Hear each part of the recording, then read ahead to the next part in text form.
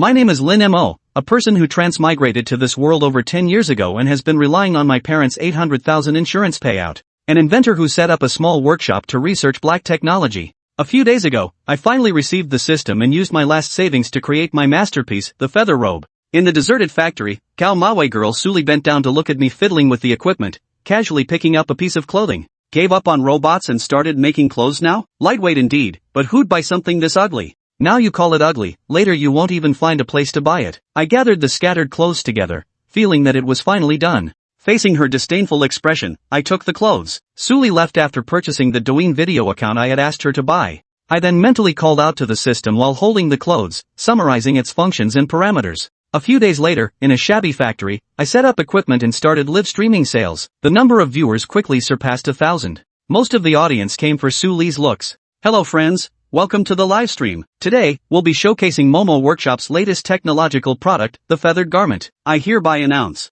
Suli sets up a projection screen behind me to display the demonstration PowerPoint. An ordinary black short-sleeved t-shirt was placed on the table, triggering an immediate wave of snarky comments from the live audience. Without paying attention to the comments, I proceed with the introduction. The code appears ordinary, but with just a mobile app, it can utilize numerous high-tech functions. For example, freely changing colors and patterns. Under my control, the feather robe constantly changed colors, leaving the barrage stunned and sparking heated debates over whether it was special effects. The live stream viewership soared as a result. After detailing the features of the feather robe, I unveiled the pre-sale price, 8,400 yuan. The barrage exploded again, with most people thinking the price was too high. This feature is just the tip of the iceberg of UE. I took off my clothes and put on the feathered robe to showcase more features. In response to the barrage asking if the clothes could change styles, I used the app to transform the t-shirt into a pure white silk long-sleeved shirt. A viewer asked if it was stain-resistant. Suli immediately poured a bottle of black lubricant oil, which slid smoothly off the UE without leaving a single stain. To demonstrate the thermal function, I set the clothes to heating mode while Suli stuffed ice cubes into them. The ice completely melted into water within seconds. Then, I adjusted the clothes into a heavy coat and placed them on a small desktop scale. 48G, the same weight as the National Treasure artifact, the feathered garment of rainbow plumage. The climax keeps rising, but only a dozen or so items have been sold, which is within my expectations. The last selected comment appears, "Host, can this outfit stop bullets?" Not just no problem, it's absolutely no problem at all. I immediately replied, searching through the system's provided functions to confirm that the pistol was definitely not an issue. You'd breeze through if you transmigrated to the USA to play in a real-life battle royale tournament. I also added that wearing this outfit could significantly enhance strength as well. I casually lifted a large machine with one hand, wearing a relaxed expression on my face. After the responses concluded, the shipping queue on the phone showed one more order, proving there was no shortage of wealthy buyers. The live stream ended with just over 30 orders placed, but due to the high unit prices, the nightly revenue approached 300,000. 5 days later, in the War Technology Research Institute meeting room, Beijing, Huaguo, the gray-haired Professor Jiang stood at the podium. The exoskeletons from the United States have officially debuted. Our research must catch up. The bearded Chen Haohua sighed, Professor Jiang, these issues have plagued us for years. They can't be resolved overnight. Traditional exoskeletons are bulky, while offering bulletproof protection and strength augmentation. They're difficult to don and have short endurance. Professor Jiang slammed the table. I only care about results. Chen Haohua, if you can't solve this, I'll replace you. Half a year ago, Chen Haohua's team pledged to solve the portability issue within 6 months and secured substantial resources. They set their sights on carbon fiber composite materials and magnesium alloy frameworks, aiming to create portable exoskeletons. Chen Haohua shook his head helplessly. 6 months won't be enough. Carbon fiber is portable enough, but it can't carry sufficient energy. Other teams face the same energy and lightweight issues. The United States exoskeletons have already achieved a size comparable to that of an ordinary person, with an endurance of up to 8 hours. China started late due to being constrained by others. Old Jiang slammed the table. Stop looking so gloomy. Go back and study hard, aim to participate in the National Day Parade in 6 months. At this moment, a bespectacled young man next to Chen Haohua timidly raised his hand. Report, Elder Chen, I have another report here, freshly completed this morning. The report boldly states, Feather Garment Product Evaluation Report. Chapter 3, it only sells for 8,400. The person who asked in Lin Mo's livestream whether the clothes were bulletproof was none other than Chen Haohua's assistant, Xiao Chen. Driven by a let's see what this is all about mindset, Xiao Chen bought the feather coat that very day. The next day delivery arrived via JD, and without even washing it, he slipped the garment on. He was instantly blown away. He immediately took it to the lab for testing, which led to this report. Chen Haohua quickly looked up. Is this the report you wanted to show me this morning, the one I didn't get a chance to see? Xiao Chen nodded, though his confidence wavered slightly. Despite its advanced capabilities, this was the first time since the institute's founding that it had conducted a full evaluation on a single garment and submitted the report to a meeting. A piece of clothing? Old Jiang glanced at the report, his expression clouding with confusion. He promptly passed it to an elderly man beside him who had remained silent and detached throughout. Unlike old Jiang's clean-shaven bald head, this elder sported thick, disheveled hair streaked with gray, and his beard stood wildly in all directions, giving him the appearance of someone who hadn't fully woken up. Professor Luo, you understand these data better than I do. Please take a look. Old Luo nodded and took the report. As his eyes scanned the pages, his expression gradually lost its composure. Wait, 48G? That light? Free color changing? Are clothes that functional nowadays? Freeform silhouette adjustment? Is that even feasible? Power test, the wearer can lift a 200 kilograms object with one hand without any effect? Ballistic test, withstands 75.56 millimeters rounds at point blank range, only leaving a slight stain on the hem? Battery life test, no power source required? Is this clothing or a Gundam? Old Luo quickly turned to look at Xiao Chun. Young man, let me tell you, falsifying data is a huge problem, especially for military equipment. There's absolutely no room for carelessness. Old Luo, known in the industry as Big Brother Luo, debuted at age 18 and immediately reached the pinnacle, solving numerous challenges facing the field at the time. He then surged ahead, constantly innovating and leaving all researchers far behind, cementing his status as the undisputed leader in exoskeleton technology. In recent years, he became obsessed with research, often working sleepless nights conducting experiments. He knew the parameters of countless exoskeleton suits inside out. For such an ultimate titan of the industry to be this shocked, there could only be one reason. Every single piece of data presented here utterly crushes all existing human exoskeleton suits. No, it wasn't just superior. To speak of crushing, both parties must at least be on the same plane. But the specs of this suit? They're in a whole different dimension compared to existing exoskeletons. Three-dimensional beings simply cannot crush two-dimensional ones, just like the paper-thin wife that little Chen is obsessed with. If this report is accurate, it won't just crush China's exoskeleton technology. It would crush every single exoskeleton-related technology on the planet, over and over again. Xiao Chen waved his hands frantically. Professor Luo, you're misunderstanding me. The data was obtained in the lab, there's surveillance footage as evidence, and other colleagues can vouch for me. Then tell me, where did this suit come from? The Huaxia Academy? Old Luo's gaze immediately shifted to another elderly man, the president of the Huaca Academy. As another major research institute in Huagua, Huaca Academy had a wide range of interests, not limited to war machines. But often, machines originally designed for other purposes proved perfectly suited for warfare, sometimes even outperforming their original applications. Yet clothing was clearly a civilian application. They must have accidentally created this astonishing thing while researching cutting-edge clothing manufacturing technology. The other party was also somewhat uncertain, so he hurried over to old Luo, picked up the report, and began reading it. Others in the meeting couldn't help but crowd around, snatching test reports from his hands to examine. A series of gasps followed. Waterproof, fireproof, and toxin-resistant? This is a garment? Features this comprehensive? Even cultivation novels wouldn't dare write something like this. If these data are real, China's tech industry is about to be turned upside down. The director of the Huaca Academy sighed wryly. Professor Luo, you're joking. If we could actually make something like this, would we be sharing it? Finally, all eyes turned to Xiao Chen. Chen felt even more uneasy under their scrutiny. This suit comes from a factory. Factory? Old Luo's jaw dropped as he frantically searched his mind for any manufacturer capable of creating such technology. Which major conglomerate? Oshesha? Manhwa? Aceton? These were all renowned industry leaders in exoskeleton technology, companies with years of deep cultivation in the field and considerable resources. But he immediately dismissed his own thought. No, absolutely impossible. With their limited resources, even if they had capital, it wouldn't be enough. Having dealt with these companies for years, he knew them well enough to be certain they couldn't possibly surpass the national team. It really wasn't one of those big manufacturers, Xiao Chen said with an awkward smile. I saw it on a live stream that day after work. It was made by the owner of a small workshop. It cost me 8,400 yuan. The entire conference room fell silent. Xiao Chen Haohua sighed, his expression grave as he looked at him. It's not that I don't want to believe you, but this news is just too shocking. You're telling me this was made by a small workshop and they sold it through a damn livestream? He simply couldn't accept that such a game-changing, ultimate black technology could originate from such an unassuming source. It was selling for a mere 8,400 yuan, barely enough to buy a single earring for a wealthy family. Compared to this, what were those so-called big companies producing?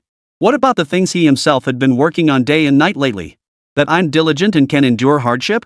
Count me as begging you give it a more high-end origin story. Otherwise, I can't accept this. Xiao Chen smiled bitterly and didn't reply. But even as he spoke, Chen Haoyai's mind was already envisioning soldiers clad in feathered armor, impervious to blades and bullets, leaping and bounding with heroic vigor. If every soldier were truly equipped with such armor, who on earth could withstand this iron torrent on land? Once on the battlefield, everyone's suits would be uniformly sealed, limbs and heads completely covered, leaving only eyes to see the path. Each soldier would become a walking humanoid Gundam. Then, smoke would rise over Cybertron as Chen Haoyai captured Megatron. Old Zhang's cunning chain of stratagems would lead to young Chen capturing the Emperor of the Wastes alive. Such glorious fantasies might not be fantasies at all. Team leader, everyone, during the livestream I sent a comment asking the factory manager if these features could be enhanced further. His answer was yes. The current bulletproofing can withstand 5.56mm pistol rounds. Later, if needed, it could be modified to resist rifle bullets or even sniper rounds without a scratch. Ultimately, upgrading it to withstand missiles isn't impossible either. Hearing his imaginings, Chen Haoyai couldn't help but shake his head with a smile. The young man's imagination still left something to be desired. I've already begun researching opponents for Star Wars. Chapter 4. You should ask about the M78 Nebula instead. Old Zhang wasn't very knowledgeable about these technological matters. As the vice president of the War Science Academy, he oversaw administrative affairs within the institution. Seeing everyone buzzing with excitement, he felt a mix of awe and confusion. Hurrying over to Old Luo, he asked, "Old Luo, you're the authority here. What do you think?" "I'm no authority," Old Luo sighed deeply, his hand constantly stroking his unruly beard. "The people who created this product, they are the true authorities." Hearing this, Old Zhang froze, noticing at the same time that Old Luo's fingers were trembling uncontrollably. Weighing just 48 grams, freely morphing its shape, powered internally, bulletproof and gas-resistant, requiring no external energy source, not a single one of these features is something we can currently claim to match. Our exoskeletons are indeed bulletproof, but they can't fully encase the human body. Only a small portion actually provides ballistic protection. The weight is even worse, weighing hundreds of pounds, they're all heavy and clunky. And energy? You know how far behind we are in that department. Old Zhang couldn't help but beam with delight, rubbing his hands together as he pressed on. How do they compare to the United States? Ha! Old Luo couldn't help but laugh. You shouldn't be asking how we compare to the United States. You should be asking how we compare to the M78 Nebula. Chen Haoyai felt a surge of satisfaction upon hearing this. Finally, someone with ambitions as grand as mine. Truly an authority, declared another white-haired elder, his trembling hand raised repeatedly behind reading glasses as he rose to his feet. Has this technology entered production yet? If not, I urge immediate implementation regardless of cost. Regardless of who funds it, or which organization. I never imagined that in my twilight years, I'd witness such advanced technology. Now I can die content. For any technological product, mass production capability is the sole measure of its value. Even an atomic bomb, if it exists only as a single prototype, is at best a scare tactic. Only when it can be mass-produced can it be called a weapon. If it cannot be mass-produced, it remains merely an exception. Proof of mastery over the technology is still lacking, requiring further refinement. Once production begins and scales up, the technology is firmly grasped. Through continuous manufacturing, it becomes increasingly refined, uncovering and resolving previously unidentified issues. Only then can it be said that the technology has truly been mastered. And once this technology is mastered, it will not only shine brilliantly on the battlefield but also benefit civilian life, serving the people for the greater good. A chorus of agreement filled the air. And immediately, a hint of envy crept into everyone's hearts. Damn, that kid Chen Haoyai sure eats well. Assistant Chen, I've brought your clothes. At that moment, a young researcher knocked on the door while holding a black t-shirt. Xiao Chen hurriedly got up to open the door. The moment the door opened, the researcher was about to say something else when he saw the pair of glowing eyes behind Chen. I'll leave it with you. I've got work to do. Ignoring the startled researcher who had backed away, these bigwigs whose every move sent shockwaves through the tech world now scrambled to grab the shirt. They nearly snatched it from the table, laying it on the floor instead. Crawling down, they scrutinized the fabric with magnifying glasses. Oh no, the floor was cold. While they didn't mind sitting on the ground, the clothes were precious. Better place them on the table.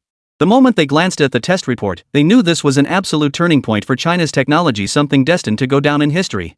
And now, this historical turning point was right there just a few steps away, within reach. How could anyone not be thrilled? The young leaders yearned to leave their mark on history. Young man, hurry up and demonstrate it. Old Luo urged impatiently, unable to contain his anticipation. Yeah, hurry up. Xiao Chen hurriedly grabbed the garment, draping it over the lectern's rack while simultaneously operating the app on his phone. Holy, it changed. It really changed.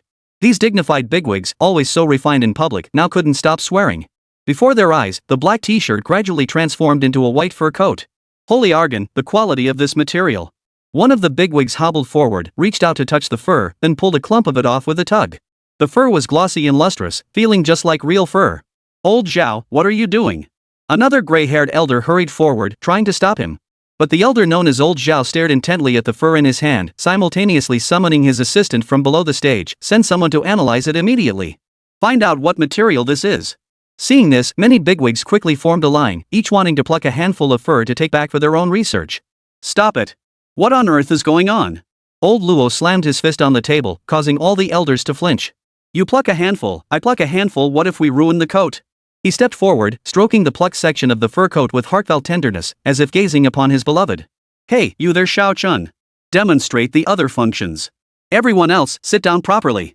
The bigwigs obediently returned to their seats, their eyes still fixed on the coat with eager anticipation. Next, Xiao Chen pulled out a test tube. "This is high-concentration sulfuric acid I just retrieved from the lab."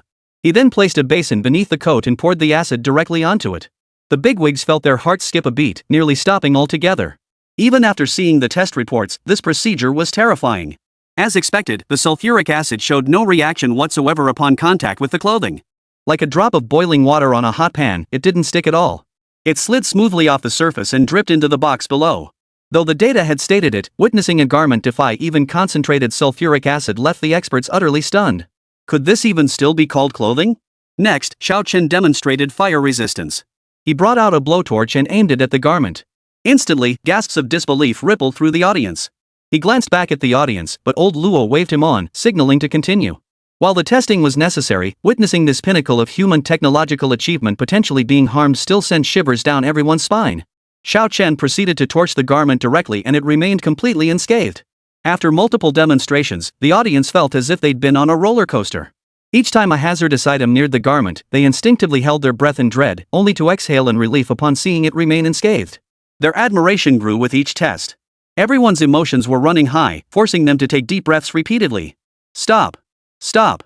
Seeing Xiao Chen about to stab the garment with a knife, old Luo hurriedly intervened. "That's enough. We've seen the functionality.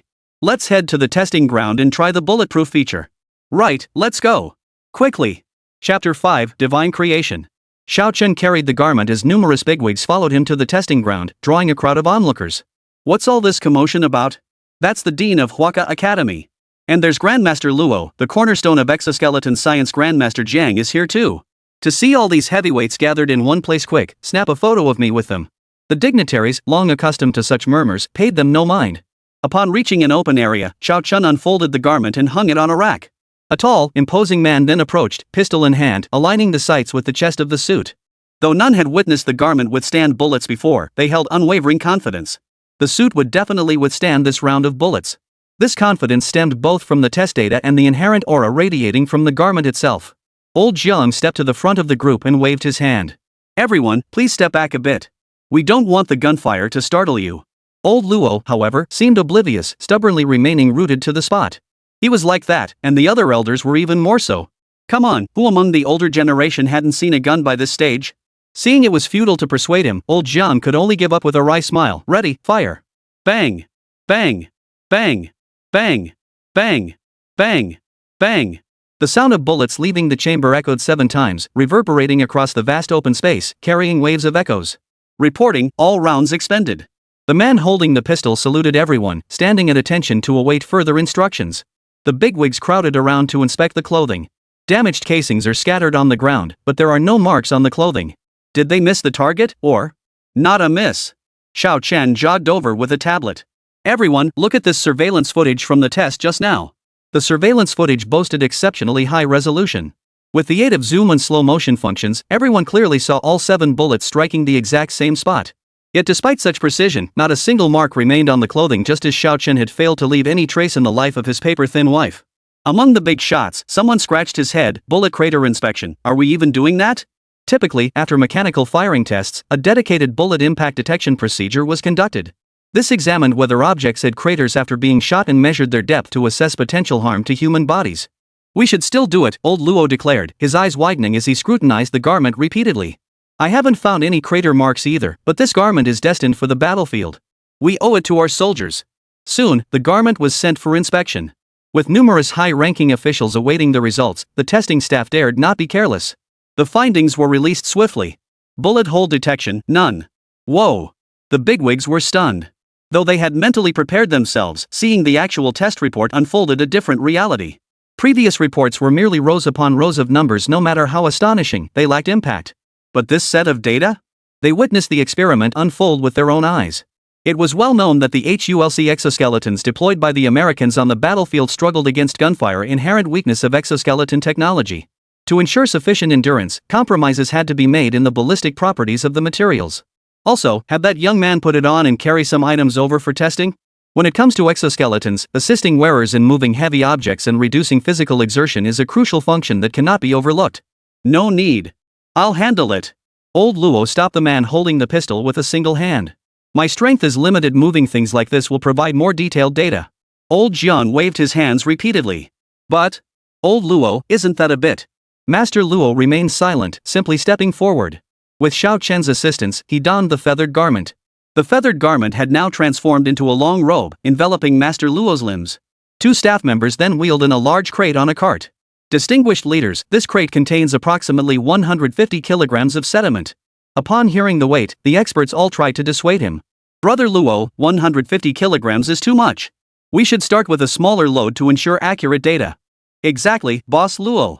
What if something happens to you here? What would become of the nation's exoskeleton industry? Master Luo shook his head. Though previous test reports lacked detailed data in this area, his intuition was clear. 150 kilograms? Even an old man like me should lift this suit with ease. Soon, under the eager gazes of the crowd, Master Luo reached out, gripped the box tightly, and lifted it with a mighty heave. The box shot up into the air, held high by his two hands. After getting accustomed to it, he even released one hand, holding the box aloft with just one arm.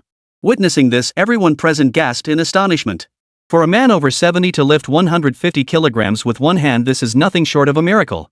Traditional exoskeleton devices fall into two categories: passive exoskeletons and unpowered exoskeletons. The former typically relies on mechanical power as an aid, with human effort as the primary force, using machinery to assist human strength in achieving results. The latter consists entirely of mechanical structures without any added power source, relying solely on specialized designs to reduce exertion. Therefore, even the most advanced device is ineffective if worn by someone lacking physical strength. Moments later, Old Luo set down the box and spoke slowly. Human-machine coordination error approaches 0, metabolic cost reduction rate nears 90%, load-bearing ratio. As he reached the final figure, Old Luo's expression grew troubled. Difficult to estimate. The statement sent ripples of astonishment through the crowd. If even the data-obsessed Old Luo couldn't quickly estimate it, how terrifying must that figure be? Human-machine coordination error referred to the exoskeleton's ability to accurately recognize the user's movements, predict subsequent actions, and thereby conserve the user's physical energy. Naturally, the smaller the error, the better. Conversely, the metabolic cost reduction rate measures the percentage decrease in physical exertion required to perform the same action while wearing the exoskeleton compared to without it. A higher number is better. The load-bearing ratio, meanwhile, indicates how many times the exoskeleton's own weight it can support. Everyone has seen the weight of the feather robe in the report, a mere 48 grams. Yet just now, Old Luo lifted a box weighing a full 150 kilograms. That's a difference of 5 zeros. Such figures would be met with disbelief by anyone else. Even these individuals, had they not witnessed it firsthand, would have scoffed at the notion as pure fantasy. Chapter 6, 200 garments vanish in an instant. The HULC exoskeleton systems deployed by the United States earlier had a human-machine coordination error rate of 40%, a metabolic cost reduction rate of 30%, and a load-to-weight ratio of merely 2 to 1. Recalling the official data, Old Jiang couldn't help but gasp in astonishment at the comparison. He had once considered these figures so outstanding they seemed unattainable, a daunting benchmark. But now? They seemed ordinary? This is good stuff, truly good stuff. Old Jiang stepped forward to personally help Old Luo remove his clothes, his voice filled with admiration. If this equipment can truly be fully deployed across our entire force, our Huagua military will truly be like dragons in every soldier. As a member of the War Technology Research Institute, Old Jiang had long dreamed of developing a game-changing weapon for his nation. And as a populous nation, China's overall combat strength would undergo a qualitative leap with just this single enhancement to individual soldier capabilities. Who would need special forces or elite units then? Every soldier would be elite. Moreover, the battlefield extends far beyond the front lines to include logistical support. If logistics personnel could wear this gear, their safety would be vastly improved while supply efficiency skyrocketed. At this realization, smiles spread across everyone's faces. This isn't just clothing, it's a machine destined for the history books. A prominent figure quietly approached Old Jiang. Old Jiang, tell me, after all these years, how have I treated you? No deal. Old Jiang shot him down instantly. Hey, old man, I haven't even said anything yet. Like I don't know what you're after. You've got your eye on that feathered robe, hoping to study it. Tisk, name your price. If it means getting this garment, I'd give my entire fortune without hesitation. At that moment, another middle-aged man stepped forward. Master Jiang is a man of such high moral standing and esteem. How could he possibly care about such petty sums? How shallow. With that, he approached Elder Jiang and said earnestly, Elder Jiang, I have a daughter. She's 23 this year. I was wondering. Get lost. I'm 73 years old. Your daughter is 23. Don't you fear being laughed at? Watching the industry heavyweights bickering over the feathered robe's ownership, Xiao Qin couldn't help but shake his head. Those in the know understood they were discussing the ownership of a high-tech device. To the uninitiated, it might as well have been a haggling session at a clothing outlet. Alright then. From the corner, Boss Luo, who had been stroking the feathered robe for ages, suddenly shouted, Everyone here, form a research team right now. Get up and go inspect that factory. I'm in. Old Jiang wasn't too keen on the idea. Originally, this was a technological achievement exclusively held by the War Technology Institute. Once they got there, these bigwigs would surely buy one or even multiple pieces each. But seeing the fervor around him, he feared any opposition might get him tied up right there. It must be said that the government moved swiftly. Under the authority of the War Technology Research Institute, a military transport aircraft was immediately dispatched, flying directly from the northern capital to the southern coastal city. Due to the urgency, however, the aircraft was small with limited capacity. They had no choice but to leave some behind, boarding only the more influential figures. After seeing off the bigwigs, Xiao Qin let out a sigh of relief. How'd it go? Not exactly a walk in the park, huh? Shan Haohua offered him a cigarette from the side. Xiao Qin quickly accepted it, and the two began puffing away. It was actually manageable. Who'd have thought those bigwigs, who usually act so high and mighty, could be so down to earth? Shan Haohua chuckled. They're human too, just like us. Finish that quickly, I'll send you on the next flight. I still need to swing by the Cyber Bureau. What for? Feather robe is now classified as military hardware. If it's still being sold freely online, that's a major problem. That night, Lin Mo and Su Li were eating dinner in front of the camera. Figuring they might as well make use of the downtime, Lin Mo started the livestream at 7 p.m. instead of the scheduled 8 p.m. He chatted with viewers and sold off some inventory while he was at it. After some time, buyers who had previously purchased feather robes began posting photos of their garments across various platforms, sparking envy and admiration among netizens. Those who didn't go out much were fine, but they mainly envied the comfort. For cosplayers, discovering such a convenient garment they didn't own nearly made them grind their teeth in frustration. With just one such garment, why buy commercial costumes anymore? They could simply replicate anime outfits themselves. No more cheap costumes ruining their cosplay authenticity. The moment the live stream started, comments flooded the screen. Host, will you be selling the feathered robe tonight? Enough chit-chat, just put the dress up for sale already. I can't wait any longer. Seeing others flaunt theirs online these past days has made me jealous to death. Without a feather robe to wear, I'll die. It feels like ants crawling all over me. The online buzz made Lin Mo realize this was a golden opportunity to sell feather robes again. He promptly announced the livestream, determined to rake in a fortune tonight. The thought of raking in at least $1 million cash tonight, plus a massive influx of system popularity points, made Lin Mo's mouth water. Popularity points could be exchanged for high-tech items, and those high-tech items could generate more popularity points, creating a virtuous cycle. The creator of this system was nothing short of a genius. Su Li, watching his dazed expression, rolled her eyes. You just made hundreds of thousands a few days ago. Can't you treat yourself to something nice instead of dragging me to eat pork knuckle rice every day? Hey, watch your tone. Pig's feet are packed with collagen. It brightens and firms your skin. Eat more. Turning to the camera, he declared, Family, look at this. To secure perks for you all and earn a little less, I'm surviving on pig's trotter rice every day. I truly feel guilty toward my employees. Su Li muttered under her breath, I'm not one of your employees. Lin Mo ignored her completely, continuing his speech, Please understand the struggles of our small workshop. We're all just trying our best to survive. One last thing I can only. Before he finished, rice choked him, triggering a fit of coughing. He finally caught his breath after gulping down water Su Li handed him. 100 feather robes, priced at $83.99. Click the little yellow card icon in the bottom right corner to hop on board. Go for it. Su Li gnawed on a pork knuckle while simultaneously operating her phone to list the goods. Ha! The 100 I just listed vanished instantly. Did I miss it? Let me try again. Holy crap, this is bad. I just sold 200 pieces. Lin Mo heard her and quickly stepped out of the camera frame to confront her. What's going on? What do you mean you sold 200? Well, I listed 100 items, but they vanished instantly. Thinking I hadn't clicked properly, I tapped again and they sold out immediately. Lin Mo fell silent. So you're saying 200 pieces of clothing, each costing 8,399 yuan, vanished without you even getting a proper look? Chapter 7, Caught in Capital's Trap. Su Li nodded innocently. Lin Mo tried to look calm, but his trembling hands gave him away. This kind of thing happens all the time, right? Don't panic.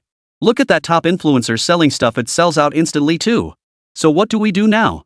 Lin Mo frantically reviewed his inventory. After the beginner's gift pack from the system yielded a feathered robe and 1,000 popularity points, he'd idly crafted quite a few more pieces. He currently had about 3 or 4,000 left. List them. List another 500, no, 800 pieces. Lin Mo immediately returned to the camera. You guys are just too enthusiastic. Now, on my countdown 3, 2, 1 links up. Gone. The moment Lin Mo finished speaking, Su Li's voice cut in. Ha! 800 pieces, each priced at 8,400 yuan, a total transaction value of 6.72 million yuan vanished in an instant? Lin Mo fought to regain his composure. Could Douyin have glitched? Fortunately, Su Li had worked part-time as a live streaming host during her student days and was fairly familiar with the system. She could tell whether a bug had occurred or not. No glitch. They were just snapped up in an instant. Hearing this, Lin Mo's fingers tapped rapidly on the desk. List another 3,000 pieces, the last of the inventory. Gone, all gone. Their voices echoed in quick succession. Even Su Li, who had witnessed countless live stream sales events, was utterly stunned, though she quickly regained her composure. Lin Mo's heartbeat, which had been racing, gradually slowed and steadied. 8,400 is equal to 25.2 million. Even someone as clueless about the market as he was knew that sales figures like these couldn't possibly materialize in an instant. Paying 8,400 for a single garment, no matter how extraordinary it might be, wasn't something just anyone could afford or even consider purchasing. It was a capital scheme all along. Following this pattern, customers would likely file refund requests one after another after making their purchases. For an ordinary merchant, this combination of tactics would inevitably break their cash flow. While he himself wasn't worried about cash flow issues, he couldn't be certain if the purchases were genuine. This livestream was definitely not going ahead. By launching the feather robe, I've disrupted the entire conventional apparel market. After taking such a huge slice of the pie, retaliation is inevitable. But this came way too fast. And what kind of capital could possibly pour tens of millions into targeting my small workshop like this? With a heavy heart, Lin Mo bid farewell to her viewers, shut off her phone, and sighed helplessly. Selling clothes is just so damn hard these days. Su Li felt a pang of sympathy and tried to comfort him. Don't worry. What if some wealthy individual actually fell for it and bought it? Lin Mo held no hope for that. Seeing his spirits still low, Su Li had an idea. She pointed toward the entrance and asked, "Look, what's that?" Lin Mo lifted his head weakly, only to find Su Li's face right in front of him. Ta-da! It's none other than the world's most beautiful girl, yours truly, Su Li. Lin Mo smiled a smile tinged with 3 parts coldness, 2 parts mockery, and 5 parts pity for a fool. Seeing the look of pity on his face, Su Li's cheeks flushed slightly, and she flitted to the side. Lin Mo buried his face again, only to hear Su Li's voice once more. Lin Mo, look! What's that outside the door? Lin Mo was speechless. He thought, you want to play the same trick again? Still, he lifted his head. Outside the factory gate, red and blue lights flashed intermittently, vaguely revealing several figures. What is that? It looks familiar. You stay here, I'll go check it out. With that, Lin Mo's clothes transformed into a breathable white short-sleeved shirt as he walked toward the door. Could it be the capitalists coming to collect? Lin Mo's silent factory was located in a county-level city within Haicheng. In small towns, news spreads like wildfire. It happened that everyone had just finished dinner and was out for an evening stroll when they saw a large crowd in vehicles gathered at the factory entrance. The people wore camouflage uniforms and carried firearms, while the vehicles were painted in camouflage spray paint. Upon closer count, there were a full 7 vehicles. Behind them, numerous vehicles with official license plates formed a protective perimeter. Everyone, step back. We're from the security committee. A sharp-looking man in a Mao suit and crew cut showed his credentials to the crowd and motioned for them to step back. Though the nearby residents weren't exactly afraid, the sight of the soldiers' firearms made them instinctively take a few steps back. Did you see his badge? CNSC, they handle security for all government departments. Damn, what are they surrounding? Is that a factory? Yeah, I remember, it's run by old Lin's son. After his parents died, he opened the factory. He never hires anyone to work there, no one knows what he's doing in there all day. Nothing surprises you with that kind of deadbeat. For the residents, tonight's events would undoubtedly become one of those stories they'd recount over drinks and meals in the days to come. Back when the security committee surrounded that factory, I was there too. It was utter chaos, like the sun and moon had vanished. Normally, residents kept their streetlights dim to save electricity. And to save money, the government kept streetlights flickering, one on, one off, one working, one broken. But tonight, with the massive turnout, Haicheng officials rushed to repair the broken bulbs and ensure proper lighting. Residents, wanting to see more clearly, turned on their own lights. Combined with the headlights of countless vehicles, the streets of Haicheng had never been so bright. Caught unprepared and short-handed, authorities dispatched large numbers of military, police, and special forces personnel. Armed and ready, they sealed off the Momo factory, leaving no room for escape. The man who had earlier dispersed the crowd now stood directly opposite them, his gaze fixed intently on the crowd, wary of any potential trouble. The factory entrance was situated at the junction of two roads. To facilitate the blockade, the road closest to the factory was closed off, leaving only the more distant one open. If vehicles wished to pass, traffic police directed them to drive against traffic on the opposite lane, ensuring no vehicle could approach the factory entrance. Such a massive operation naturally sparked heated discussion among the crowd. Look at those guys with camouflage makeup on their faces, they all look so solemn. Wonder what's going on. Holy crap, he's looking at me. Stop pointing at people like that. You might look suspicious and get arrested. Sigh, what did that kid from the Lin family do to cause such a commotion? That good for nothing? Once he's broke, he'd do anything: murder, arson, robbery, rape. Why worry about him? Chapter 8, truly the stature of a dragon and phoenix. Impossible. Xiao Mo could never be that kind of person. A middle-aged woman supported a middle-aged man as they stepped out of the crowd. My daughter works in that factory too. She and Xiao Mo grew up together. I know his character, he'd never do anything so heinous. What good is your trust? The evidence is ironclad now. I always said there were strange noises coming from inside, now we have proof. Shut up. Nothing's confirmed yet, and you're already talking non-stop. Watch your mouth, you might end up eating your words. Su Li's father, Su Dishing, stared at the factory surrounded by an impenetrable crowd, his heart pounding. Gritting his teeth, he stepped forward with Su Li's mother and approached the man with the crew cut. Officer, what's going on with this factory? Why all the commotion? The man glanced at them briefly. Who are you? Our child is inside. Su Li's mother, Zhao Mei, spoke up urgently. Her name is Su Li, a girl. And the factory director, Lin Mo, is the child of our friends. Oh? The man smiled faintly. My apologies for the misunderstanding. Rest assured, those inside will soon be eating government rations. Upon hearing this, Zhao Mei felt darkness swirl before her eyes. Her legs buckled and she nearly collapsed to the ground, but Su Dishing caught her just in time. Inside the factory, Lin Mo hurried toward the exit. Already trembling with fear, the sight of numerous camouflaged vehicles and cars flashing red and blue lights finally crushed his last shred of hope. Whose capital had mobilized the military? Was the piece of the pie I'd taken really that big? But escape was futile now. He had no choice but to face it head-on. Lin Mo, wait for me. Su Li's figure suddenly darted out from behind him, startling Lin Mo. What are you doing? I told you to wait inside. Su Li surveyed the surrounding soldiers. Lin Mo, tell me honestly, you really haven't done anything heinous, have you? Does peeking at you bathing when I was 8 count? You damn. The two quickly arrived at the factory gates. Mr. Lin, hello. Xiao Chen hurried forward, grabbing both of Lin Mo's hands and shaking them vigorously. Lin Mo was a bit taken aback but politely shook his hand back. Xiao Chen's grin was impossible to contain. Mr. Lin, I've been your biggest fan for 10 years. Lin Mo froze.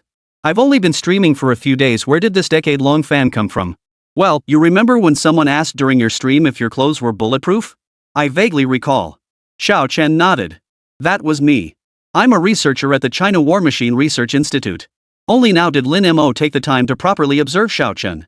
He was slightly gaunt, his face worn with fatigue, his back slightly hunched, clearly someone who hadn't rested properly in ages, looking every bit the half-dead researcher he claimed to be. Unfortunately, his hair was still a bit too thick, lacking that air of authority. Outside the cordon, the others worked together to pinch Zhao Mei's nose, trying to rouse her, but to no avail. The security committee man hurriedly explained, what I meant by eating from the imperial trough is that the government is going to partner with this factory.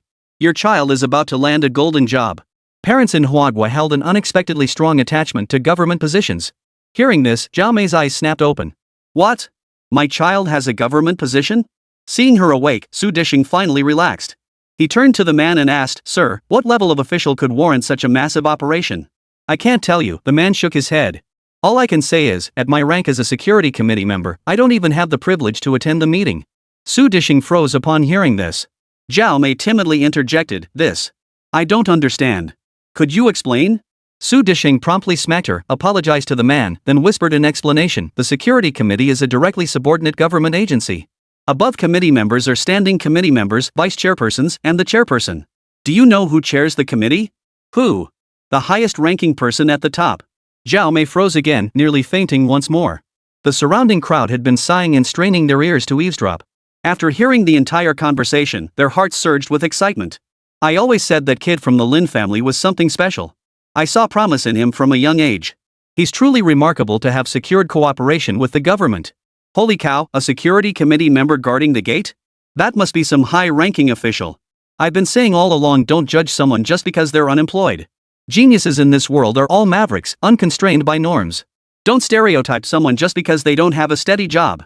But weren't you just saying unemployed people could be capable of anything? The scene shifts back to the factory entrance. So what exactly do you want to talk to me about? We do have something to discuss, but not with me. Xiao Chen shifted his body, revealing a Hongqi sedan. These gentlemen will be speaking with you.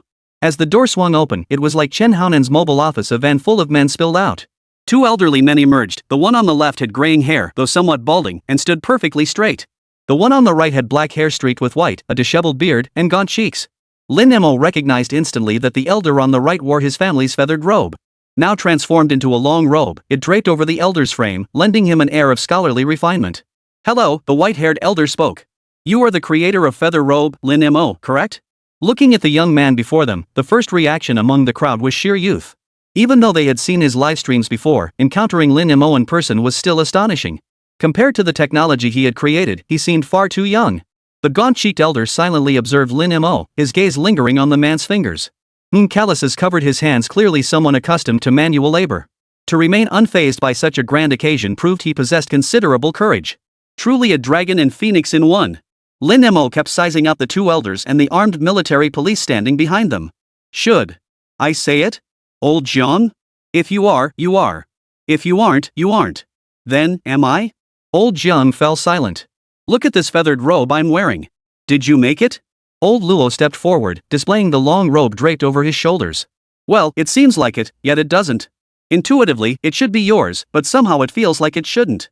Chapter 9, Lin Mo, the hand-rubbing master. Now Lin Mo could guess what was happening. As a creator, he understood better than anyone that the feather robe's powerful functionality could drive everyone in the world mad. With this thought in mind, Lin Mo kept up his non-committal act to coax more information out of the other party.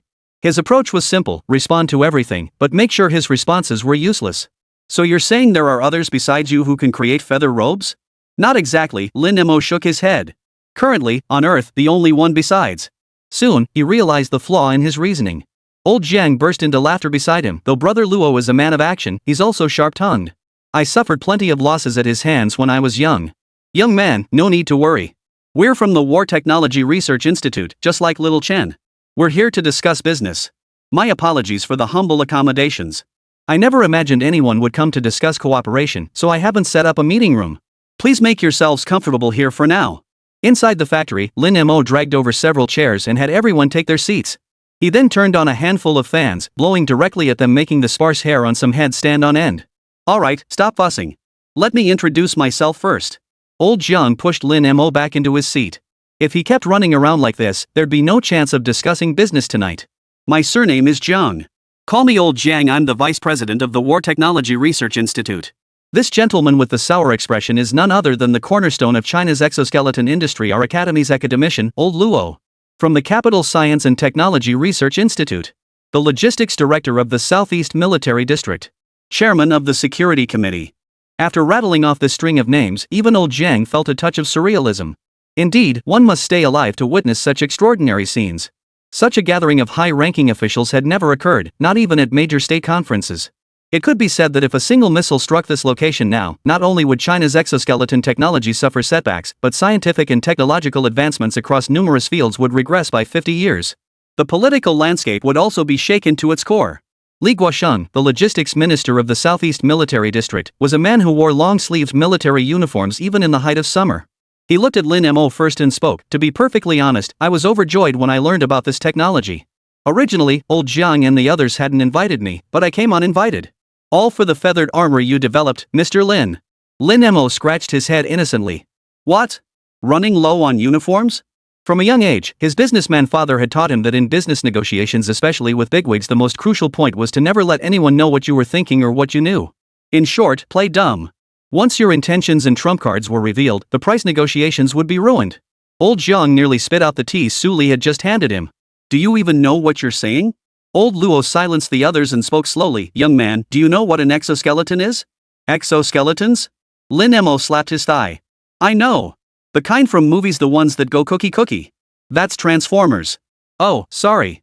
I saw it in anime, the kind humans pilot, flying all over the sky, red with horns, triple speed. That's Gundam. Wow, you know such old references, old Jiang. You're quite something. Old Luo smiled faintly, indeed. Back in my youth. He quickly realized the current setting wasn't suitable for such a topic. Clearing his throat, he pretended nothing had happened. Exoskeletons? Haven't you seen them on TV? As a leading figure in exoskeleton technology, old Luo knew this field was still somewhat niche today. But in recent years, its exposure had clearly increased. It was even frequently featured on the evening news. Lin Mo scratched his head. Well, I don't watch the news broadcast. That much is true. As a mechanical enthusiast, Lin Mo spends 12 hours a day in the workshop, and the rest of his time is mostly spent playing with Suli. He doesn't have much free time to watch TV. Alright, then let me explain. An exoskeleton harnesses mechanical power to enable a single human to unleash strength far exceeding human limits. In future wars, drone technology and exoskeleton technology will become the absolute mainstream. Drones keep soldiers away from the front lines, while exoskeleton technology further enhances their survivability and logistical capabilities. That's the future of warfare. After his impassioned speech, old Luo fixed his gaze on Lin Mo, trying to read something in his expression. But all he saw was clear-eyed stupidity. Well, that is indeed impressive. Xiao Chen, standing nearby, couldn't bear to listen any longer. In short, exoskeletons are wearable armor that reduces physical exertion, enhances strength, and provides bulletproof protection on the battlefield. And your feathered robe does all that. Not just all that, but even better. Lin Mo slapped his thigh again. Now I get it. So what? Old Luo was at a loss for words.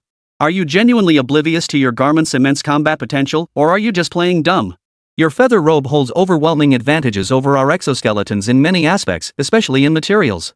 Truthfully, the feathered robe isn't all that mysterious. Put simply, the hardest part is that it uses superior materials and requires no energy. If we could crack the code on this material, China's technology would take a giant leap forward. Not just for China, even compared to the United States, which has long dominated this field, it still holds absolute supremacy. I just want to ask you, how did you manage to endow the feathered robe with so many miraculous functions? Lin Mo had prepared for this question and answered instantly, self-developed materials. Are you kidding? Am I supposed to tell them I have a system? The specific materials involve trade secrets. I can't disclose them. Old Luo nodded, having braced himself for this line of questioning. Then what about the rest? How did you and your team manage to embed chips into such lightweight garments without requiring any power source? Lin Mo scratched his head. No team. I figured it all out myself, bit by bit, in the factory. Admittedly, the materials and blueprints were provided by the system. But even so, the knowledge was so advanced that production presented considerable challenges, all of which Lin Mo overcame single-handedly. So you're saying that stuffing chips into millimeter-thin garments, programming them to perfectly recognize human movements, and even making it all work without any power, you figured all that out by hand in this tiny workshop? Chapter 10, this shouldn't be too hard. On the plane, the bigwigs had discussed it and concluded that Lin Mo couldn't possibly have developed these technologies on his own. The small workshop was merely a cover. Behind it must lie a massive research team. It was highly probable that significant research materials had been stolen from other countries to achieve this level of advancement. If they weren't already second-tier leaders in this country, they'd seriously suspect Lin Mo was part of the state apparatus. Old Luo's jaw dropped in shock as he stared intently at Lin Mo. Feeling uncomfortable under the intense scrutiny, Lin Mo remarked, I think this technology isn't that difficult to achieve, as long as the materials are available. The bigwigs exchanged stunned glances. Forget all 3 points. Even if you took just one and halved its difficulty, it would still be beyond the comprehension of any top expert. And this was with the research institute's funding coming directly from the government. The budget was easily 100 times larger than this small workshop's. For the first time in his life, the venerable Professor Luo, long hailed as a genius, had a thought. He didn't want to chat with geniuses anymore. It was exhausting. So, esteemed colleagues, you didn't come here just to chat, did you? By this point, Lin Mo had picked up on the implication. Then we won't beat around the bush. Master Luo waved his hand decisively. I hereby declare your feather robe product officially classified as military-grade equipment. From now on, focus solely on supplying feather robes to the state. You needn't concern yourself with anything else. Old Luo rattled off the lengthy declaration in one breath, fearing that lingering any longer might invite another blow from Lin Mo. But surely. Original price, no, premium acquisition. Before Lin Mo could finish, Old Luo cut him off decisively. 10,000 per unit, we're buying your feather robes. Serving the nation is an honor I would embrace without hesitation. As the conversation turned serious, Lin Mo's earlier silliness vanished instantly. The 10,000 yuan price tag aligned perfectly with his expectations. With the price settled, negotiations proceeded swiftly, concluding within a mere hour. Young man, I have high hopes for you. Should any new technologies emerge in the future, don't forget to give me a call. Old Jiang and Lin Mo parted on excellent terms, walking out of the factory hand in hand like brothers despite their age difference. Yet old Luo, who had been chatting animatedly just an hour prior, now wore a sour expression and kept shaking his head. An absolute prodigy of unparalleled genius, his existence was a blessing for the nation, yet a misfortune for other talents of his generation. Noticing his mood, Lin Mo tactfully approached him. Then I shall look forward to receiving more guidance from you in the future, old Luo. Old Luo sighed. What could I possibly teach you? I'm just an ordinary old man. Old Jiang quickly stepped in to smooth things over. That's no way to talk. If you're just an ordinary old man, then I'd be ashamed to live. How about this? Let's not wait for another day. We'll stay in Haishur for one more day. Tomorrow, everyone can come together to visit the factory. What do you think? Upon hearing Elder Jiang's suggestion, the others cheered in unison. Fortunately, they were all elderly, so their voices weren't too loud and didn't disturb the neighbors. Old Luo's expression was complex. On one hand, Lin Mo's boastful remarks treating the resolution of a problem that had plagued him for years as if it were his due had nearly become an obsession. On the other hand, as a dedicated researcher, his thirst for knowledge made him eager to visit the factory more than anyone else.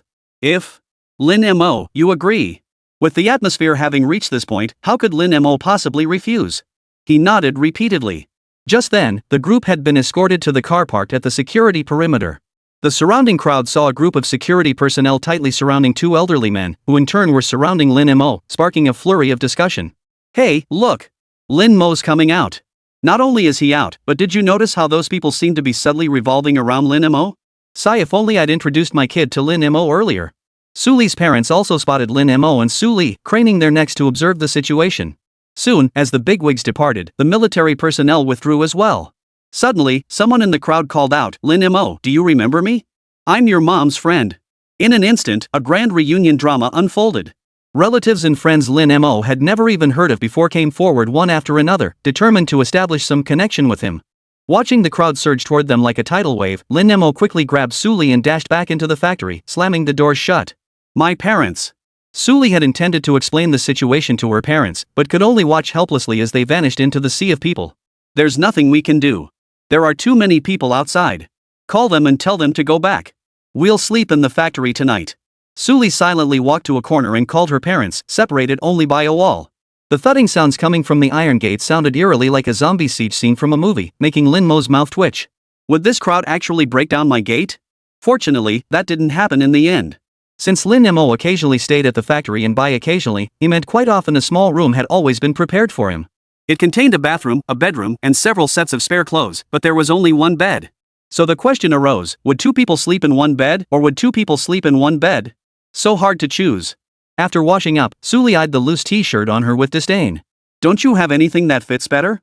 Lin Mo rolled his eyes. Those are my clothes. What if they fit you? That'd be a disaster. True, Su Li nodded uncertainly, then pointed threateningly at Lin Mo's nose. Listen up tonight, you absolutely cannot cross the halfway line on this bed. With that, she dashed to the bed and drew a line down the middle. If you dare sneak over while I'm asleep, I'll cut you. Su Li waved a pair of scissors in front of Lin Mo a few times before tucking them under her pillow. Lin Mo didn't bother arguing with her and simply crawled under the covers. Su Li's face flushed slightly, but she crawled in too.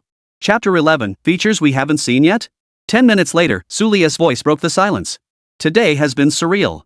I never imagined I'd encounter something like this. She pressed her hand to her chest, where her heart pounded relentlessly, refusing to calm. But only silence answered her. Lin Mo? I'm this gorgeous girl right next to you, and you're asleep? The next day, Lin Mo felt an immense weight pressing down on him. Opening his eyes, he saw Su Li's hand and thigh firmly pressed against him. Forget about the boundary line drawn last night, there wasn't even enough space left on the bed for Lin Mo to sleep. Mr. Lin, are you there?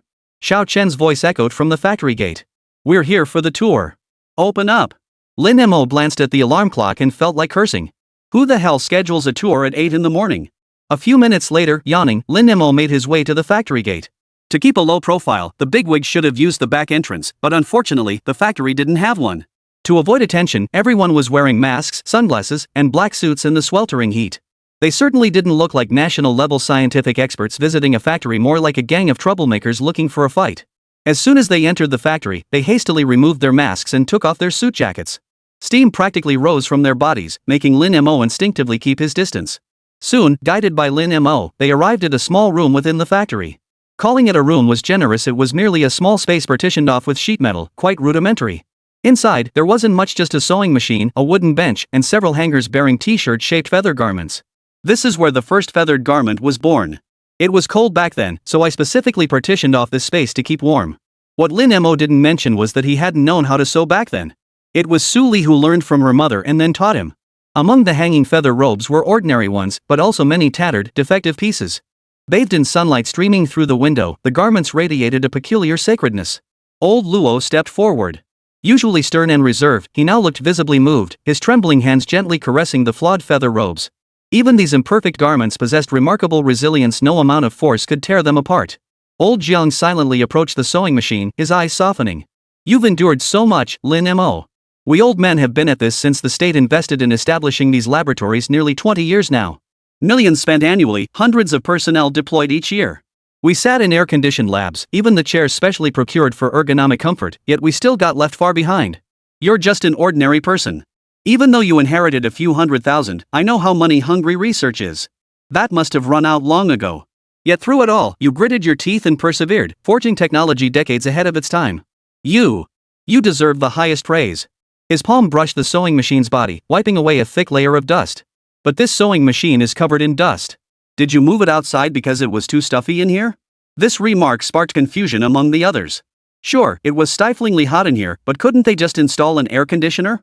As researchers, they understood well that creators rarely abandon the place where their creations first came to life. Not exactly. Mainly, UE made improvements, and I added some automated equipment so I don't have to do it manually anymore.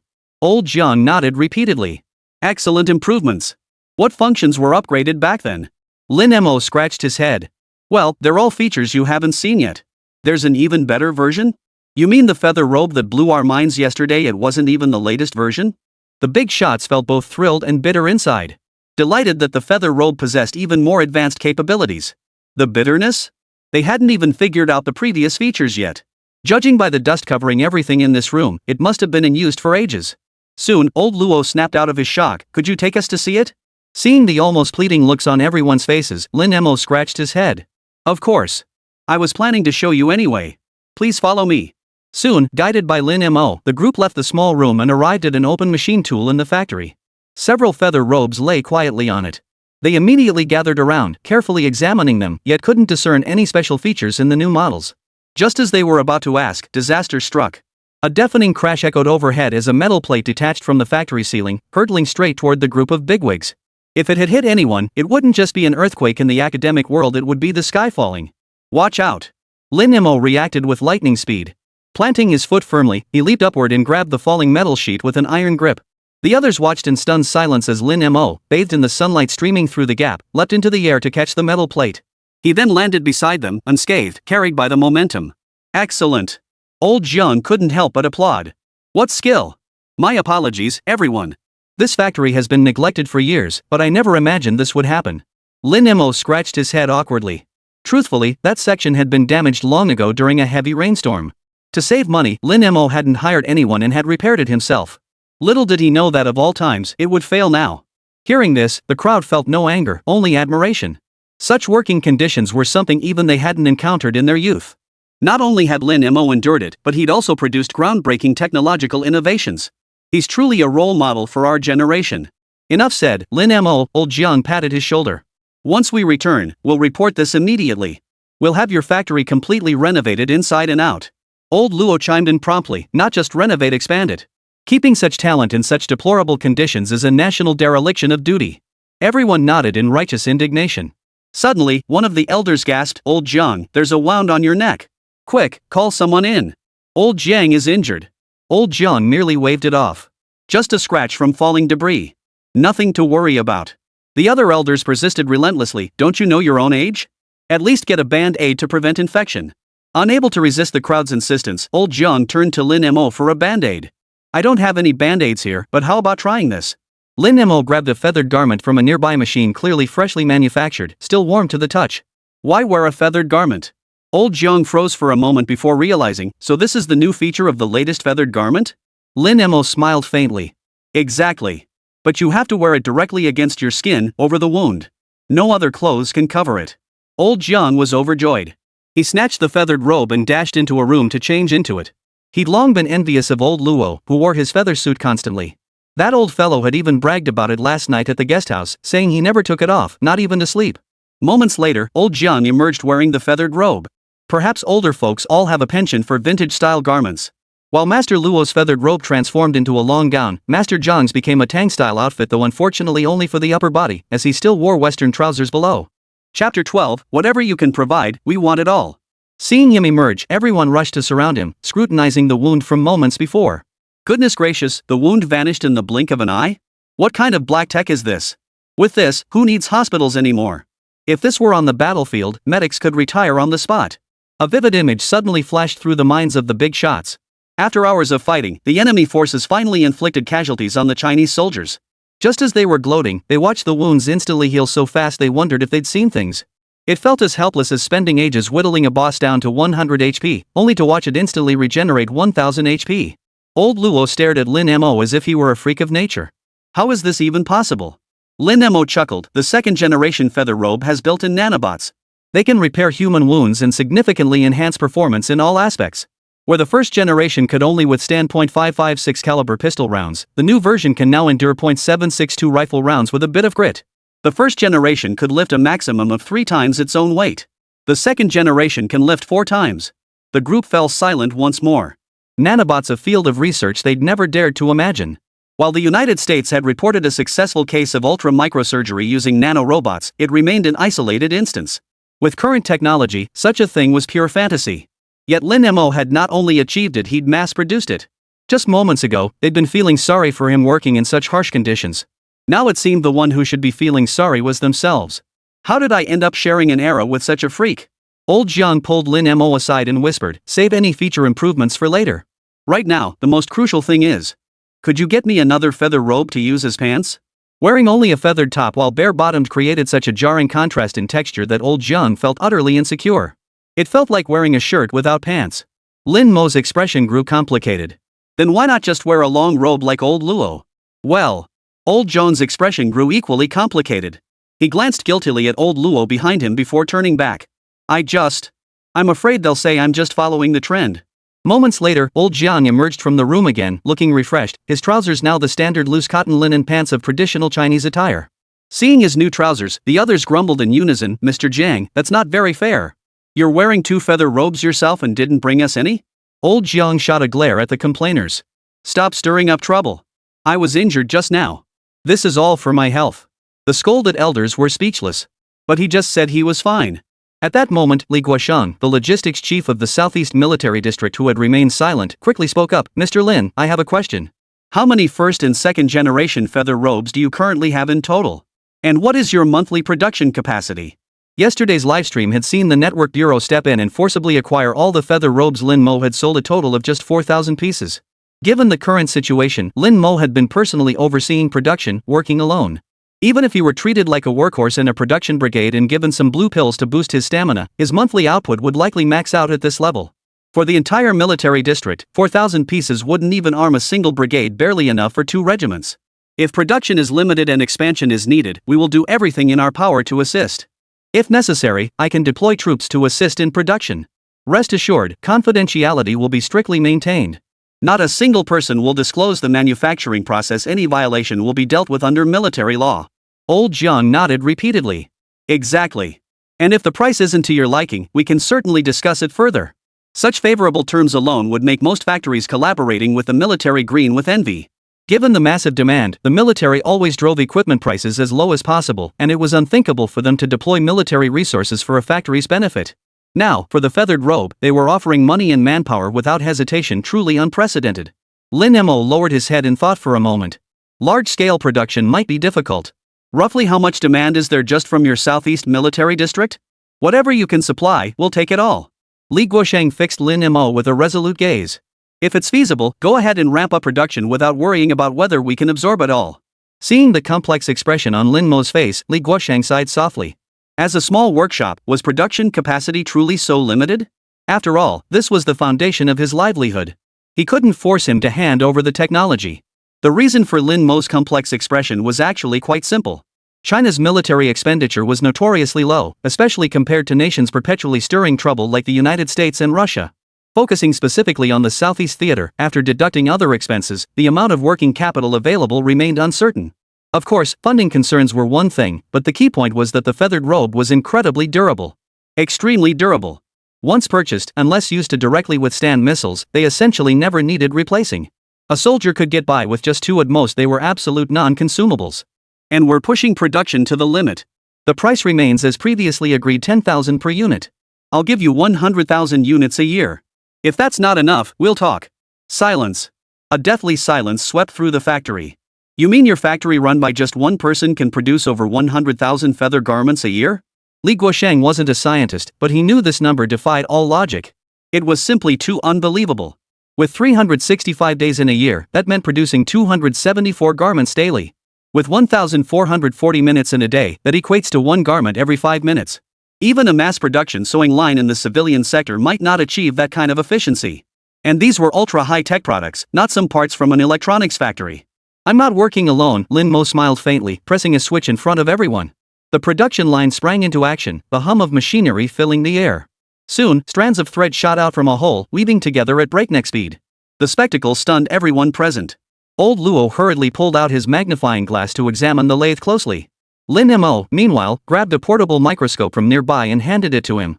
Here, old Luo, use this. Old Luo paused, then took the microscope with astonishment, mounting it on the machine tool for a closer look. They're nanobots. Leveraging the popularity points earned from his recent livestream, Lin Mo had exchanged them for a large quantity of nanobots from the system. These robots not only enabled new functions for the feather robe but also assisted on the production line, achieving a truly fully automated assembly line.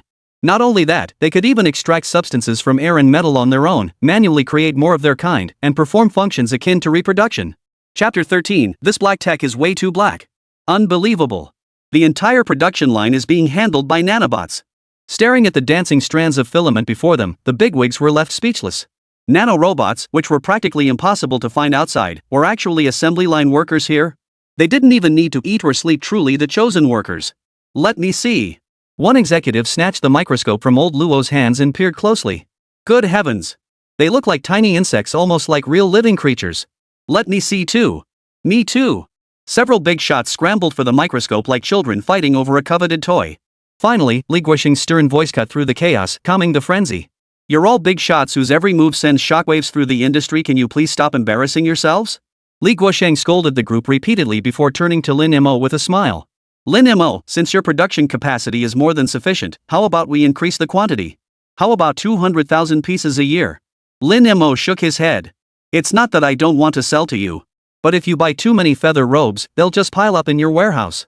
I didn't explain clearly earlier. The second generation feather robe has a new feature, self-repair. He tried to demonstrate but realized he had no tools handy to damage the feather robe, so he had to settle for a verbal explanation. Simply put, if the feather robe sustains damage less than 1 centimeter wide, it can fully self-repair within 1 minute. For damage exceeding 1 centimeter, it depends on the specific circumstances. As long as it's not blown to smithereens, it can repair itself. So buying too many feather robes will become a liability once you have too many. China's standing military only numbered 2 million. Subtract the non-combatant civilian personnel, and considering China rarely engages in foreign conflicts, even 100,000 units per year seemed unnecessary to Lin Mo. Li Guosheng nodded repeatedly upon hearing this. Lin Mo could have easily glossed over the details. Buying 200,000 or 300,000 pieces annually to rake in massive profits, the nation would have thanked him for it. Yet he chose instead to lay out the pros and cons, arguing against such excessive procurement. With young people like this, how could the nation not prosper? At this thought, Li Guosheng's eyes lit up as he looked at Lin Mo. And the reason Lin Mo considered the other party so deeply wasn't out of some grand sense of duty to family or country. It was simply because his father had taught him this principle when he was young. In business, integrity is paramount.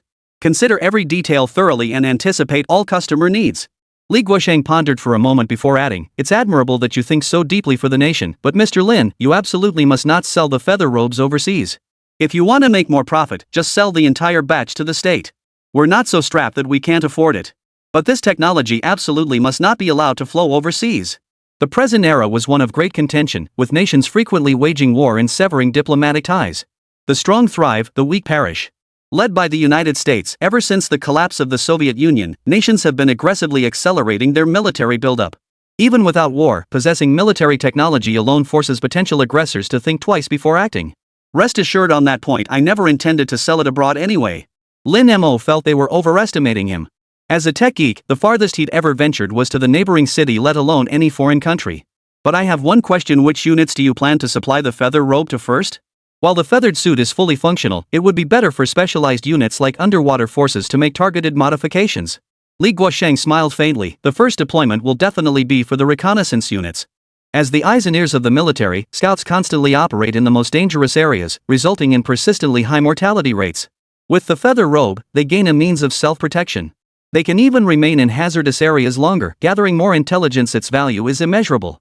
Since the feather robe's emergence, the military has held numerous discussions on its strategic worth. Such high-tech equipment must be deployed where it makes the greatest impact. The conclusion reached was that if intelligence operations could leverage it to gather more information, casualties on the front lines would undoubtedly decrease significantly. This offered far greater returns than arming individual soldiers to reduce individual casualties.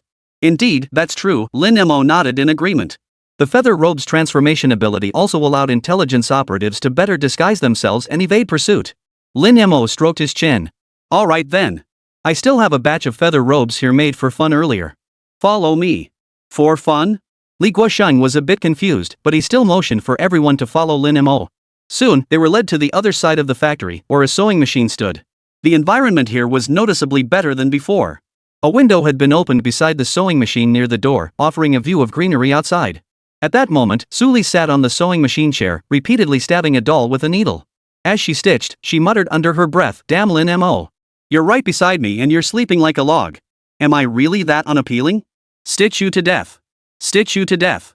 Perhaps because she was so engrossed, Suli didn't notice the main group arriving. Her complaints, however, reached the ears of everyone present without missing a single word. The group exchanged glances, and the pressure eventually fell on Lin Mo. Li Guosheng stepped in to break the tension, rubbing his ears. Why did I suddenly get this ringing in my ears? I can't hear a thing. Seeing this, the others quickly chimed in. Oh yeah. I had tinnitus too just now. No idea why. I heard doctors say this happens when people get too excited. We must be so thrilled to see the feathered robes that it's affecting us. Yeah. Getting old, not what it used to be. Chapter 14, 1/4 Father. Only then, upon hearing the voices, did Suli notice the group standing behind her and Lin Mo, standing before them with a look of resentment in his eyes. Hello, everyone, good morning.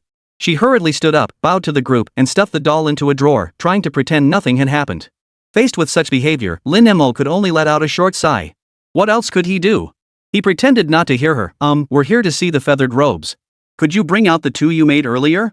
Suli quickly retrieved 2 white t-shirts from the sewing machine and handed them to Lin Mo, then stood obediently to the side. Here, Director Li, take a look. What makes this feathered robe different from the others?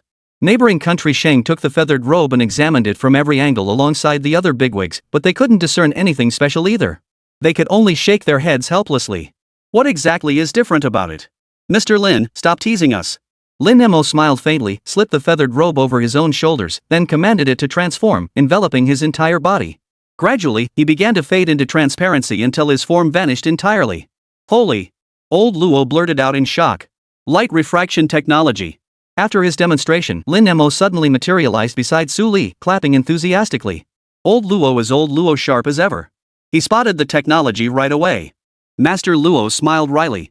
I can recognize the technology, but I'm nowhere near as skilled as you are in creating it. Immediately, the crowd gathered around again, scrutinizing the area around Lin Mo's palm. To facilitate their observation, he deliberately left that section invisible. This, impossible. It's actually achieved invisibility. I never thought this technology would be achievable within a century. I never imagined I'd live to see this day. Guess you really do have to stay alive. I've made up my mind I'm quitting smoking. I need to stay healthy so I can witness even more mind-blowing tech in the future. Seeing this sci-fi technology, the kind that often appeared in science fiction, works actually placed before them, even these big shots couldn't feign composure no matter how hard they tried. Not long ago, they all believed such things belonged only in movies. Suddenly, Li Guosheng remembered something. I recall you mentioned earlier that this was just something you made for fun? Lin Mo nodded and pointed at Su Li. To be precise, it wasn't me. It was her. Another expert? All eyes instantly turned to Su Li. Feeling the intense stares, Su Li immediately lowered her head, feeling quite uncomfortable. Lin Mo provided the technique and materials. I just did the weaving. The group visibly relaxed. One Lin Mo was shocking enough.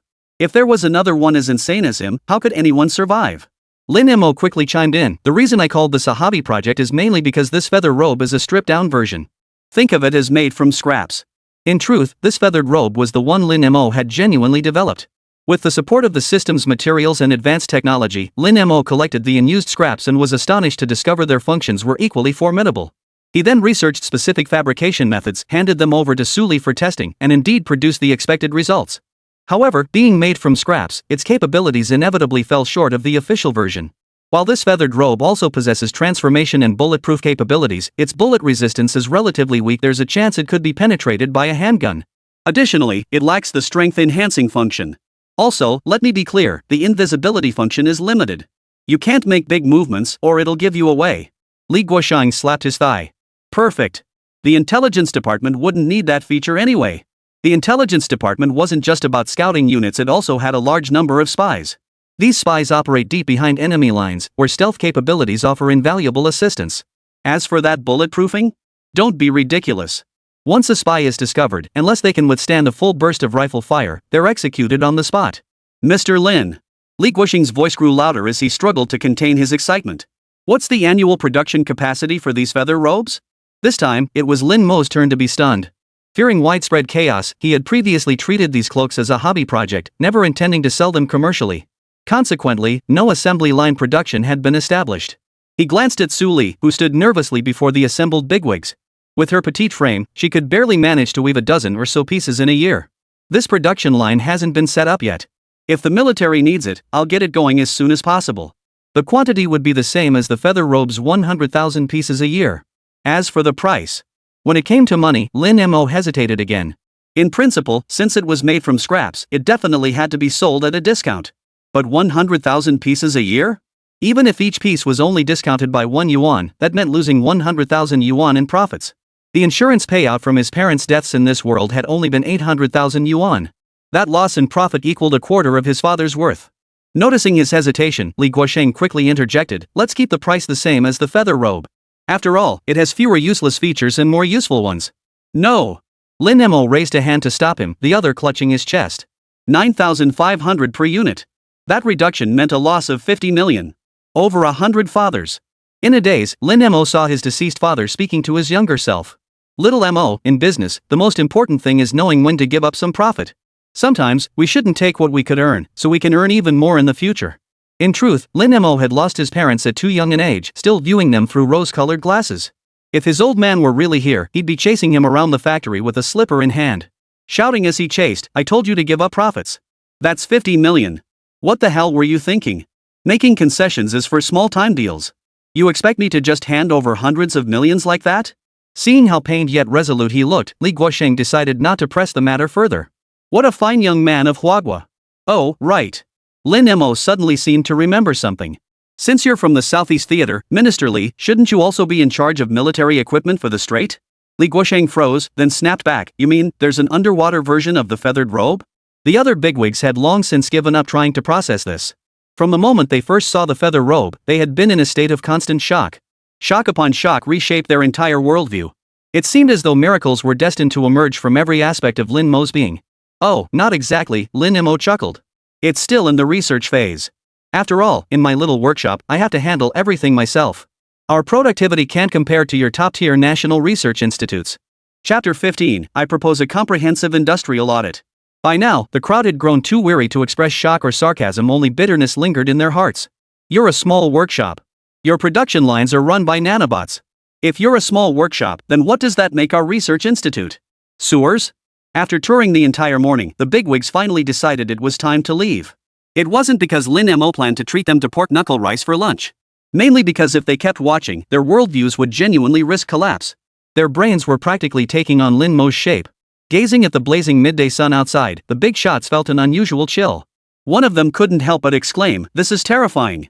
Before their eyes, technologies once deemed impossible within a century were now appearing one after another. Had they not entered together as a large group, each would have sworn they were dreaming. Judging by its potential alone, the feather robe was merely a minor creation in Lin Mo's lifetime. And that was just the potential. The entire factory was so vast, with so many areas they hadn't even explored yet. Once he toured it all, he knew he'd lose his mind. Truly, there are always people more talented than you, and skies beyond the skies, old Luo sighed repeatedly, his earlier mindset of comparing himself to Lin Mo completely vanishing. Joking aside, watching one genius crush another was certainly painful. But witnessing a peerless prodigy crush a mere genius?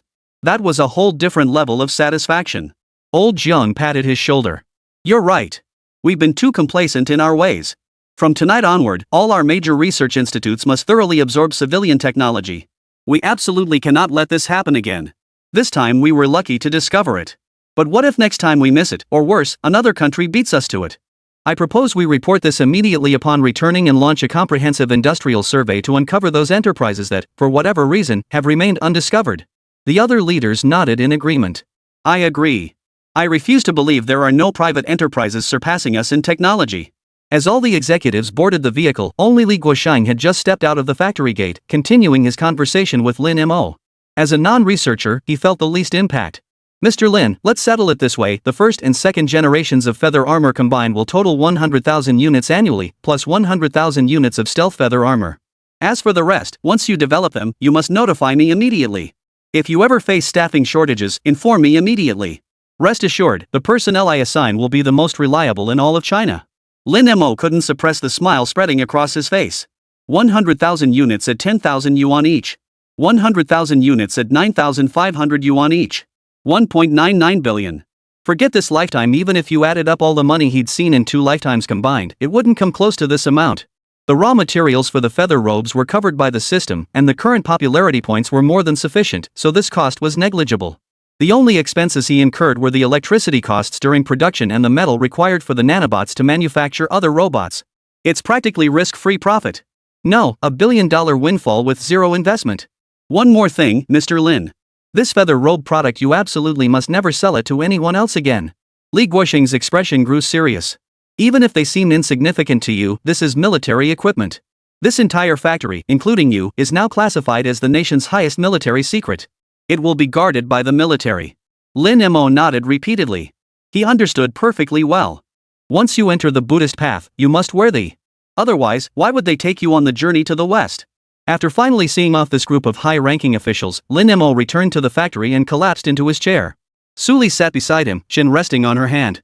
They're gone? Lin Mo didn't speak, merely nodding. Shuttling those bigwigs around, explaining everything to them, it had worn him out. Good riddance, Su Li sighed in relief. They're all high-ranking officials. I was genuinely worried I might accidentally offend one of them. You needn't worry about that, Lin Mo smiled faintly. Soon you'll be a high-ranking official too. Your records will be classified as well. Su Li pointed at herself. Me? Absolutely. With just the two of us running this factory as a supplier of critical military materials, they'll likely assign us official status. Then they'll protect us and the facility, and... Mid-sentence, Lin Mo drifted off asleep in his chair. Watching his eyes close completely, Su Li smiled softly and fetched an electric fan for him. Lin Mo, wake up. Someone's here again. Lin Mo jolted awake from his slumber, only to find Su Li's face inches from his own. Following her gesture, Lin Mo spotted a middle-aged man wearing glasses. Hello, Mr. Lin. Still groggy, Lin Mo rose to shake the man's hand. Hello. What's your name? The man smiled obsequiously. My name is Tang. I'm the secretary to the county magistrate. Hearing this introduction, Lin Mo shook his head vigorously to snap out of his daze. Secretary Tang, nice to meet you. The deputy magistrate's secretary, that meant he was the second in command in the county. Though his status was nowhere near that of the national treasures from earlier that morning, basic courtesy was still required. What brings you here specifically? Secretary Tang maintained his thick, bureaucratic smile throughout. No need to panic, Mr. Lin. I'm here to deliver some good news. With that, he produced a document encased in a brown envelope. Please take a look. Lin Mo hurriedly took the documents and examined them carefully. This is land in this vicinity? A large tract of land near the factory was marked with lines, their purpose unclear. Mr. Lin, you have keen insight, Secretary Tang nodded.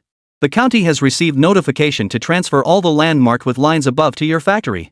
Lin Mo froze. This is at least 600 mu 1 million square meters given to me for free? Secretary Tang nodded again. The county's directive is to allocate this land to your factory to assist in establishing the industrial complex for military production purposes. Once the factory complex is completed, a contingent of military personnel will be stationed here to ensure its security. When he first received this news, Secretary Tang was stunned too. What kind of factory commands such prestige that it requires active duty military protection? On the way, he pondered many possibilities. The most likely explanation was that it had powerful backers. Powerful enough to mobilize the military. As for why such a person would come to a county town to open a factory, Secretary Tang dared not speculate. It was a topic best left untouched. Regardless, maintaining sufficient respect toward such a top-tier second-generation figure could never hurt. Lin Mo remained unaware of Secretary Tang's inner thoughts. At that moment, he was nearly overwhelmed by the sudden surge of joy. He'd expected at most a formal appointment, but the government had been remarkably generous, handing over 100 acres of land in one go. Now, expanding the production line would be completely worry-free.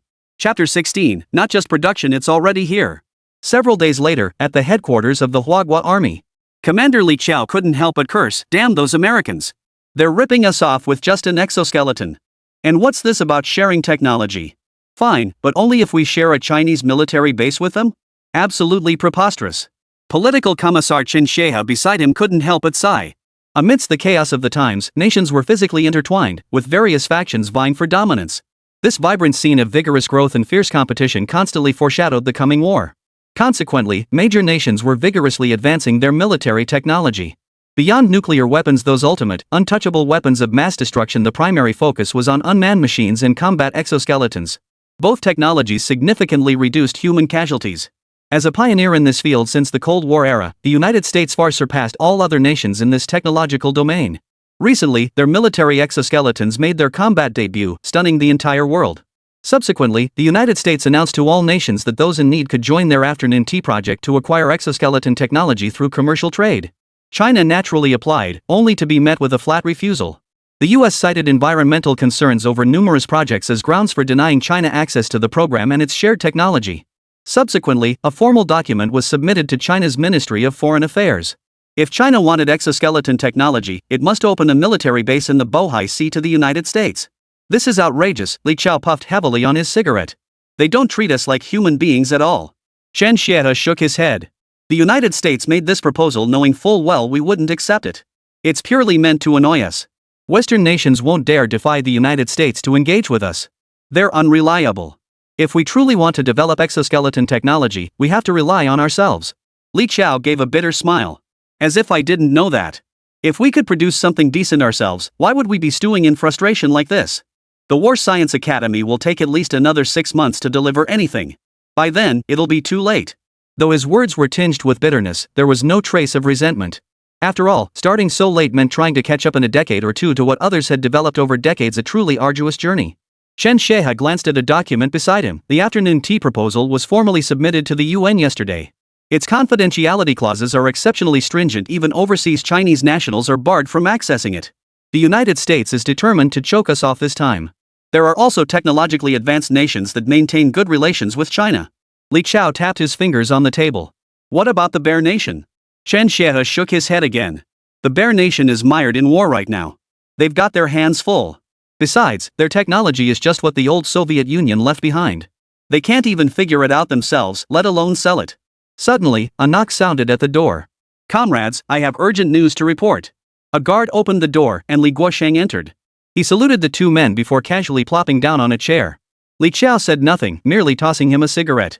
"Why aren't you minding your own business in the southeast? What's so urgent that you had to rush to headquarters? Did something happen across the strait?" Li Guosheng had been struggling to keep his expression composed, but at those words, his lips gradually curled upward. "No, I'm here to report good news. About the issue troubling both commanders, no need to worry anymore." Li Qiao froze, staring intently at him. "Cut the riddles. Spill the details. The exoskeleton research is done." Li Qiao had certainly weathered many storms. Hearing this good news, he didn't let excitement cloud his judgment. He spoke slowly. "What stage are we at? Has the research advanced further, or are we ready for production?" "No, the goods have arrived. 2,000 pieces have come in first. The truck is right behind me and will deliver them shortly." No matter how much Li Qiao had weathered storms, he was utterly dumbfounded now. Just days ago, the War Science Academy had insisted it would take at least 6 months. Not even half a month had passed, and 20,000 exoskeletons were already here? "You bastard." Before Li Qiao could process it, Chen Xie couldn't hold back a curse. It wasn't just shock the cigarette, but in his hand had accidentally burned his finger. The problem that had loomed over them like dark clouds moments ago had vanished in an instant? Li Qiao finally recovered from his shock. Did the War Science Academy pull off a miracle? Or did old Luo make another breakthrough? Whoever made this, it's a great benefit to the nation and its people, a monumental achievement. Li Guosheng smiled and shook his head. Neither. It's a private company called Momo Factory. The two commanders couldn't help but scratch their heads. What the heck? A factory? It's perfectly normal you haven't heard of it. I hadn't either until recently. Li Guosheng took a deep drag on his cigarette. Honestly, I still can't believe it myself. If I hadn't seen it with my own eyes, I think they were pulling my leg. A small factory in a county town by the sea, established less than a decade ago, the corrugated iron on its roof is even rusted and broken. Yet somehow, they've managed to create an exoskeleton that outclasses the world's technology. No, it's not just an exoskeleton, it's a suit. This suit weighs a mere 48 grams yet offers fireproofing, bulletproofing, power augmentation, and even stealth capabilities in certain models. I went to see it with researchers from various institutes and even old Luo. It's absolutely flawless. After he finished speaking, Li Chao and Chen Xiehe both froze. A garment that's fireproof, bulletproof, and can even become invisible? Did I just step into some sci-fi movie? And it's made by some damn small factory. If it weren't for Li Guosheng's serious nature, they'd have sworn he was pulling their leg. Li Chao kept scratching his head. So you're saying our experts are still working on mechanical exoskeletons, yet some private factory just pops up with tech that completely blows exoskeletons out of the water? He almost laughed at his own words. Li Guosheng nodded vigorously. Exactly. The War Science Academy has already sent personnel to the factory for training. I'm confident they'll master this technology very soon. All the surrounding land had been allocated to Lin Mo based on their assessment. If needed, the factory could easily handle the production required to equip every soldier with feather armor. Their primary concerns now were production limits, avoiding overproduction and stockpiling, and preventing civilian diversion. Chen Xiehe closed his eyes tightly and took a deep breath. Damn it, the moment had finally arrived. Chapter 17. If he wants to hold back, let him hold back. Li Chao exhaled as if released from a burden. Finally, no more swallowing the United States' humiliation on the international stage. That feeling of being choked, he knew it all too well. The Galaxy incident, the Taiwan Strait crisis. Which of these crises hadn't stemmed from technological inferiority, allowing others to threaten us right at our doorstep? Only by advancing technology, enriching the people to strengthen the nation, could the country grow strong and its people secure. He rose immediately, adjusting his attire as he spoke. Commissioner Chen, please accompany Guosheng to receive the exoskeleton. I must head to the Ministry of Foreign Affairs first. Moments later, within the Ministry of Foreign Affairs, Fu Ming, China's ambassador extraordinary and plenipotentiary to the United Nations, strode down the corridor, his brow furrowed. He appeared somewhat portly, with a round face, rimless glasses, and a mole between his eyebrows, giving him the appearance of the Maitreya Buddha. Yet at this moment, his demeanor held little warmth, only a heavy weight of melancholy. Ambassador Fu. Li Chao's voice came from behind him, and Fu Ming inwardly groaned. This kid probably wanted him to probe for information about the United States' advanced skeletal technology again. Li Jiao had been pestering him constantly lately, pressuring him to apply pressure at the UN conference to prevent the United States from imposing too strict an embargo on the technology. But with no tangible results to show for his efforts, he had to beg for what he wanted. The pressure he applied was practically meaningless in their eyes. Even so, avoiding him wasn't an option. Fu Ming turned around, forcing a smile. Commander Li. You're just in time. A new noodle shop opened in the capital recently. It's fantastic. I've been meaning to tell you about it ever since I tried it. Unfortunately, I'm completely tied up today. How about this? I'll have my driver take you there. As he spoke, he dialed his driver. Oh, come now. Commander Li and his companion quickly grabbed his hands. Ambassador Fu, you don't need such excuses to bother me, do you? Did Fu Ming even want to? Over the past period, he had exhausted every possible avenue, even threatening to ban global exoskeleton research, yet all his efforts had been met with utter disregard. Had this been any other nation with a strong appetite for conflict, war would have erupted by now. War was impossible, so what else could be done? Outmatched technologically, they could only endure until they surpassed the others. Sigh, Commander Li, I truly can't help with what you mentioned. You have no idea how strict the United States embargo on this is. Before Fu Ming could finish, Li Chao cut him off. Forget about their technology. What we should be worried about now is them coming after ours. The convoluted sentence left Fu Ming momentarily stunned. Once he grasped its meaning, he looked at Li Chao with a complex expression. Worried about them stealing what technology of mine? Li Chao clicked his tongue. Exoskeleton technology, of course. Fu Ming's face filled with confusion. But wait, hasn't the War Science Academy made zero progress on that? Li Chao promptly led Fu Ming into his office with practiced ease, skillfully brewing a cup of tea as if he were in his own space. It's not the War Science Academy team. It's a civilian enterprise. He'd initially considered saying factory, but felt that sounded too cheap, opting instead for a term Fu Ming would find more acceptable. This company developed a suit that's both fireproof and bulletproof. They originally planned to sell it as a regular commercial product, but unexpectedly, the War Science Academy discovered it, bought it back for testing, and found its capabilities perfectly matched our requirements. In fact, it's not just mass production. 20,000 suits have already been delivered to Army headquarters, with a guaranteed annual supply of at least 200,000 units. Fu Ming's hand holding the teacup trembled slightly. What the hell did I just hear? A garment with capabilities surpassing high-tech exoskeleton armor? A minimum stable annual supply of 200,000 units?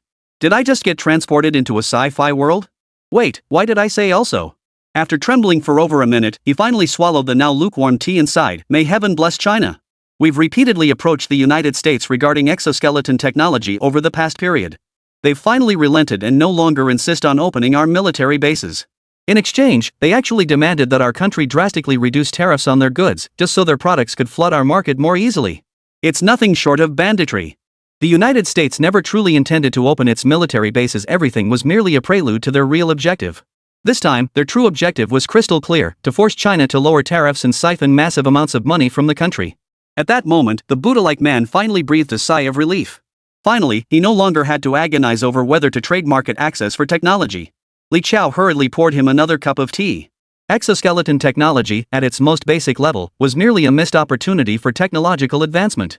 But in warfare, there are no trivial matters. War is a matter of utmost importance to the state, a matter of life and death, a path to survival or ruin. It must not be taken lightly. If we ever go to war and lose because of this, there won't even be a place to cry about it. Sitting in the army headquarters, the pressure was immense, but it was merely a source of worry. As the Ministry of Foreign Affairs, the pressures we face extend far beyond domestic concerns. They come from abroad, especially from the United States. Those guys are masters at piling on the pressure, pure pressure machines. Well, this finally solves the problem that's been troubling us for days. Fu Ming nodded repeatedly. This way, we won't have to keep threatening them with a global ban on exoskeleton research.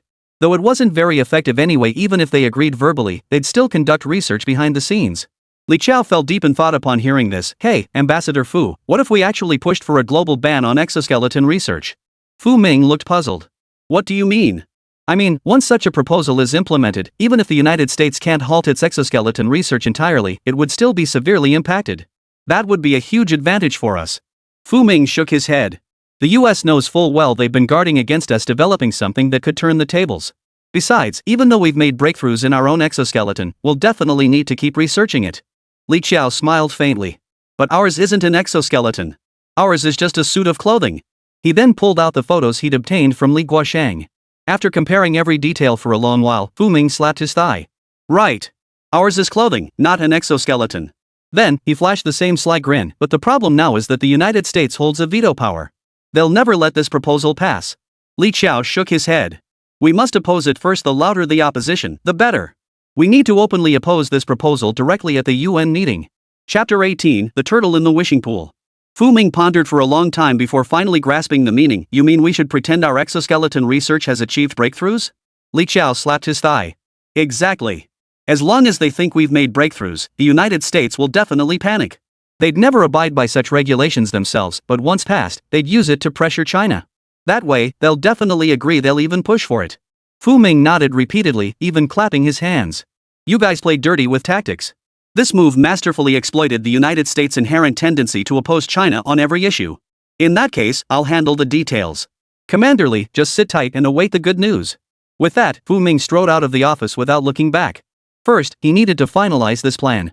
Second, with new technological advancements, it was time to adjust their stance toward the United States. I still prefer my old cocky self. Let me get back to that. Following him, Li Chao hurriedly took a car back to Army headquarters, intending to see that legendary feathered robe. Inside the silent factory, Lin Mo and Suli munched on popsicles while supervising the construction site. You're such a cheapskate, Suli shot him a reproachful look. The deposit's already cleared, and you only treat me to little puddings? Lin Mo just shook his head. You don't get it. Riding a bike to a bar? You gotta save where you can and splurge where you should. With policy implementation, 600 acres of nearby land were allocated to the factory. Construction received official manpower and funding, leaving Lin Mo to serve almost purely as a figurehead. This delighted him immensely. Once the new factory was completed, if the government wanted, they could equip every permanent military personnel in Huagua with feathered armor within a year. Mr. Lin, here's the parasol you requested. Xiao Chun from the War Science Academy held the umbrella, shielding Lin Mo and Suli from the sun, his face wearing a slightly obsequious smile. About those nanobots. There was a reason for his obsequiousness. Ever since moving here with the War Science Academy team, ostensibly for training, Lin Mo couldn't actually teach them. They were left crouching before the machine tools day after day, watching the nanobots at work, hoping to glean some insight. But after days of analysis, they couldn't even decipher the manufacturing process, let alone identify the materials used. While many had gained inspiration and made some progress in exoskeleton technology, it was still far from sufficient. So as Lin Mo's decade-long fan, Xiao Chen was dispatched to run errands for him, hoping to catch him in a good mood and coax some insights out of him. Lin Mo merely shot him a dismissive glance, figure out the feather robe technology first, then go study the nanobots. Xiao Chen nodded repeatedly, then added, Mr. Lin, representatives from headquarters have arrived again. They wish to discuss the future development of the feathered robe with you. Lin Mo's eyebrow arched. Since he had nothing else to do at the moment, he was ready to go immediately. Given the factory's rather poor environment and the need to host numerous visitors in the future, a portion of the newly allocated area was designated as an office zone, where Lin Mo's office was set up. Though still rather rudimentary, just a small, makeshift cement structure with an air conditioner installed for temporary use, it was sufficient for Lin Mo. Inside the office, Chen Haohua led a short-haired woman wearing glasses to sit upright on the sofa. Upon seeing Lin Mo arrive, both hurriedly stood up. Mr. Lin. Chen Haohua was basking in triumph at that moment. Having unlocked such advanced technology, even if it couldn't be directly utilized by the authorities, he was still on the fast track to promotion. Soon, he would rise to a position just one rank below old Jiang. Considering that old Jiang was already 70 and still held only that position, while he himself was only in his 40s and just one rank below him, Chen Haohua felt his future was bright. Of course, he hadn't forgotten the person most responsible for all this. After spending several days learning at the factory with the team, he finally understood. Trying to learn anything from this factory was no longer realistic. Unless someone of Luo Lao's caliber came, perhaps they might uncover something. For a lowly grunt like himself, staring at it for hours only filled his mind with drowsiness.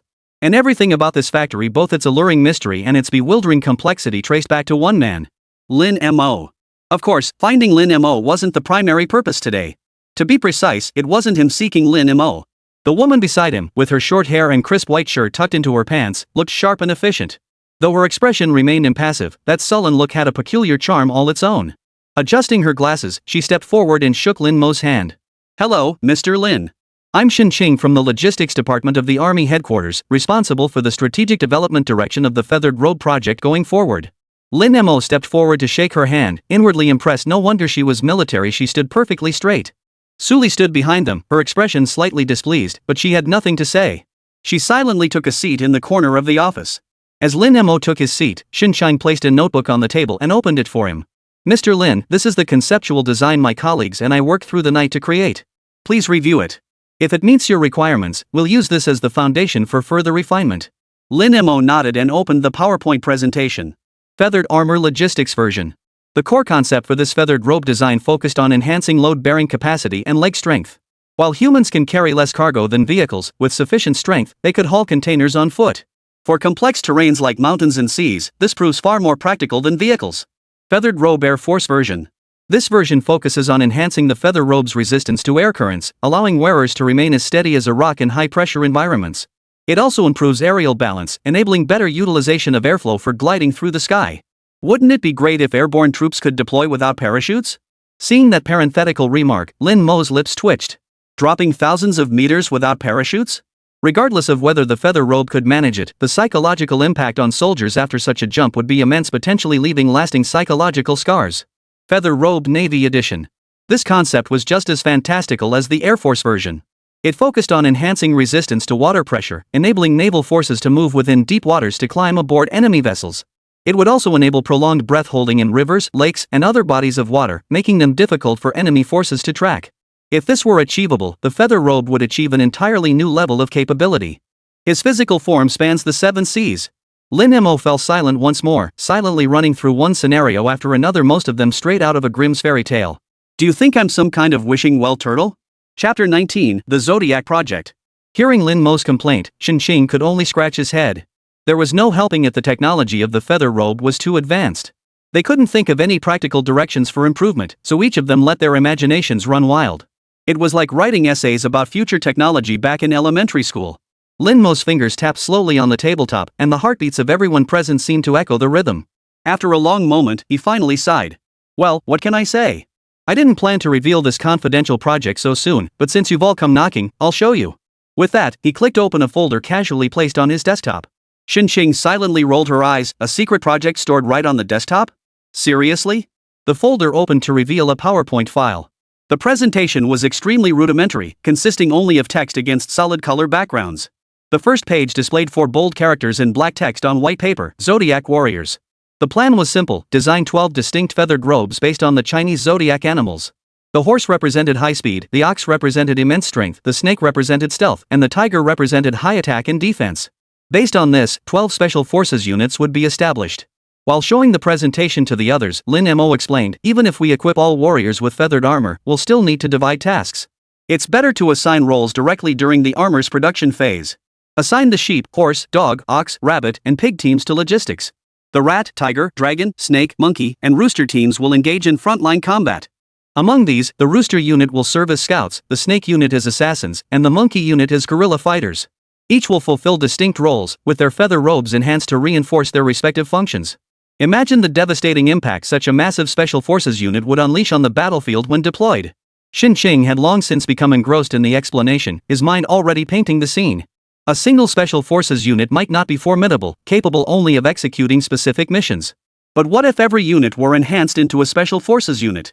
Then there'd be no elite units left, every damn one would be elite. It wasn't until Lin Mo concluded his presentation that Xin Cheng and Chen Haohua snapped back to reality. Chen Haohua was somewhat better off as a researcher, he found it difficult to envision the realities of the front lines. But for Xin Cheng, a career soldier, the mere thought sent chills down her spine. Previously, the official approach to using feather armor had remained akin to treating it as bulletproof vests, the idea being that equipping every soldier would create an army of gods of war. In reality, however, an army didn't need that many gods of war. Too many individuals with high combat effectiveness became difficult to manage. Moreover, even among those wearing feather robes, some would be assigned to logistics while others fought on the front lines, inevitably leading to discontent. If we approach the feather robes design from the outset with clear role differentiation, it would be straightforward. Genius! She clapped repeatedly, shaking her head in admiration at Lin Mo's proposal. This is absolutely a plan only the feather robe craftsman could conceive. Lin Mo felt a bit embarrassed by the praise, scratching his head as he replied, well, hold off on the praise for now. This plan can't be implemented yet. We'll need to wait until the expansion is complete and the production line is scaled up. Afterward, the group discussed some details together, particularly regarding the Zodiac project. Xin Qing, who had previously carried a hint of arrogance, now resembled an inquisitive student, firing off a barrage of peculiar questions. What if someone defecates inside the feather robe? The material of the feather robe is so sturdy, could it be used to strangle someone? Could the feathered robe eventually incorporate a nutritional system to directly supply the wearer with essential nutrients? Questions like these came thick and fast, leaving Lin Mo feeling overwhelmed. He quickly slipped his phone to send a message to Su Li Run, asking her to find an excuse to help him slip away. But after glancing at it, Su Li ignored the message entirely and simply lay down to sleep. Finally, Xin Qing kept pestering Lin Mo with questions until late afternoon before she finally let up. Back home, Xin Qing collapsed onto the bed without even showering, repeatedly flipping through the notes recorded on her phone. Soon after, a call came in. Xin Qing sat up abruptly. Commander! A kindly male voice came from the other end. Little Qing, I've told you so many times, just call me Uncle Air in private. Xin Qing stuck out her tongue. Uncle Air. I heard you recently visited that Momo factory. How is it over there? At the mention of this, Xin Qing instantly perked up. It's fantastic. Though the place isn't big and the factory is simple, the technological level of the production line here is terrifyingly advanced. Nano-robots, things the outside world has never seen, are crawling around like ants everywhere.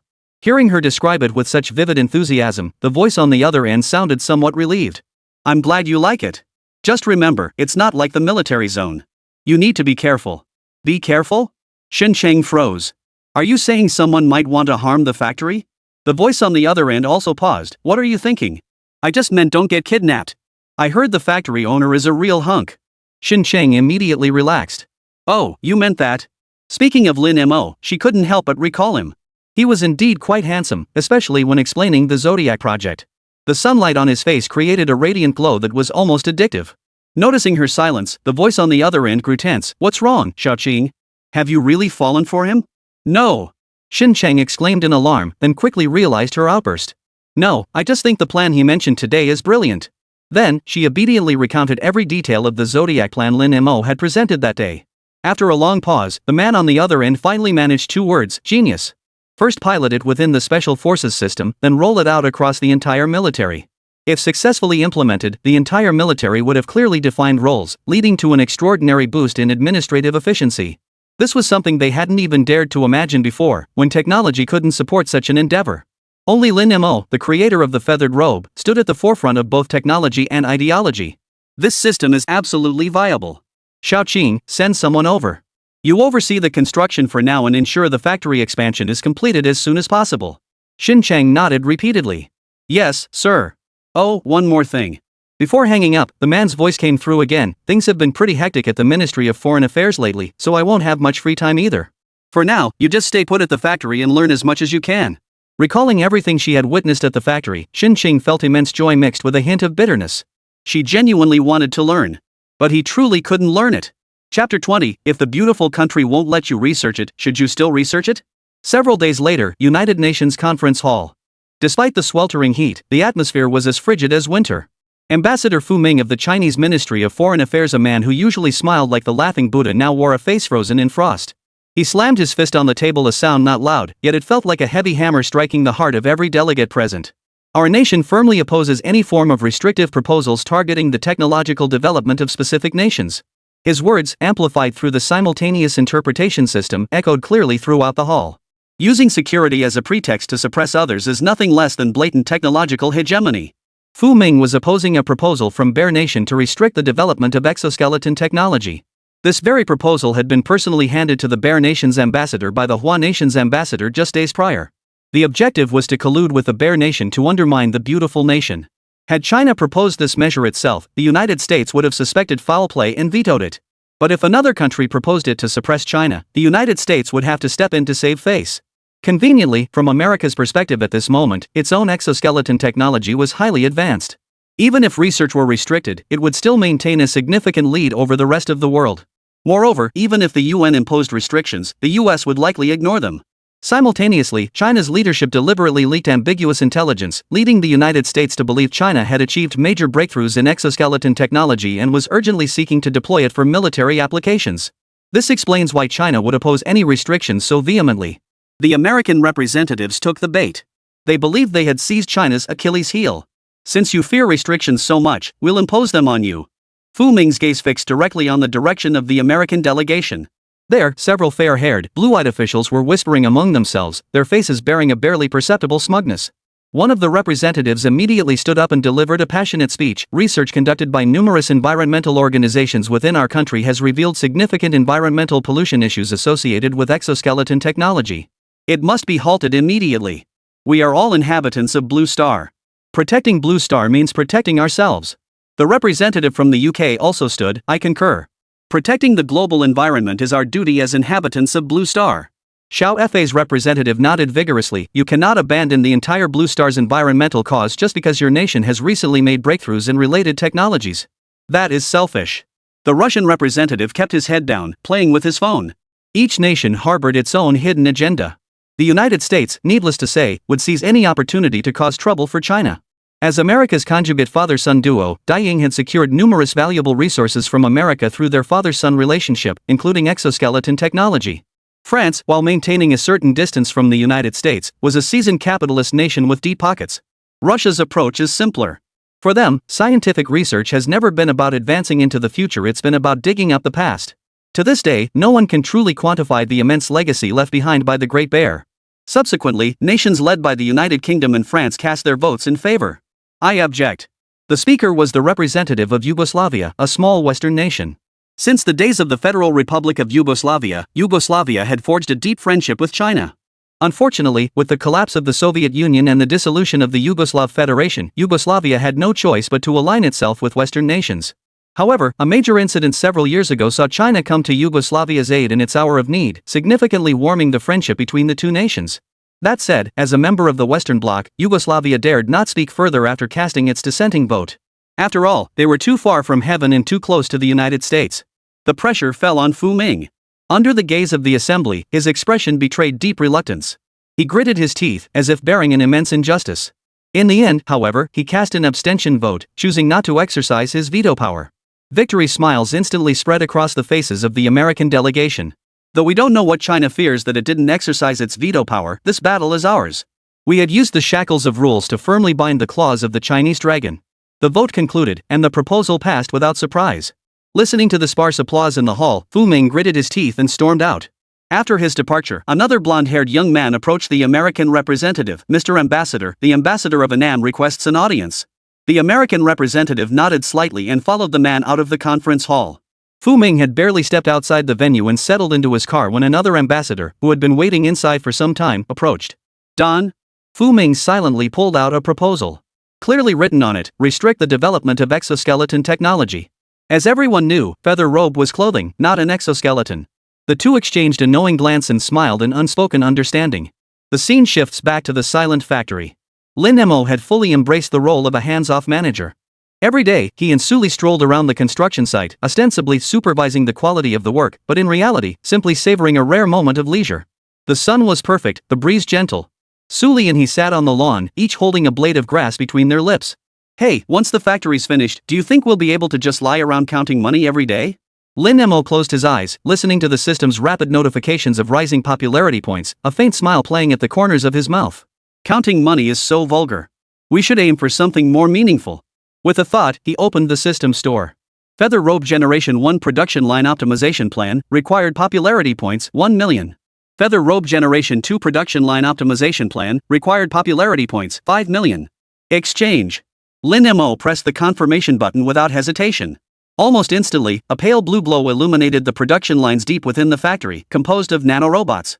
Countless microscopic machines, invisible to the naked eye, began reorganizing and operating in a novel, more efficient manner. This anomaly startled the War Science Academy researcher observing through a microscope, though unsure whether it constituted a deviation from normalcy. He could only record it in his notes, adding a question mark. Suli pouted, who was the one always acting like they were counting every penny, refusing to treat me to anything decent to eat, making me settle for pork knuckle rice every single day? Their playful banter drifted to the ears of the construction workers nearby, who all wore expressions of resigned exasperation. Damn it, work's already exhausting enough without having to endure your lovey-dovey display. If government contracts paid better and were more stable, I'd have quit ages ago. The leisurely moment didn't last long. Xin Xing's call came through, Mr. Lin, get back to the office immediately. Something's happened. Chapter 21, Are these Vietnamese guys crazy? When Lin Mo returned to the office with Su Li, Xin Shang and Li Guoshang were already there. Both sat solemnly on the sofa, their expressions devoid of their usual easygoing vibe. What happened? Lin Mo hurriedly sat down in his executive chair and addressed the question to them. After a moment of silence, Li Guoshang spoke slowly, Mr. Lin, do you know about Annam? Lin Mo nodded. Yes, I know. It's a small country south of China. It used to be our tributary state, but later gained independence. When it was founded, it fought a war with us. As a classic South Asian microstate, Chaozu's diplomatic strategy shifted almost daily. It supports the United States whenever America offers something, and backs China whenever China has something valuable to offer. China, adhering to its principle of non-interference in other nations' internal affairs, had never intervened. Li Guoxing's face darkened, his brow furrowed deeply. Multiple nations in the central southern region, led by Zhouji, have formed this so-called Southeast Asian Common Defense Alliance and are once again causing trouble along our border.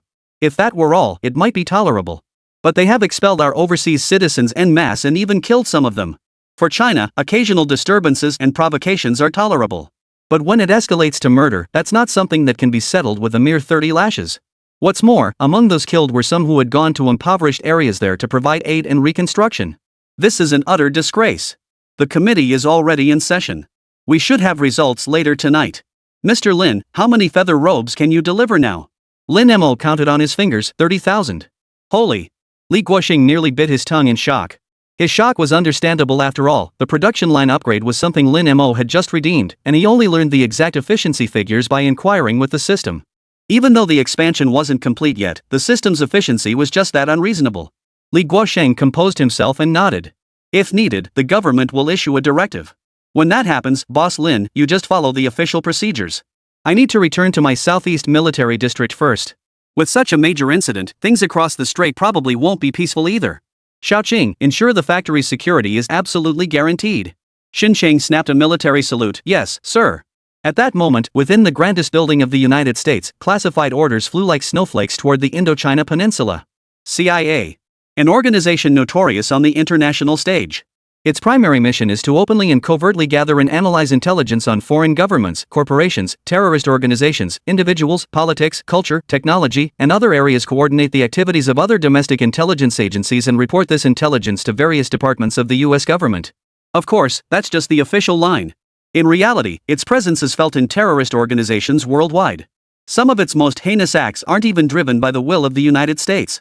As a state institution of a capitalist country, when the CIA faces funding shortages, it teaches local residents to cultivate opium for profit. This explains why drugs are so rampant in Latin American and African countries. At that moment, CIA Director Cliff was busily signing documents on his desk. Suddenly, as if noticing something, he murmured to himself, "Oh? The Senate is being unusually generous this time. Looks like the president spent a pretty penny on bribes. TSK, TSK, TSK. Just the first shipment alone contains enough weapons to arm an entire small country, and it's being given away for free." Since the matter was unsavory, official US agencies couldn't get involved, so the CIA was tasked with doing the dirty work. This time, in supporting the rebellion in Jiaoxi, they have indeed gone to great lengths. Amidst the current era of chaos, with internal strife and external turmoil plaguing every nation, China alone stood apart like a reclusive sage, transcending the turmoil to quietly advance its technology and economy. Seeing a nation they once regarded as a child suddenly transform into a mighty dragon, the United States panicked. They sought to drag China into the quagmire of war, determined not to let it continue its peaceful ascent. Having suffered heavy losses in the Annam region before, the United States immediately turned its attention to this nation. One was not enough, they had to enlist the other nations of the Indo-Chinese peninsula. For these nations, China represented a shared nightmare stretching back millennia. To say they harbored no hatred would be untrue. Unfortunately, we can't just declare war outright. We need to find a way to provoke China into starting the conflict. Otherwise, it won't hold up internationally. Cliff rubbed his temples, clearly troubled. China had maintained remarkable restraint throughout the conflict. How could they possibly provoke such a nation? Though they'd instigated the formation of the Southeast Asian Collective Defense Alliance among Central and Southern nations, it was nothing but a motley crew, a loose confederation that would crumble at the slightest pressure. "Director, bad news." A subordinate burst into the room without knocking, holding a document. Cliff frowned. "Speak." "Director, news from Annam, China is likely to declare war." Cliff slapped his thigh. How could this be bad news? This is absolutely fantastic. He felt like throwing a feast right then and there. It was like hunger striking at the pillow. But quickly, doubt crept in. How did they manage to provoke China? His subordinate stammered, pushing the documents across the desk toward Cliff. Cliff's gaze fixed on the papers, and in that instant, it felt like the sky had fallen. Those damn Vietnamese bastards, they killed Chinese people? Are they insane? Publicly murdering Chinese nationals, then declaring they want to form an alliance afterward. Wouldn't that directly trigger the Chinese people's PTSD, reawakening memories of their days fighting for survival? The Great Wall watching scenario. Do you really think you little Southeast Asian countries can pull that off? The original plan was to drag China into a quagmire of war, a conflict where they'd lose without spending a dime, yet bleed dry if they did. Well, now they won't feel a thing. His subordinate's voice trembled slightly. Right. And reliable sources say China has already convened a committee. Though the outcome isn't final yet, they won't let this slide. Bull. Why do I need you to tell me that? Cliff slammed the book into his subordinate's face. I fought on the North Korean battlefield. Do I need you to tell me how ruthless the Chinese are? To this day, he couldn't forget. Back on the North Korean battlefield, those enemies who worked tirelessly day and night, enduring freezing conditions. Back then, they possessed no formidable industry, no decent living conditions, and certainly no advanced technology. All they had was manpower. Back then, even the United States couldn't match them. But today, they were facing a China that had money and technology. At this thought, Cliff felt a chill run through his entire body. No matter how much weaponry the United States supplied, the defeat of the Central and Southern nations was inevitable and irreversible. And the one who had instigated the nations of Central and South Asia was himself.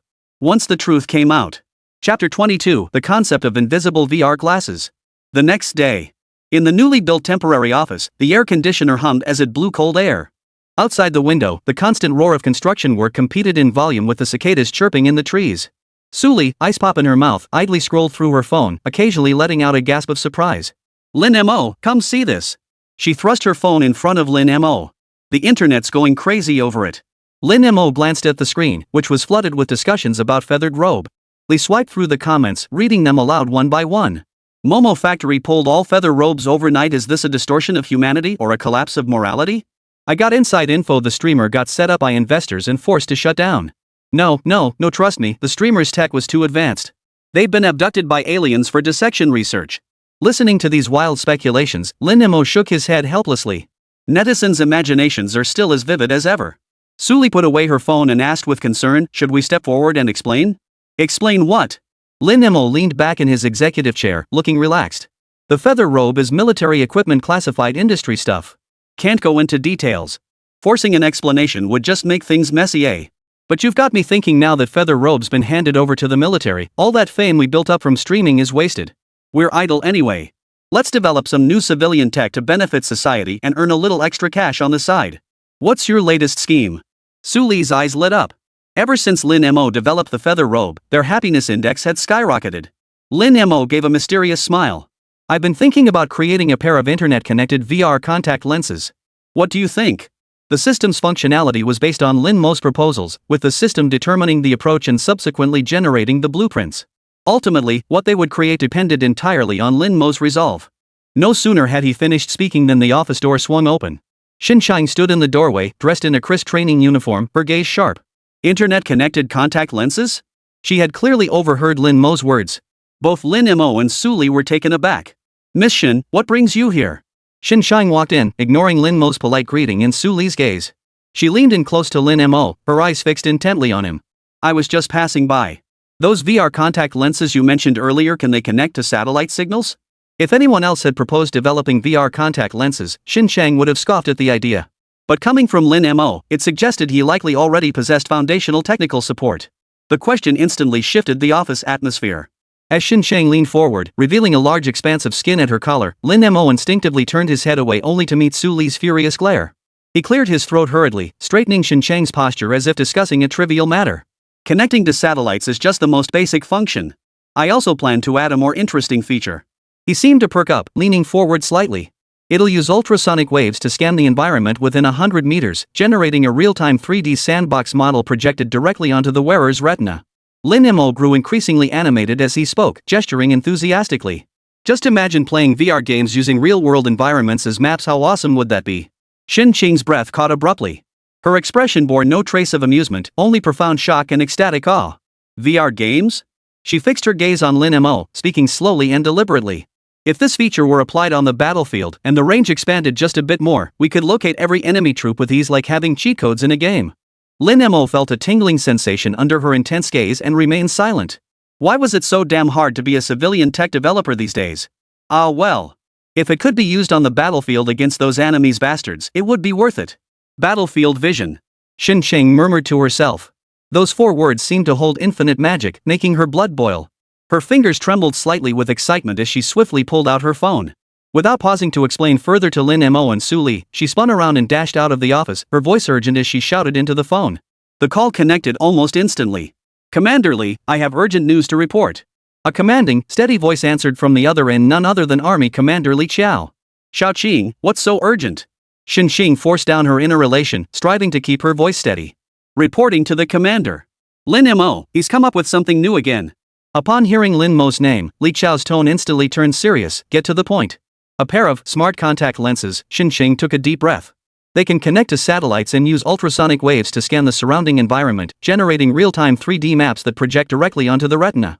She paused, mustering every ounce of strength to deliver her conclusion. Used effectively, it could scan the entire battlefield. Any hidden enemy would have nowhere to hide. Dead silence fell on the other end of the line. Li Qiao didn't even bat an eye after all. This was coming from Lin Mo. With that man, anything unreasonable seemed perfectly reasonable. Seconds later, Li Qiao's voice trembled as he suppressed his nerves. Hold on. This feature still needs simulated combat testing. Stand by for further instructions. Yes. Meanwhile, Xinsheng wasted no time. She immediately returned to her office, requested the rough parameters from Lin Mo, organized them, and sent them to Li Qiao. Meanwhile, thousands of miles away at the Army Headquarters Operations Command Center. The atmosphere was so thick it felt like it could drip. Li Qiao stood at the front, flanked by several staff officers from the command center. Everyone present. Activate the tactical simulation system immediately. His voice echoed throughout the command center, carrying an unquestionable command. At the division level, Red Forces used the data provided by Xinsheng to simulate technological capabilities. Blue Forces deploy every top-tier reconnaissance and counter-reconnaissance capability currently in our arsenal. Let's see if this kid has pulled off another miracle. As the orders were issued, the massive sand table illuminated and an asymmetrical virtual war commenced. Every pair of eyes was glued to the screens. Just 30 seconds into the battle. Report. All 3 Blue Force reconnaissance teams were precisely eliminated by Red Force before reaching their designated infiltration zones. Total casualties, no alerts triggered. Li Qiao's pupils suddenly contracted. 3 minutes into the battle. Report.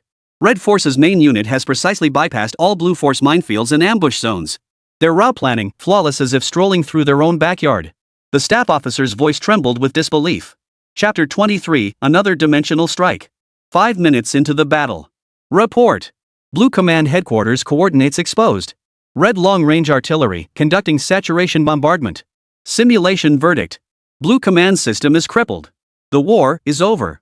As the final 3 words echoed, the command center fell so silent you could hear a pin drop. Everyone stood frozen in place, staring blankly at the glaring words Red Force's victory on the screen. A division-level simulated confrontation, featuring China's most advanced tactics and equipment, had been crushed in a mere 5 minutes. Blue Force stood exposed like a naked, blind man before Red Force, with no secrets left to hide. Li Chao slowly sank back into his chair, feeling a chill run through his body, followed by an uncontrollable surge of fervor. During the simulation, Red had barely employed any tactics, yet they had swept through the battlefield as if entering uninhabited territory. Everyone present fell into a prolonged silence. The tactics and technology employed by the blue team had been refined through countless reviews by their staff officers and experts. Now, in the face of the enemy's technology, they seemed as immature as infants. All their previous combat techniques had been rendered useless by the enemy's advanced technology. Your thermal goggles are impressive, but they only work if you can see people to detect them. You have the electronic map of this area, but their 3D map projection directly in front of their goggles? Even a 3-year-old could navigate it effortlessly. At that moment, every person present shared a single thought. This is truly terrifying. Li Chao breathed a sigh of relief. Thank goodness this person is Chinese. They were relieved they wouldn't have to face Lin Mo as an enemy. Inside the Momo factory office, Xinxing's phone buzzed. A message popped up. Pushing forward with full force. Let me know if you need anything. The sender was Li Chao. Xinxing turned off her phone and exhaled a long breath. Watching the man across from her, his laptop open, his expression stern, yet utterly engrossed in a game of solitaire, a storm of emotions surged within her. Lin Mo. That name weighed on the hearts of every contemporary scientific genius like a mountain, yet it also served as a beacon, illuminating the path of research for all. She still vividly remembered the shock she felt yesterday upon first hearing about the Zodiac project. That plan was grand, meticulous, and brimming with the foresight of a strategist. It deconstructed the single piece of equipment known as the feathered robe into a complete, clearly divided future warfare system. At the time, Xinxing believed it represented the pinnacle of Lin Mo's thinking, the most brilliant military concept she would ever witness in her lifetime. She was proven wrong. No matter how grand the Zodiac project was, it was merely an optimization and upgrade built upon the feather robe platform. Today, however, the man casually proposed contact lenses designed to make VR gaming more fun, a concept that once again shattered her understanding. A tactical marvel granting every soldier a god's eye view. If he wanted it, he could make it happen. But how exactly did he pull it off? From the morphing, exoskeleton-like feather robe, to the specialized, fully integrated Zodiac project, and now this heavenly eye capable of rewriting every battlefield rule. Each one felt like it had been plucked straight from the future. Xinxing even arrived at an absurd conclusion. This nation, this era, all of it was being forcibly dragged forward by Lin Mo alone, hurtling toward an unknown future. And he himself had become both a witness and participant in this monumental era. Army Headquarters, Operations Command Center. Li Chao had just returned to his office after a simulated combat exercise, his expression still charged with excitement. But as he pushed open the door, he found several generals seated inside, seemingly waiting for him. Reporting, Commander. The committee meeting has just concluded, and the highest directive has been issued. As soon as he returned, a communications officer handed him a document stamped with the bright red seal top secret. Li Chao tore open the envelope and pulled out the order inside. A single glance caused his pupils to contract sharply, unleashing a torrent of murderous intent from his body. The temperature in the entire command center seemed to drop several degrees.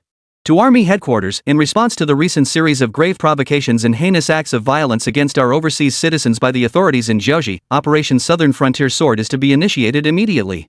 Launch a resolute defensive counterattack to uphold national dignity and safeguard the safety of our people. Deploy troops. It had finally come to this. Li Chao felt no surprise. He slammed the order document onto the table, his gaze sweeping across all the generals present. The order has come down. We are deploying troops. The men nodded in unison. After being pushed to this extent, failing to deploy troops would be a betrayal of the nation and its people. Just then, another intelligence officer rushed in, also holding a document. Reporting to the commander. The Intelligence Bureau just released intelligence concerning the Jiaoxi region. Li Chao's eyes narrowed. Read it. Yes, sir.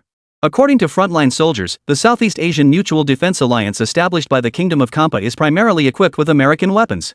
Furthermore, intelligence indicates that over a dozen former American military advisors have secretly infiltrated the Jiaoxi military to provide tactical guidance. Boom! The news exploded like a bomb within the command center. The United States again.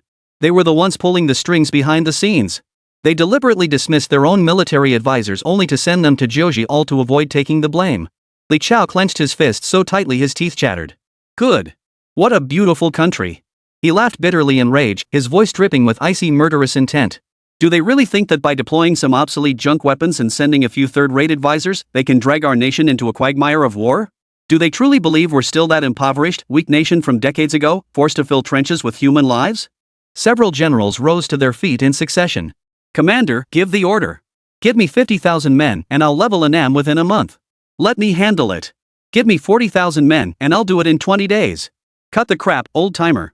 Give me 30,000 men, and I'll do it in 15 days. Li Qiao slammed his fist on the table and stood up abruptly. Enough! All of you. Zhao Shanhai.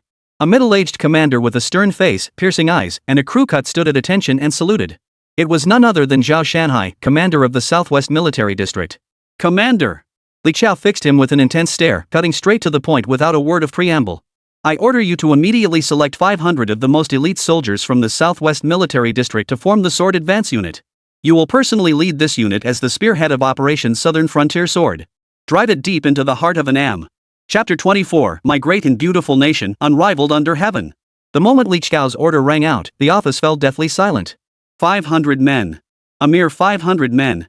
To confront a common defense alliance backed by the United States, amassing forces from multiple nations across the Indo-Chinese peninsula? This isn't going to war. It was a suicide mission. A general stammered for a long moment. Commander, isn't this a bit too rash? The terrain in the Annam region is treacherous. Even the United States suffered heavy losses there. 500 men? They wouldn't even make a splash. And they're backed by American advisors and equipment. Another hot-tempered general abruptly stood up. I object. This isn't a mission, it's sending our Southwest Military District's finest soldiers to be cannon fodder. In an instant, the command center erupted with protests, the atmosphere charged with fury. To them, this order was utterly absurd, the height of irresponsibility towards soldiers' lives. Li Qiao remained expressionless, saying nothing as he let them vent their emotions. At that moment, Chen Xieha, standing nearby, asked slowly, Are you considering using the feather robe? All eyes instantly turned to him. Only then did Li Qiao speak, his voice low and measured. I'll give you another 1,000 feather robes. Feather robes? 1,000. These two words seemed to possess infinite magic, instantly plunging the entire command center back into dead silence. Seconds later, waves of gasps echoed through the room. 1,000 for 500 men? Good heavens, does that mean every soldier gets two? One for combat, one as a spare? Or even, one for regular duty, one for special operations? The generals, who had been seething with indignation moments ago, saw their expressions shift from anger to calm, and then to an undeniable envy. The formidable power of the feathered robe was no longer a secret. Internal test reports from major military districts hailed it as a divine creation and the key to future warfare. It was a weapon capable of crushing all current individual soldier equipment with a dimension-lowering strike. Forget 2 per soldier, even equipping just 1 to each of these 500 men would make any unit green with envy. With quantities currently limited to the initial 20,000 units delivered by Lin Mo, even when major military districts requested testing, headquarters was stingy with allocations. With matters having reached this point, all previous doubts vanished into thin air. At the center of all eyes, Commander Zhao Shanhai of the Southwest Military Region, the resolute man who had remained silent throughout, stood ramrod straight. He stepped forward, rendered a military salute, and declared in a voice as resonant as a bell. We guarantee completion of the mission. Li Qiao nodded, his gaze fixed on Zhao Shanhai, filled with absolute trust. I give you 5 days to train your men properly before we march. Zhao Shanhai's eyes shone brightly as he spoke with unwavering conviction. Should we fail in this battle, I shall gladly offer my head. The next day, within a top-secret training base in the Southwest Military District, 500 elite soldiers, handpicked from hundreds of thousands of troops, stood in tense silence. Each stood tall, their eyes burning with a hunger for battle. Young warriors yearned for glory. They yearned to forge their own glory and that of their nation with the blood of their enemies. As metal boxes stamped with the words Momo Factory were opened one by one, every breath in the room caught. Inside lay not cold steel weapons, but ordinary-looking black t-shirts. Yet in every warrior's eyes, a wolf-like green light flared. Feathered robe. It really is the feather robe. A young warrior reached out, trembling as he touched the fabric. It felt cool and smooth, yet carried a searing heat. Zhao Shanhai stood atop the platform, surveying his troops. 2 per man, 1 standard combat model, 1 special stealth model. For 5 days, you will eat wearing them, sleep wearing them. I want you to make them your second skin. Yes, sir. The thunderous roar nearly shook the base's roof from its foundations. The next 5 days brought training intensity so extreme it bordered on the insane. In standard military training, a 5-kilometer armed cross-country run requires 26 minutes to pass and 23 minutes for excellence. But here, the requirement was a minimum 100 kilograms load for a 10 kilometers cross-country run, with 15 minutes for a pass and 12 minutes for an excellent score. Even so, countless soldiers achieved excellence and repeatedly shattered records. Clad in feathered armor, they effortlessly hoisted gear several times their body weight, moving with ghostly speed. Amidst the hail of bullets in simulated combat, they stroll as if in a garden. Real bullets strike their bodies, leaving not even a white mark. Meanwhile, a piece of news spread like wildfire across the global internet at astonishing speed. In response to provocations from the Southeast Asian Collective Defense Alliance, Manhwa has decided to launch a defensive counterattack, deploying an advance force of just 500 personnel. The announcement sent shockwaves across the world. On social media platforms like If Not Dead, mockery instantly drowned out all else. 500? Did I read that right? Did China send a tourist group to Annam? Ha, this is the biggest military joke of the century. Have they forgotten how the United States got thoroughly humiliated in the jungles of Vietnam? Even our mighty Republic of Korea wouldn't dare pull this stunt. Where'd China get the nerve? Daring to insult our universe's strongest nation, Vietnam, with a mere 500 men? Prepare to face our wrath. Countless mocking comments and jeers erupted. Yet, in response to these trolls, many netizens who had never previously bypassed the Great Firewall scrambled to find VPNs and joined the fray outside the Great Firewall. You fools know nothing about power. A few insignificant nations on the Indo-Chinese peninsula? They don't need that many troops. Japan and Korea, don't run away. After we finish off Indochina, we might just come for you next. LOL, a bunch of small countries with rabble armies, all united under the US's instigation and suddenly feeling confident? Who gave you the courage? One glance tells all certified, poet of the May Queen's court. A war without gunpowder erupted first on the internet. Countless Chinese netizens spontaneously organized, wielding fiery rhetoric to defend their nation's dignity as they clashed fiercely with trolls worldwide. They firmly believed, if the nation dared to send only 500 men, it must have absolute confidence in victory. Within the beautiful nation, Cliff was discussing matters concerning the Indochina Peninsula with several parliamentarians. Honorable members, rest assured. Though the scale of this operation has exceeded our control, if China dares to deploy only 500 troops, I will ensure every last one of them perishes on the Indochinese peninsula. One legislator frowned slightly. If China dares to do this, they must have some assurance. Are you certain they haven't developed some new technology? Cliff waved his hands dismissively. With them? Even if they did develop new technology, they could never catch up to my beautiful country. Our great United States is unrivaled under heaven. Chapter 25, the 500-man combat video. China deployed only 500 troops. This news exploded like a nuclear bomb. Initially, it didn't cause a huge stir in the global internet discourse. But as time passed, the topic China's latest military technology surged to the top of trending searches worldwide. Even those who normally avoided the news began turning their attention to this topic. The reason was simple: the Huaguo government had always acted with extreme caution. Facing war after such a long hiatus, its sudden boldness inevitably raised suspicions about what backing it truly possessed. The five nations of the Indochinese peninsula, while not major powers individually, united would form a formidable force. Take the leading nation, Annam, for example.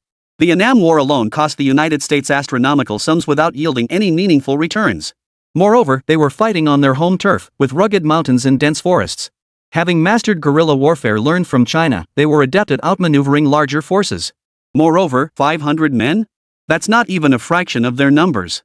The Chinese government doesn't seem like the type to do something this inexplicable. They must have something backing them up. But this theory was quickly dismissed. Impossible. Exoskeleton research was just banned recently. Didn't you see how furious the Chinese ambassador was back then? Their drones are impressive, but at best they're on par with the US, hardly an advantage. Could it be they know Chinese martial arts? It's possible, highly likely, even 9/10 likely. On the fifth day, as the global online frenzy reached its peak, all official media platforms in China simultaneously and silently released a video. No preview. No extra text. Only a title. Global notice regarding technical specifications of the Feathered Road project. In an instant, the entire internet seemed to hit pause. Countless fingers poised to type sarcastic comments froze mid-air. Everyone froze. The next second, global network traffic surged like a burst dam, flooding toward the video's playback page. Beautiful country, CIA headquarters. Cliff held a glass of bourbon whiskey, feeling more at ease than ever before. These past few days had been nerve-wracking. Those fools in Vietnam had actually dared to publicly kill Chinese nationals, completely enraging the Chinese government. He genuinely feared China might, in a fit of rage, mobilize 1 million troops to press against the border. If that happened, as the instigator, he'd undoubtedly be pushed forward as a scapegoat by the old guard in the Senate, used and discarded. But now, he was completely at ease. Director, Intelligence has been repeatedly confirmed. China's first advance team truly consists of only 500 personnel. A subordinate reported respectfully. Ha ha ha ha. Cliff burst into laughter, his wrinkled face smoothing out. 500.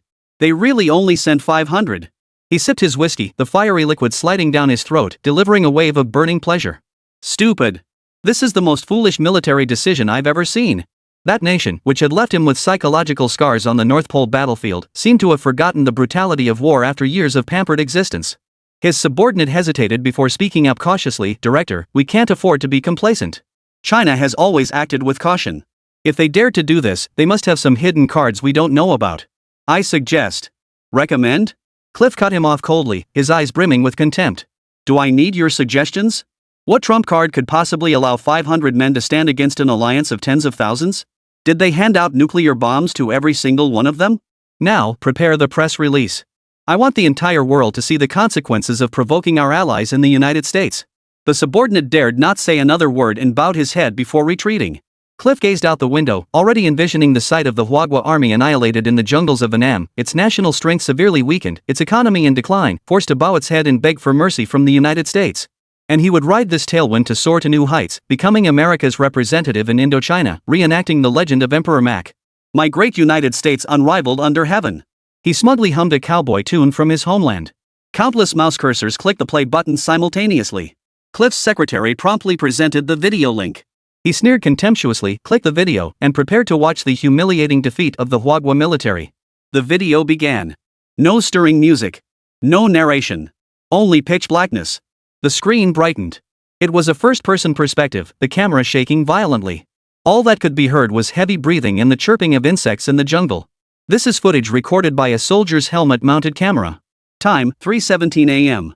Location, northern border of Annam, Hill 237. In the footage, dozens of Kaothi soldiers surround a campfire, drinking alcohol and bragging, their guns carelessly tossed aside. Their incomprehensible language carried a palpable edge of mockery. The camera slowly pans as the protagonist approaches the bonfire without making a sound. The Annamite soldiers remain utterly unconcerned, continuing their activities as if they hadn't noticed anyone at all. The next second, a gleaming military dagger silently sliced through a sentry's throat. Blood mist erupted. The slaughter begins. Only then did the audience realize there was more than one Huagua soldier in the scene. Dozens of figures flickered in and out of the jungle shadows, ghostly and silent. To prevent friendly fire, they all used military knives. The Annamite soldiers didn't even have time to scream before their lives were ended in their sleep or drunken stupor. Some who regained their senses grabbed their weapons, but drew their swords in confusion, unsure where to aim. Within 30 seconds, the entire camp fell deathly silent. Team A, mission accomplished. A deep voice echoed as a hand reached out to shut off the camera. The video feed shifted. A young Chinese soldier's face filled the frame. "Guys, let's keep it simple, just take out a few of them, okay?" With that, he clipped the camera to his chest and strode confidently toward a 6-man enemy squad. The enemies seemed to be blind to his presence, showing no reaction whatsoever. Only when he was right in front of them did he deactivate the cloaking function of his feathered robe. The enemy soldiers were startled and immediately raised their rifles to fire. Rat-a-tat-tat-tat. Viewers watching the feed couldn't help but feel a tightening in their stomachs. This was the first time in the video that a soldier had faced bullets head-on. No one needed to guess the next second would surely be a bloody mess. Some viewers couldn't bear to watch and considered closing the video, but ultimately, trusting the official source, they chose to keep watching. Chapter 26, 1 against 1,000, the world stunned. Gunfire echoed relentlessly, countless spent shells clattering to the ground. As bullets hurtled toward the camera, something blocked them mere inches away, halting their advance. "Damn it, be careful. This suit is priceless. If it gets ruined, the commander will kill me when I get back." The man's voice rang out again, unwavering despite the hail of bullets. As viewers watching the feed felt a surge of excitement, a nagging question also formed in their minds. What the hell? In the video, the 6 enemy soldiers stood with their mouths agape, their faces frozen in shock. They trembled as they stared at the man, as if they had seen a ghost. Then, the man pulled out a rifle, fired one bullet into each of them, and ended their terror. He adjusted the camera once more, pointing it directly at his own face and scathed. The video flickered again. Time, 10:42 a.m. Location, Jolin River Valley. This time, it was a distant aerial shot. A mechanized infantry company equipped with American weapons marched confidently along the highway. The flags behind them were a chaotic mix, some bearing the flag of Annam, others the white elephant, and still others representing various nations. Suddenly, intense gunfire erupts from the slopes flanking the highway. Heavy machine guns spewed fire like mad. RPG tail flames streaked across the sky. It was a classic ambush. Yet strangely, not a single Chinese soldier was visible in the scene. Bullets and shells seemed to fly out of the empty woods as if by themselves. The Annamite forces were instantly stunned. They fired back frantically into the woods, bullets tearing through trees and sending splinters flying. But it was all in vain. They couldn't find the enemy. A hysterical Joji officer bellowed into his radio. "Where are they? Fire! Fire into the woods!" "Reporting, sir. We can't see them. They're ghosts. They're demons." The video feed switched to the perspective of a Chinese soldier. He lay prone at a perfect sniper position, his feathered cloak now blending seamlessly with the surrounding rocks in both color and texture. He calmly pulled the trigger. Thousands of miles away, a screaming anime commander's head explodes like a watermelon. The scene shifts again. This time, it was the main battlefield. A 5-man squad from Huagua was surrounded. Bullets from the Joji army poured down like rain. Yet, the 5 Huagua soldiers walked through the hail of bullets with deliberate, unhurried steps, as if strolling through a garden. Bullets struck their black combat uniforms, bouncing off effortlessly without even sparking a single spatter. Their weapons were precise and deadly. With every shot fired, an enemy inevitably fell. This was not combat. It was a massacre. It was like watching adults beat up kindergartners. After the battle, behind them lay the corpses of 1,000 Annamite soldiers and the burning wreckage of American military equipment. Video ends. Black screen. The entire world fell silent. Foreign netizens who had been reveling in mockery moments before now fell silent, like chickens with their throats squeezed shut, unable to utter a single word. Minutes later, the internet thawed, erupting with a tsunami of comments. "Holy! What did I just witness? This must be movie special effects. It can't be real. The Chinese made a sci-fi flick to scare us. No. This isn't special effects. Those explosions and deaths are too real. Invisibility? Bulletproof? Are they humans or monsters? I take back everything I said before. I apologize. Please don't send those monsters to our country. They simply couldn't accept the Chinese military's absurdly exaggerated combat prowess. 5 men taking on 1,000. Is this even possible with modern technology? Even if China dropped a nuclear bomb right there, it wouldn't have caused such profound shock in their hearts. These special forces soldiers, ghostly and elusive yet standing as immovable as Mount Tai before countless enemies, seemed to stand before them, delivering a brutal slap to the faces of those who had mocked China. In past wars, no matter how much they barked online, it never touched them. But now, with this technology, who could guarantee China wouldn't track down their identities and send an assassin to chop off their heads before calmly walking away? After all, if there were no military operations, they'd be idle anyway. Demon, I hereby renounce my American citizenship and formally apply to join China. On behalf of Little France, I salute first and surrender with both hands. I'm currently within Annam's borders, someone save me. I don't want to wake up dead in bed one day. The most panicked at this moment were undoubtedly the people of Little Japan. Other nations merely harbored apprehension, but they knew all too well what fate awaited their country once China possessed overwhelming military might. Within moments, Little Japan's Immigration Bureau received tens of thousands of applications. Meanwhile, across China's internet, red flags were already fluttering everywhere, drums and gongs blared, crowds filled the streets, and firecrackers exploded in unison. Those who had been arguing with foreigners earlier had now gone silent at lightning speed, terrified of drawing the attention of the Chinese authorities. Awesome. Absolutely awesome. That's how you fight. Those who offend China shall be punished, no matter how far they flee. Our ancestors were truly right. Where are those bastards who mocked us before? Come out and show your faces. This is our Chinese special forces, truly special and extraordinary. Holy, this is insane. When they speak, they make a splash. I knew the Chinese government wouldn't send 500 men to their deaths, they must have something up their sleeves. If I were Vietnamese, I'd be scared. Thank God I was born in China. This revelation is utterly mind-blowing. An invisible special forces unit impervious to blades and bullets, something only seen in sci-fi movies, has actually materialized in reality. This time, to ensure the video's authenticity, the Chinese government made an unprecedented move. No censorship codes were applied. The blood-soaked scenes were presented raw and unfiltered before everyone's eyes. Witnessing the carnage of war, many viewers were viscerally sickened. But what was even more unsettling than the gore was the profound sense of despair. The soldiers of the Southeast Asian Common Defense Alliance in the footage hadn't done anything wrong, they were simply walking down a public street. Suddenly ambushed, they were slaughtered like roadside dogs within mere minutes. CIA headquarters. Cliff stared blankly at the screen as it went dark, his face ashen. The whiskey glass in his hand slipped silently from his grasp. Clink. The glass landed on the expensive carpet, not shattering but emitting a dull thud. The phone beside him rang, sounding like a funeral bell tolling for him. Chapter 27. Whoever devised this scheme must have hired a mastermind. The number was an encrypted line from Congress. Cliff's body stiffened like stone. He mechanically turned his head to stare at the red phone, as if gazing upon a verdict from hell. He didn't want to answer. He knew what awaited him on the other end. But the ringing persisted relentlessly, each chime more urgent, more piercing than the last. Finally, his hands trembling, he lifted the receiver. Cliff. A thunderous voice of fury exploded in his ear. Senator McMC, chairman of the Senate Armed Services Committee. That political ally who'd been calling him brother and slinging his arm around his shoulders at cocktail parties. You bastard. What the hell have you done? Cliff opened his mouth, his throat parched, unable to utter a single word. Answer me. You moron who dragged this country into the abyss. Did you watch that video of the Huagua people? I saw it, Mr. Senator. You saw it? Did you understand it? McConnell's voice dripped with undisguised murderous intent. Did you see how badly you've screwed over our beautiful country, you moron? Stealth. Bulletproof. What the hell is that thing? Is that even technology that should exist on this planet? Didn't you solemnly swear to me, to the entire committee, that China lagged at least a decade behind us in individual soldier equipment? A decade? Is this the 10-year gap you promised? Cliff tried to protest, but the words choked in his throat. Shut your filthy mouth and listen to me. Congressman Mack cut him off. You incited the Vietnamese to their deaths, handing over a pile of American equipment to that bunch of useless fools. Now that gear has become live targets for China's new weapons. The whole world is laughing at us. Cliff, mark my words, at tomorrow's hearing, you better come up with a way to explain this to Congress. Otherwise, I guarantee you won't get off lightly. Beep, beep, beep. The phone was slammed down. Cliff stood frozen in place, clutching the cold receiver, his mind a blank. It's over. Everything was over. He slumped into his chair, staring blankly ahead. How could he not know he'd been discarded like a pawn? Memories of the North Korean battlefield surged like a tidal wave. Those figures charging through the freezing snow in thin cotton uniforms, that young yet resolute face that had haunted him for a lifetime. But compared to today, that nightmare seemed like a warm fairy tale. Back then, though the enemy's will was as hard as steel, their weapons and equipment were outdated.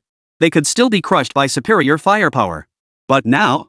He recalled every detail from the video. Those figures moving through the jungle like ghosts. Soldiers who strolled through hails of bullets as if they were nothing. They were not human. How could the Chinese suddenly possess such advanced technology? It defies logic. It's unscientific.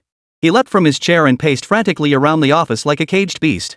His mind raced, desperately seeking a rational explanation for the incomprehensible events unfolding before him. Did they recover a crashed UFO? Or had they struck a secret deal with some extraterrestrial civilization? No, that's ridiculous. Cliff shook his head, forcing himself to calm down. Intelligence. It must be intelligence. He pulled up all intelligence briefings on China's cutting-edge materials and exoskeleton technology. Scanning through each one, every report pointed to the same conclusion: China, constrained by bottlenecks in materials science and energy, remained far from practical application in this field. Wait, exoskeletons? The dead memories began to assault him. The United Nations. That proposal meeting led by the United States, aimed at restricting global exoskeleton technology development. He remembered. Fu Ming, China's ambassador to the UN, that fat man had appeared overwhelmed with grief and indignation and argued passionately at the meeting. The smug, arrogant satisfaction on the American ambassador's face after the proposal passed, like a cat toying with a mouse. Years of political experience sharpened his mind, allowing him to quickly discern the intricate schemes at play. They believed themselves superior, manipulating their opponents at will. But now it seemed. Who was the mouse being toyed with? Exoskeleton. You call this a damn exoskeleton? Cliff's lips trembled as an intense chill washed over his entire body. The Chinese had long been aware of their technological approach, perfectly sidestepping the very definition of an exoskeleton. Their performance at the United Nations was a calculated ploy to lure the United States, to lure the entire Western world into digging their own graves. They had personally banned all rivals from researching the previous generation's technology, while China had already equipped itself with the next generation's divine weapon. Put. Cliff couldn't hold it in any longer. The air caught in his throat, and a sweet taste filled his mouth as he coughed up a mouthful of blood, staining the carpet before him crimson. He had lost. He was utterly defeated. He was utterly crushed. He wasn't just a military failure, he was a strategic clown. A fool who had been played like a puppet by his opponent before the eyes of the entire world. That evening. The White House Oval Office. The atmosphere was oppressively tense. The resolute desk stood empty. The Secretary of Defense, Secretary of State, Chairman of the Joint Chiefs of Staff, Director of National Intelligence, and other high-ranking officials of the United States sat in their chairs, heads bowed. Across from them sat a group of impeccably dressed individuals radiating formidable presence. They were the CEO of Lockheed, the Chairman of Raytheon, and the President of Northrop Grumman. They were among the true masters of this nation. Representatives of the military-industrial complex. On the massive screen in the office, the video feed from China played on a loop. The sound remained muted. All that was visible to everyone was the silent slaughter and the stark, despair-inducing technological gap. Enough! The silver-haired CEO of Lockheed Martin, a man named Davis, slammed his fist on the table, halting the playback. His voice brimmed with uncontrollable fury. Mr. President, generals, I demand to know what the hell is going on here? Our company invests tens of billions of dollars annually in developing advanced exoskeleton systems. Your Department of Defense tells us these are the world's most advanced individual combat systems. He pointed at the bulletproof Chinese soldier on the screen. Now, who among you can tell me what our costly treasures amount to compared to that suit they're wearing? A pile of expensive junk? In the beautiful nation, long dependent on war profits, capitalists led by the military-industrial complex held absolute dominance. Before their colossal fortunes, even the parliament's lords had to lower their toasting glasses 3 inches. Chapter 28, Damn. That feels good. The chairman of Thor Industries also stood up, his face equally grim. Our stock price plummeted over 15% within 3 hours of that video release. 15%. And this is only the beginning. Clients worldwide are calling to ask if our nation's weapons have become a laughingstock. The entire world is mocking us, added the president of Northrop Grumman. They're mocking our intelligence system for being a sieve, mocking our strategic division for being a bunch of idiots, mocking our high-tech weapons for being utterly useless against the Chinese. The condemnations came in waves. These arms giants were truly furious. This wasn't just about national pride, it was directly tied to their bottom lines. As America's largest arms manufacturers, they effectively monopolized 80% of the global military market. China's move effectively declared the death sentence for all their ongoing development projects and even those already in production for individual soldier equipment. The astronomical sums invested in R&D vanished into thin air. Moreover, when nations seek to acquire weaponry in the future, their first thought will no longer be the United States, but China, the nation capable of creating such devastating weapons. The Secretary of Defense spoke with evident difficulty. Gentlemen, we acknowledge this is an unprecedented intelligence failure. Failure? Davis sneered coldly. General, this isn't failure, it's disgrace. It's a disgrace to the entire military and technological system of the United States. The president finally spoke, his voice hoarse and weary. Then, what suggestions do you have? Condemnation. We must strongly condemn China's actions at the United Nations and every international forum, the Secretary of State declared immediately. Hiding such disruptive military technology poses a grave threat to world peace. Condemnation? The chairman of Thor Industries stared at him as if he were an idiot. On what grounds? Condemn them for having exoskeletons superior to ours? Or condemn them for retaliating after our allies massacred their civilians? Then restrict their research, the Secretary of State slapped his thigh. We passed a resolution restricting exoskeleton research before we can use that to force them to share their technology. Davis took a deep breath, weary of his own foolishness. Restricting exoskeleton technology? Does that suit look like an exoskeleton to you? Silence fell over the office once more. Right. It was merely a suit of armor at best, a bulletproof vest. Unless the United States decided to throw a tantrum and pass a resolution specifically targeting China's advancement in this technology. Otherwise, they couldn't find any justification to restrict China. They've made everything airtight. In warfare, self-defense and counterattack are perfectly justified. In technology, they've perfectly circumvented every restriction the United States has imposed. They are like a top chess player, calculating 100 moves ahead. The United States, believing it has mastered the rules of the game, is in fact stepping precisely where others have calculated. The chairman of the Joint Chiefs of Staff, a battle-hardened veteran, spoke in a grave tone. We cannot sit idly by. I recommend immediately activating the highest-level contingency plan. We must establish a special task force to crack this technology at any cost. Crack it? Davis shook his head with a bitter smile. General, do you even know what we're dealing with? Whether it's optical camouflage or lightweight yet powerful ballistic protection. Pick any one of those, and we're still stuck in the theoretical lab phase. They've already mass-produced it. How long would that take? 10 years? 20? What will the world look like after that? What will be left of our nation's hegemony? This cutting remark sent a chill through everyone present. For the first time, they realized how fragile their cherished technological, military, and economic supremacy appeared when confronted with an absolute, generational leap in technology. Across the global internet, after a brief period of dead silence and fervent discussions about the uniforms worn by the Chinese soldiers, the prevailing sentiment began shifting towards something even more bizarre and spine-chilling. It started with a video on a certain domestic pink bullet screen website. The uploader was a blogger known for his sharp commentary on international affairs. Like everyone else, I initially focused on the soldiers' uniforms. But yesterday, I came across a news report. Just 1 month ago, the United Nations passed a resolution restricting military exoskeleton technology. This post, like a pebble tossed into a deep pool, instantly sent ripples across the surface. At first, most people were slow to react. Exoskeletons? What does that have to do with uniforms? Yeah, I remember our diplomat getting bullied so badly back then. He almost slammed his fist on the table and yelled at the UN. In the end, he reluctantly cast an abstention vote. Wait. Finally, someone grasped the crux of the matter. Holy. I get it now. It's a bold strategy. This is a bold strategy. What does the proposal restrict? Exoskeleton technology. A term with a clear definition and technical form. But no matter what name the Chinese government gives this suit, it absolutely has nothing to do with exoskeletons. They used precise wordplay to perfectly sidestep the trap they themselves had set. In an instant, it felt like lightning had struck everyone's skulls. As this argument spread like wildfire, internet users worldwide collectively experienced what it meant to be intellectually crushed. Countless people frantically flooded news archives, digging up the video footage of that UN conference. On screen, Ambassador Fu Ming's Mithraea-like face was etched with bitter resentment, unwillingness, and humiliation. Each of his passionate objections, each heart-wrenching plea, now appeared like an Oscar-worthy performance.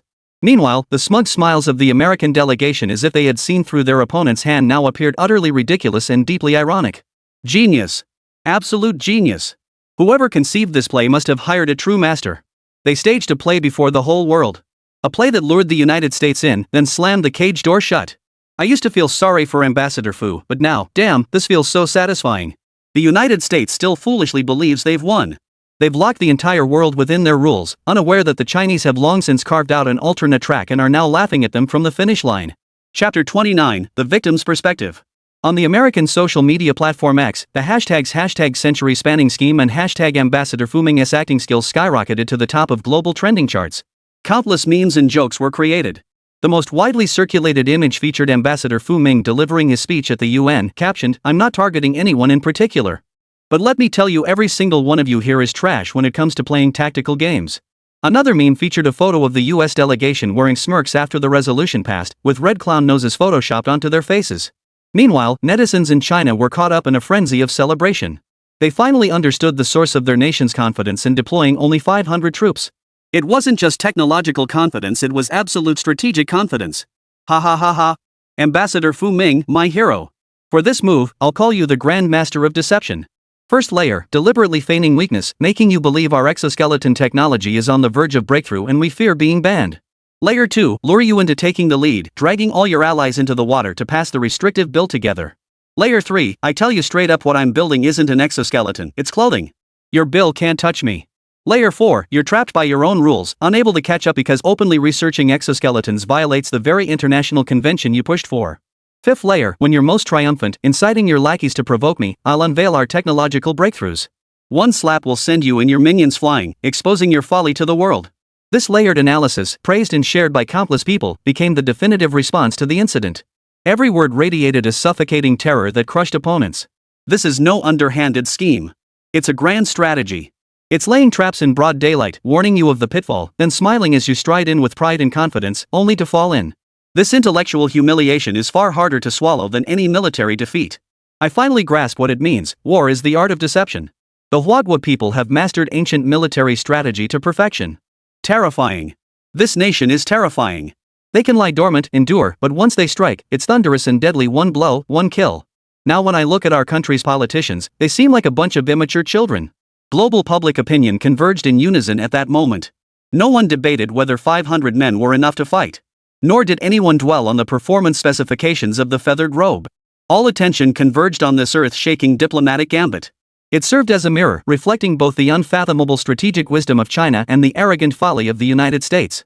Before the first shot was even fired, China had already won this war. It was a complete and utter victory. If the official video released by China was a meticulously staged military spectacle, a display of muscle meant to proclaim strength and deter adversaries, then, a day later, another video leaked from the dark web was nothing less than a bloody, terrifying documentary. Its title was simple: Field Footage of Jiaozhi Soldiers. The footage originated from a personal battlefield recorder belonging to a Jiaozhi soldier, recovered by local residents and subsequently released. No editing. No soundtrack. Just the raw footage and audio. The footage begins. The camera shakes violently as the face of a young Kampa soldier, his face painted with camouflage oil, fills the entire screen. Panting heavily as he navigates the dense rainforest where sunlight barely penetrates, he addresses the camera with thick foliage stretching behind him. Damn it, I got separated from the main force. He spat out a mouthful of betel nut residue, then smoothly cycled the bolt of his gleaming American-made M16 rifle. A brand new tactical flashlight hung from the receiver, a recent upgrade from the American advisors. But it's no big deal, he grinned, revealing teeth stained a dull yellow. This damn jungle? I grew up playing in it. It's no different from my backyard. Once I find the main force, I'll grab a few of those Chinese bastards to play with. Let them know whose turf this really is. As he spoke, he hacked through the vines blocking his path with his machete, the camera swaying with his every step. The soldier seemed utterly unconcerned about his predicament, even finding time to show off his jungle warfare skills learned from American advisors to the camera, his tone dripping with smug satisfaction. See this? This is how you lay booby traps. With the simplest materials, you can make those pampered Chinese soldiers' feet explode. Ha! He pointed the tip of his machete at a spot on the ground cleverly camouflaged by fallen leaves. They're 500 men? Not even enough to fill the teeth of one of our reinforced battalions. The early part of the video had the light-hearted feel of a poorly executed outdoor adventure livestream. However, the tone shifted abruptly at the 3-minute mark. He emerged from the jungle and approached a muddy dirt road. Then, his entire body froze. The camera froze too, as if the very air had solidified. On the road, beside the road, as far as the eye could see, hundreds of bodies lay scattered haphazardly. All of them were his comrades in arms. All of them had been part of the large force that had just been bragging and joking with him moments ago, mocking the Chinese for their reckless disregard for death. Blood had already congealed, staining the yellow earth with patches of terrifying color. The air was thick with the acrid smell of rust and gunpowder. Dismembered limbs and shattered remains littered the ground like discarded trash. The brand new American weapons and equipment lay unused, now nothing but scrap metal. The faces of every comrade bore the frozen terror and bewilderment of their final moments. Most of them never even had a chance to fire a shot. It seemed as though, until the very moment death seized their throats, they never knew where the enemy had come from. No, impossible. Ruan Tian. Li Di Shao. The soldiers' cries for their comrades began to tremble violently. The arrogance that had filled them moments before vanished instantly, as if a bucket of ice water had been poured over them from head to toe. His hands shook like sieve flour, barely able to hold his rifle. Who did this? He stumbled backward step by step, retreating into the shadows of the jungle, back into the familiar environment he knew. Fear coiled like a vine, tightening around his heart until he could barely breathe. Shoo! A faint, almost inaudible footstep sounded from his left rear. Like someone had accidentally crushed a dry leaf. He spun around, reflexively pointing his gun toward the source of the sound. There, no one stood. Only the wind rustled through the leaves, creating a soft, rustling sound. Who's there? Show yourself. Chapter 30, I want to immigrate to China. The soldier shouted hoarsely, his voice trembling with extreme fear, even breaking in places. No one answered him. In the jungle, only his own heavy breathing echoed through the deathly silence. Rustle. Another rustle. This time, it came from his right.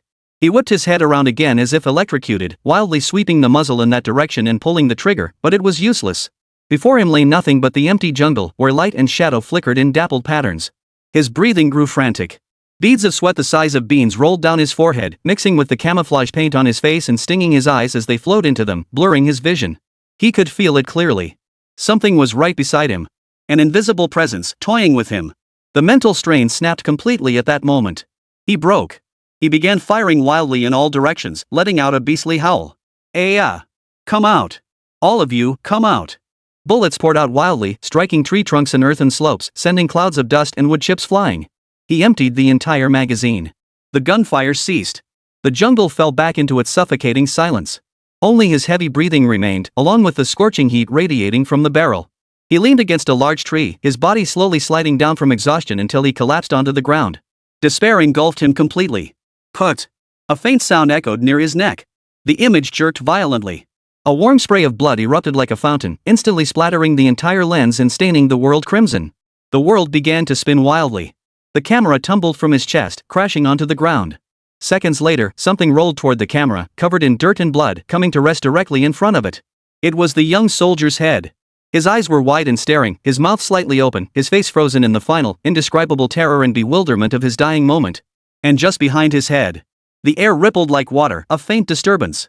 A Chinese soldier in pure black combat fatigues, with a crew cut, slowly materialized from a completely transparent state. His face bore no expression, cold as ice. He calmly shook the blood from his combat knife, his sharp eyes scanning the surrounding jungle with vigilance. After confirming no other threats, he didn't even glance at the headless corpse on the ground or the rolling head. He turned and reactivated the invisibility function of his feather robe. His form rippled like water, gradually fading until he blended completely with the surroundings. Video ends. Like a plague, this footage spread across the entire internet within mere hours. Previous videos could be debated for their special effects, analyzed for tactics, or dismissed as high-tech fireworks displays. But this one was different. It was too real. So real that every viewer felt a chill run down their spine. No stirring soundtrack, only the gasping breaths of that Annamite soldier, shifting from confidence to utter collapse, and the suffocating silence of the jungle. Shifting the perspective away from the Hwagwa warrior, what people see is no longer an invincible super soldier, but a prey being toyed with and killed alive in the face of unknown terror. That despair watching death descend while never even catching a glimpse of the enemy was conveyed with precision through the lens to every person watching. Within an hour of the footage surfacing, the world's largest military forum crashed 3 times. This isn't war, it's a hunt. A one-sided hunt. I replayed it 30 times. Before that Hwagwa soldier appeared, there was no optical distortion in the air, no energy fluctuations whatsoever. How did he achieve perfect invisibility? This defies physics. Physics? Discussing physics with the Chinese? They're talking theology with us now. It's over, completely over. All radar, thermal imaging, motion sensors, they're all scrap metal against China. Modern warfare's reconnaissance systems have been thrown back to the Stone Age overnight. Panic spread through every heart outside China. Especially those who had mocked China now frantically deleting comments and posts, terrified of being held accountable for any criticism. But the most terrified were the nations embroiled in territorial disputes or historical grievances with Hwagwa. Japanese social media was filled with wails of despair. Damn it! If they had this technology, why didn't they deploy it sooner? How can we possibly stand against them now? Hurry! Apologize to the Chinese embassy immediately. We must reach an agreement on the Diaoyu Islands issue right now, this very minute. Emigrate. I'm emigrating right now. I don't want to wake up one day to find a Chinese soldier standing by my bed. The storm unleashed by this video ultimately coalesced into a problem that kept every Western intelligence agency awake at night. What the hell is this thing? The White House, Oval Office. The group of national leaders, scientific experts, and heads of the military-industrial complex had been sitting here all day. Every face bore an expression of utter disbelief. As heavyweights in politics and science, they had access to vast and comprehensive intelligence, knowing far more than the average person. Yet sometimes, the more one knows, the deeper the despair. They had already learned that this miraculous garment was called the feather robe. They also knew it had evolved through generations and featured different variants. They also knew that the Southeast Asian Collective Defense Alliance, formed by 5 nations of the Indochinese Peninsula, had been utterly crushed on the very second day of the war. China truly kept its word. With only 500 troops deployed, they crushed the combined forces of over 300,000 soldiers from 5 nations within a single day. Though not entirely annihilated, the remaining soldiers had lost all will to fight, preferring surrender to further confrontation with Hwagwa. They even intercepted specific intelligence. This operation had required only 1,000 feathered armors. Once such technology became fully integrated into Hwagwa's military, they dared not contemplate the consequences. It could be said that, at this juncture, the United States had truly reached a moment of life and death peril. Even the seasoned politicians who had sat beside nuclear warheads during the Cold War, locked in standoff with the Soviet Union, now felt despair. Since its founding, the United States had always leveraged its institutional advantages and massive initial capital accumulation to deliver dimensional strikes against other nations. At worst, they might face a stalemate, but where in history had anyone ever been subjected to such a devastating blow? Where the hell did these damn Chinese get such advanced technology? They're clearly this advanced, yet we've heard nothing about them before. How did they pull this off? Chapter 31, The Prometheus Project. The U.S. Secretary of State's face was grim as his fingers drummed incessantly on the armrest. We can't wait any longer. His hoarse voice broke the dead silence. That feathered robe and everything behind it in China, we must uncover it all. Go get Cliff. A familiar voice spoke up. Senator McConnell, chairman of the Armed Services Committee. That useless fool? What's he good for? The Secretary of State's gaze cut like a knife as it swept over McConnell's body. Before the military-industrial complex's financial backers, he cowered, but facing a senator, the Secretary of State's authority was fully displayed. Even if he is useless, we still need him. Let him redeem himself. Send him personally to lead a team to China to uncover every scrap of information on the feather robe. At any cost. Operation Codename Prometheus. One objective only, steal the spark from China. Mike flinched under the glare. What if we can't steal it? Then destroy the fire seed along with that fire god. The Secretary of State closed his eyes, waved his hand, and said not another word. He didn't know if this decision was right or wrong. But he knew this moment marked the opening of Pandora's box by his own hand. The following evening. Hwagwa, Haicheng. The expansion project at the Momo factory was in full swing, floodlights illuminating the entire site as bright as day. Military patrols guarded the perimeter, but the core defense system was still under construction. A dark figure, like a leaf blown by the wind, silently crossed an infrared sensor wall that hadn't yet been energized. Cliff's movements were remarkably agile.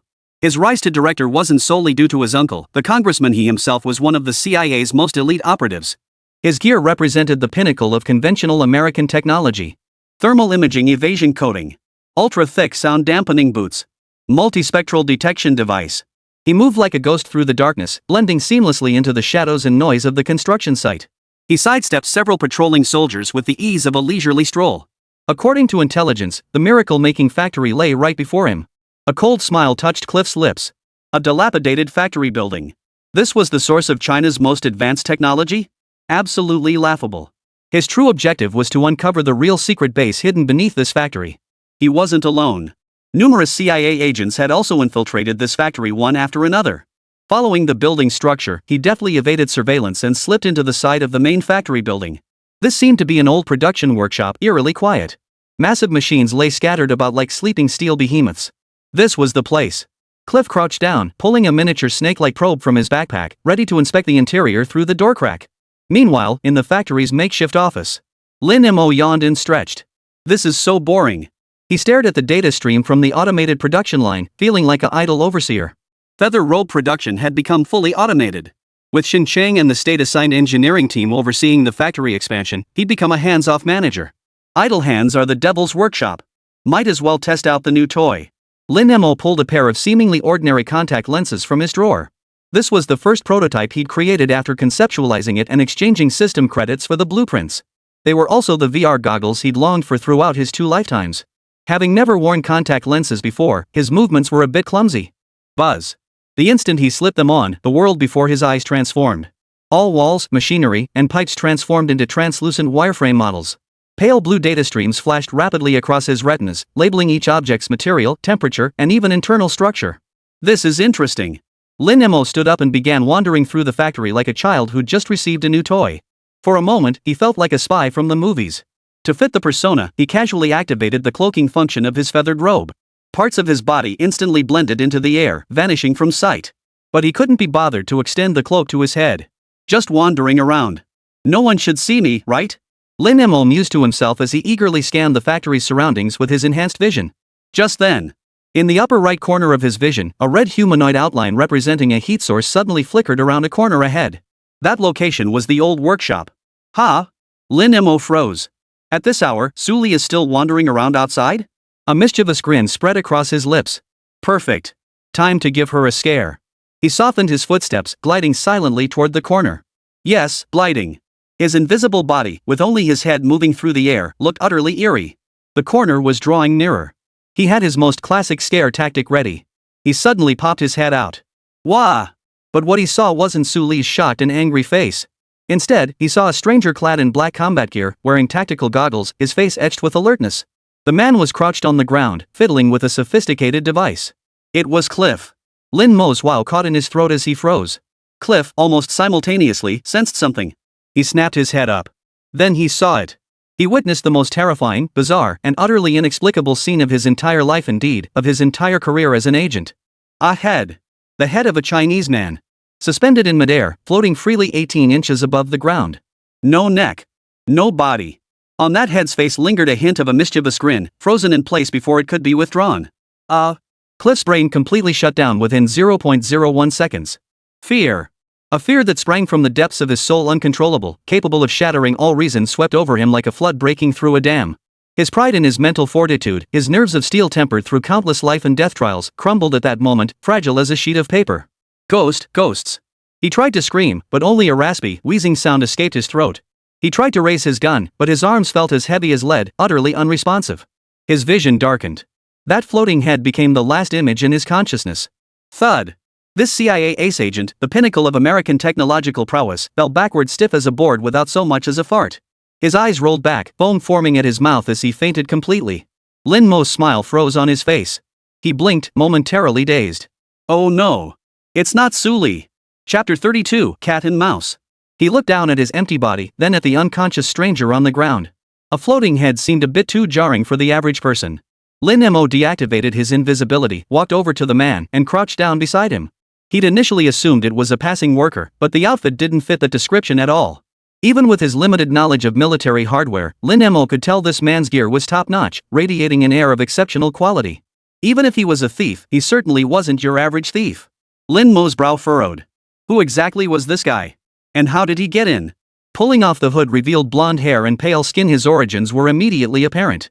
He dragged the man's feet like a dead dog, effortlessly hauling him into an unused storage room nearby.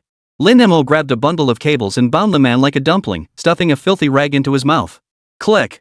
The door clicked shut behind him. After finishing all this, he brushed the dust off his hands. Now, it was time to deal with the real business. This man hadn't stumbled in by accident. There must be accomplices. Lin Mo's gaze turned icy. He readjusted his VR goggles.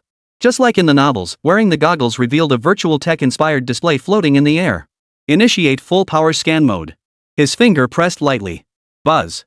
A wave of dizziness washed over him. After all, the glasses were merely an external device. Absorbing too much information at once could induce a discomfort akin to motion sickness.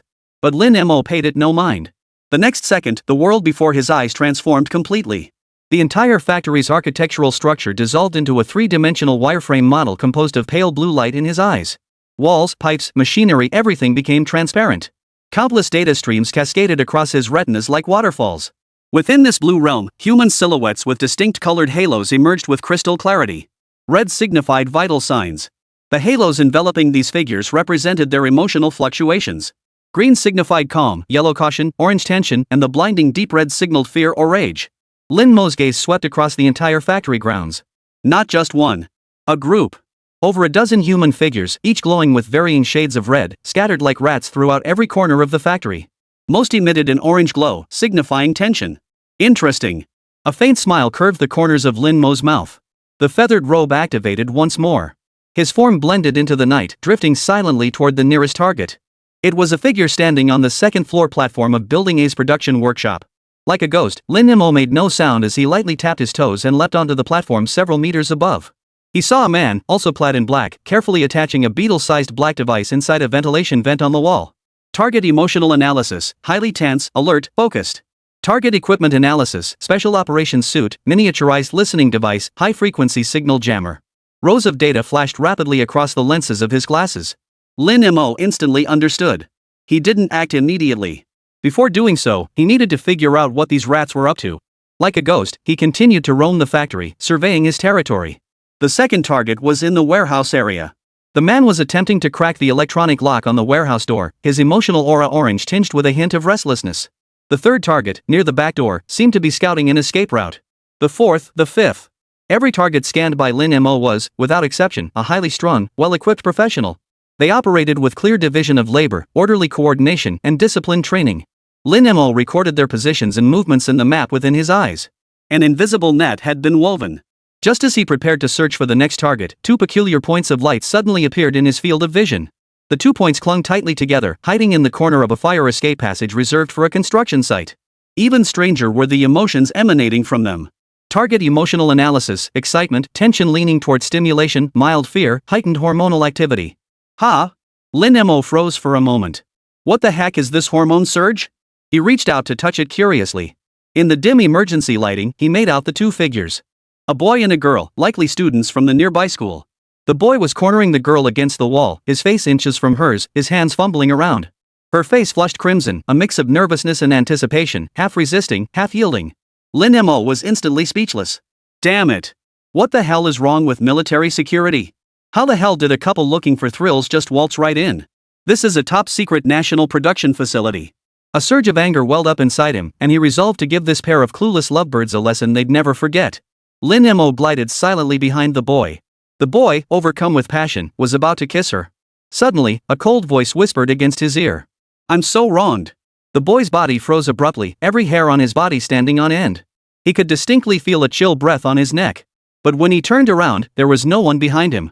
The girl was startled by his sudden reaction. What's wrong?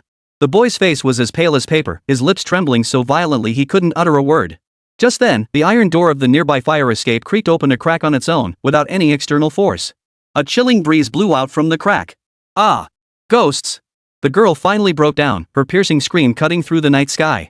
The pair scrambled and scrambled, scrambling and scrambling, scrambling and scrambling, scrambling and scrambling, scrambling and scrambling, scrambling and scrambling, scrambling and scrambling, scrambling and scrambling, scrambling and scrambling, scrambling and scrambling, scrambling and scram. Watching their frantic retreat, Lin Mo curled his lip. Are young people these days so easily scared? He shook his head, dismissing the incident from his mind, and refocused his attention on the real rats.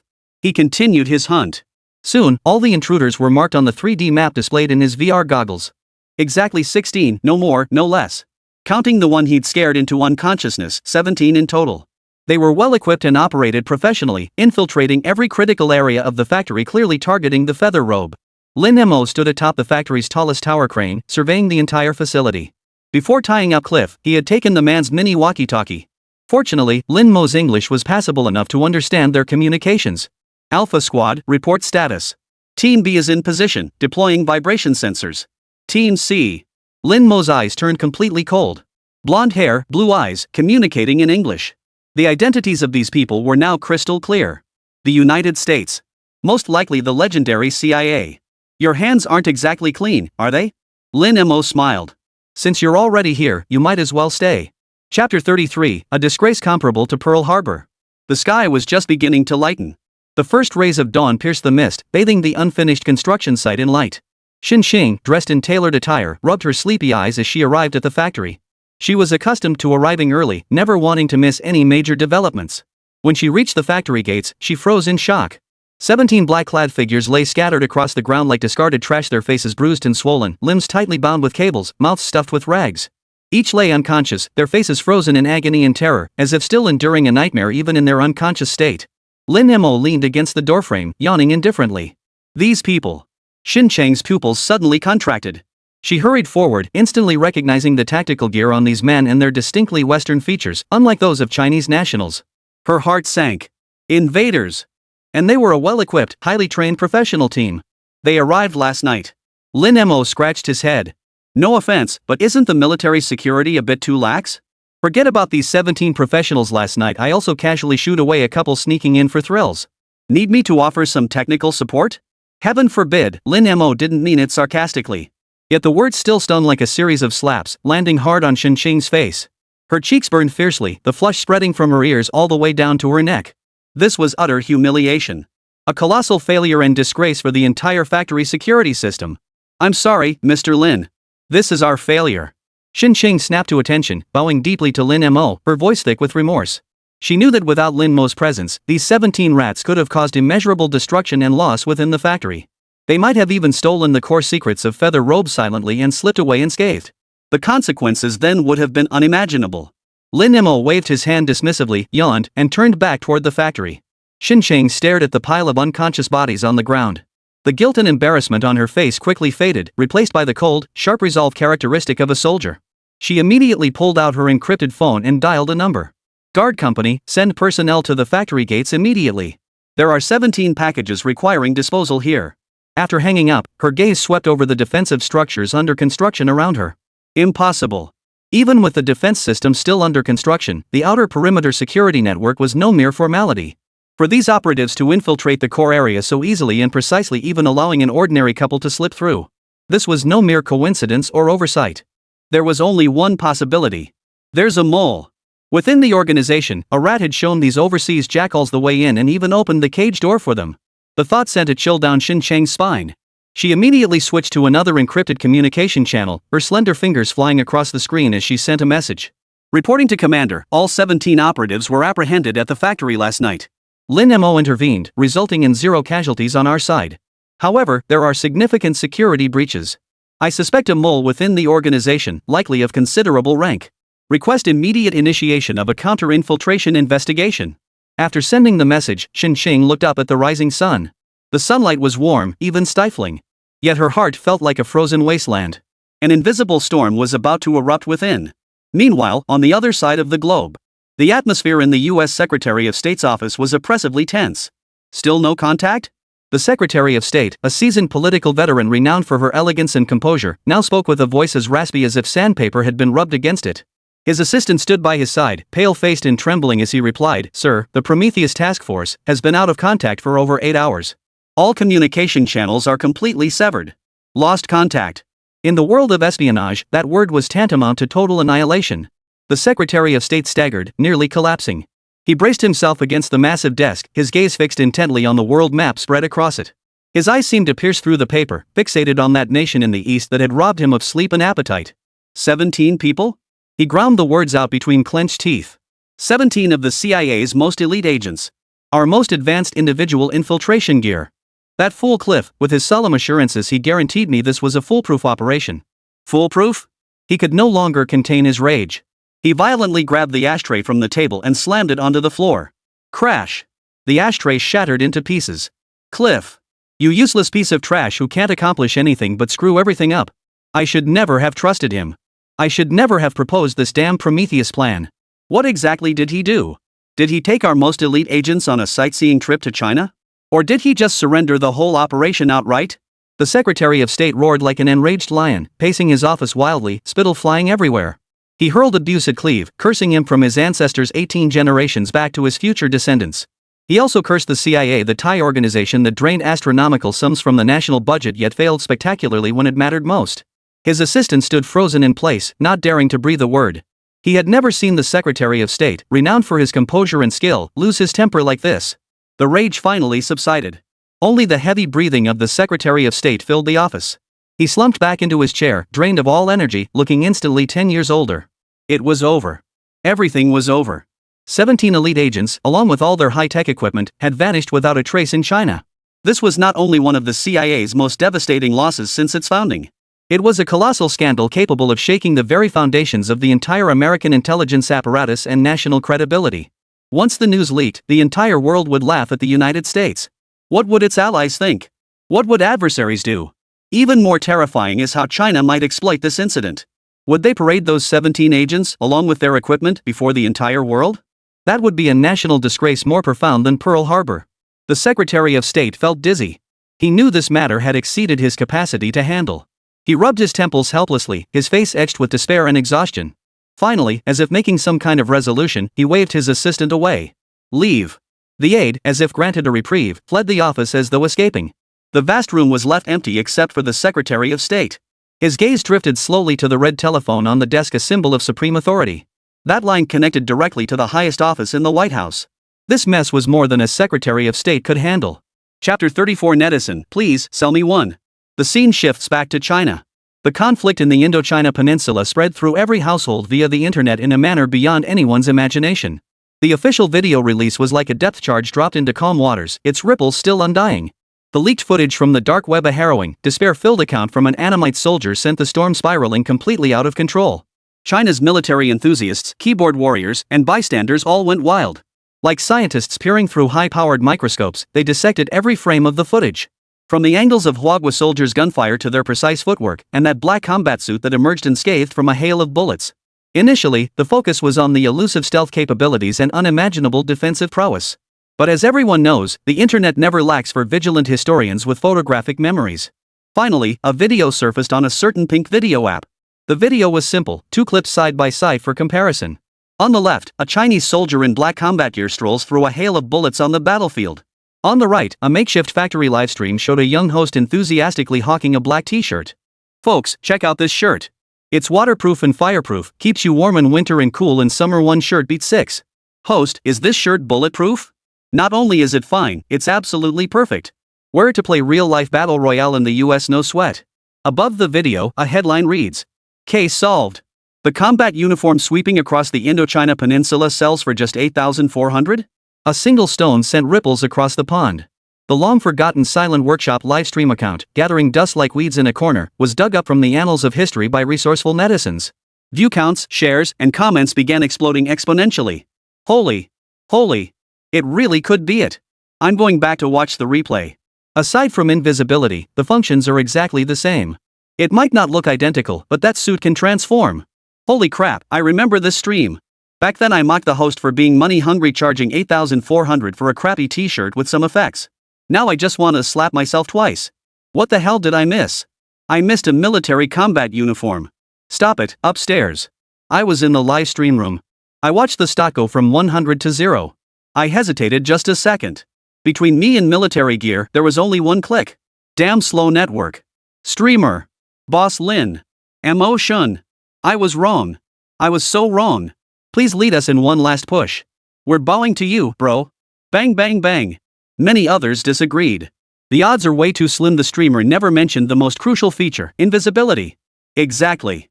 Plus, the streamer was talking about imitation pistol bullets, but the way it looked on the battlefield, it seemed like it could even stop grenades. Whether people believed it or not, Momo Factory had ignited a whole new wave of discussion. That afternoon, Lin Mo was lounging in his office, leisurely sipping tea and enjoying the air conditioning. He thought it would be another peaceful day, but suddenly his phone started vibrating like crazy. He picked it up to find countless mentions and private message icons crowding the screen on Douyin. Lin Mo's head buzzed. Was he being cyberbullied? Opening his private messages, a flood of messages popped up, and Lin Mo finally understood. Damn it, this got out way too fast. Some were tearfully regretting their actions.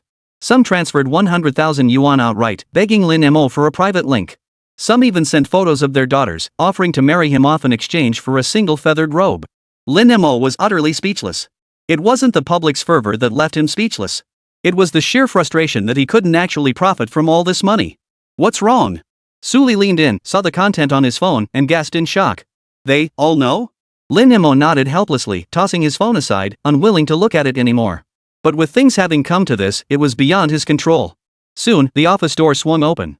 Xinshang walked in, dressed in a crisp training uniform, her expression stern, her eyes holding a hint of complex emotion. She said nothing, merely extending her phone toward Lin Mo. On the screen was a brief message. The content was simple: issue a direct response to stabilize public opinion. Lin Mo pursed his lips. Well, no getting out of this now. Get ready, Lin Mo rubbed his temples. We're going live. Xinshang nodded silently, then stood behind him without uttering a word. The implication was clear: she was the supervisor. As an officially designated partner, Lin Mo's every word and action represented the authorities. He couldn't utter anything out of line. Half an hour later, Lin Mo reopened the familiar live streaming app. No preview. No promotion. The moment the stream began, the viewer count skyrocketed like a rocket, instantly surging from 0 to 100,000, 500,000, 1 million. Finally stabilizing at a staggering 30 million. The entire screen was completely flooded with a dense sea of bullet comments, causing the live stream footage to stutter slightly. Streamer, you finally showed up. I've been waiting so long. Goddess Lin. I bow to you. Sell me one. Name your price. I trade 10 years of my life for a feathered robe. Lin Mo gazed at the barrage of comments with a touch of emotion. Not long ago, he'd been scrambling to sell items and please his audience. Today, the tables had turned. He took a deep breath, faced the camera, and managed a somewhat natural smile. Hello everyone, it's been a while. The moment his voice appeared, the bullet comments began refreshing at an even more frenzied pace. I know what you all want to ask. Lin Mo took another deep breath. Those videos and screenshots circulating online are real. That garment was indeed produced by my company, Momo Factory, but... Boom! The atmosphere in the livestream room ignited completely at that moment. But... Lin Mo shifted his tone, and the entire livestream fell silent. Everyone held their breath, waiting for his next words. I regret to inform you that from this day forward, Feather Robe and all related series will no longer be available for public sale. Dead silence. A deafening silence that lasted over 10 seconds. Then, a volcanic eruption of text flooded the chat. Why? Don't do this, boss. What did we do to deserve this? Is it about money? We'll crowdfund. We'll raise the cash for you. Please don't stop production. Can you secretly sell me one? I swear I'll keep it confidential. I pledge my honor. Lin Mo stared at the screen filled with these almost pleading comments, his heart filled with mixed emotions. On one hand, he felt immense pride that his product was so beloved. On the other hand, he felt a profound sense of helplessness. This is all about the money. Chapter 35, Let's Play Hide and Seek. After a long moment of contemplation, Lin Mo gave a wry smile, looked back at the camera, and spread his hands. I'm truly sorry, everyone. His voice carried a hint of regret, but more than that, an unwavering resolve. His dead old man once said, no matter what the product is, as long as it exists, it has its purpose. And the purpose of a merchant was to ensure that product appeared where it needed to be. This isn't about money. Some things transcend the value of ordinary goods. They carry a greater mission to fulfill. As its creator, I take pride in seeing it reach such a stage. And I ask everyone to take pride in it too. Lin Mo's words caused the frenzy of comments to pause once more. Many seemed to grasp something, and the pleading comments gradually faded. In their place came understanding and well wishes. True. After all, it's been handed over to the state to become part of the military industry. Awesome. This is what a true master craftsman of a great nation looks like. They should release a scaled-down version too. I just need the transformation feature, then I'd never have to buy clothes again. My dreams are shattered. Watching the scrolling comments on the screen, a weight lifted from Lin Mo's heart. He bowed solemnly to the camera. Thank you all for your understanding and support. That concludes today's livestream. With that, Lin Mo shut down the stream without a moment's hesitation. The stream froze on the final frame of his bow before plunging into darkness, while countless bullet comments continued to flicker across the screen. Lin Mo exhaled deeply, collapsing into his chair. Dealing with tens of millions of viewers had been more exhausting than negotiating with those military bigwigs back then. Clap clap clap. Xin Sheng's applause rang out beside him, her eyes seeming to hold a hint of admiration. To be fair, not everyone could pull off what Lin Mo had just done. To resolutely abandon a massive civilian market, yet persuade the audience to let go of their own stubbornness with just a few words. Either feat was beyond the reach of ordinary people. To divert attention from the small loss, Lin Mo pulled an unassuming black box from his pocket. Inside lay 2 lenses, thinner than cicada wings. VR contact lenses. Though there were no games yet, they could still kill some time. What's this? Xin Sheng, who had been standing silently beside him, suddenly spoke up. Her gaze fell on the 2 lenses, a hint of curiosity in her eyes. Lin Mo casually replied, the VR contact lenses I mentioned before. VR glasses. Xin Sheng's eyes widened. They've been developed? But before she could finish, she noticed the slightly downcast expression on Lin Mo's face. What's wrong? Feeling down? Lin Mo rolled his eyes and didn't respond. Although he had long ago agreed with the authorities to abandon the civilian market, saying it out loud still felt a bit depressing to him.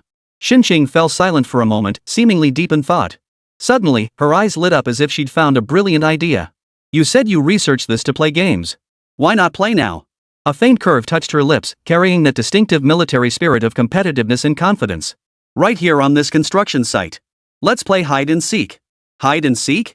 Lin Mo froze, staring at her. Xin Sheng tilted her chin and pulled a peculiar-looking device from her pocket resembling a camera connected to her phone via a data cable. This is our unit's newly issued individual tactical simulation device, she explained with a hint of pride. It scans the surrounding environment and generates a simplified topographic map on the phone. Though the functionality isn't perfect yet, it's a bit rough, it's still perfectly adequate. Forget it, Lin Mo shook his head. I don't want to hurt your pride. This was no joke. Putting on the goggles, the entire construction site appeared before Lin Mo as a millimeter-precise 3D model. Every object was marked, and wherever she hid, she'd be as visible as a firefly in the night. What's the point of playing a game with a predetermined outcome? You look down on me? Though he meant no insult, his words clearly stunned Xin Sheng. Her gaze instantly sharpened, the pride of a special reconnaissance soldier fully ignited. Lin Mo, I admit your tech is impressive. But when it comes to stealth and disguise, I'm the expert. She fixed her gaze on him, enunciating each word deliberately. This is a construction site teeming with cover and blind spots. Even with your high-tech gear, tracking down someone trained in top-tier counter-surveillance won't be easy. Her words carried an unshakable confidence. It was absolute confidence forged through countless simulated confrontations and real-world missions. Seeing her unyielding demeanor, Lin Mo instantly perked up. Here's the deal, Xin Sheng added, seeing his hesitation. If I lose, dinner's on me. Any place you can drive to, you pick. Lin Mo smiled faintly. Deal. It wasn't about the meal. He simply wanted to see the expression on someone's face, someone utterly confident in their professional field when confronted with absolute, uncompromising technical superiority. He left Suli in the office, ensuring she'd be reachable if needed. The game officially began. Lin Mo played cat, Xin Sheng played mouse. If Xin Sheng could avoid being found within 10 minutes, they would switch roles. Beyond the initial 3-minute hiding period, Xin Sheng was given extra time to scan the construction site with her equipment to ensure it functioned properly. After the scan concluded, she grabbed the military-grade scanner and darted out with agile movements, vanishing into the concrete and steel within a few swift shifts. Lin Mo, meanwhile, leisurely attached 2 lenses to his eyes. A fleeting chill touched his skin, and instantly, the entire world transformed before his eyes. The real-world scenery transformed into a 3-dimensional model composed of countless blue lines. The skeletal framework of rebar, concrete walls, stacked bricks, scattered pipes, everything was displayed in his field of vision with the utmost precision, laid bare for his inspection. Not far away, a human silhouette glowing with soft red light crouched behind a pile of waist-high precast slabs. Even without knowing anything about stealth, Lin Mo could tell her posture was flawless. She had blended herself completely into the shadows and gaps between objects. Combined with the special camouflage of her training uniform, she would be nearly impossible to spot from any conventional physical vantage point. Too bad Lin Mo was on cheat mode. Earlier, he'd tracked down over a dozen CIA agents hiding in the darkness. Finding Xin Sheng in broad daylight? Lin Mo shook his head with a smile and began walking directly toward her. Chapter 36, Ephemera Under the Blue Sky. The flip-flops on Lin Mo's feet crunched distinctly on the gravel beneath him. The red silhouette behind the concrete slab visibly stiffened. The orange glow around its body signaled heightened tension. Oh my, this is so hard to find. Where could it be? To spare her the embarrassment of losing, Lin Mo tactfully circled around repeatedly, calling out loudly. Xin Sheng watched this and stood up abruptly. That was way too fast. Her gaze was complex, her voice tinged with a hint of dryness. Lin Mo immediately feigned surprise. Why did you stand up? I haven't found you yet. Shin Shang rolled her eyes. That's so fake. Do it again. Refusing to believe it, she dashed toward the other end of the construction site. Round 2. This time, she was clearly more serious. Instead of rushing for cover, she first scanned the surroundings meticulously with her scanner, analyzing the optimal stealth route and hiding spots. Finally, she settled on a prime spot, a freshly poured, unsealed underground pipe entrance. She slid her entire body inside, leaving only a barely noticeable gap. Lin Mo sighed helplessly. This was no fun at all. From his god's eye view, it was merely a red dot moving from one spot to another. Since Shin Shang didn't appreciate him sparing her dignity, Lin Mo saw no point in pretending anymore. He walked straight to the pipe opening and tapped on the concrete wall. Come out. Silence hung in the pipe for a full 5 seconds. Then, Shin Shang emerged from inside, looking slightly disheveled, her training uniform covered in dust. Her expression had already turned sour. I don't believe it. The 3rd round, the 4th round, the 5th round. Shin Shang pulled out all the stops. She buried herself in sand piles, leaving only a straw exposed for breathing. She even climbed into the cab of a tower crane over 10 meters high, curling up beneath the cramped seat. Each time, she was utterly confident she'd found an absolutely undetectable blind spot. Yet the outcome remained the same each time. Lin Mo always managed to pinpoint her hiding spot instantly, as if guided by a GPS, then called her out in a bored tone. At first, she wondered how Lin Mo found her. Later, she stopped bothering to ask. She would just silently emerge from her hiding spot, her face bearing an increasingly heavy look of defeat and bewilderment. Her prized military skills proved as fragile as paper when faced with the VR goggles. The 10th time. When Lin Mo found her, she was hanging beneath a scaffolding beam, clinging to the steel pipe like a gecko. She had concealed herself perfectly using visual illusions and shadows. Even someone looking up specifically would easily overlook this detail. Impressive skills, Lin Mo remarked sincerely from below. Shin Shang leapt down from above, landing without a sound. She said nothing, only fixed her gaze intently on Lin Mo's eyes, as if trying to discern the weakness of those invisible lenses through his pupils. Her gaze no longer held the initial confidence and competitiveness, only the trembling of a worldview shaken to its core remained. The 20th time. The game had been going on for over an hour. The sun was setting in the west. This time, Lin Mo didn't even need to search deliberately. The red dot in his field of vision sat boldly atop a reinforced concrete pillar, motionless, like a lifeless sculpture. Lin Mo walked over slowly. Shin Shang sat there, arms wrapped around her knees, her head tilted back toward the setting sun. The evening breeze ruffled her slightly disheveled short hair. Her training uniform was covered in dust and stains, giving her an indescribable air of desolation and loneliness. When he reached her, Lin Mo stopped. Shin Shang slowly turned her head. Those eyes, once as sharp as a hawk's, had shifted from fierce confidence to fragile vulnerability. I lost. Her voice was soft, tinged with a barely perceptible hoarseness. This was no simple admission of defeat. It was the helpless groan of someone who had built all their pride and faith upon professional skill, uttered after that confidence crumbled. No matter how staggering the results of the previous simulation had been, they were merely virtual data. What lay before her now was absolute reality. She looked at Lin Mo, her gaze complex beyond measure. Shock, confusion, defeat, but above all, a sense of dread and awe born from witnessing something beyond comprehension, something that transcended the boundaries of her own understanding. In this moment, she could perhaps grasp the feelings of those enemies on the Central Southern Front when facing the Chinese army. Those glasses, what exactly are they? She finally voiced the question that had lingered in her mind for so long. The scanner developed by the Chinese government could indeed scan the battlefield. But its range was limited, and it struggled to fully reconstruct scenes. It was even harder to capture living beings like humans. Ultimately, it was the soldiers themselves who made the decisive difference. Yet those glasses were clearly no ordinary device.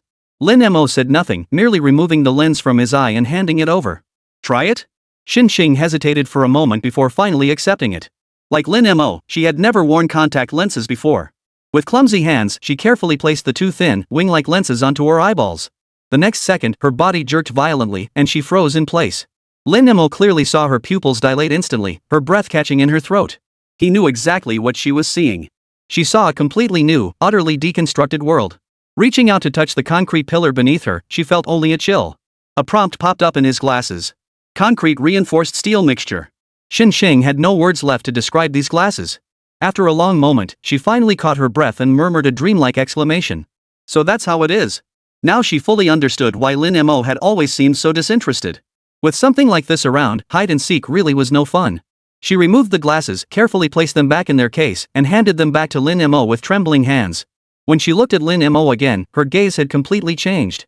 If anyone else had played hide and seek while testing the glasses, they wouldn't have been this stunned at most, they'd have muttered something like, "Holy crap, that's awesome." But as the saying goes, "You're no expert, seeing me is like a frog in a well gazing at the moon. If you're an expert, seeing me is like a mayfly glimpsing the blue sky." She stood up and brushed the dust off her clothes. "When will these glasses be ready for mass production?"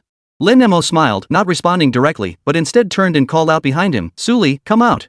Your sister Shin is taking us out to eat." Not far away, Suli heard the call and hurried out of the office, waving her arms frantically. Moments later, downtown Haicheng. "I treat you to dinner, and you show up for pork knuckle rice?" Shin Cheng stared at the plate of pork knuckle rice before her, her expression complex. Chapter 37, The Shock of the Rich.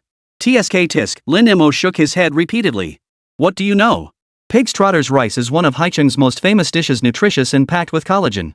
For 15 yuan, you get over a dozen pieces of pork trotter plus a braised egg. How is that not luxurious? I even doubled the pork knuckles, that's 30 yuan per bowl." Shin Cheng's gaze shifted to Suli. The latter shrugged helplessly.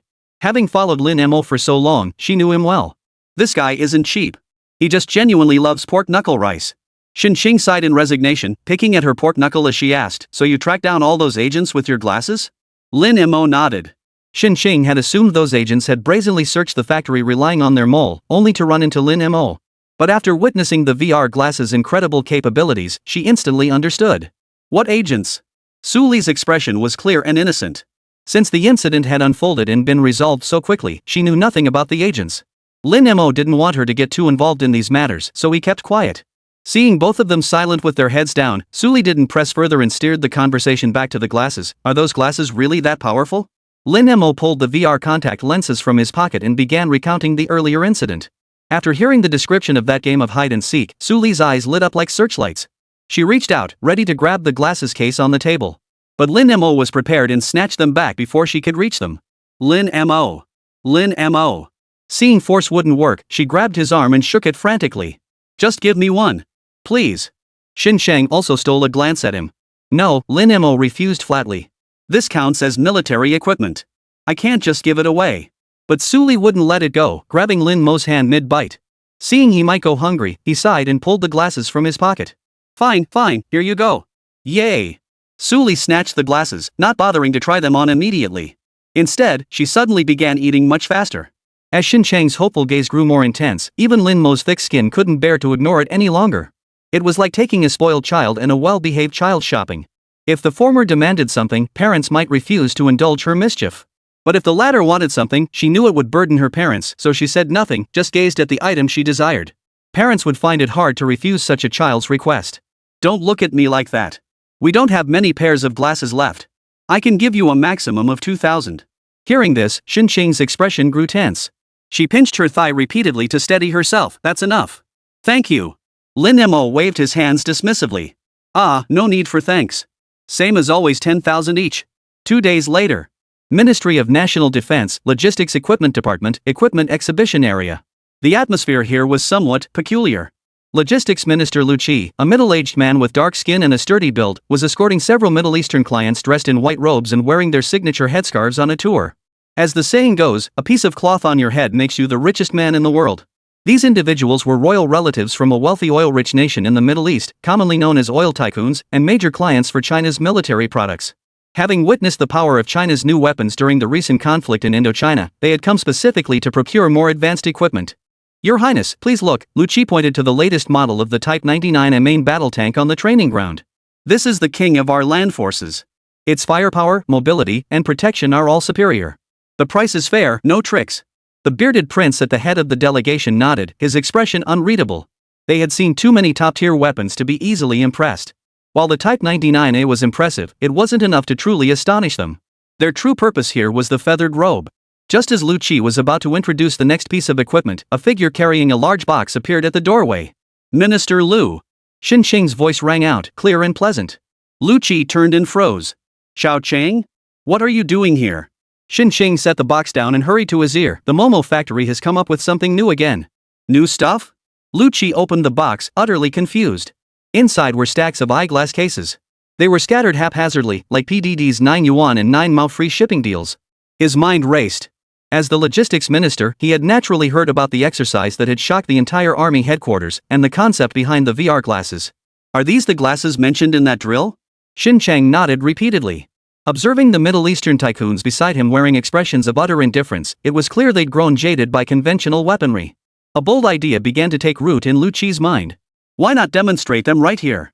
Even if he couldn't sell them, stunning these foreigners would be worthwhile. Your Highness, Lu Qi turned, a mysterious smile playing on his lips. What you've seen so far is merely an appetizer. Next, I'd like to invite you all to witness the true future of warfare. The Middle Eastern tycoons exchanged glances, clearly intrigued. Half an hour later, a small-scale red-blue combat exercise commenced in a specialized tactical simulation facility.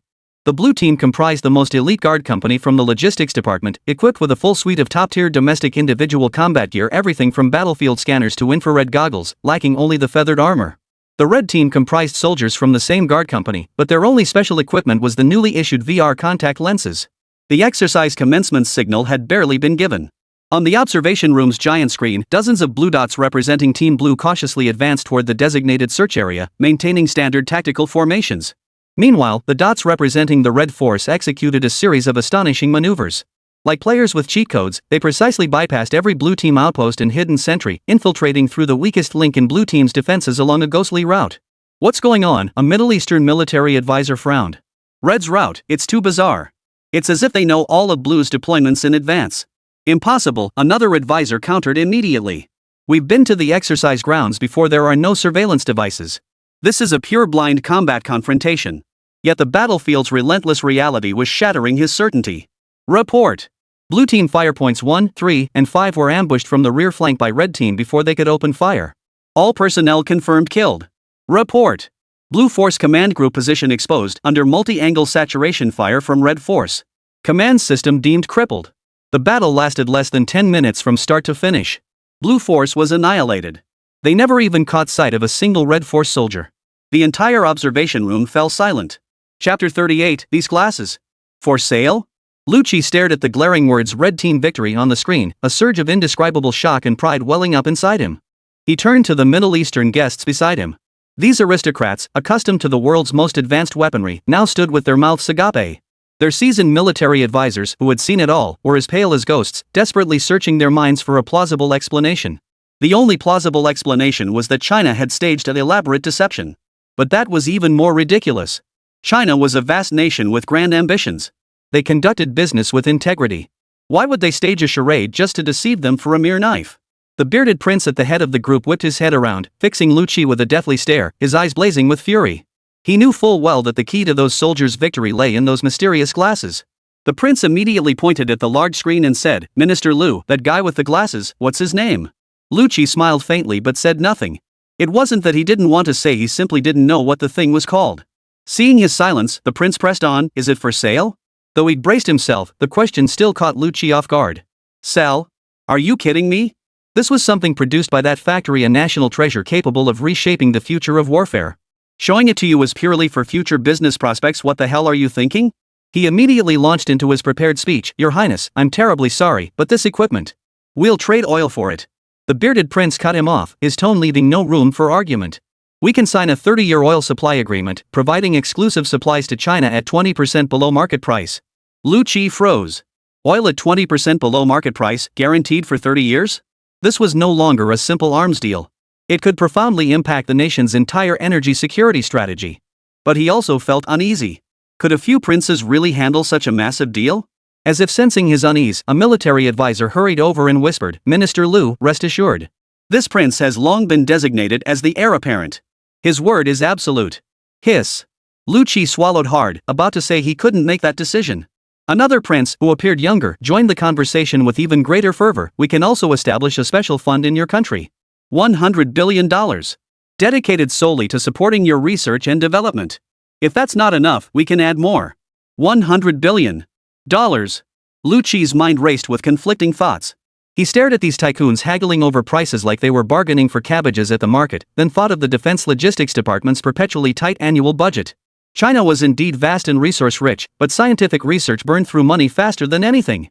When it came to actual research projects, some scientists had even gone gray trying to save a few pennies on development funds. His resolve wavered. Yet he knew this was no longer his decision to make. The implications of this matter had long since transcended the scope of a single logistics equipment department. Everyone, Lucci took a deep breath, forcing himself to calm down. Please allow me to report to my superiors. He practically sprinted out of the logistics department, leaving Su Li and the group of Middle Easterners still murmuring in astonishment. He sprinted down the long corridor, ignoring every soldier who saluted him. Finally, he halted before the massive, heavy mahogany door bearing the national emblem. A simple plaque hung on the door, Office of the Minister of National Defense. He smoothed his slightly disheveled uniform, raised his trembling hand, and knocked firmly on the door. Thump! Thump! Thump! Reporting, Minister. Lucci from the Logistics Equipment Department, with a top priority urgent matter to report. Enter. A steady voice came from inside. Lucci pushed open the door. Defense Minister Dongwei was bent over his desk, reviewing documents. Though past 60 with graying temples, his gaze remained as sharp as an eagle's. What is it that's so urgent? Dongwei didn't look up. Lucci fought to steady his racing heart as he recounted everything that had transpired, from Xinxing delivering the glasses, to the one-sided massacre during the exercise, to the astronomical offer from the Middle Eastern tycoons. With each sentence, Dongwei's grip on his pen tightened. When Lucci mentioned a 30-year oil supply agreement at 20% below market price and a $10 billion RD fund, the pen in Dongwei's hand creaked under the weight of the burden. When the report concluded, the office fell into a prolonged silence. Dongwei slowly set down his pen, removed his reading glasses, and pressed his fingers firmly against his temples.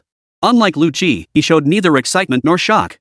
His face bore an expression of profound, serious contemplation. As Minister of National Defense, his perspective extended far beyond Lucci's. Sell? Once this technology was sold, it would bring not only money and oil, but also intense geopolitical upheaval. The fragile balance of power in the Middle East would be shattered, severely impacting the United States' interests in the region. They would inevitably retaliate. True, China had even sold mushroom bombs to wealthy nations back in the day, but that was mainly because they were so damn short on cash at the time. Moreover, this represented the nation's most advanced technology. If it leaked out and was reverse-engineered. That seems unlikely. Refuse to sell?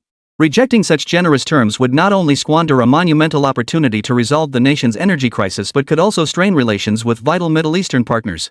This is no longer merely a military issue, nor even an economic one. This is a strategic decision that could shape the nation's destiny. You go back first, Dongwei finally spoke, his voice steady as a mountain. Keep them at bay. Tell them we need time to evaluate. Remember, maintain a friendly attitude, but don't budge on the bottom line. Yes, sir. Lucci saluted and turned to leave. Watching Lucci's retreating figure, Dongwei picked up the red telephone on the desk, then slowly set it back down. No, this matter couldn't be resolved over the phone. He rose, strode to the coat rack, and took down a crisply pressed military jacket. He dressed with meticulous care, fastening every button in order. Without notifying his secretary or calling for a driver, he walked alone out of the office and entered an unassuming black Hongqi sedan. The car smoothly exited the Ministry of Defense compound, merging into Beijing's traffic flow, ultimately heading toward the place encircled by red walls, the focus of the world's attention. Half an hour later, Dongwei's figure appeared at Zongnanhai. He presented his credentials to the sentry, passed through layers of stringent security checks, and strode purposefully toward the office symbolizing the nation's highest authority. Chapter 39. This is a huge piece of good news. In a modest study within the South Sea compound, the scent of tobacco lingered in the air. Dongwei sat upright at a desk. Before him sat an elderly man clad in a slightly faded Chinese-style suit. Wearing reading glasses, he studied a document intently, a half-smoked cigarette held between his fingers. He carried none of the usual authority of a high-ranking official, resembling more a wise neighborly elder. Yet Dongwei knew it was this very man before him who steered the entire nation, time and again navigating treacherous international waters and turning peril into safety. Comrade Dongwei, the elder finally set down the documents, removed his glasses, and rubbed the corners of his eyes with his fingers. His voice was calm, tinged with a distinctive southern Hunan accent. You say there's a young lad who's developed glasses capable of scanning the battlefield? Yes, sir, Dongwei replied concisely, summarizing Lucci's report along with his own analysis and concerns. From the logistics department's exercise of veritable dimensional strike to the Middle Eastern tycoons' frenzied waving of oil and dollars, to the potential international chain reaction this technology could trigger. The old man listened quietly, not interrupting, only occasionally lifting the enamel teacup from the table to take a sip of strong tea. Only after Dongwei had finished speaking did he slowly press his cigarette butt into the ashtray, a hint of amused interest flickering across his face. Well, I see this as a good thing. Dongwei was taken aback.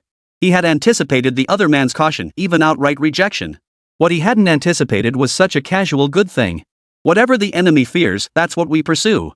Now that we've developed it, they're afraid even willing to trade us what we need most. Isn't that a tremendous blessing? The old man rose and walked to a massive world map on the wall, his gaze settling on the turbulent region of the Middle East. If we hide our technology away, admiring it only ourselves, that's mere self-admiration. Only by bringing it out, letting them see it, touch it, will they truly fear us and become dependent on us. His finger tapped lightly on the map. Sell. Why not sell? Such valuable things, what good are they if we just hoard them for ourselves? Sell them to our friends, let them use them, let them stir things up. The more commotion, the better. The old man turned, a smile on his face, his eyes gleaming with the wisdom of one who sees through everything. Some of our comrades are always afraid of technology leaks, afraid of sanctions, afraid of breaking the status quo. But the more you fear, the more the enemy will bully you. Sometimes, you have to take the initiative to throw a stone into the water to see how deep it really is, to see who your friends are and who the wolves are. He settled back into his chair, his tone still relaxed. They want to buy? Sell to them. We want oil, and we want technology. But that alone isn't enough. The old man gazed intently at Dongguo and spoke slowly. Go back and tell them, the goods can be sold, the price can be negotiated. But we have one small additional condition. Leadership, please instruct. Dongguo perked up.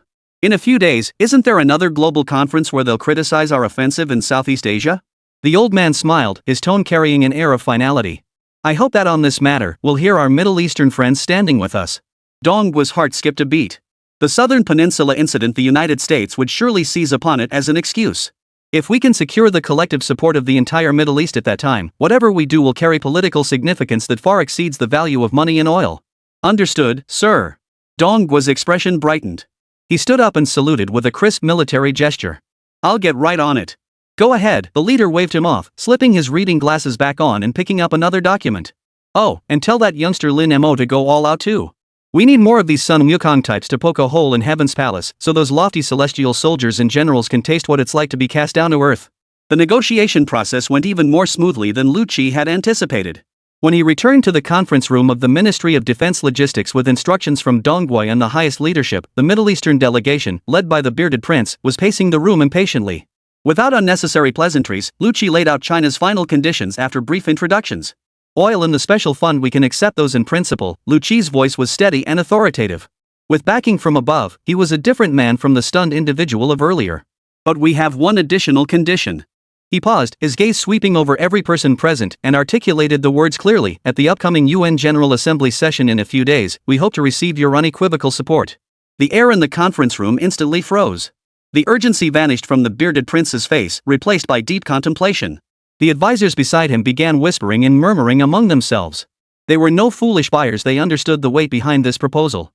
The situation in Indochina was far from resolved on the surface, and the General Assembly would undoubtedly address it. This was not merely a vote, it was a public declaration of allegiance. Supporting this resolution meant standing against the old order dominated by the United States. This was a decision capable of reshaping the geopolitical landscape of the Middle East for decades to come. Yet, to Lu Qi's surprise, the prince raised his head after less than a minute of contemplation, without even exchanging a glance with his advisors behind him. His eyes flashed with a gambler's resolve and excitement. It's a deal. He slammed his hand on the table, his voice trembling with excitement. I will persuade the tribal chieftain. Not only will we vote in favor, but we will convince our friends across the Arab world to stand with you, no, with us. He saw it clearly. What Huagua sought had never been merely oil and money. They sought a new world order, a future no longer dominated by the United States. And these glasses that could see through everything were China's invitation, a pass to the new world's card table. To refuse it would be to abandon the future. The weight on Lu Qi's heart finally lifted.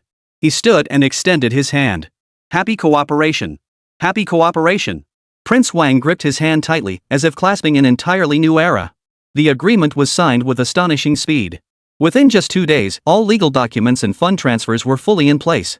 Late on the third night, at the military airport on the western outskirts of the capital, a pristine white Boeing 787 luxury private jet, adorned with golden royal insignia, touched down silently under the cover of darkness.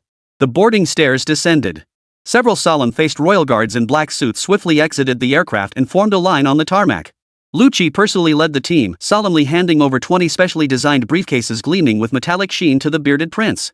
Moments later, the aircraft laden with 1,000 VR headsets and China's highest-level strategic commitments pierced the night sky once more, racing urgently toward the war-torn land. Chapter 40, The Eye of God. One night, an unmarked transport aircraft silently touched down at a desolate secret airfield in the Middle East under the cover of darkness. Several pure black, custom-made briefcases devoid of any stamps or logos were swiftly unloaded and loaded onto an equally unmarked military truck. The truck kicked up clouds of yellow sand on the bumpy dirt road, passing through checkpoint after checkpoint before finally entering a city reduced to rubble by war. Gaza. The front line where Palestine and Israel faced off. The air thickened with the mingled stench of gunpowder, dust, and despair. In the basement of a half-collapsed building, a small squad of the Palestinian People's Army was resting. Squad leader Yusuf was polishing his trusty AK-47 with a tattered rag. The gun bore more scratches than wrinkles on his face. Beside him, a young soldier named Khalid leaned against the wall, staring blankly at the ceiling. War had taken everything from him, leaving only an old rifle and a heart filled with vengeance. "Captain, the friends have delivered the supplies." A soldier ran in, his weary voice tinged with excitement. Trucks pulled up at the basement entrance. Dozens of somewhat lightweight briefcases were carried inside. Yusuf's brow furrowed. He had expected bullets, medicine, or even a few boxes of canned goods. But the cases before him seemed too small. Even if they contained a biochemical virus, it would be hard to make an impact. "Open them up." The cases were opened, revealing nothing like what they had imagined. Only hundreds of sleek black contact lens cases, neatly arranged in shock-absorbing foam. Everyone froze. "What is this?" A soldier picked up a box, his face filled with confusion. Yusuf's expression darkened. He felt like he'd been played for a fool. "This is the aid those Saudis sent? A few boxes when we need weapons most?" Khalid picked up a box and opened it. Inside lay two thin, translucent lenses, faintly glowing in the dim light. "Captain, there's an instruction manual here." Khalid pulled a small booklet from the bottom of the box. Not a single character on the booklet was recognizable to them. Fortunately, a line of clumsy Arabic translation followed below. "VR goggles?" Khalid stammered, reading aloud. "Real-time 3D battlefield scanning." The term sounded downright sci-fi, making it hard for them to take seriously. Yusuf snatched the manual and studied it for a long moment, his face growing even more skeptical. "Nonsense," he slammed the manual onto the box. "Is this some kind of magic? Has Allah himself intervened?" The soldier's spirit sank. The glimmer of hope that had just ignited was instantly extinguished. Only Khalid remained transfixed, staring intently at the pair of lenses in his hands. His instincts told him this was no ordinary item. "Captain, let me try," Khalid said, a stubborn gleam in his eyes.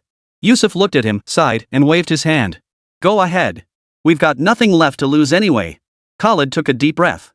Following the simple diagrams in the manual, he carefully, though clumsily, pressed the two cold lenses onto his eyeballs. In an instant, the world was completely reconstructed before his eyes. Battlefield mode activated. Environmental scan initiated. Generating 3D model. The real scenery vanished. In their place emerged an incredibly precise, semi-transparent three-dimensional world composed of countless blue lines. Walls, cover, ruins, everything transformed into penetrable wireframes. His comrades in arms transformed into human silhouettes glowing with a soft blue light, their names even displayed above their heads. "Oh God!" Khalid's breath caught in his throat. He saw a stray cat curled up asleep amidst the rubble of the third-floor ruins above. "Captain!" Khalid's voice trembled with excitement. I can see you. I can see everything." He burst out of the room, pointing at the ceiling. "Third floor. Behind the brick pile in the southeast corner. There's a cat." Yusuf and several soldiers exchanged bewildered glances before sending someone up to investigate. Minutes later, the soldier came running back down, cradling a startled stray cat, his face etched with disbelief. All eyes focused on Khalid's eyes. They were no longer ordinary eyes. "The manual says it also has an assistive targeting function," Khalid murmured, as if in a dream, activating the feature according to the instructions. A dynamic crosshair filled with data streams appeared at the center of his vision. Wind speed 3.2 ms northwest. Distance 847 meters. Trajectory drop compensation calculating. Just then, a red warning box suddenly popped up at the edge of his vision. Hostile target detected. Khalid's gaze snapped toward the warning. Over 800 meters away, on the rooftop of a building, a blurred human silhouette was highlighted by the system with a glaring red outline. The system even thoughtfully zoomed in on the image. It was an Israeli sniper, crouched behind cover, the black muzzle of his rifle trained directly on the building they occupied. "Sniper!" Khalid shouted hoarsely. Yusuf's expression darkened instantly. He grabbed his binoculars and scanned the direction Khalid had pointed, but saw nothing beyond the building's outline. "Where?" 8 o'clock, the highest rooftop. Khalid grabbed an old AK-47 nearby without pausing to explain. It was the most accurate weapon they had. "Khalid, what are you doing?" Yusuf exclaimed. "That's a professional sniper." "It's too far." Khalid didn't answer. He charged through the rubble to a secluded elevated platform. He dropped to the ground, shouldered the rifle, and aligned the sights with the target. In his field of vision, the red silhouette was crystal clear. A perfect ballistic prediction line, composed of countless data points, stretched from his muzzle straight to the sniper's head. A steadily flickering green dot hovered precisely over the sniper's forehead. Target acquired. Firing. The cold, mechanical prompt echoed in his mind. Khalid held his breath. The entire world seemed to fall silent, leaving only the sound of his own heartbeat and the wind. He forgot the gun's recoil, forgot the bullet's flight time, forgot every shooting technique he'd ever learned. He trusted only the dot before his eyes. He pulled the trigger. Bang! The gunshot tore through the dead silence of the city. The bullet screamed out, fueled by vengeance, tracing an invisible arc through the air. Chapter 41, We Got Him. 800 meters away. The Israeli sniper leisurely adjusted his scope, preparing to begin another day's hunt. The next second, his head exploded like a watermelon struck by a sledgehammer. Red and white matter, mixed with fragments of skull, sprayed across the ground. Yusuf clutched the binoculars tightly in his hands. He couldn't make out the details, only a sudden burst of blood blossoming in the air. His hand holding the binoculars began to shake violently. All the Balistan soldiers in the basement rushed out. Without advanced observation equipment, they could only send men on foot to confirm the sniper's death. Soon, the enemy's body was brought back to the basement.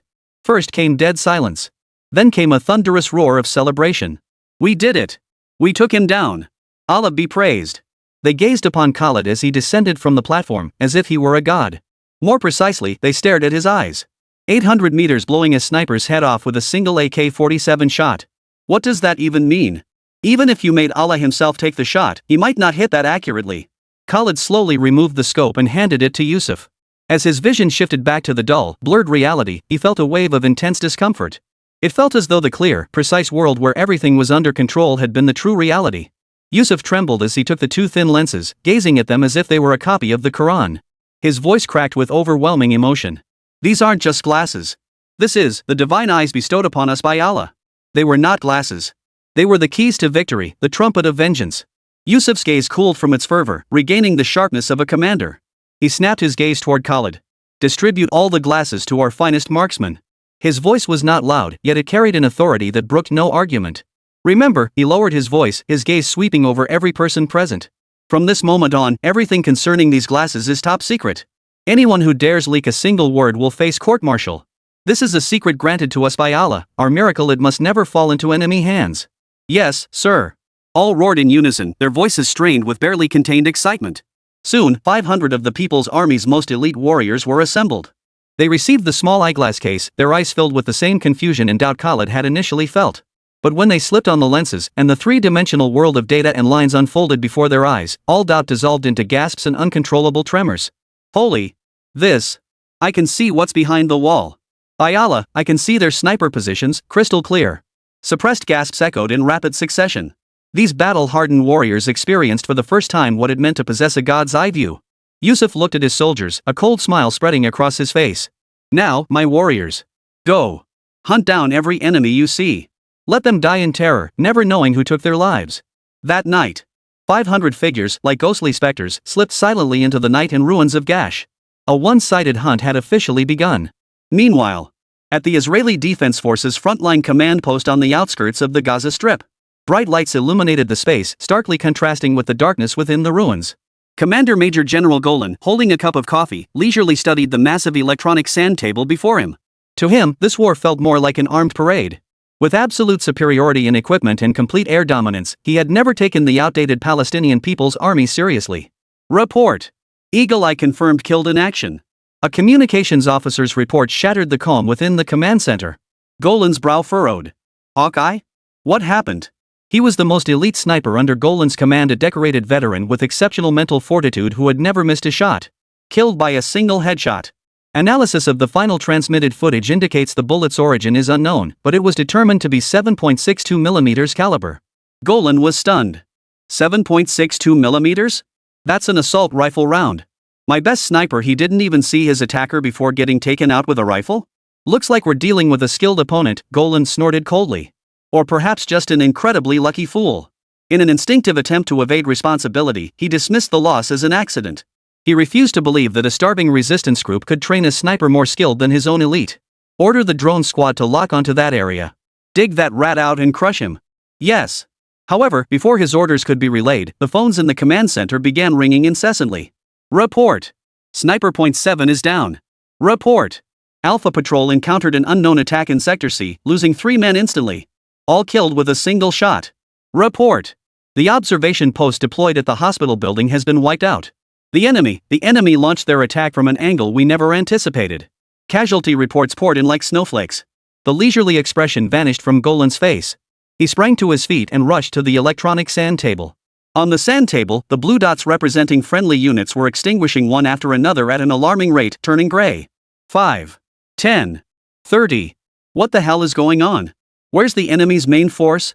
Where are our thermal imaging in drones? Goran roared into the communicator. Reporting, sir. We can't see any enemy units. All detection systems are silent. They're like they materialized out of thin air. Panic is spreading, sir, came the choked cry of a frontline soldier over the radio. Our men are falling. We have no idea where the bullets are coming from. Help! God! There are ghosts here. A young soldier's blood-curdling scream pierced the radio, reaching every ear in command post before abruptly cutting off. Golan's face turned deathly pale. He looked down on his enemy, but he wasn't stupid. This wasn't a fluke or the work of a single sniper. Another major power had definitely intervened. But the enemy didn't care whether he had processed it or not. The death toll continued to climb wildly. 80. 150. 240. In just 1 hour, the death toll had already surpassed 300. 300 vibrant lives vanished without a trace amidst that steel ruin.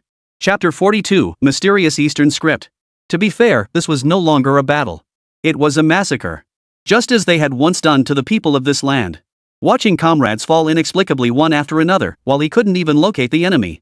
Morale on the Israeli front collapsed completely. Retreat! Retreat now! I'm not staying here. This is hell. Mom!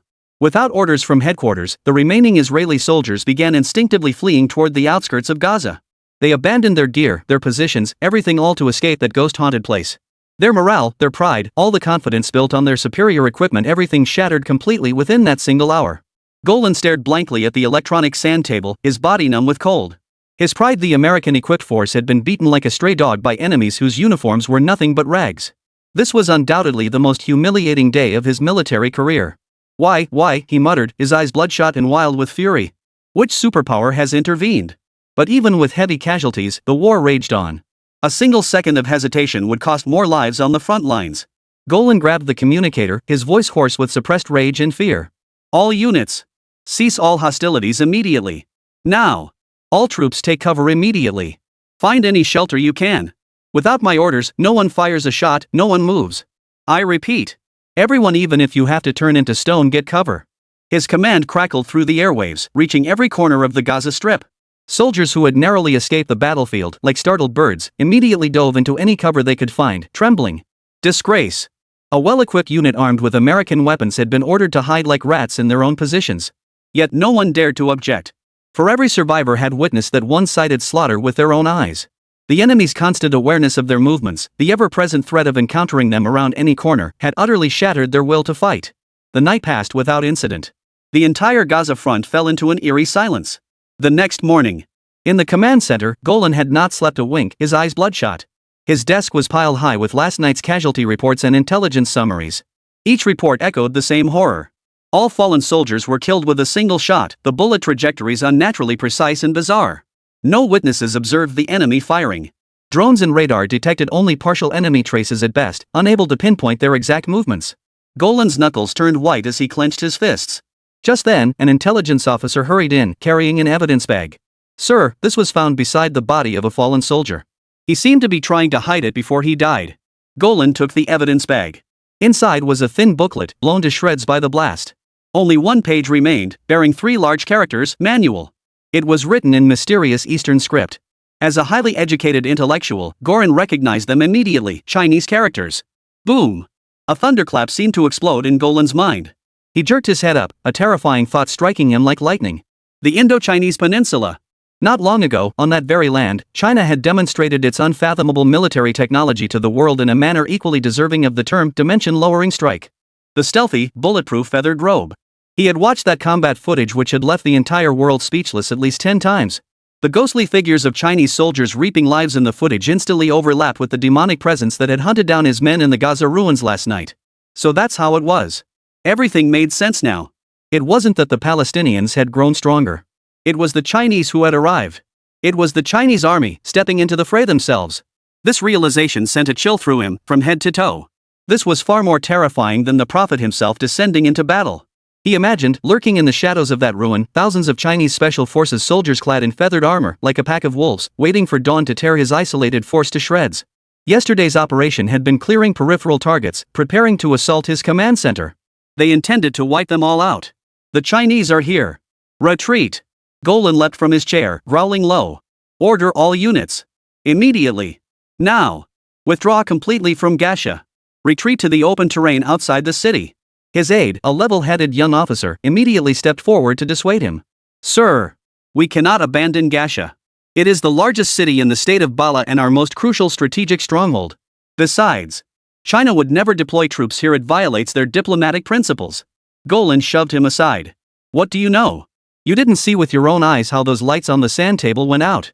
You didn't hear the agonized screams of those soldiers over the radio as they died. They're devils. Devils from the east. In the city, we're their prey. Only in open terrain, facing our tanks and artillery, do their shady tricks lose their power. This is an order. Anyone who disobeys will be shot on the spot. Golan, consumed by rage, could no longer hear any rational analysis. Fear had completely overtaken his heart. His aide looked at him, then finally bowed his head in resignation. The order to retreat was swiftly relayed. The Israeli defense forces stationed in the Gaza Strip retreated like a tide, retreating in disarray toward the city gates. To retreat swiftly, they had no choice but to abandon heavy equipment and the fortifications they had painstakingly constructed. Witnessing this firsthand, Golan was convinced his judgment had been absolutely correct. Meanwhile, in the basement of the Palestinian People's Army headquarters, the atmosphere was starkly different from across the way. Here, it was a sea of revelry. They've retreated. The Israelis fled like dogs. Allah be praised. We've won. The fighters embraced each other, weeping and laughing, unleashing the pent-up humiliation and longing for victory. They hoisted their comrades wearing VR goggles high into the air, tossing them like heroes. Yusuf stood atop the ruins, watching the panicked Israeli convoy retreating down the distant highway, and couldn't hold back his tears. How many years had passed? Nearly 80 years had passed since the first Arab-Israeli war. Except for a few rare instances when, under the leadership of wise leaders, the people of the Middle East had fought back, they had always been suppressed by the Zionists, backed by the United States. Chapter 43. This beautiful country is too despicable. Khalid approached Yusuf, his young face equally aglow with emotion. Captain, we've won. Yusuf nodded, patting his shoulder, his gaze growing distant. He gazed at the black boxes, carefully preserved and devoid of any logos, his eyes filled with reverence. Khalid, Yusuf's voice rose slightly. You tell me, those filthy rich Saudis, if they can produce something like this. He paused, a glint of ambition flashing in his eyes. Could there be even more formidable things in their arsenal? Like God's armor that makes us impervious to blades and bullets? Khalid froze, at a loss for words.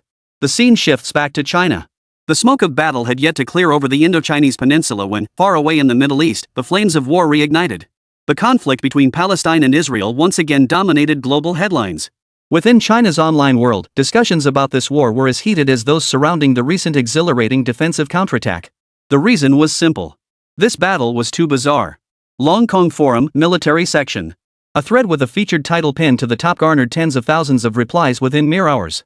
In-depth analysis, shocking reversal. Who exactly stands behind the Palestinian People's Army? Original poster. Guys, you've all seen the news, right? The Israeli Defense Forces, that US-equipped force dubbed the Middle East's little bully, got utterly crushed in Gaza. Hundreds killed or wounded in a single day, then they actually retreated across the entire front. Does that make sense? No way. First comment, absolutely insane. I watched multiple battlefield videos. The Palestinian People's Army fighters were like they had cheat codes. Their aim was pinpoint accurate, their positioning was as fluid as fakers, and they seemed to have wall hacks. Israeli snipers looked like paper targets, getting picked off one by one. Bench just got back from foreign sites. Military forums are blowing up over whether Palestine got some alien tech. Fourth floor, alien tech? Don't be ridiculous. Use your heads. Who stands to gain most from perpetual chaos in the Middle East? This statement acted like a key, instantly unlocking everyone's understanding. 5F, holy. I get it now. It's the US. 6F, agree. Only with Middle East chaos can oil prices stay inflated, letting them keep milking the world dry. 7F, the logic chain is crystal clear. Step 1, the US secretly supplies Palestine with advanced military tech we know nothing about. Step 2, Palestine's combat power skyrockets, dealing heavy blows to Israel. Step 3, as the US's staunch ally, Israel will inevitably demand more advanced weapons for retaliation. Step 4, the US profits handsomely by selling arms to both sides, all while stirring up even more chaos in the Middle East. 8th floor, spot-on analysis. This move is textbook meddling tactics, proxy wars to maintain hegemony. The US has been pulling this for decades. They're pros at it. 9th floor, let me add this: why haven't we seen these black technologies before? Because they're America's secret weapons, reserved for asymmetric warfare. They wouldn't dare use them against us, fearing we'd capture and reverse engineer them. Instead, they secretly supply them to minor players like Palestine for a surprise attack. 10th floor, that's the truth. No wonder Palestinian soldiers' tactics look so familiar that ghostly stealthiness mirrors our special forces in the feather robe videos. The US must have copied our tech. The internet erupted in fervor. Countless netizens transformed into keyboard strategists, citing historical precedents and geopolitical theories to comprehensively prove the validity of the conclusion: the United States is secretly supporting Palestine. This seemingly absurd conjecture, under the netizens' meticulous logical reasoning, appeared utterly irrefutable. Meanwhile, on the other side of the globe, Washington, D.C. Secretary of State Anthony of the United States sat in the backseat of his bulletproof Cadillac, eyes closed in quiet repose. He had worked until 3 a.m. again last night. The situation in the Middle East had him at his wits' end.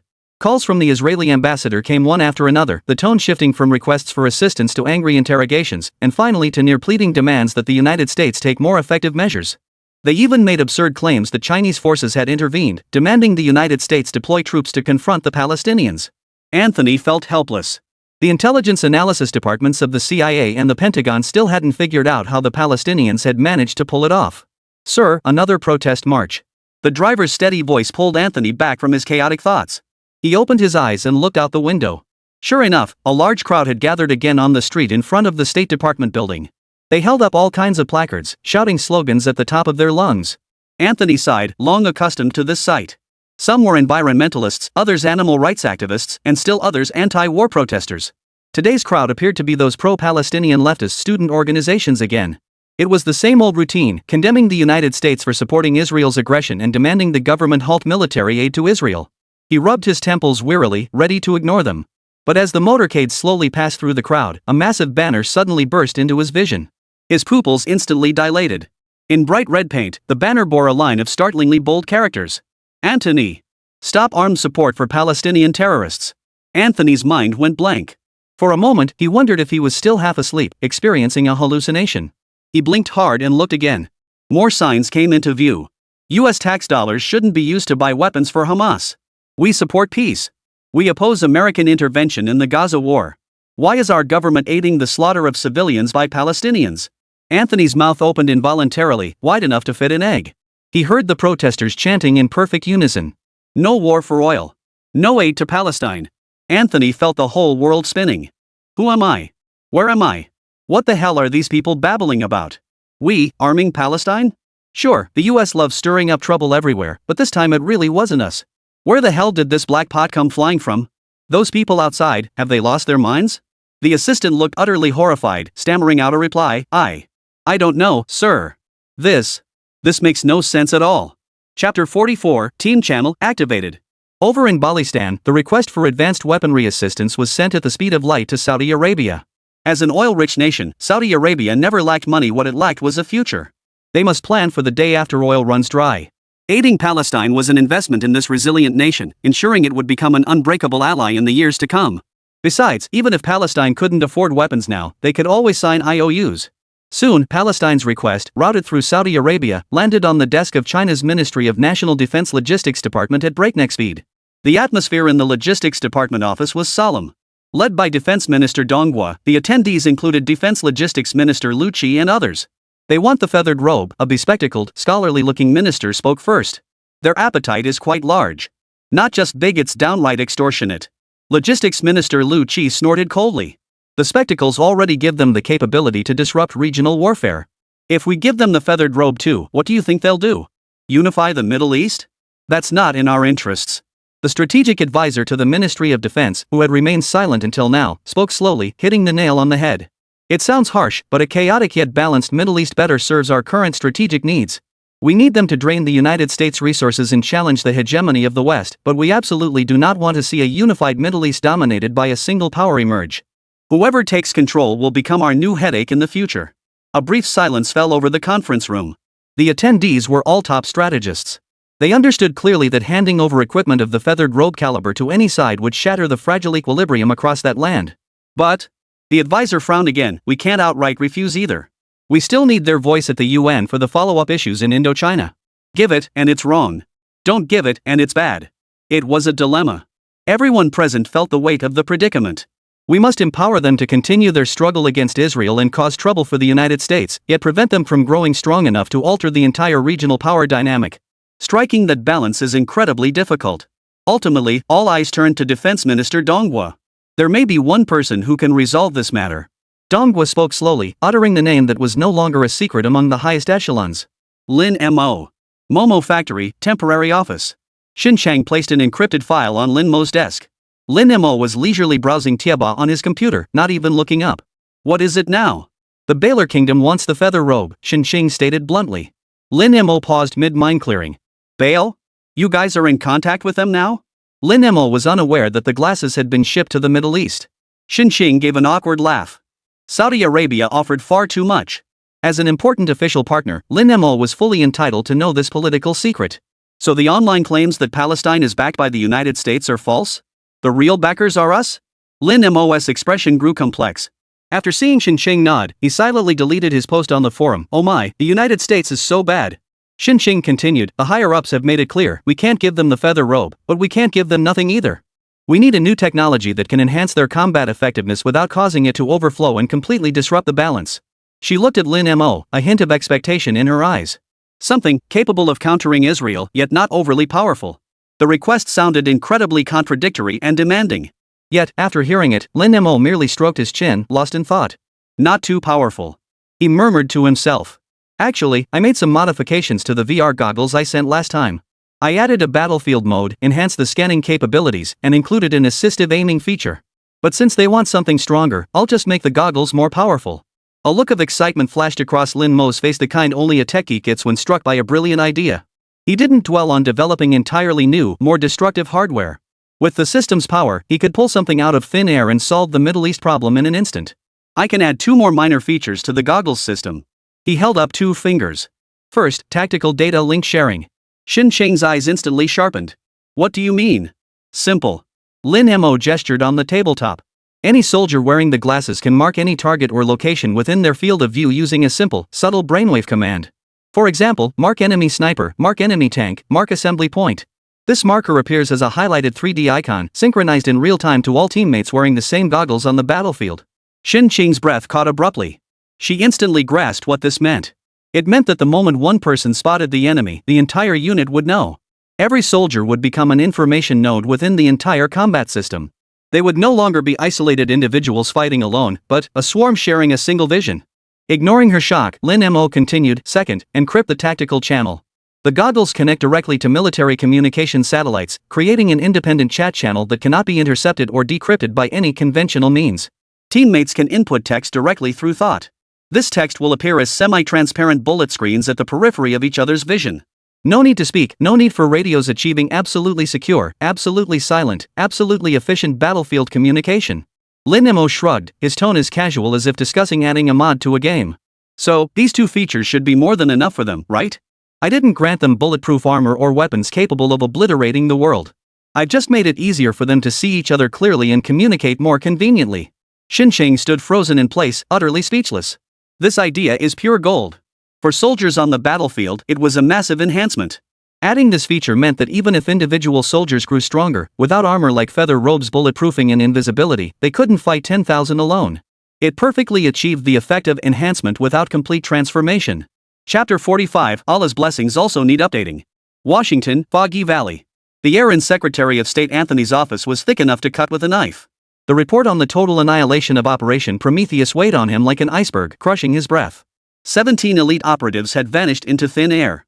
This was not only a colossal disgrace for the CIA, but also a devastating blow to his political career. The president's roar still echoed in his ears. He was now overwhelmed. Although he was no longer responsible for the operation, he still had to deal with politicians on Capitol Hill while trying to placate the public at home, who had been stirred up by the truth and believed the government was funding terrorists. He was caught between a rock and a hard place. Just then, the office door burst open. His chief aide, a middle-aged man usually calm and efficient, looked tense. Sir. The assistant's voice cracked with urgency. Israel has sent an urgent encrypted message. Anthony frowned and waved his hand impatiently. Is it that fool Golan whining again? Tell him to wait. No. It's not that. The assistant hurried over and thrust a tablet into his hands. He says it's hard evidence that China has deployed troops. Anthony took the tablet with a puzzled look. On the screen was an ultra-high-resolution photograph. The image showed a page of paper, partially shattered by an explosion.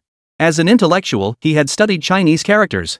Three large Chinese characters stood out clearly on the paper. Instruction manual. Boom!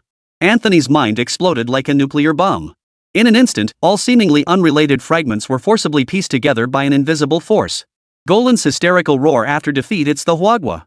The Huagua are attacking. The Chinese soldiers on the Indo-Chinese peninsula, clad in feathered armor, impervious to blades and bullets.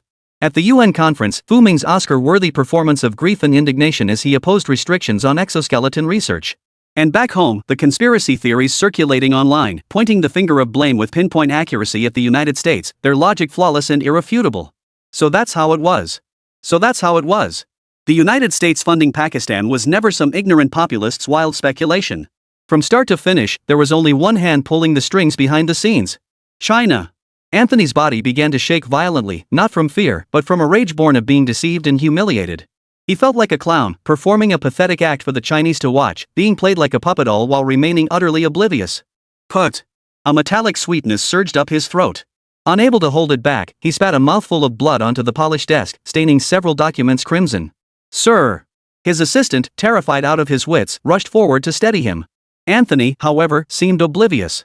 Wiping the blood from his lips, he lifted his head. The United Nations, isn't there a General Assembly meeting in a few days? The assistant nodded blankly. Yes. The main agenda item concerns post-war issues in Indochina. Good. Anthony slammed his fist on the desk. Connect me to the UN delegation. I want them to submit an emergency resolution immediately. This time, I'll tie the Indochina Peninsula and the Gashan issue together. I will tear off the hypocritical mask of the Chinese before the entire world. They will pay the most bitter price for their arrogance and treachery. The flames of vengeance burned fiercely in his eyes.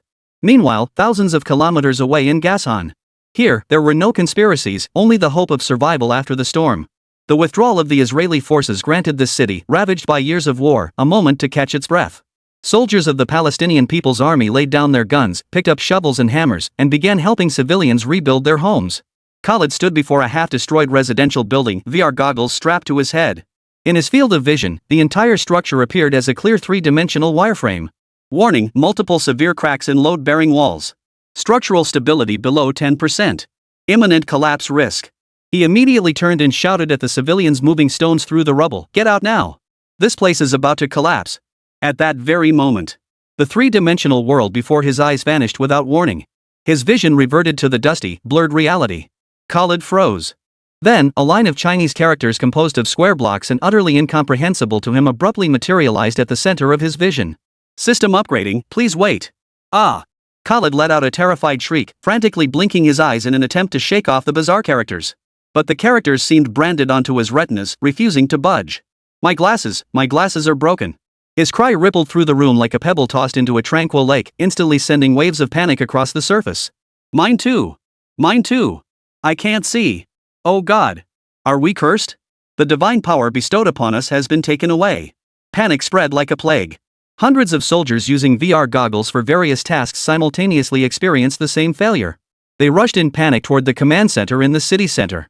As their squad leader, Yusuf stared at the faces etched with terror before him, his heart sinking. But he forced himself to stay calm. As a commander, he couldn't afford to panic. He immediately contacted the mysterious Saudi friend through secret channels. After anxiously waiting for over 10 minutes, the reply finally arrived. "It's not a malfunction. It's a remote system upgrade." Yusuf read the words, his heart finally settling. He stepped out of the command center and announced the news to all the soldiers. "Silence. This is Allah's response. Our devotion has brought forth another miracle. Our vision is growing stronger."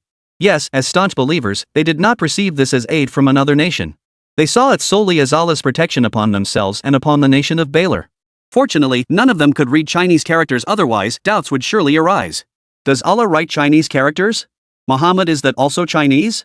The crowd fell silent at first, then erupted in cheers even louder than their previous victory cries. Soon, the line of Chinese characters vanished from everyone's retinas. Replacing it was the Arabic script they knew well. System upgrade complete. Version 2.0 is now live. New feature 1, tactical data link sharing. New feature 2, encrypted telepathic communication channel. Refer to the manual within the system for detailed functionality. The new three-dimensional world unfolded anew, clearer and smoother than before.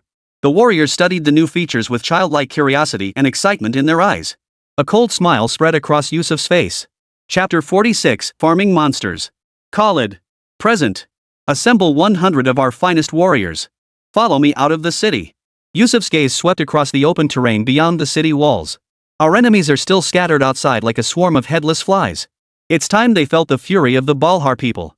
Outside Gasha city, at an abandoned farm, a dozen Israeli soldiers rested in small groups against the crumbling walls, their expressions lax. Since withdrawing from Gaza, they hadn't encountered any attacks for days. What they didn't know was that on the hillside several kilometers away, 100 pairs of eyes were silently watching them. Khalid lay prone behind a sand dune. The dozen Israeli soldiers in his field of vision appeared as clear as day, like NPCs in a video game. He focused his mind and issued the command internally. Mark all enemy targets. The next second, in his field of vision, a constantly flickering, blood-red inverted triangle appeared above the head of every Israeli soldier. At the same time, spanning several kilometers in all directions, within the field of vision of the other 99 soldiers of the state of Bala, those dozen crimson inverted triangles materialized with pinpoint precision, appearing out of thin air. 100 pairs of eyes shared the same battlefield in that instant. 100 minds, linked through an invisible network, coalesced into a unified collective consciousness. In Khalid's field of vision, blue dots representing his teammates dotted every corner of the battlefield spanning several kilometers. At the edge of his retinas, a translucent chat window silently materialized. Yusuf, all units, silence. Target, the farm ahead. Teams 3, 5, and 7, take out the outer sentries. All other units provide crossfire coverage. Clear all marked targets within 3 seconds of my command. No sound. No gestures. Only cold text and perfectly synchronized will. Like a swarm of bees. Operation commences. The instant the command was issued. Bang! A sniper's shot shattered the twilight's tranquility. On the eastern side of the farm, an Israeli soldier leaning against a wall smoking suddenly jerked his head back. A bloody hole appeared between his eyebrows. He didn't even have time to see where the bullet came from. Almost simultaneously. Bang! Bang! Gunfire erupted from 2 other directions. The other 2 sentries collapsed to the ground. A perfectly synchronized sniper strike. Israeli soldiers inside the compound were instantly alerted. Panicked, they scrambled for their weapons and cover. But it was too late. Above their heads, the blood-red inverted triangle emblem was death's verdict. Rat rat rat rat rat rat. From all directions, dozens of preset firing positions unleashed their vengeful tongues of fire simultaneously. Bullets, like the scythe of death, wove an impenetrable web, precisely covering every marked target. Screams rose in waves. Israeli soldiers who had just been enjoying a moment of peace were torn apart within seconds. The battle, from start to finish, lasted no more than 10 seconds. With precise knowledge of the enemy's positions and blind spots, not a single one of the 100 Palestinian fighters exposed their position. Khalid lay prone on the sand dune, calmly watching as the last red marker in his field of vision faded. The chat window flashed with rapid updates. Squad 3, target eliminated. Squad 5, target eliminated. Squad 9, confirmed. All enemies eliminated. Yusuf, well done. Secure the area, collect gear, and withdraw in 3 minutes. Khalid exhaled a long breath. His heart remained utterly still. This victory had come so easily, so naturally. Like stepping out of the newbie village and casually clearing the mobs outside. Meanwhile, at the temporary frontline command post of the Israel Defense Forces, the atmosphere suddenly grew tense. Report. The patrol stationed at Farm 7 has lost contact. The voice of a communications officer shattered the command center's calm. Major General Golan's brow furrowed sharply. Ever since withdrawing from Gaza, he had been on edge, with every slight disturbance sending shivers down his spine. Lost contact? What does that mean? Send a drone to investigate. Aye. Minutes later, the drone transmitted real-time footage. The massive screen in the command center displayed a hellish scene. A dozen Israeli soldiers lay sprawled in pools of blood, not a single survivor among them. Golan's pupils instantly contracted. Where is the enemy? Did the drone's thermal imaging detect anything? Reporting, sir. No enemy traces detected. The scene looks like it was ransacked by a pack of ghosts. Ghosts? That damned word again. As native Middle Easterners who had undergone Israel's rigorous military training, the soldiers of Baylor knew exactly how to conceal their tracks on this land. Golan felt a bone-chilling cold surge from his tailbone straight to the crown of his head. Yet this was only the beginning. Across the vast plains outside Gaza, a silent hunt had already commenced in full force. On the hillside, Yusuf's gaze was as sharp as an eagle's. The clean, decisive victory had sparked a bolder, wilder idea within him, growing like wild grass. He understood. The enemy had withdrawn from Gaza, dispersing their forces, believing this would ensure their safety and prevent a total annihilation. They were wrong. For those equipped with VR goggles, the enemy's scattered deployment was not safety, it was suicide. They were no longer a disorganized guerrilla force, yet their opponents still viewed them through the lens of outdated thinking. Attention all personnel. Yusuf's message crackled through the squad channel, reaching every soldier's eyes with crystal clarity. Leave only 100 men on alert within Gasha City. The rest of you from this moment onward are free to hunt. Form squads, seek targets independently. Eliminate targets. I will turn this land into a graveyard for the Israelites. Execute. The order was issued. 100 blue dots, joined by 300 more swarming out from Gasha City, spread silently across the three-dimensional map like a vast net unfurling in all directions. A highway checkpoint. 2 Merkava main battle tanks and a squad of infantry were conducting routine vehicle inspections. From their perspective, this location, protected by tanks, was absolutely secure. No matter how fierce the Balestrians were, could they possibly withstand a tank with their bare hands? Yet, hundreds of meters away in different directions, 5 Palestinian soldiers had already locked onto them. Target, 2 Merkava tanks. Vulnerable points marked at turret joints and rear engine cooling vents. Copy. RPGs ready. 3, 2, 1, fire. 5 rockets, streaking through the sky with trailing flames, approached from 5 completely different angles. Boom. Boom. Amidst the deafening explosions, the 2 once invincible kings of the battlefield were instantly reduced to 2 burning piles of scrap metal. Chapter 47, the hero of Syra makes his entrance. A makeshift camp. A company of Israeli soldiers was setting up camp and cooking. They were unaware that their cooking smoke had become the most conspicuous landmark. Several kilometers away, at a mortar emplacement, a Palestinian gunner saw a red target box appear in his field of view shared by his teammates, precise to the meter. He didn't even need to calculate, his VR goggles had already computed the most precise angle. All he had to do was load the shells, one by one, into the barrel. Whoosh whoosh whoosh. Shells rained down like hail, instantly engulfing the entire camp in a sea of flames. On the Israeli front lines, Commander Golan's command post had descended into complete chaos. Report. Beta 3 checkpoint under attack. Entire unit wiped out. Report. 7th Armored Company lost contact. Report. Our forward command post coordinates exposed. Sir. They're firing at us. The relentless barrage of alarms and the panicked shouts of the communications officer blended into a symphony of doom. Golan stared blankly at the massive electronic sand table. The blue dots representing friendly units were fading away in terrifying waves, one after another. East. West. South. North. In every direction, his forces were suffering devastating blows. The enemy seemed to be everywhere. No matter how deeply they hid or how widely they scattered, they could never escape the enemy's sight. And whenever he attempted to organize a counterattack, the enemy seemed to anticipate their every move, always thwarting their efforts. His earlier caution against being wiped out in one fell swoop had led to extreme dispersion of forces, a seemingly clever tactic that now proved a fatal flaw. That terrifying thought surfaced in his mind once more. The Wagwa people. Those Eastern devils. Not only had they personally intervened, they've brought the high-tech weapons from the central southern front. It's over. Golan's aide, that level-headed young man, now sat slumped in his chair, his face ashen. We're surrounded. Boom. A deafening explosion sent the command post reeling violently, dust cascading from the ceiling. A shell had landed less than 50 meters outside the command post. They found us. They really found us. A communications officer let out a desperate scream. That scream became the final straw that broke the camel's back. Golan's mental defenses shattered completely in that instant. He sprang from his chair, terror etched across his face. He shoved aside the guards blocking his path and charged recklessly toward the rear exit of the command center. Retreat! Retreat! Everyone, run! His voice cracked with terror. Sir! Where do we go? His aide grabbed his arm. Golan shook his hand off as though it were nothing. I don't care. Get out of here. Now. Immediately.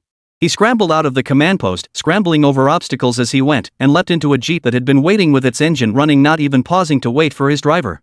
The jeep roared to life, kicking up a cloud of dust as it fled frantically away from the battlefield. Major General Golan, the IDF's highest-ranking frontline commander. He had once declared that whether one soldier died or 100, it was death either way, and that he would take Gaza at any cost. But in the final moments of the battle for Gaza, when death closed in on him, he chose a shameful escape. His retreating figure signaled the war's conclusion, a conclusion reached in the most complete and humiliating manner. Gaza was completely liberated. But war does not end simply because you surrender. Golan's jeep darted like a frightened rat across the dust-choked dirt road. In the rearview mirror, the city he had regarded as his prize, yet which ultimately became the grave that buried his glory, was rapidly fading into the distance. He gasped for breath. At least he had survived. Report. Enemy Commander Golan fleeing eastward in a jeep. Coordinates locked. Inside the command center, battlefield reports streamed in real time through encrypted channels to Yusuf's ears. The soldiers, who had just savored the joy of liberating their homeland, instantly fixed their gaze on Yusuf. A cold, murderous intent flashed in Yusuf's eyes. Victory? No.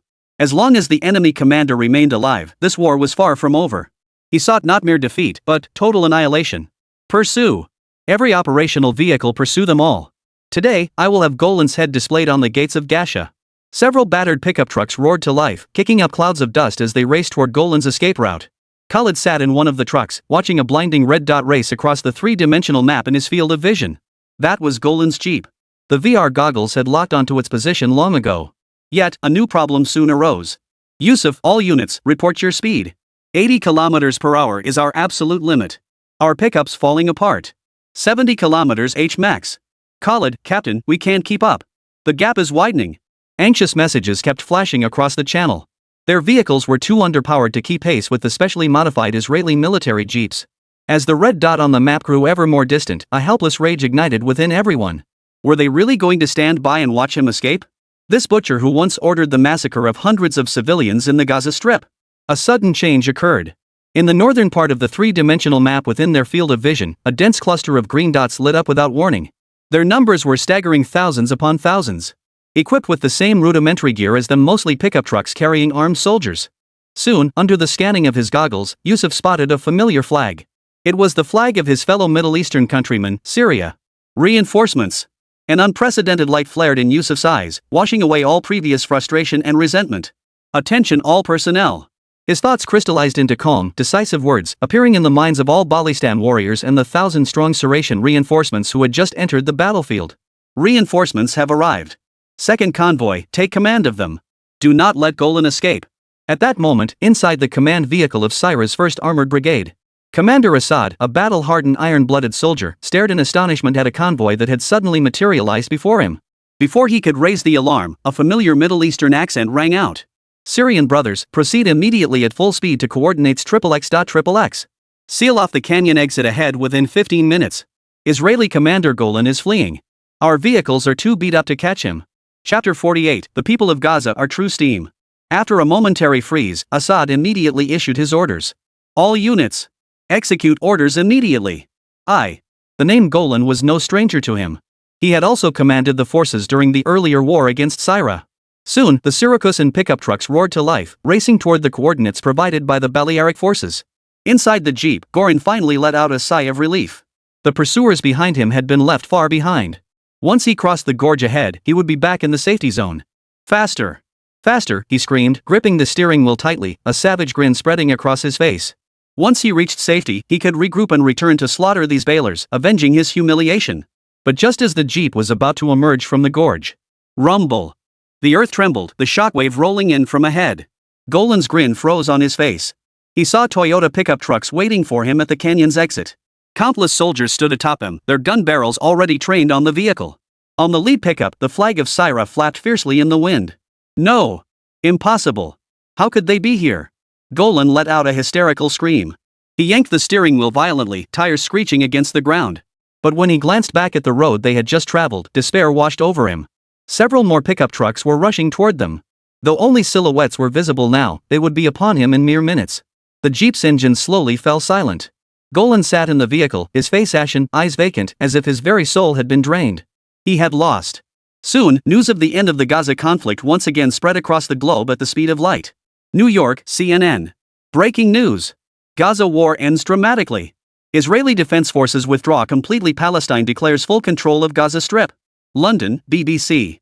We have just received unconfirmed but credible reports that Israeli frontline commander Major General Golan was allegedly captured during the withdrawal. Moscow, the Moscow Times. Is this an unprecedented military miracle or an inevitable outcome of great power politics? The Middle East's power map is being rewritten overnight. The entire world went mad. Major news website servers crashed one after another within 10 minutes of the announcement. Phone lines were jammed. From the Pentagon to the Kremlin, from Buckingham Palace to the Élysée Palace, the highest leadership of every nation urgently demanded the same question. What on earth had happened? Military experts on television stared in disbelief, speechless. This defies logic. It completely contradicts every rule of modern warfare. The Palestinian People's Army's equipment level is simply insufficient to support such a large-scale counterattack, let alone annihilate Israel's entire defense force. Unless there was powerful external intervention. This conclusion ignited the powder keg of global internet discourse like a fuse. On X, the hashtags #GazaMiracle and #WhoBetrayedIsrael dominated global trending topics with overwhelming force. I have a bold theory. Could it be that the United States orchestrated this themselves? This comment initially appeared as a mere ripple in the vast sea of information. But soon, it spread like wildfire, going viral. Conspiracy. This is absolutely America's masterstroke. Seeing they couldn't help Israel unify the Middle East, they devised this counterbalance. Got it. First, they feigned support for Israel, letting them deep into Gaza. Then they suddenly pulled the rug out, cutting off all intel and logistical support. Simultaneously, they secretly sold a batch of black tech weapons to Palestine, letting them shut the door and beat the dog. Brilliant indeed. This way, Israel gains a foothold in the Middle East but can't dominate alone, ultimately still reliant on the US. Holy, those Americans are ruthless. For Middle Eastern oil, they won't even trust their most loyal lapdog. Poor Israel. They'll never know until their dying breath that the one stabbing them in the back is their own trusted father. This conspiracy theory, utterly absurd yet strangely self-consistent, once again swept across Western media like wildfire. The American media, which has spent a lifetime peddling conspiracy theories, now finds the boomerang coming back to hit them. Countless people transformed into Sherlock Holmes, combing through every scrap of evidence to validate this conclusion. Across the United States, waves of public protest were reignited. This time, even pro-Israel right-wing groups joined the fray, chanting "Don't betray your allies" as they surrounded the White House, blocking every entrance. Secretary of State Antony stared at the furious faces on TV and the online posts calling him Judas by name, feeling a metallic taste rise in his throat once more. Why the hell was this black pot landing on him again? And this time, it was bigger, blacker, heavier than the last. These people didn't have the guts to criticize the president, but they certainly had the audacity and plenty of it to attack him.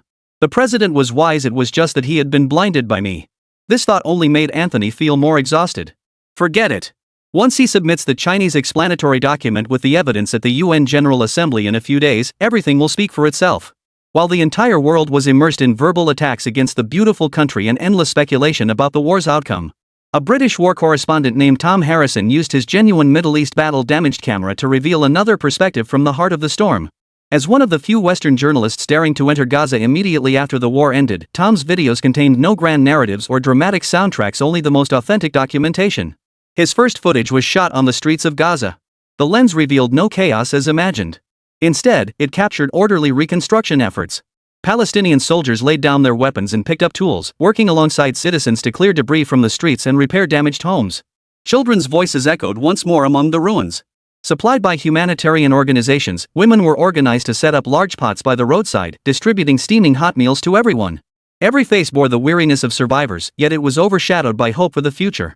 For them, before this, the future and death were likely to arrive, with death being the more probable of the two. Tom randomly interviewed an elderly man carrying bricks. "Hello, you've won. You've created a miracle. Aren't you going to celebrate?" The old man wiped the sweat from his forehead and smiled, revealing a mouthful of missing teeth. "Celebrate? Our homes aren't even rebuilt yet. What's there to celebrate? Our warriors are lions sent by Allah to protect us. Now that the enemy is gone, they become craftsmen safeguarding our homes. This is all Allah's blessing." Chapter 49, Butcher? Prisoner. Allah's blessing, a phrase Tom would hear countless times in the interviews that followed. For a people scarred by war, reality had long since rusted away. Only faith remained as the light guiding them to keep striving to survive. Tom's video flowed like a refreshing stream, washing away the vitriol and conspiracy theories flooding the internet. They didn't explain how the war was won, but they showed the world how resiliently the people of this land were embracing new beginnings after victory. Soon after, a celebration uniquely belonging to the people of Gaza erupted on TikTok. Thousands of short videos poured in from every corner of Gaza. A young girl excitedly introduced the Northeast rice she had just received from an unknown organization, speaking in halting English to the camera. A soldier with one leg, leaning on crutches, proudly displayed his medals on camera, while in the background, his comrades helped neighbors repair roofs. A group of children used discarded shell casings to form the Palestinian flag on the ground, chanting "Free Palestine" over and over in their childish voices toward the camera. These videos are crude, and many are even blurry. Yet the raw emotion they convey possesses the most powerful impact. Together, they tell a story of courage and conviction. Yet amidst this nationwide outpouring, one video propelled the storm of public opinion to its true peak. The video was posted by Khalid. The title reads, "Friendly Interaction Between the People of Gaza and Israel." The footage begins. The location appears to be a basement hastily converted into a prison cell. In front of the camera, Khalid sat cross-legged on the floor, holding a bowl of steaming, indistinct porridge. Opposite him, in the corner, sits a man who appears to be in a daze. Golan. Once the feared Middle Eastern butcher, renowned for his ruthlessness and brutality on battlefields across the region, he now resembles a toothless old dog. His Israeli military uniform was covered in dust, his hair greasy and disheveled, his eyes staring vacantly at the floor. Khalid stirred the porridge in his bowl with a spoon, then looked up and addressed Golan in an extremely calm, even gentle tone. "General Golan, care to try some? It's our specialty here, not the prettiest dish, but packed with nutrients." Goran's body jerked violently. He slowly raised his head, eyes wide and fixed on Khalid. His mouth opened, ready to roar, to curse, to lunge forward and tear the throat of the man before him. But he dared not. Behind Khalid stood those two guards, bearers of truth. What terrified him even more was Khalid's utter calm. As a veteran of the Middle East, he understood the people here well and had long prepared himself for brutal insults. If that were the case, it would mean the Palestinians ultimately dared not risk provoking Israel by forcibly killing him. He would be able to return sooner or later. The Gaza war had ended, but Israel remained. Yet Khalid's composure, even pity, left him in a state of constant dread. It was the pity one might feel for someone facing imminent death. Knowing one would die meant merely awaiting death's arrival. But not knowing whether one would die, or when death might come, that was suffocating. "What's wrong? Not to your liking?" Khalid sighed, gently setting the bowl of gruel on the ground before Golan. "My apologies. Our nation has endured so much war that this is all we have to offer." "It's fine. We respect our prisoners. Eat whenever you wish." With that, he stood up and turned toward the camera, flashing a warm smile. Video ends. Duration, a mere 30 seconds. No bloodshed. No abuse. Yet it was more soul-crushing than any gore or cruelty. Golan's face, a mix of rage, fear, and humiliation, was captured in high definition and forever frozen in the annals of the internet. He, Golan, Israel's war hero, the Middle East's renowned iron-fisted general, now a prisoner of Palestine, pitted by his captors, unable even to take his own life. This image struck like the loudest slap, slapping Israel and indeed the entire Western world hard across the face. Military forums worldwide plunged into utter frenzy at that moment. My God. This is real. They've actually captured Golan. This isn't a trial, it's torture. The Palestinians didn't just win the war, they're crushing their enemy's will. Too cruel. Killing someone is one thing, but they're driving Golan mad. As the fervent discussions and shock gradually subsided, when all the videos, news reports, and evidence were laid bare on the table, a new, fundamental question began to surface.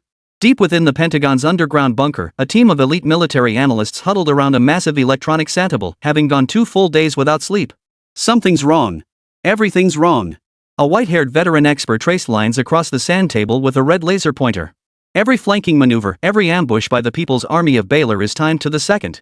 This isn't just tactical excellence, it defies explanation. Their coordination surpasses any known special forces unit, even exceeding theoretical limits. They operate like a gunfight game, capable of pinpointing locations on the map at will and communicating over extreme distances via squad voice chat. All clues pointed to a chilling yet inescapable conclusion. Everything they witnessed, the resilience of the people, the fearlessness of the warriors, the blessings of Allah, might all be mere facades. Beneath this veneer lay an unknown force capable of upending the world. A question hung like a dark cloud over every intelligence agency and military think tank worldwide. How did Palestine win this war? Feathered robe. Another expert muttered repeatedly, but was quickly interrupted by others. Impossible. We've all seen the battlefield footage. The enemy couldn't have been invisible, they just knew our movements too well. The interrupted expert shook his head, a flicker of fear in his eyes. What if it was a technological artifact on par with feather robe?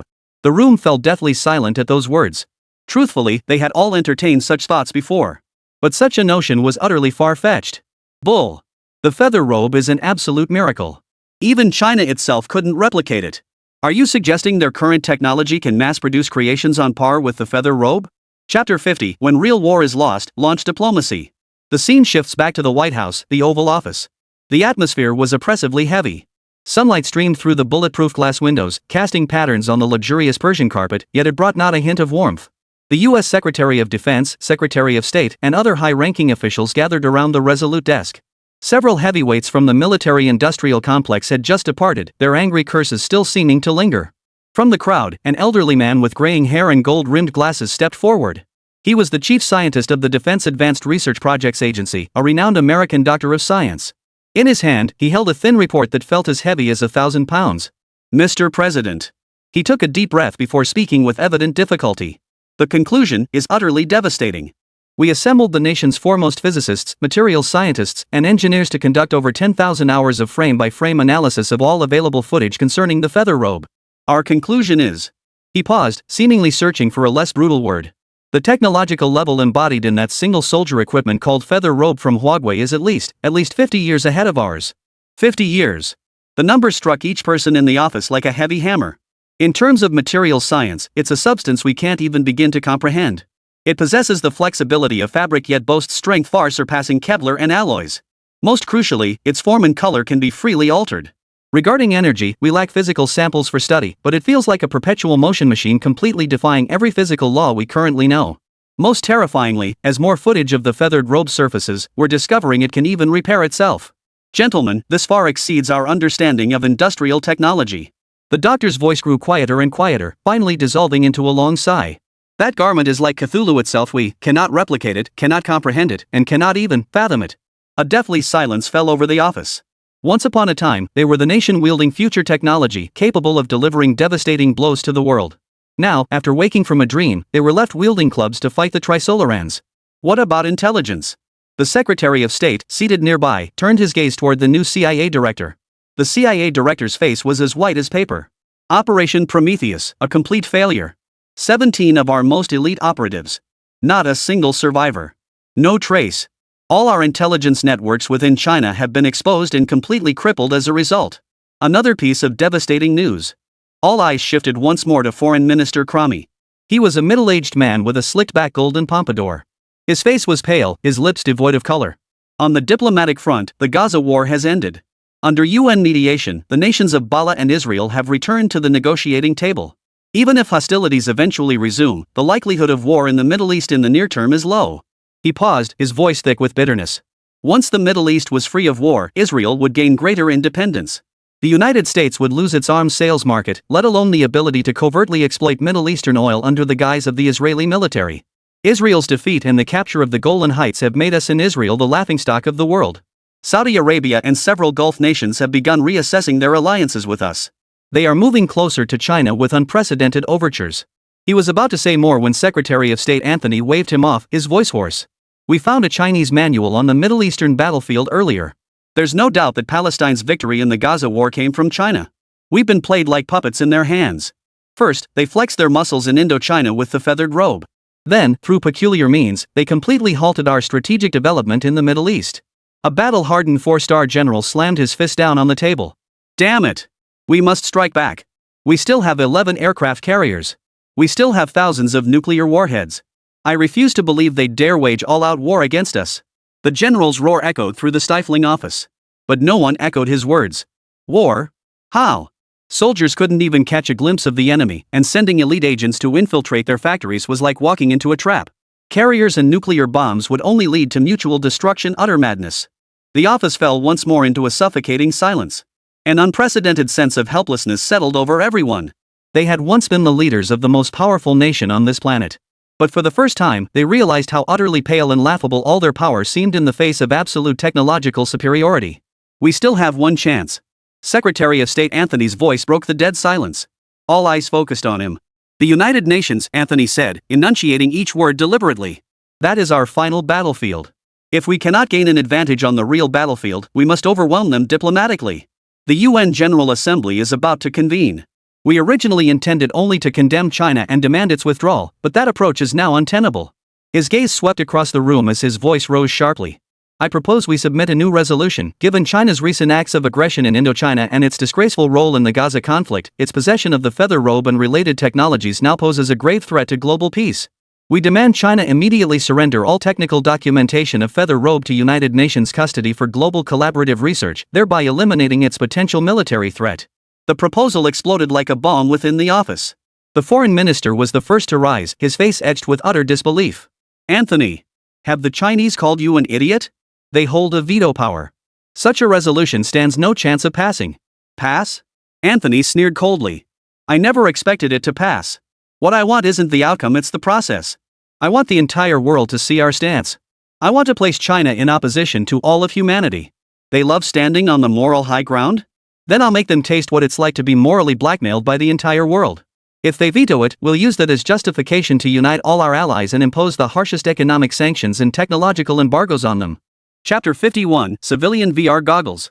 A mad gleam flashed in Anthony's eyes. This was a quintessentially American rogue tactic. No rules, no decency, tear everything apart and use the most naked hegemony to force the opponent to submit. In the office, everyone bowed their heads in deep thought. They had been driven to the edge of a cliff, with nowhere left to retreat. All eyes eventually settled on the figure seated behind the sturdy desk. The President of the United States. The president sighed, remained silent for a long moment, and finally nodded. In stark contrast to the suffocating tension at the White House. Hua Nation, Haichang. Where Lin Mo's dilapidated workshop once stood, a brand new modern industrial complex now stood in its place. Row upon row of gleaming, standardized factory buildings rose from the surrounding acres, radiating an aura of wealth. The once bumpy, vehicle-worn roads had been paved with asphalt, and streetlights stood every 5 meters along the edges, as if to prevent any nighttime mishaps. The air carried no trace of the formaldehyde smell typical of new construction, nor the dusty scent of construction debris. Only the faint scent of the sea breeze lingered. The office was nearly complete, though calling it an office felt inadequate. It was more like a 2-story villa. Standing on the second-floor balcony, Lin Mo gazed down at the industrial empire soon to be his and couldn't help but utter a heartfelt exclamation. Holy crap, is this the legendary China speed? Even he, a man who possessed a system and was no stranger to cutting-edge technology, was profoundly stunned by the scene before him. This wasn't mere infrastructure development, it was like playing Red Alert with cheat codes enabled, where buildings materialized instantly with a mouse click. He had no doubt whatsoever that if he ever complained about insufficient factory capacity, the nation could expand his production facilities to the same scale within a week. What are you thinking about?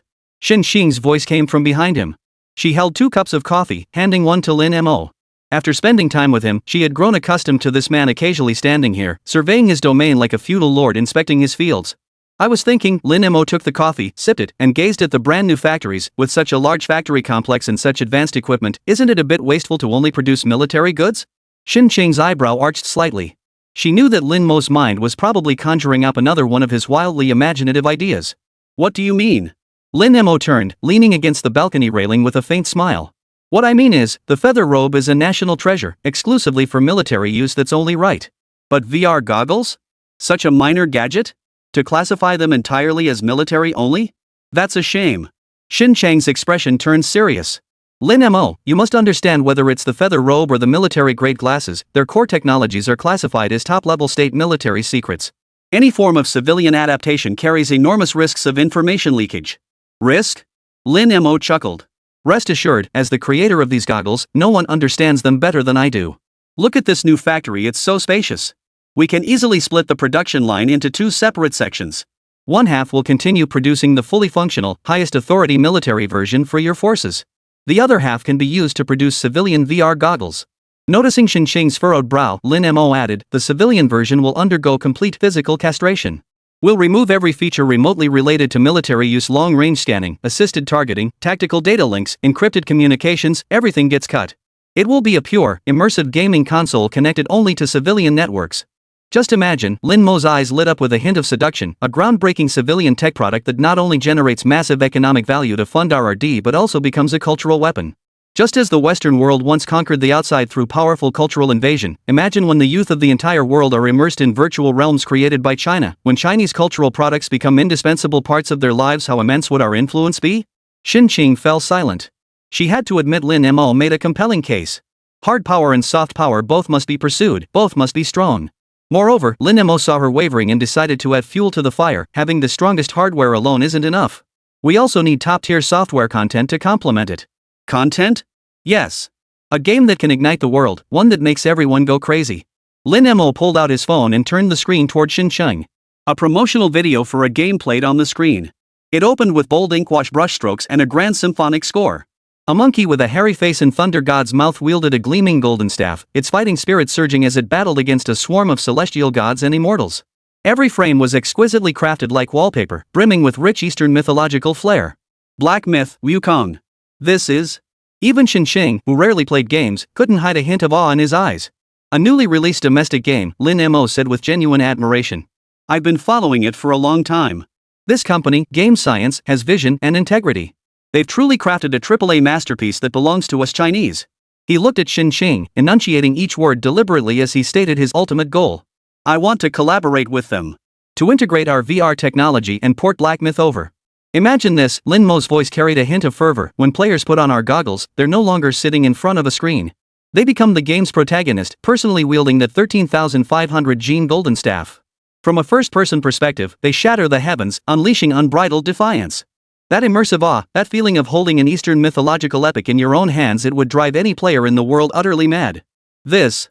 Xin Cheng was utterly stunned by the vision Lin Mo had painted. She wasn't a gamer, but she could envision the earth-shattering spectacle it would create. It wouldn't merely be a game. It would be an unprecedented cultural export, the most dazzling showcase of China's cutting-edge technology and cultural heritage to the entire world. Your idea is insane, Xinqing murmured to herself, yet her eyes shone with an unprecedented brilliance. Who would have thought that Lin Mo, who usually lay around like a piece of dried fish, harbored such a grand vision within him? Crazy? Lin Mo smiled faintly. I just want the people of China to wear nice clothes, play great games, and make a little money along the way. Chapter 52, The Revival Plan. Xinqing took a deep breath. She knew this matter had far exceeded her authority to decide. I'll report this matter to higher-ups immediately. She looked at Lin Mo, her expression complex. Civilian applications require approval from senior management. As for collaborating with game companies, I can facilitate contacts, but that also demands cross-departmental coordination. No problem. Lin Mo shrugged. The production line isn't fully debugged yet anyway. I can wait. Xinqing nodded and turned to leave the office in quick strides. What's up? Sister Xinqing seemed in a real hurry. Suli sauntered over, an ice pop dangling from her mouth and flip-flops dragging behind her, looking anything but polished. Nothing. Hey, kid, you're one of the factory owners now. Can't you act a little more responsible? Seeing her slouching, carefree demeanor, Lin Mo rolled his eyes. He had no idea where she picked that up. Long before the new factory complex was built, the two had agreed. Lin Mo held 90% of the shares, Suli 10%, and together they ran the factory as its big bosses. Facing his reproach, Suli flipped him off. How about you start by swapping those boxers for some actual pants? The next day, a brand new military Z-20 helicopter descended with a thunderous roar, landing smoothly on the temporary helipad within the factory grounds. The cabin door opened, and Li Guosheng, the logistics director of the Southeast Military District, stepped out in a crisp military uniform, striding down with the confidence of a dragon. Lin Mo, Suli, and Xinqing had been waiting on the tarmac. Director Li, what brings you here?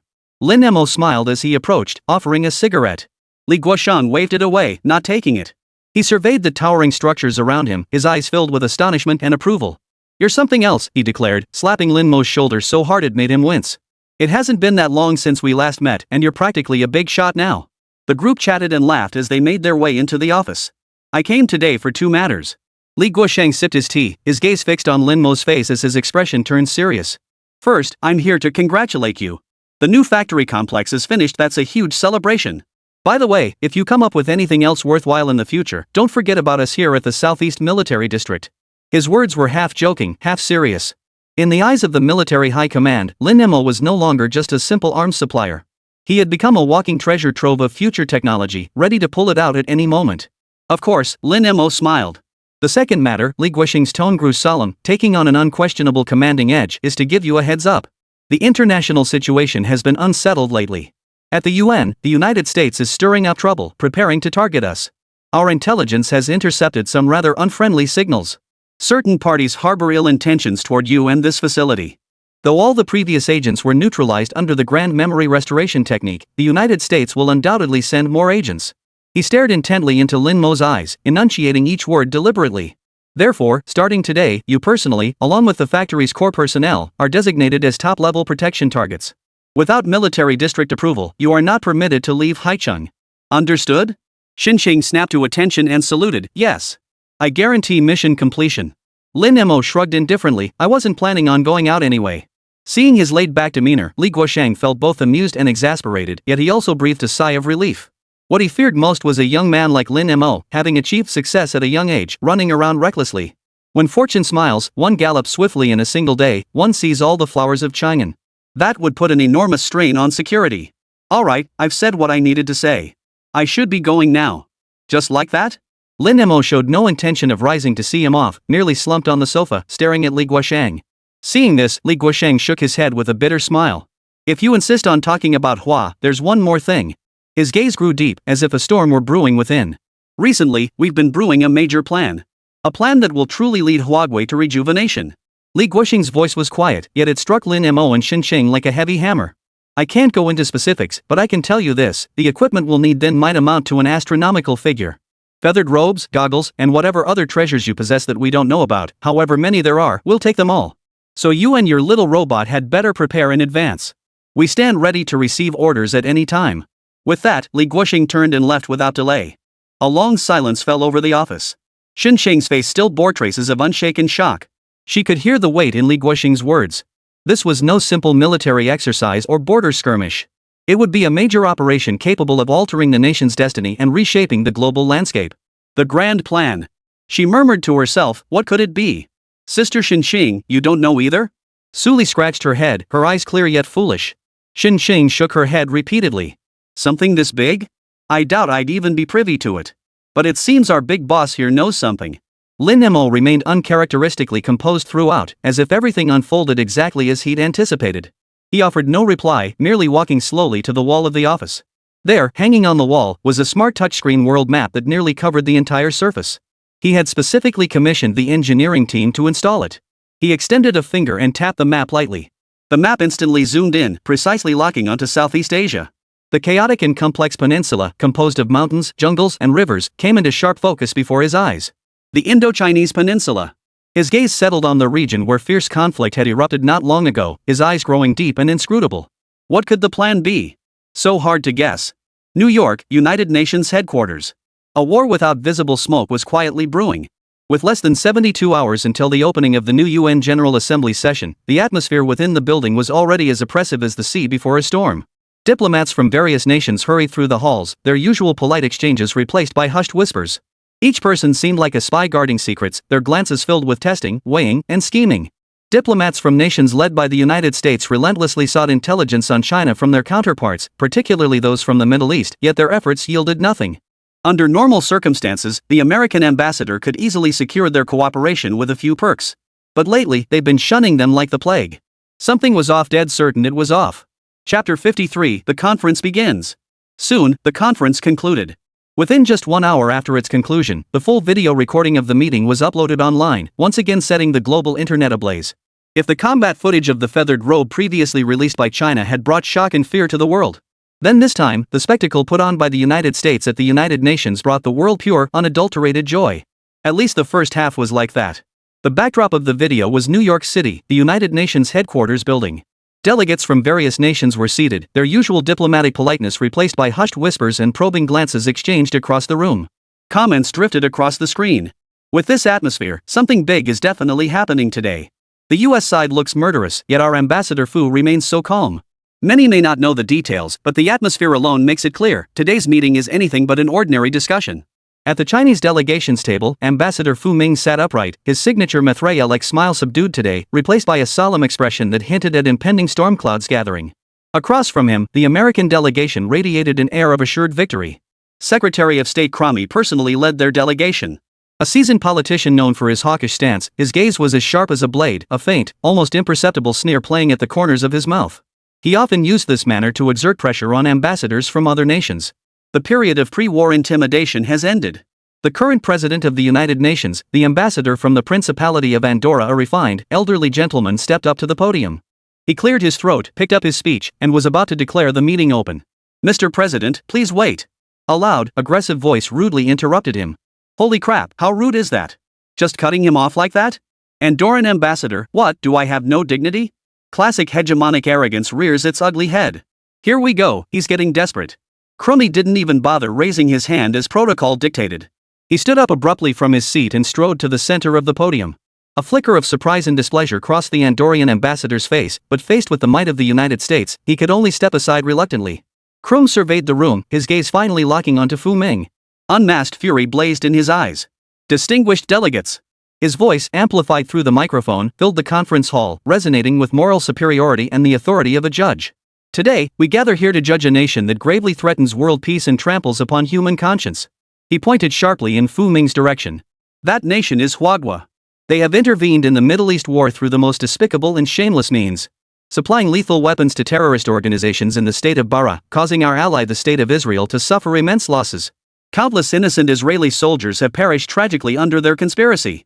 Cromie's voice grew increasingly impassioned as he waved his arms, resembling a righteous crusader exposing a shocking conspiracy. Such backstabbing cowardice is the most ruthless trampling of the United Nations Charter. It is an open provocation against the very foundations of human civilization. We must. "Mr. Cromie." A calm voice interrupted his performance. Fu Ming rose to his feet, showing neither anger nor rebuttal. "Before you continue your denunciation, might we first show respect to the current president of this assembly, the ambassador of Andorra to the United Nations?" Ambassador Fu is awesome. What a big picture perspective. That's what you call the bearing of a great nation. Tactical lean back. Elegance never goes out of style. Chromie's expression froze momentarily before she sneered coldly, Ambassador Fu Ming, do not attempt to divert attention with such laughable procedural points. We are discussing war and death. Fu Ming shook his head, a trace of pity flickering across his face. Even at the United Nations, small nations hold no dignity. Very well. He abandoned the procedural quibbles and shifted his tone, posing a question so simple it bordered on common sense with unflappable calm. Mr. Chromie, you mentioned earlier that countless innocent Israeli soldiers have sacrificed their lives on Palestinian territory. Fu Ming paused, his gaze sweeping across the room. His voice was not loud, yet it reached every ear with clarity. I have just one small question. Why would Israeli soldiers die on Palestinian soil? Holy. That's a god-tier question. Pure mind. Not very damaging, but extremely insulting. Chromie, CPU overheating, rebooting. Dead silence in the room. This is hilarious. Look at that Russian guy trying so hard not to laugh. The room did indeed fall silent. Everyone knew exactly what that answer meant. The intruder died in the home of the one they invaded. Who was the real victim here? Chromie's face instantly turned the color of liver. He opened his mouth, but found himself unable to utter a single word. What could he possibly say? That they had invaded the enemy's home in self-defense? Or that the land of Palestine had always belonged to Israel according to the Bible? No matter how he responded, the conversation would inevitably shift from China's involvement in the war to whether Israel's invasion of Palestine was just. Inside the conference hall, the expressions on the faces of the representatives from various nations became utterly priceless. Whispers and stifled laughter rippled through the room. Those allies who had prepared to echo the United States now awkwardly turned their heads away, pretending to study the patterns on the ceiling. Even as allies of the United States, they couldn't sink to such shameless depths. You're shifting the focus. After a dozen seconds of awkward silence, Chromie finally managed to blurt out a rebuttal. He knew he couldn't dwell on this issue any longer. He took a deep breath and pulled out his trump card from his pocket, a fragment of an instruction manual cover sealed inside an evidence bag. He held the evidence bag aloft, as if brandishing a sacred sword of justice. Everyone, look! This is the irrefutable proof. We found this on a slain terrorist from the Balistan nation on the Gashan battlefield. It clearly bears Chinese characters. He bellowed in a near roar, this is irrefutable proof that China is intervening in the Middle East war and supplying weapons to terrorists. Holy, our mother country isn't actually getting involved, is she? Even if she did, so what? The United States has reaped so many benefits in the Middle East, it's our turn now. Fu Ming's expression immediately turned grave. If there truly was evidence of China's involvement in the war, this meeting would put him at a significant disadvantage. The camera lens immediately zoomed in, projecting the three Chinese characters on the shard clearly onto the conference hall's large screen. Glass's manual.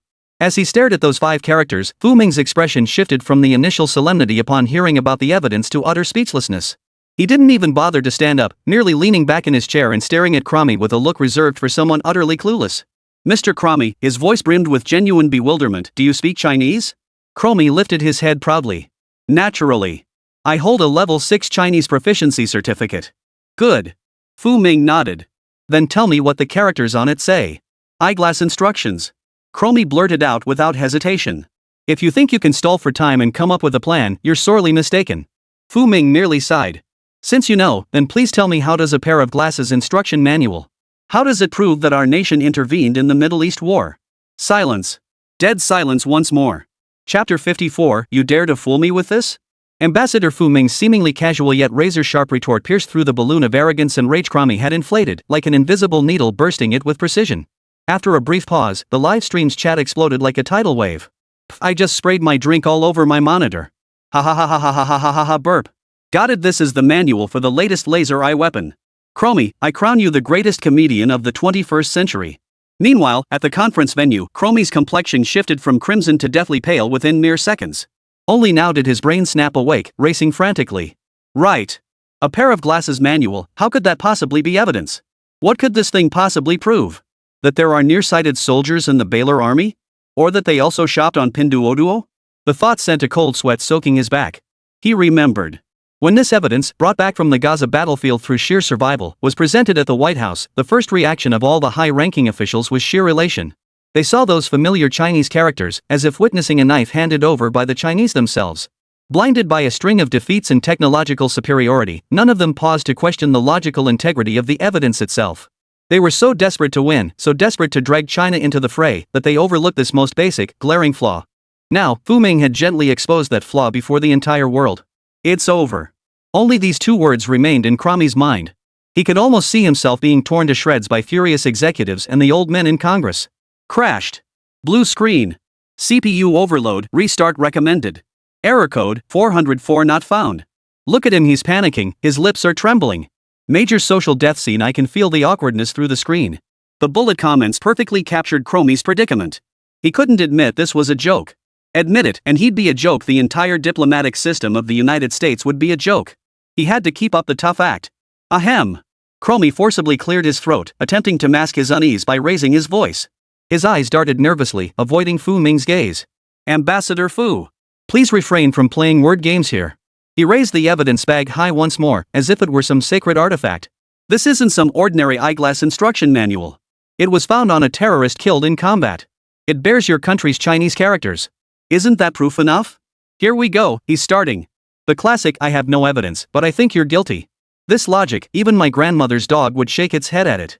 His underwear might even be made in China. Does that make him a communist sympathizer too? Fu Ming observed his blustering facade, his expression shifting from exasperation to faint pity. He rose slowly, straightened his suit, and spoke with the calm demeanor of a teacher addressing a student. Mr. Cromie, China is the world's factory. Our goods are everywhere. That should be common knowledge. If you doubt it, examine the suit you're wearing right now, or the leather shoes on your feet. See if the labels bear our nation's script. Fu Ming paused, scanning the room. His voice was measured yet resonant. Following your logic, does that mean every person in this room, anyone who has ever used a single product made in China, is a spy planted by our country in foreign nations? Ha ha ha. A wave of suppressed laughter rippled through the hall. Delegates from many nations instinctively glanced down at their cuffs and shoe soles. Upon seeing unfamiliar square characters, they silently shook their heads. Even the American father-son duo, the British delegation, awkwardly hid their hands beneath the table. Cromie's face turned a deep shade of liver-like purple. Stumped by Fu Ming's retort, he could only snort like an enraged bull, breathing heavily. That's sophistry. You're resorting to sophistry, he nearly roared. We're discussing lethal military aid here, not bloody household goods. Oh? Fu Ming raised an eyebrow. Then, Mr. Cromie, please show the world what exactly this manual corresponds to. What does this lethal weapon look like? Is it laser-firing glasses? Or perhaps glasses that hypnotize enemies? Ha ha ha ha. Case solved. The Uchiha clan's Sharingan was stolen by China. Don't chase after me to kill me, you'll break my electronic pet. We have reason to believe it's a new type of high-tech military equipment with night vision and targeting assistance capabilities. Cromie began improvising on the spot, utterly flustered. Fu Ming smiled and shook his head. Belief? Mr. Cromie, the United Nations General Assembly is a place for evidence, not superstition. Merely relying on your belief is hardly sufficient grounds to accuse a sovereign nation. He stepped forward, his gaze sharpening. I ask again, where is the evidence? Beyond this scrap of paper, seemingly salvaged from some unknown garbage heap, do you possess any other proof? Kroom was backed into a corner. His eyes darted toward his deputy and delegation members, hoping someone would step forward to rescue him. Yet all he saw were faces bowed in silence. Nothing. Truly, nothing else. The Israelites hadn't even managed to kill a single Philistine. This scrap of paper picked up from the battlefield was all the evidence they had. Cromie opened his mouth, his voice dry. He wanted to say, we are gathering more evidence, but under Fu Ming's piercing gaze, the words felt utterly feeble. The dispute between them, or rather, Fu Ming's one-sided roasting of Cromie, lasted a full 10 minutes. Over those 10 minutes, Cromie's arguments devolved from initial bravado to mid-staged silence, then to final incoherence. Each rebuttal was effortlessly dismantled by Fu Ming's simplest logic. Finally, when Fu Ming asked, Mr. Cromie, would you require additional time to reorganize your logic and language, the foreign minister of the United States completely collapsed. Standing at the podium, his mouth agape, not a single word came out. Beads of sweat covered his forehead, and he swayed precariously, as if his backbone had been pulled out. Chapter 55, Refusal to Withdraw Troops. This trial, meticulously orchestrated by the United States with such formidable momentum, ultimately ended in utter failure, a farcical, absurd, and utterly humiliating defeat. Soon, the camera cut to Ambassador Fu Ming. He slowly sank back into his seat, shook his head gently, and let out a faint sigh. That sigh held no triumphant joy, only a profound disappointment. As if to say, I regarded you as my lifelong rival, yet you try to fool me with this? You've let me down. Game over. Cromie's health bar is empty. Soul is exiting. I hereby declare that the awards for Best Debater, Best Actor, and Best Director at this session of the United Nations General Assembly are all presented to Ambassador Fu Ming. All those in favor, say aye. All those opposed, say nay. Objections overruled. Inside the hall, Cromie stood at the podium, drained of all spirit. An unprecedented shame washed over him like a tidal wave. He knew he had lost and lost utterly. The debate on China's intervention in the Middle East could no longer continue. Any further struggle would only make the United States appear more foolish and ridiculous. But he couldn't simply concede defeat and walk away. He represented the United States' dignity. Even if that face lay shattered on the ground, he must pick up the shards and force them back into place. He drew a deep breath, forcing down the tremor in his heart, and ground out the words through clenched teeth. Regarding China's role in the Gaza conflict, we currently reserve judgment. By using the word reserve, he managed to find a flimsy excuse to save face. Ha ha ha ha, he's still putting up a front. Translation: I have no proof, but I refuse to admit defeat. I'll do it again next time. Alright. We know you're impatient, but hold your horses. What's the next agenda item? Bring it on. Ignoring the faint murmurs from the audience below, Cromie continued to disregard Ambassador Ander, the rotating chairperson, and flipped directly to the next page of the agenda he had brought. Now, let us discuss the next agenda item. Regarding the issue of Hua Nation's illegal invasion of the Indochinese peninsula and its ongoing illegal occupation of its territory. The moment this topic was raised, the relaxed atmosphere in the hall turned tense once more. Delegates from various nations sat up straight. They knew the main event was about to begin. The war in the Indochina Peninsula had ended, and China had achieved an overwhelming victory, an indisputable fact. Though technically not formally concluded, the five-nation alliance of Indochina had long since disintegrated, becoming nothing more than a training ground for China to test its new military technology. According to international convention and China's consistent diplomatic policy, after a war concluded, the victorious side should withdraw its troops, return the territory, and at most demand some compensation. The United States raising this issue now, though somewhat aggressive, was essentially just going through the motions. It allowed China to make a statement before the world, effectively giving the US a way to save face. Alright, enough with the fun and games. Time to get down to business. China will likely agree. After all, we've always been pacifists, no aggression or expansion for us. Yeah, winning shows strength, but withdrawing afterward demonstrates the grace of a great power. This move preserves both face and substance. Dude, your perspective is too narrow. We should just stay put. Why spit out meat that's already in our mouths? Calm down. That's no different from the US. We're guardians of order, not new hegemons. The livestream's comments section erupted with rational analysis. The overwhelming majority believed the Huagua government would go with the flow and agree to withdraw its troops. Cromie clearly shared this view.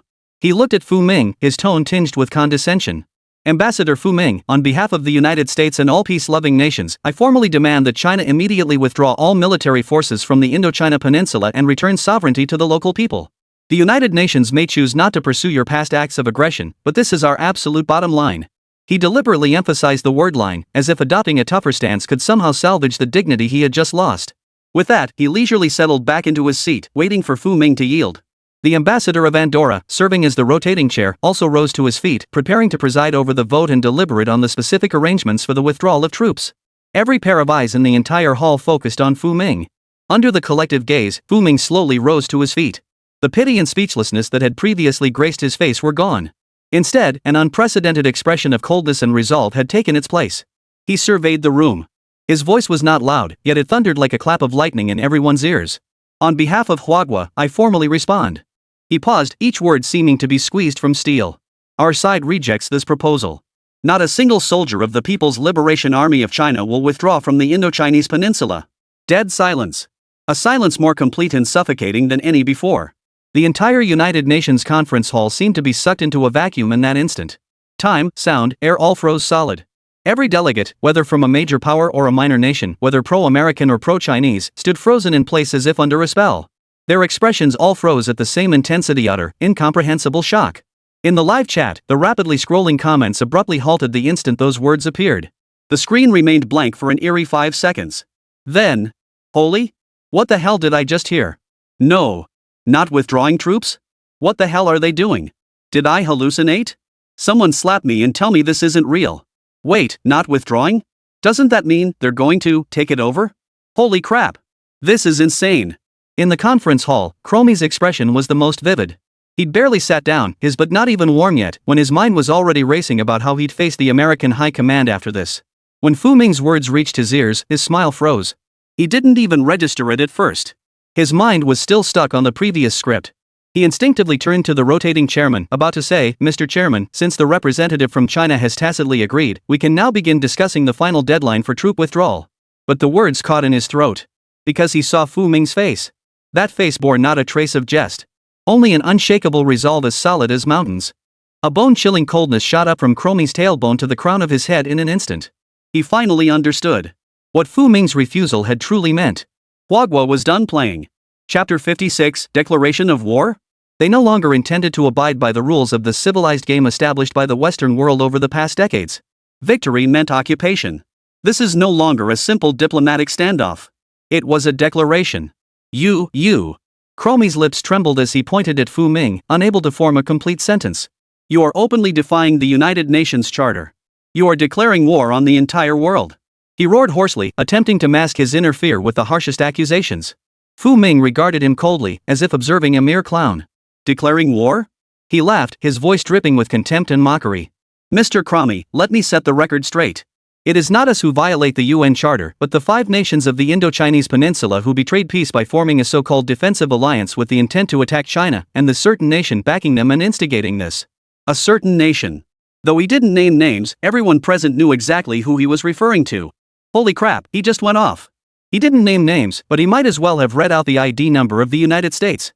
Here it comes, the classic moment. Is this certain country you're talking about reliable? Chromie, stop it. The kid's been scolded into stupidity already. Chromie tried to counter, searching for excuses to smooth things over. But before his words could escape his lips, he was cut off. Enough! The ambassador of Andorra, this session's rotating UN president who'd been ignored all along, finally lost his patience. He slammed the gavel down hard, his aged face set in stern resolve.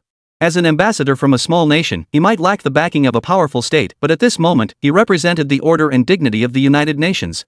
This is the United Nations General Assembly, not a marketplace. The elderly gentleman's gaze swept over Chromie, tinged with a hint of resignation. Since consensus cannot be reached, we shall proceed according to protocol. Now, I move that we proceed to a vote on the resolution demanding the immediate withdrawal of Huagua's forces from the Indo-Chinese Peninsula. Chromie froze, then felt a surge of elation. A vote? Good. Excellent. He admitted defeat in the verbal sparring, utter and complete defeat. But when it came to the vote, he had absolute confidence. He refused to believe that Huagua would dare to openly exercise its veto power under the watchful eyes of the entire world to shield its own acts of aggression. As long as they didn't dare veto it, his side held an overwhelming majority. The entire Western world, plus those small nations cowed by the United States might, would be more than enough to crush them. Even if the resolution lacked binding force, it would morally nail China to the pillar of shame, isolating it diplomatically. At this thought, Chromie straightened his back, his face once again adorned with that arrogant, confident smile. He shot Fu Ming a defiant glance, as if to say, you may have won the debate, but victory will ultimately be mine. Fu Ming, however, didn't spare him a glance, calmly returning to his seat. The vote officially commenced. On the massive electronic screen, the names of over 100 nations lit up, awaiting their representatives' choices. United States, in favor. Chromie pressed the button first, his action decisive, as if afraid others wouldn't see his stance. As expected. Britain, in favor. Little France, in favor. Germany, in favor. Japan, in favor. Korea, in favor. As expected, the Western Bloc led by the United States cast unanimous votes in favor. On the screen, green yes icons rapidly filled a large section. Chromie's smile stretched wide, nearly reaching her ears. Ah well, dogs still have to listen to their masters. Now it's up to the Bear Nation and us. Bear Nation, opposed. The Bear Nation's ambassador, a burly, balding old man, pressed the red NO button without hesitation. Recent minor conflicts with their neighbors had left them desperate for China's support, compelling them to vigorously back China on the diplomatic stage. China, opposed. Ambassador Fu Ming cast his opposing vote without hesitation. The vote count on the screen began to grow tense. Next, it was time for the African nations to cast their votes. Everyone held their breath. Ethiopia abstains. Niger abstains. Kenya abstains. To the surprise of many, a significant majority of African nations chose to abstain. They neither wished to offend the rising power of China nor dared to openly challenge the United States. Abstention became their wisest choice. Our African brothers are still loyal to the core. Though they didn't vote against it, abstaining is the strongest support they could offer. Understandable, small nations face tough survival challenges. Chromie's expression darkened slightly, yet his confidence remained unshaken. No matter. If the African brothers couldn't deliver, he still had his most reliable voting bloc. The Middle East. Those oil-rich nations, perpetually reliant on American military protection and economic aid, would never betray him. Yet when the Middle Eastern nations came up to vote, an eerie scene unfolded. All eyes focused on the representative seat of Saudi Arabia. The Saudi ambassador, sporting his signature thick beard, now had beads of sweat forming on his forehead. He could feel both Cromer's piercing gaze and Fu Ming's calm, unreadable stare fixed upon him. His hand hovered over the voting device, trembling slightly. He recalled the encrypted call received late at night several days prior from the Crown Prince, who had been internally designated as the successor. The Crown Prince's voice had been feverishly fervent. "Remember, whatever the Chinese propose, we support it. That pair of glasses is the future granted to us by the Almighty. Whoever dares to stand in our way becomes the enemy of the entire Arab world. Not even the United States." The ambassador took a deep breath and wiped the sweat from his forehead. His gaze instantly hardened with unwavering resolve. The future hinged on this very moment. He slammed his finger down on the button. Saudi Arabia opposes. Buzz. The entire conference hall erupted in an uproar. Everyone thought they had misheard. Saudi Arabia? The United States' most steadfast ally in the Middle East had actually cast a dissenting vote? The smile on Cromie's face froze solid. He stared at the glaring red NO on the screen as if he'd seen a ghost, his mind going blank. Holy? What the hell? Saudi Arabia turned on us? What just happened? Weren't they in cahoots just days ago? It must be China. What did China offer them? How dare they openly stab their own father in the back? Could it be the Dongfeng Express delivered it right to their doorstep? Chapter 57, Passed Out? But what truly plunged Cromie into despair came next. Saudi Arabia's vote felt like a signal, a bugle call to charge. Balistan, opposed. Syria, opposed. United Arab Emirates, opposed. Qatar, opposed. One after another, Middle Eastern nations cast their votes of opposition without hesitation. On the screen, the red lights instantly merged into a solid mass, overwhelming the green lights of approval with an overwhelming majority. The resolution was defeated. Not even requiring China to exercise its veto power. Cromie was at a loss. He didn't understand. He simply couldn't comprehend it. When the hell did the world become so damn unfamiliar? He slumped in his chair, his face ashen, staring blankly at the section occupied by the Middle Eastern nations' representatives. He wanted to rush over, grab the Saudi ambassador by the collar, and scream at the top of his lungs. Why? Why the hell? We gave you the most advanced weapons, the most unwavering security guarantees. We treated you as our most reliable pawn in the Middle East. Why did you betray us? But he couldn't. He is the Secretary of State of the United States, representing one of the most powerful nations on this planet.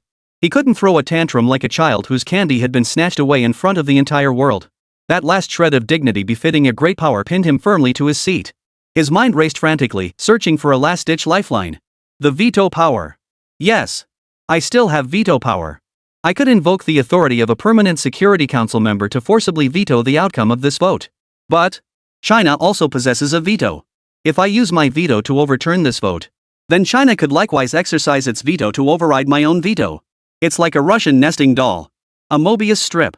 An insoluble deadlock. In the end, it would amount to nothing more than a farce played out before the eyes of the entire world, with no practical significance whatsoever. It's over. There's truly no way out. Militarily, they've been crushed by unprecedented black technology that defies conventional warfare. Diplomatically, they've been thoroughly outmaneuvered by their opponents' transparent schemes. Now, within the very United Nations rules system they built and took pride in, they've been checkmated by their adversary using those very rules. A complete, utter, and total defeat. That humiliation over the eyeglass manual. Fu Ming's defiant declaration, "We will not withdraw our troops." The fatal stab in the back from their Middle Eastern allies. And now, this inescapable procedural justice. Scene after scene flashed through his mind like a revolving lantern, ultimately coalescing into an unbearable torrent that breached the last dam of his spirit. Ugh! Cromie felt the world spinning, everything before his eyes blurring. The clamorous murmurs within the hall seemed to drift in from the distant horizon. Soon, under the gaze of hundreds of millions of viewers worldwide, the Secretary of State of the United States swayed violently, then fell straight backward from her chair. Thud. A dull thud. He crashed to the floor, unconscious. Holy! He passed out? Seriously? Is this a staged accident?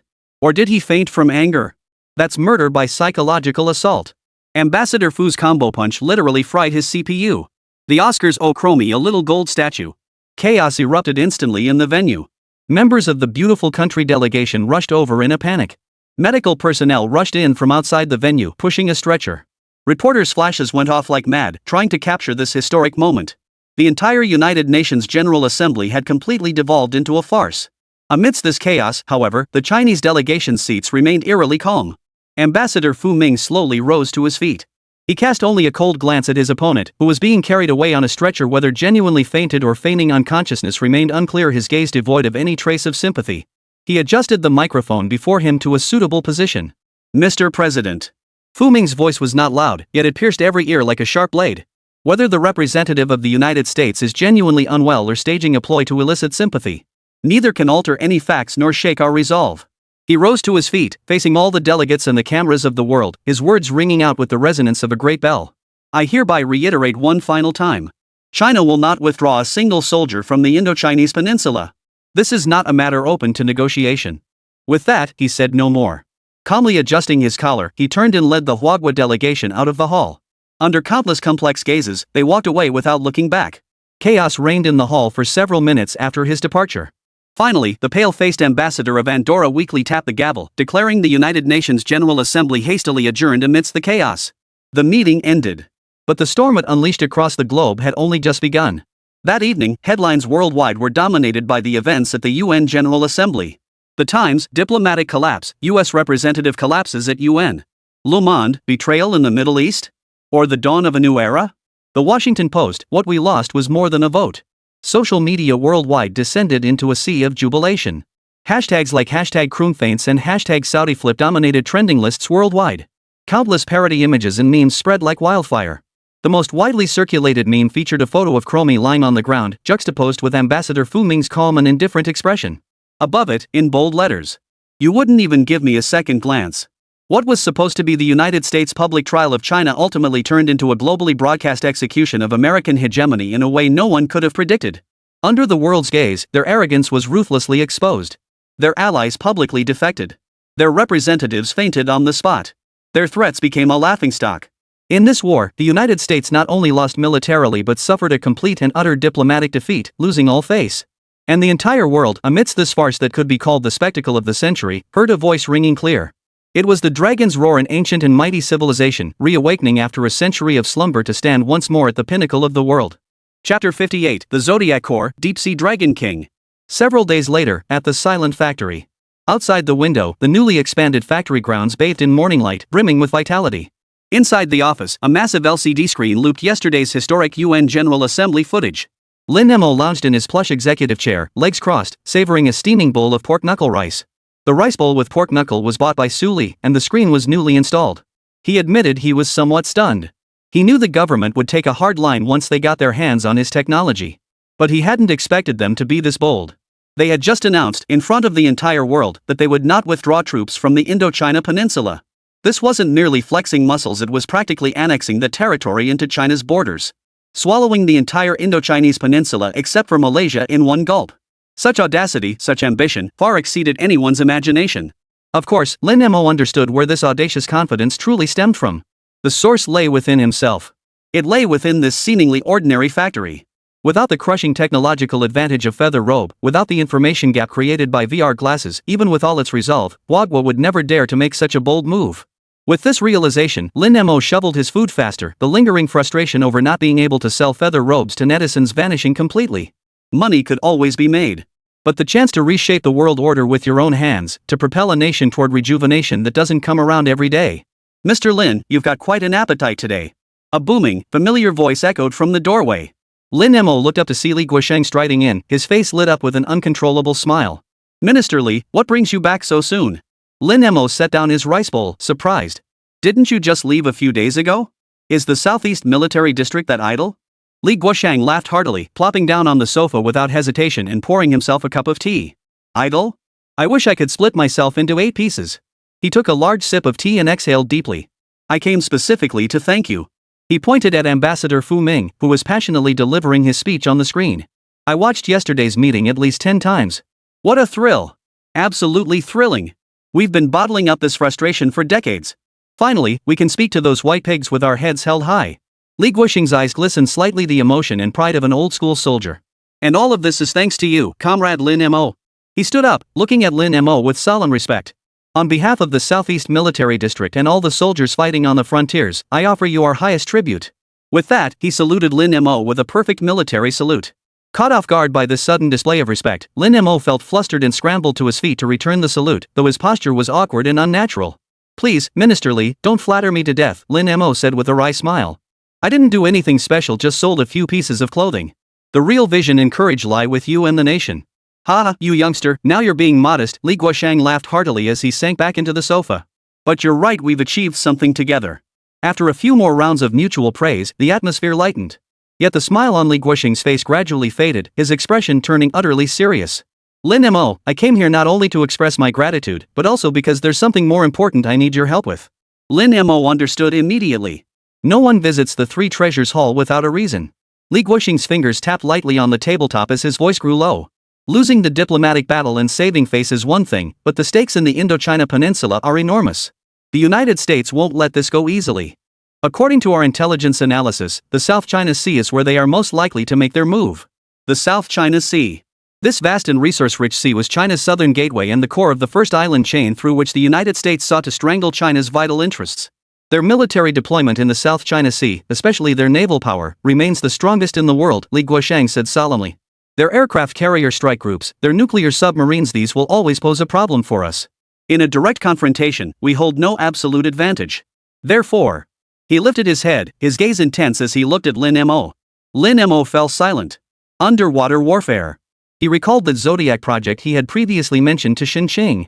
In that plan, each of the 12 Zodiac signs had its own role. Among them, one was born for the ocean. After a moment of deep thought, a confident smile touched the corners of his mouth. Minister Li, do you recall the Zodiac force I mentioned earlier? Li Guoxing's eyes lit up. Of course I remember. That plan has long been filed with headquarters, and it was evaluated as an absolutely brilliant concept. Now, take a look at this and see if it's suitable. Without further comment, Lin Mo turned and retrieved a silver metal case from a safe tucked in the corner of the office. The box opened. Inside, lying quietly, was no longer the plain black t-shirt from before. Instead, it was a deep ocean blue bodysuit with an unusual smooth texture, as if covered in an invisible layer of water. Embroidered vividly across the chest of the combat suit was a dragon totem. This is... Li Guoxing's breath caught. A derivative model of feather robe, Lin Mo pulled the garment out and handed it to Li Guoxiang. I call it dragon. Beyond the standard features like ballistic protection, shape-shifting, and strength augmentation, I specifically added 3 new functions tailored for underwater combat. Lin Mo held up his fingers, enunciating each point deliberately. First, ultrasonic shielding. Wearing it allows perfect absorption and deflection of active sonar detection waves. On any sonar screen, it appears as nothingness. In other words, it achieves absolute underwater invisibility. Li Guoxing's pupils suddenly contracted. Second, deep-sea pressure resistance. The material of this suit adapts to external water pressure. The greater the pressure, the tighter its molecular structure becomes, achieving a hardness comparable to a submarine's alloy hull. Theoretically, it can support an average soldier moving freely at a depth of 500 meters below sea level. 500 meters. Li Guoxiang sucked in a sharp breath. That depth surpassed the operational limits of most conventional submarines. Third. Lin Mo paused, a mischievous grin spreading across his face. It incorporates a micro-oxygen recirculation system and compact underwater thrusters. While not fast, it allows a soldier to maintain continuous underwater stealth at 10 km per hour for over 24 hours. Li Guoxing's mind went completely blank at that moment. He stared blankly at Lin Mo, as if looking at someone who had stepped out of a science fiction movie. Absolute stealth. Deep dive to 500 meters. Long-range underwater raids. What did these 3 capabilities combined signify? In Li Guoxing's mind, a vivid and terrifying tableau slowly unfolded. A squad of special forces soldiers clad in dragon feather suits moved like ghosts from the abyss, silently bypassing the maritime defenses composed of aircraft carriers, destroyers, and nuclear submarines. They required no submarines for transport, no frogman gear. They would slip into the water hundreds of nautical miles away, swimming like fish beneath the enemy carrier strike group. Then, in the deepest darkness of night, they surfaced from the abyss, scaled the carrier's hull, and boarded the deck undetected. At that moment, a floating steel fortress, thousands of highly trained naval personnel before them, it would become a world-isolated, defenseless, iron coffin. Li Guoxiang slumped back onto the sofa, his mouth unconsciously emitting a dissonant groan. He dared not imagine how this battle could possibly be fought. Chapter 59, The Dragon Lurks in the Depths. It took a full minute for Li Guoxiang to snap out of his utter shock. He snapped his head up, fixing a piercing stare on Lin Mo. Lin Mo. His voice was hoarse, yet filled with an unquestionable resolve. This dragon feather robe. When will production begin? Can you get me 1,000? No. 5,000 pieces within a week. He lunged forward, grabbing Lin Mo's shoulders with both hands and shaking him violently in his excitement. Lin Mo felt a bit dizzy from the shaking and quickly pushed him back onto the sofa. Minister Li, please calm down. Calm down? How can I calm down? Li Guoxiang abruptly stood up, pacing back and forth in the office. With this feather robe, the first island chain? Aircraft carrier blockades? They'll all become a joke in front of us. The South China Sea. The entire South China Sea will become our nation's inland sea. Lin Mo watched his frenzied state and shook his head helplessly. Minister Li, we have the hardware, but the software must keep pace. Software? Li Guosheng froze. What I mean is, having the most powerful equipment alone isn't enough. You also need brand new tactics to match it. Lin Mo walked to the corner of the office, picked up 2 pairs of VR goggles, and handed one to Li Guosheng. He put them on, and the world before his eyes instantly transformed into a sea of data streams and 3D models. Come, Minister Li, take a look. Seeing this, Li Guosheng also put on a pair. Instantly, an incredibly detailed 3D map of the South China Sea materialized in midair above the massive desk in front of Lin Mo. Across the blue expanse of the sea, a standard carrier strike group model comprising an aircraft carrier, destroyers, cruisers, and nuclear submarines moved slowly. What is this? Li Guosheng was stunned once more. My newly developed VR goggles with Santable simulation capabilities, Lin Mo explained casually, his fingers tracing light gestures through the air. You see, with traditional underwater infiltration tactics, our submarines would struggle to breach their anti-submarine network undetected. As he spoke, a red model representing a Chinese submarine approached the outer perimeter of the U.S. carrier strike group. Instantly, it was locked onto by countless blue sonar detection waves, and a blinding alarm flashed overhead. But what if we deployed the new special forces instead? Lin Mo tapped his finger again. Hundreds of smaller points of light, representing individual soldiers, separated from the ship model. Like a school of fish, they dispersed silently, effortlessly bypassing the impenetrable sonar net. We wouldn't even need to launch lethal strikes. A peculiar gleam flashed in Lin Mo's eyes as he began demonstrating various tactics on the virtual Santable for Li Guosheng. For instance, we could use specially formulated polymer materials to stick to their carriers' propellers like chewing gum, making it difficult for them to advance. Or we could use powerful electromagnetic pulses to disable the sonar and fire control radars on their destroyers, rendering them blind and deaf. We could even sneak aboard their ships in stealth suits, slip castor oil into their mess halls, or smear chili oil on their toilet paper. Since VR goggles lacked games, he'd occasionally play real-time strategy games with his Santable during downtime. All these tactics were born from his boredom. Li Guosheng listened, his eye twitching uncontrollably. Staring at Lin Mo, he momentarily couldn't decide whether to call him a military genius or a tactical mastermind. If you don't go to heaven, you'll hurt people. Li Guosheng shook his head, yet his eyes blazed with an unprecedented intensity. You kid, you were born for war. War demands those without scruples. Now that we have the tactics, what about the equipment? Hold on, Lin Mo waved his hand. The Dragon Feather armor production line isn't fully calibrated yet. In a week, I can supply you with no more than 10,000 units. Hearing the number, Li Guosheng slapped his thigh. Perfect. This time, it's finally our Southeast military district's turn to earn our stripes. Meanwhile, on the other side of the globe, New York, inside a private hospital with security as tight as a military base. In the pristine white ward, not a trace of antiseptic lingered, only the subtle, elegant scent of expensive aromatherapy. Krum, the beautiful U.S. Secretary of State who had collapsed at the UN General Assembly, slowly opened her eyes. Her eyes betrayed no trace of post-illness weakness, only an unexpected calmness and stealthy intensity. No reporters or family members were present in the room. Only a man in a black suit, exuding efficiency and professionalism, stood quietly by the bedside. He was a senior liaison officer from the CIA. How is the situation? Cromie sat up, his voice hoarse yet resonant. Reporting to you, Minister, the liaison officer immediately bowed. Public opinion is fermenting.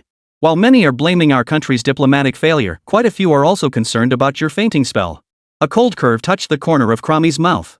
Very good. He picked up the encrypted satellite phone on the desk and dialed the number he knew by heart. On the other end, Secretary of State Anthony's voice came through, strained with suppressed anger. Cromie. You better give me a reasonable explanation. Calm down, sir. Cromie's voice was eerily calm. Faking unconsciousness was my only option at the time. Leaning back against the soft pillows, he began his explanation deliberately. First, damage control. At that meeting, we had no chance of turning the tide. Continuing the argument would only make our defeat more humiliating. Fainting was the only way to halt the proceedings and the most dignified way. Second, delay. I'm now gravely ill and require rest. This buys us at least a week, maybe more. Use this time to calm down and strategize how to handle China's refusal to withdraw troops and the Middle East's collective defection. Don't rush into wrong decisions under media pressure. Anthony fell silent. There was a third point Cromie hadn't mentioned, and the most crucial one for him personally: evading responsibility. China's occupation of the Indochinese peninsula was now an indisputable fact. Whoever had been in that position at the time would have been forced to acquiesce, only to be branded a traitor in the eyes of the people. For him, whether China occupied the Indochinese peninsula was one matter. The crucial point was that he could not stand by and watch it happen. He would be vilified for it. At that moment, Anthony's rage began to subside. He had to admit that Crow, that bastard, though utterly defeated on the diplomatic front, remained a master strategist in the political arena. That fainting stunt was textbook-level maneuvering. I understand, Anthony's voice was hoarse and weary. You continue to rest and recover. Don't worry. Chromie hung up the phone, a relieved smile spreading across his face. Chapter 60, Naval Superiority. At that moment, the external internet exploded once more. If the earlier videos were a depth charge dropped into the public discourse, then this UN General Assembly session was a nuclear fusion reaction igniting the entire globe. The energy unleashed swept across every social media platform worldwide at the speed of light within a single hour. Twitter, YouTube, TikTok, Weibo. Every platform's servers groaned under the unprecedented flood of traffic, overwhelmed beyond capacity. Hashtag Chromie faints hashtag. Hashtag Ambassador Fu's 3 piercing questions hashtag. Hashtag Saudi Prince's century-defining backstab hashtag. These 3 topics dominated the top trending searches across every country. The most widely circulated piece of content was a GIF. In the clip, Chromie's face transitioning from bewilderment to shock, then despair, and finally draining of all color after hearing Saudi Arabia cast its opposing vote was captured by netizens and turned into an endlessly looping GIF. The captions accompanying it were wildly varied. My actual reaction when my opponent shows their cards. Major CPU overload. Recommended reboot. Following closely was the world-renowned painting hailed by global netizens as the geopolitical meme of the year, the serene back view of Ambassador Fu Ming departing the scene juxtaposed with the chaotic foreground of Chromie being carried away on a stretcher by medical personnel, creating a scene brimming with dramatic tension. Video platform commentators worked through the night, dissecting every frame with surgical precision. From Ambassador Fu's seemingly casual yet razor-sharp questioning, to the Saudi ambassador's subtle pause and eye contact before voting, to Chromie's micro-expressions whenever she was silenced. Every detail was magnified, dissected, and set to background music, turning into viral videos racking up hundreds of millions of views. The comment sections, meanwhile, became a sea of pure hilarity. Chromie, I was about to flip the table, only to realize it was made in China. Honestly, I'd have fainted in that position, the pressure was too much. Chromie holding out until the end before collapsing is nothing short of legendary. The initial mockery quickly evolved into a reassessment of China's strength and strategic acumen. For years, China had presented itself as a harmless rabbit in diplomacy. How did it suddenly become so assertive? This question sparked heated debates among countless netizens. White House, Oval Office. In stark contrast to the clamor outside, the room was deathly quiet. The president sat behind the resolute desk, his expression slightly vacant as he lost himself in thought. Opposite him sat the Secretary of Defense, the Director of the CIA, the Chairman of the Joint Chiefs of Staff. The most powerful figures in the nation now hung their heads like wilted eggplants, utterly silent. They had just concluded a meeting that could only be described as disastrous. The conclusion was utterly hopeless. The Indochina Peninsula had become a completely intractable stalemate. Military intervention? Who dared send ground troops to confront those feathered demons? That wasn't going to war, it was going to the slaughter. In the Middle East, the so-called alliance system led by the United States had developed irreparable cracks. Saudi Arabia's blatant betrayal struck like a resounding slap, utterly disrupting all their deployments in the region. They had lost control of the situation. The intelligence front was an utter disaster. Operation Prometheus was wiped out, uprooting their entire intelligence network in China. The remaining stooges are powerless to make waves. Are we just going to sit here and wait for the end? The chairman of the Joint Chiefs of Staff, a hawkish old general, finally couldn't contain himself. He slammed his fist on the table, shattering the dead silence. Are we just going to let them humiliate us before the entire world and do nothing? What else can we do? Secretary of State Anthony's voice was hoarse and weary. Send B-2s to bomb their factories? Forget whether they can even get there. Even if they did, are you sure they could penetrate the defenses? The old general was rendered speechless. The office plunged once more into suffocating silence. At that moment, Lockheed Martin CEO Davis, who had been seated quietly, slowly raised his head. His gaze swept across every person present, finally settling on the enormous world map. On land, we've lost. We've lost diplomatically. But, his voice grew low and dangerous. At sea, we remain the undisputed rulers of this planet. Everyone's spirits lifted. You mean maritime dominance? Davis ground the words out between clenched teeth. I propose. He rose and strode to the map, his finger thudding against the azure expanse labeled South China Sea, dispatching the 7th Fleet, the Lincoln Carrier Strike Group, to the South China Sea immediately. Under the pretext of safeguarding freedom of navigation, forcefully penetrate within the 12 nautical mile territorial sea line of the islands and reefs controlled by China in the Shishui Islands. The moment the order was issued, the air in the office grew thick with tension. Everyone understood this was their final countermeasure. A high-stakes gamble. This will provoke war, the defense minister blurted out instinctively. No, Davis shook his head, his eyes flashing with cold determination. It won't start a war. Because the Chinese absolutely dare not engage us in a full-scale naval showdown. Their navy still lags behind ours. This operation isn't about starting a war. It's to achieve 3 objectives. First, probing. I will force their navy to come out and engage us head-on. I want to see where their true limits lie and how effective their so-called new technologies really are in a real naval confrontation. Second, reassure our allies. Japan, South Korea, Australia, our allies across the Pacific are watching. We must prove to them that the American aircraft carrier remains the sole master of these waters. Third, and most crucially, to restore our honor. We must demonstrate our tough stance against China domestically and before the entire world. We cannot retreat any further. His voice echoed through the stifling office, filled with an unquestionable resolve. There was no choice. They had no choice. This was their only card left to play, their last shred of dignity. Once the US Navy strikes, everything will be fine.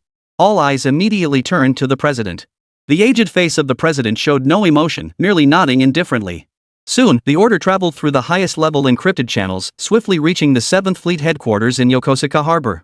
Chapter 61, Forging Divine Soldiers, the Chunlong Unit. Several days later, at a secret naval base on one of China's southern islands, a location completely erased from public maps. This was one of China's most enigmatic locations, the headquarters of the nation's elite underwater combat force, the Jiaolong Assault Team.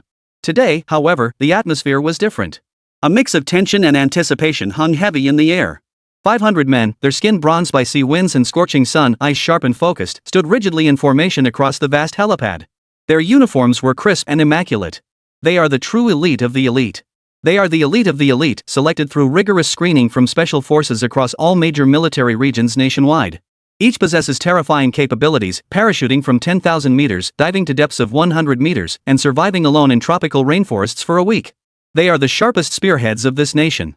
Yet at this moment, alongside the unyielding resolve characteristic of soldiers, the faces of these 500 elite warriors betrayed an unmistakable hint of curiosity and confusion. A week prior, a transfer order stamped with the highest classification seal had pulled them from their respective units, gathering them here to form an experimental special forces unit codenamed Chunlong. They knew nothing of the specific mission, only that the operation's secrecy level was unprecedentedly top secret. Even their direct superior, the base commander renowned for his strictness, had conveyed the orders with a hint of unmistakable admiration in his voice. "Comrades," the commander addressed them, his voice booming like a bell, "you are about to encounter technology capable of reshaping the very nature of future warfare. Your mission is to master it in the shortest time possible and become its masters. Your battlefield will be the deepest ocean, the last place the enemy expects. From this day forward, you are no longer Jiaolong. You shall become the true Dragon Kings." Buzz. A muffled roar of turbofan engines echoed from the distant sky. A state-of-the-art Y-20 heavy transport aircraft, escorted by 4 J-20 fierce Dragon fighters armed with live ammunition, descended like a colossal seabird onto the base's dedicated runway. Such high-level escort made everyone present realize that the cargo within the transport held immeasurable value. The cargo door opened. No uniformed officials descended the stairs. No white-haired experts carried briefcases. Instead, hydraulic arms carefully lowered one after another, plain, logo-less, jet-black metal boxes that appeared utterly unremarkable. One per person. Take them immediately to Special Training Chamber 3. The order was given, and 500 elite soldiers immediately stepped forward, lining up to receive their boxes. Each soldier hoisted one onto their shoulders and marched steadily toward the deepest part of the base. The boxes weren't heavy, yet they felt somewhat burdensome. Special Training Chamber 3 was the most critical and classified area within the entire base. It was a massive deep-water training facility capable of simulating the hydrographic conditions of any ocean on Earth. At its center lay a cylindrical pool over 100 meters in diameter, its depths unfathomable. The water, treated to a deep blue hue, glowed with an eerie, heart-stopping light under the dome's illumination. 500 elite soldiers stood at the pool's edge, simultaneously opening their metal cases as commanded. Inside, wrapped in black cushioning foam, lay a form-fitting combat suit. Its entire surface was a deep ocean blue, as if woven from the very fabric of night and seawater. "What is this?" Chen Shom, the youngest soldier in the unit, couldn't resist reaching out to gently stroke the garment. He had expected the heavy rubber texture of a conventional diving suit, but instead encountered an indescribable smoothness and chill as if touching flowing liquid metal. No unnecessary words were spoken. Zhao Shanhai, the Southwest Military Region commander who had once performed miracles on the Central South battlefield, now stood atop a high observation platform, personally overseeing the training. Beside him stood several senior naval officers, each face etched with solemnity and anticipation. "Suit up!" Zhao Shanhai's voice crackled through the broadcast system, reaching every soldier's ears with crystal clarity. 500 elite soldiers instantly shed their combat fatigues and slipped into the dragon feather garments. The instant the garment touched their skin, a strange sensation washed over them. It felt as if the suit possessed a life of its own, automatically contracting to perfectly hug every inch of their muscular contours, leaving not a single wrinkle. "Enter the water." Without hesitation, 500 figures plunged into the pool like 500 torpedoes launched in perfect unison, disturbing the water only with faint ripples. The instant they submerged, they felt an odd yet gentle force envelop their bodies, completely shielding them from the sea's chill and the pressure of the deep. Descend. Target depth 500 meters. Zhao Shanhai issued his first command through the underwater communication system. The order made every soldier's heart skip a beat. 500 meters. Consider this, the world record for human free diving without equipment was barely over 100 meters. Even with the most advanced heavy diving suits, the maximum operational depth was only around 300 meters. 500 meters, that was the depth reached by conventional attack submarines, a lethal depth capable of instantly crushing the human body into pulp. But military orders are absolute. The next instant, they felt their bodies plunge downward with a sudden, violent weight, hurtling toward the bottomless, pitch-black depths of the pool at an astonishing speed. 100 meters. 200 meters. 300 meters. They felt no pressure whatsoever. Their breathing remained steady, their bodies utterly relaxed as if they weren't in the terrifying depths of the ocean, but in the temperature-controlled pool beneath their own apartment building. Finally, the depth gauge on the HUD embedded within their feathered garments settled at 500. As they hovered in this absolute darkness and deathly silence, feeling the terrifying water pressure enough to crush steel effortlessly blocked by the thin layer of feathered armor, these elite soldiers, who had seen death countless times and possessed wills as hard as iron, experienced something called a miracle for the very first time. Their worldview was utterly shattered and then reshaped in that instant. Engage underwater propulsion mode. Zhao Shanhai's voice echoed in their ears once more. The warriors obeyed the command, activating the miniature thrusters embedded in the backs of their feathered suits. Whoosh! Instantly, a gentle yet overwhelmingly powerful thrust surged from behind them. Their entire bodies transformed into shadowy figures of deep blue, streaking through the pitch-black depths at breakneck speed. Fast. Too fast. This speed surpassed even the swiftest swordfish in the ocean, rivaling a miniature attack torpedo. Even more terrifying was that the entire process emitted not a single sound, leaving barely a ripple in the water. They were like a pack of sharks from the abyss, silently patrolling their hunting grounds. Chapter 62, The Calm Before the Storm. On the observation deck, the seasoned naval commanders watched in stunned silence, their mouths gaping wide enough to fit a fist. Zhao Shanhai's face broke into a satisfied smile, as if he had just witnessed a legendary weapon. Yet this was merely the beginning. In the days that followed, these 500 elite soldiers underwent a hellish forge. Their training regimen reached the pinnacle of rigor. Simulating the complex currents of the South China Sea's notorious Dragon Triangle, they conducted a 24-hour silent assault, with final positioning errors not exceeding 1 meter. In pitch-black deep-sea conditions, relying solely on three-dimensional sonar imagery from VR goggles, they used specialized supercavitation cutters to precisely destroy a coin-sized sonar target on the underwater structure of a high-speed simulated aircraft carrier. The most challenging aspect involved 50-person teams practicing absolute silence during coordinated operations to traverse a death net of over 100 active and passive sonar buoys, a barrier impenetrable even to fish. Young elite soldier Chen Chong now led his 9-member squad in executing this mission. Through his VR goggles, the entire water surface was overlaid with a green data grid. Hundreds of red dots represented deadly sonar buoys, their detection ripples weaving an intricate, inescapable web. All units maintain radio silence. Enter C3 channel. 2 and 3 provide cross-cover. 4 prepare to deploy electromagnetic jamming grenades. Chen Chang's voice, transmitted through encrypted bone conduction earpieces, sounded calmly in each team member's ear. Like ghosts, they crept along the pitch-black pool bottom, advancing with astonishing synchrony. Suddenly, the detection ripples from a buoy flared brightly, locking onto a team member on their flank. Alert! 7 is locked. 7, maneuver immediately. Chen Chong ordered without hesitation. Without a hint of panic, the diver named 7 twisted his body at an angle defying physics, instantly altering the thruster output. His form blurred into a streaking afterimage, narrowly slipping through the gap between two detection beams. Nice move, the naval commander on the observation deck couldn't help but whisper in admiration. During early training, such mistakes were commonplace. Yet the more flaws they exposed, the faster they progressed. Reporting to command. The VR goggles HUD interface is too cluttered. During high-speed maneuvers, it causes visual persistence, impairing battlefield judgment. Report. The underwater thruster's steering control algorithm is overly sensitive, causing loss of control during evasive maneuvers.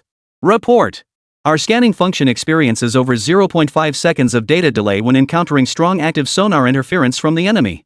This invaluable feedback earned through sweat and extreme challenges was transmitted in real time via the base to the Momo factory thousands of kilometers away. Inside the Momo factory office, Lin Mo sat with his legs crossed, sipping ice-cold soda while leisurely watching the massive screen before him. A waterfall of data and real-time feedback from soldiers scrolled across the display. His fingers danced across the keyboard, producing a crisp, rhythmic tapping. These past few days had been incredibly fulfilling for him.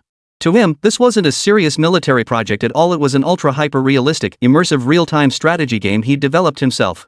And he was the sole GM and chief developer of this game. When the system distributed technology, it did so directly in the form of knowledge and blueprints.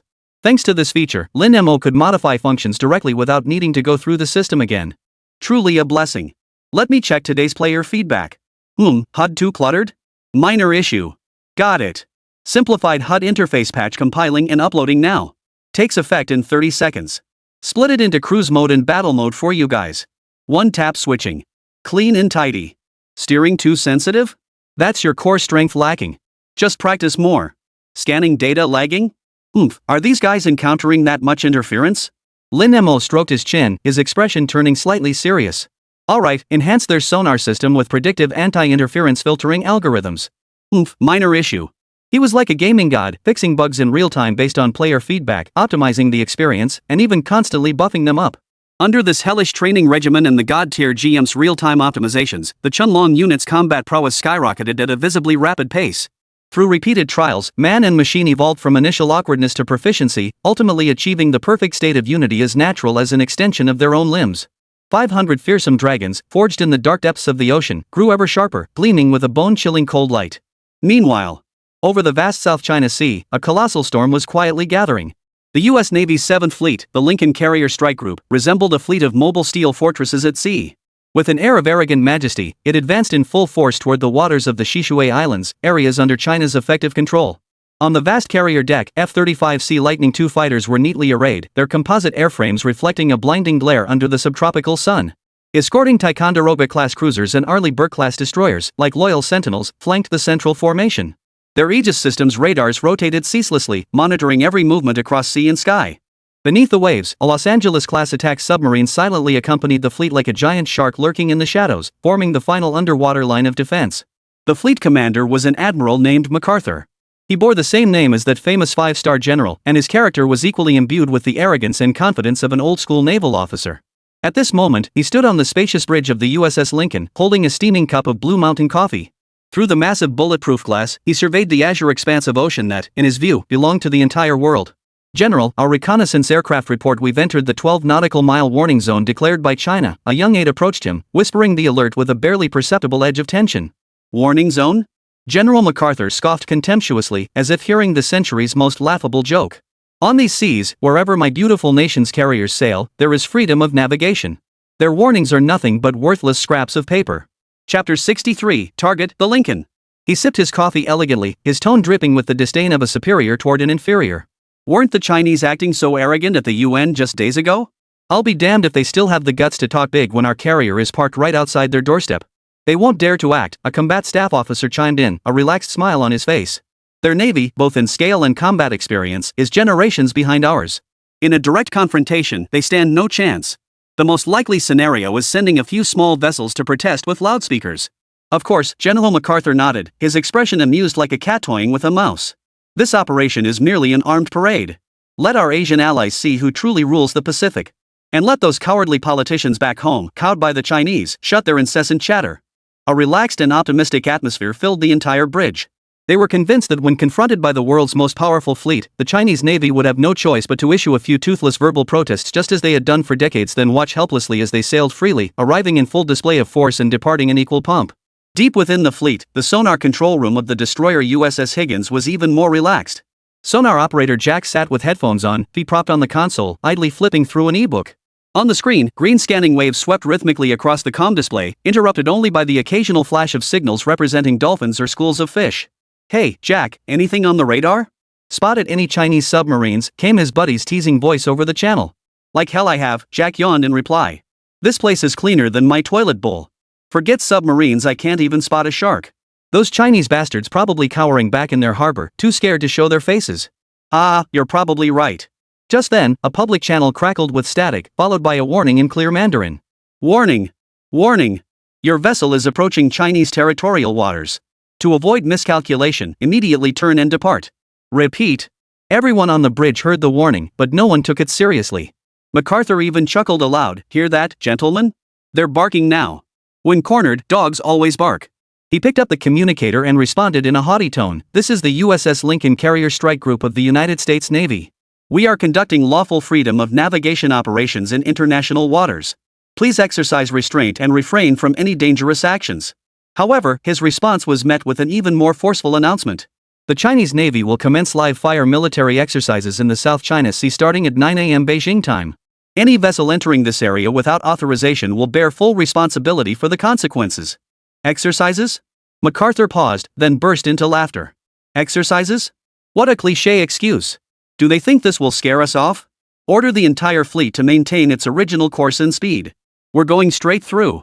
I'll be damned if they fire a single live round at our carrier.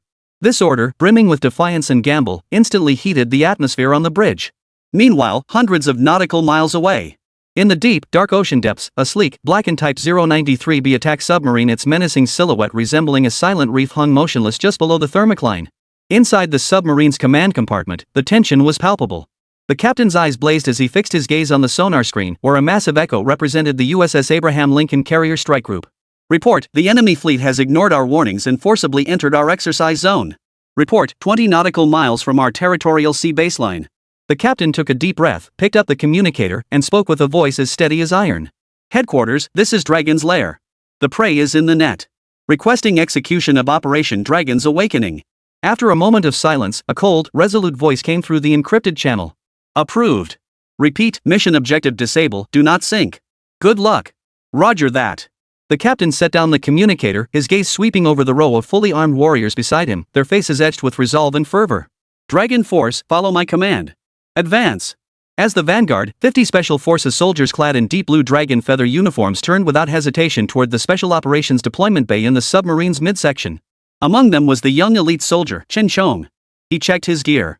The cool, smooth combat suit now felt like an extension of his body, granting him boundless strength and confidence. Simultaneously, he donned his VR goggles.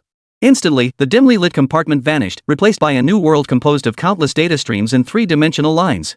Vast expanses of ocean stretched out before him in a god's eye view. In the distance, the enemy fleet composed of over a dozen red diamond-shaped light points stood out starkly. Surrounding him were 49 markers, each emitting a soft blue glow, representing his comrades in arms. A hatch of the drop pod slid open silently. The icy seawater surged in instantly, yet it brought them not the slightest discomfort. Target, the enemy flagship, the Lincoln. 50 figures, like 50 awakened deep-sea dragons, slipped silently into the darkness. They activated no active propulsion systems, avoiding any sound that might be detected.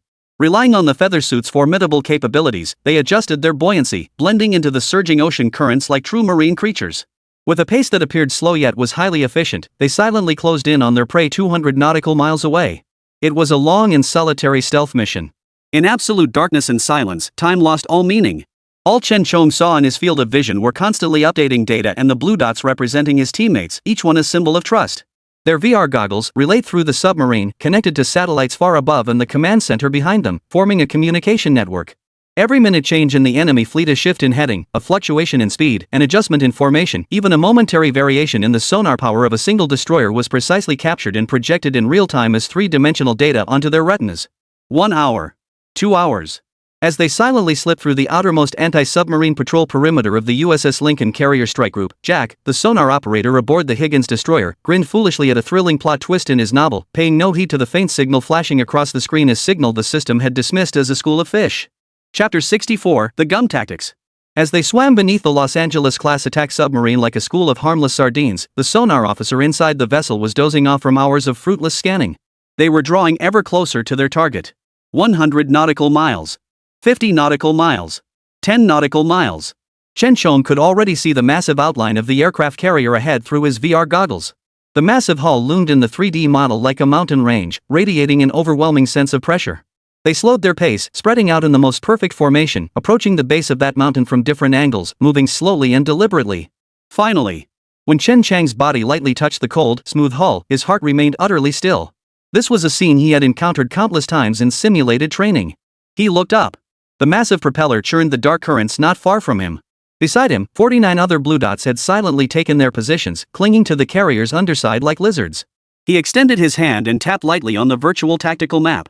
A green signal indicating all in position instantly synchronized with all his teammates. Simultaneously, a silent command from him appeared in the 9-member squad channel. Squad 1, target, right propeller. Operation commencing. No one responded. Instead, with an imperceptible motion, each drew the peculiar-looking tool from their waist. It wasn't explosives, nor was it a cutting tool. It was a specialized adhesive gun. Its nozzle was aimed at the precise, fragile gap between the massive propeller forged from high-strength alloy, powerful enough to propel a 100,000-ton battleship, and its drive shaft. Squad 1 acknowledged. Initiating chewing gum tactic. Gum that was the codename for this tactic. It originated from Lin Mo's mischievous description during the initial design phase. He pulled the trigger. No sound. Only a black, asphalt-like viscous substance silently spurted from the muzzle, precisely injecting itself into the propeller's crevices. It was a specially formulated material supplied by Lin Mo, known as polymeric polymer gel. The moment it touched seawater, it began expanding and solidifying at a terrifying speed. Within 3 seconds, the viscous gel transformed into a bizarre substance harder than steel yet possessing extreme toughness, firmly gluing the propeller and drive shaft together. Within the gel, countless microscopic diamond particles invisible to the naked eye were embedded. Should the propeller attempt to rotate, these particles would act like the most efficient abrasive, frantically destroying bearings and gears. At the same moment, the other 8 crew members beside Chin Chom completed identical procedures. Meanwhile, on the opposite side of the carrier, Squad 2 employed the same method, delivering a specialty from the east to the portside propeller. At the same moment, Team 3 had already silently approached the massive rudder blade at the carrier's stern. Their task was simpler, more direct, and brutally straightforward. Each member drew a 30-centimeter-long underwater cutting tool. The moment they activated them, the cutters emitted a blinding light, though it remained largely undetectable beneath the ocean's cover. 9 cutters pierced precisely into the rudder's hydraulic control system. Sparks silently blossomed in the deep sea. Squadron 4, Squadron 5. The remaining dozens of Chunlong drones, like industrious worker ants, diligently carried out their tasks at critical locations beneath the carrier's hull, sea valves, sonar arrays, cooling water intakes, and more. A dismemberment of this steel colossus was unfolding in utter silence. USS Lincoln, Bridge. Admiral MacArthur sipped his beloved Blue Mountain coffee, a hint of bored complacency on his face. In his view, the Chinese live fire exercises were nothing more than a blustering farce. Reporting, General. Speed steady, heading normal. We've penetrated 30 nautical miles into their so-called exercise zone. The Chinese Navy has shown no reaction whatsoever. Exactly as expected, MacArthur sneered, his lips curling in contempt. A bunch of groundhogs who only know how to yell from the safety of their burrows. Just as he was about to deliver another barbed remark, he suddenly felt an extremely faint, abnormal vibration beneath his feet on the deck. The tremor was subtle and fleeting. But MacArthur was, after all, a seasoned naval commander. His brow immediately furrowed. What was that? What just happened? Reporting, General, engine room normal. All parameters stable, the chief engineer responded immediately. MacArthur's frown relaxed. Probably just normal resonance caused by shifting currents. Maintain vigilance. Yet, no sooner had the words left his mouth. Hum. A more intense, deeper vibration suddenly erupted from the stern of the carrier. This time, the entire bridge shook. The coffee cup in MacArthur's hand nearly slipped from his grasp. What the hell is going on? He roared. Report. Engine room emergency report. Abnormal torque surge in the starboard propeller shaft. Power output down 70%. We seem to be caught in something. Report.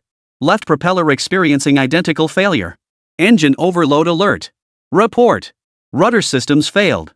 We've lost steering control. A barrage of alarms swept across the bridge like a violent storm. Everyone froze in shock. One moment calm and serene, the next, this maritime fortress representing Earth's mightiest military force seemed to become a crippled invalid. For the first time, MacArthur's expression changed. Entangled? Entangled by what? Did we hit an undersea mountain? Impossible, General. The sonar operator's voice betrayed utter disbelief. Sonar readings show nothing abnormal. Below us lies open deep ocean. Nothing at all. Nothing? Then where the hell did this malfunction come from? Send divers down immediately. Now. MacArthur roared. But the nightmare had only just begun. As the Lincoln descended into chaos, the escort fleet surrounding it simultaneously faced equally bizarre attacks. Princeton, a Ticonderoga-class cruiser. On every ship's bridge, every tactical display flickered simultaneously without warning, then went dark in unison. Report. Aegis system failure. Report. Spy 1 radar lost signal. Report. All fire control systems offline. Son of the beach, what the hell is going on? Chapter 65. Do you require tugboat assistance? USS Higgins. In the sonar control room, Sonarman Jack was about to dive back into his novel when the green ripples on the screen suddenly turned into chaotic static before going completely black. Sonar failure. We've lost all underwater surveillance capabilities. Impossible. What about the backup system? The backup system is down too, sir. 1. 1. 5. In less than a minute, the pride and joy of the Lincoln Carrier Strike Group, the combat systems of every Aegis destroyer tasked with air defense and anti-submarine warfare, were brutally cut off by an invisible hand. The fleet's joint command channel erupted with frantic reports and hysterical shouts. This is the Princeton. We're under unknown electronic attack. Requesting support. This is the USS Higgins. Our sonar systems are destroyed. I repeat, destroyed. What the hell is happening? Where is the enemy? MacArthur listened blankly to the chaos on the radio, feeling a chill run from the soles of his feet straight to the top of his head. He finally understood. This was no malfunction. This was no accident. This was a meticulously planned attack. The enemy was right beside them. 50 shadowy figures, having completed their mission, lingered not a moment longer. Like assassins who had accomplished their mission and retired, they silently slipped away from the steel jungle now plunged into chaos. Regrouping, they swiftly slipped back toward the direction they had come. Through their VR goggles, the red dots representing the US fleet no longer formed a disciplined formation, they were now a tangled mess. Some spun in circles. Others had lost all propulsion. Others fired depth charges haphazardly like headless flies, venting their futility. Shenchong glanced back at the chaos, a cold smile curling his lips. A concise message from headquarters flashed across his squad channel. Operation Thunder Dragon, complete success. All personnel withdraw. Dead silence hung over the bridge of the Lincoln. Admiral MacArthur, the once mighty fleet commander, now stood frozen in place like a stone statue. His face, once etched with arrogance, now bore only pallor and bewilderment. The frogmen relayed footage from their underwater cameras. He saw it. He saw the black gel clinging to the propeller like a flesh-eating ulcer. The neat, deadly cuts etched into the steering gear system. And the peculiar electronic jamming devices clinging to the hull of the escort vessel. He understood everything. General. An aide's trembling voice interrupted his thoughts. What should we do now? What should we do? MacArthur wanted to ask that very question. He wanted to order a counterattack, but where was the enemy? He wanted to order a retreat, but this 100,000-ton aircraft carrier, with its propellers and propulsion systems destroyed, was nothing more than a floating tin can adrift at sea. At that moment, a communications officer burst in, scrambling and stumbling as if he'd seen a ghost. General. We've intercepted an unencrypted transmission. It's from the Chinese. MacArthur snapped his head up, his eyes bloodshot. What did they say? The communications officer swallowed hard. They said, General MacArthur, welcome to the South China Sea of Huagua. It appears your fleet has encountered some minor technical difficulties, preventing it from continuing its free navigation. May we offer to provide towing assistance? That perfectly articulated, polite, and courteous Mandarin transmitted over the clear channel utterly enraged the commander, the legendary 5-star general. Humiliation. An unprecedented, bone-deep humiliation. The air froze solid in that instant. The command center, which moments before had been relaxed and filled with the glory of the Empire, now lay so silent you could hear a pin drop. Every officer's face turned ashen, not daring to breathe a sound, their terrified gazes fixed on the figure standing as still as a stone statue. Boom! A shrill, thunderous crash tore through the silence. MacArthur slammed the communicator in his hand onto the floor with such force that the rugged military casing shattered instantly, sending fragments flying. Tugboat? His chest heaved violently, eyes bloodshot as he ground the words out between clenched teeth. Reason had long been consumed by this mocking, scornful kindness. Get them out of here. Get them out, he roared hoarsely, spittle flying everywhere. Me, MacArthur. The US Navy. Even if we die on this damn sea, we'll never need charity from the Chinese. He whipped around, his bloodshot eyes scanning the entire room, his voice hoarse with rage. Transmit my orders. Entire fleet, switch to radio silence immediately. Cut all external communications except encrypted lines to the Pentagon. Announce publicly that the fleet encountered an unusually complex electromagnetic storm in the South China Sea and is troubleshooting the malfunction. Anyone who leaks a single word will be dealt with under military law. Yes, sir. Though everyone knew this was mere self-deception, no one dared challenge the furious commander. Engineering Division. Propulsion Division. MacArthur's gaze swept across the department heads displayed on the virtual screen. I give you 12 hours. No, 6 hours. Find the root cause and fix it immediately. My beautiful country's aircraft carrier cannot be held back by some inexplicable malfunction. His voice still carried the last vestiges of an imperial admiral's unrealistic arrogance and confidence. He firmly believed that no technical challenge in this world was beyond the capabilities of the engineers of the United States. Yet reality soon delivered the loudest slap in the face. Night fell, the sea mirroring the sky, turning pitch black. Team after team of frogmen plunged into the frigid waters beneath the carrier, braving unknown dangers. They returned with frustrating underwater footage and damage reports that left every engineer utterly helpless. General, that black gel. We can't analyze its composition. It's indestructible, the engineering chief's voice trembled with frustration. We tried high-pressure water jets, laser cutters, even controlled explosions, nothing worked. Any external force only makes it bond tighter to the hull. The hydraulic lines to the steering gear, the fracture, it's too large. We simply don't have the means to repair it at sea. One piece of bad news after another pounded like heavy hammers against MacArthur's already frayed nerves. Chapter 66, This is Surrender. Finally, several more reports of helplessness crushed him completely. He locked himself in the captain's cabin, refusing to hear any further reports or issue any orders. From within the room came the muffled thuds of objects being smashed and the feral roars of a raging beast. This once invincible carrier strike group, deprived of command, had completely disintegrated into a chaotic mess. Panic spread like wildfire through the confined compartments. Ordinary soldiers huddled together, whispering and murmuring. "Did you hear?" The divers said they saw ghostly figures underwater. "Not ghosts, they're soldiers from China. They're attacking us with magic. We're cursed. This is the Bermuda Triangle of the East. We're all going to die here." Despairing rumors spread like wildfire, devouring the fleet's morale. The once lofty pride vanished, replaced by fear of the unknown and dread of death. This 100,000-ton steel colossus had become a massive iron coffin, adrift in the South China Sea. The next day, scene shifts tens of thousands of kilometers away, to Washington. Pentagon, Operations Room. The atmosphere here was even more oppressive than on the bridge of the USS Lincoln.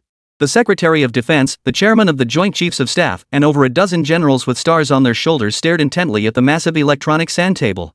On the map, the cluster of blue dots representing the USS Lincoln carrier strike group floated motionless in the center of the South China Sea, like a vast blue tombstone. MacArthur's encrypted report has been analyzed, the newly appointed CIA director reported in a dry voice, bearing immense pressure. He defines this incident as an unprecedented, incomprehensible asymmetric attack. Our technical team conducted overnight simulations and concluded it cannot be replicated, defended against, or decrypted. What about dispatching a rescue fleet? A general asked instinctively. Extremely high risk, the chairman of the Joint Chiefs of Staff shook his head, his face etched with exhaustion. We have no idea what methods the enemy employed. Sending a second fleet could make them the next sitting duck. Until we understand the situation, we cannot risk another carrier. Military action was ruled out. The ball was kicked back to the White House. The Oval Office was filled with smoke, the atmosphere heavy. The president's expression was blank. Before him, Secretary of State Anthony, the National Security Advisor, and a group of core advisors sat with furrowed brows. How long can the fleet supplies last? Anthony's voice was hoarse. 10 days at most. Fresh water and food are secondary concerns. The critical issues are medical supplies and the psychological state of the troops. Both are nearing their breaking points, replied the Secretary of Defense. What about diplomacy? Rally our allies to pressure China. It won't work, the foreign minister shook his head with a wry smile. The Chinese insist our fleet illegally entered their exercise zone and suffered technical malfunctions. They even kindly offered humanitarian aid at any time. It was MacArthur who refused the rescue to save our nation's face. Economic sanctions? Trade war? Such measures take time to take effect. Distant water cannot quench immediate thirst. A suffocating silence fell over the entire office. For the first time, they realized that the thunderous measures in their arsenal capable of forcing any small nation to submit felt utterly feeble when faced with an equally powerful adversary who defied all conventional logic. The White House meeting had stretched on for 2 full days and nights. Every possible solution had been proposed and rejected one by one. These men who controlled global hegemony now held no cards left to play. Just as despair threatened to overwhelm them, a young, obscure aide who had sat quietly in the corner raised his trembling hand. Mr. Secretary of State, perhaps we still have one option. All eyes instantly turned to him. Pale-faced, the young aide swallowed hard and spoke in a barely audible voice, proposing a solution none present dared imagine. Request humanitarian aid from China. What? Treason. That's surrender. Are you out of your mind? Asking China to rescue our aircraft carrier? Where would that leave the United States' dignity? The proposal instantly ignited the entire office. Angry shouts erupted one after another, nearly causing the young aide to faint on the spot. Yet, once the initial fury subsided, the office fell into dead silence once more. Everyone had calmed down. They were forced to confront a brutal reality. This was indeed the only option.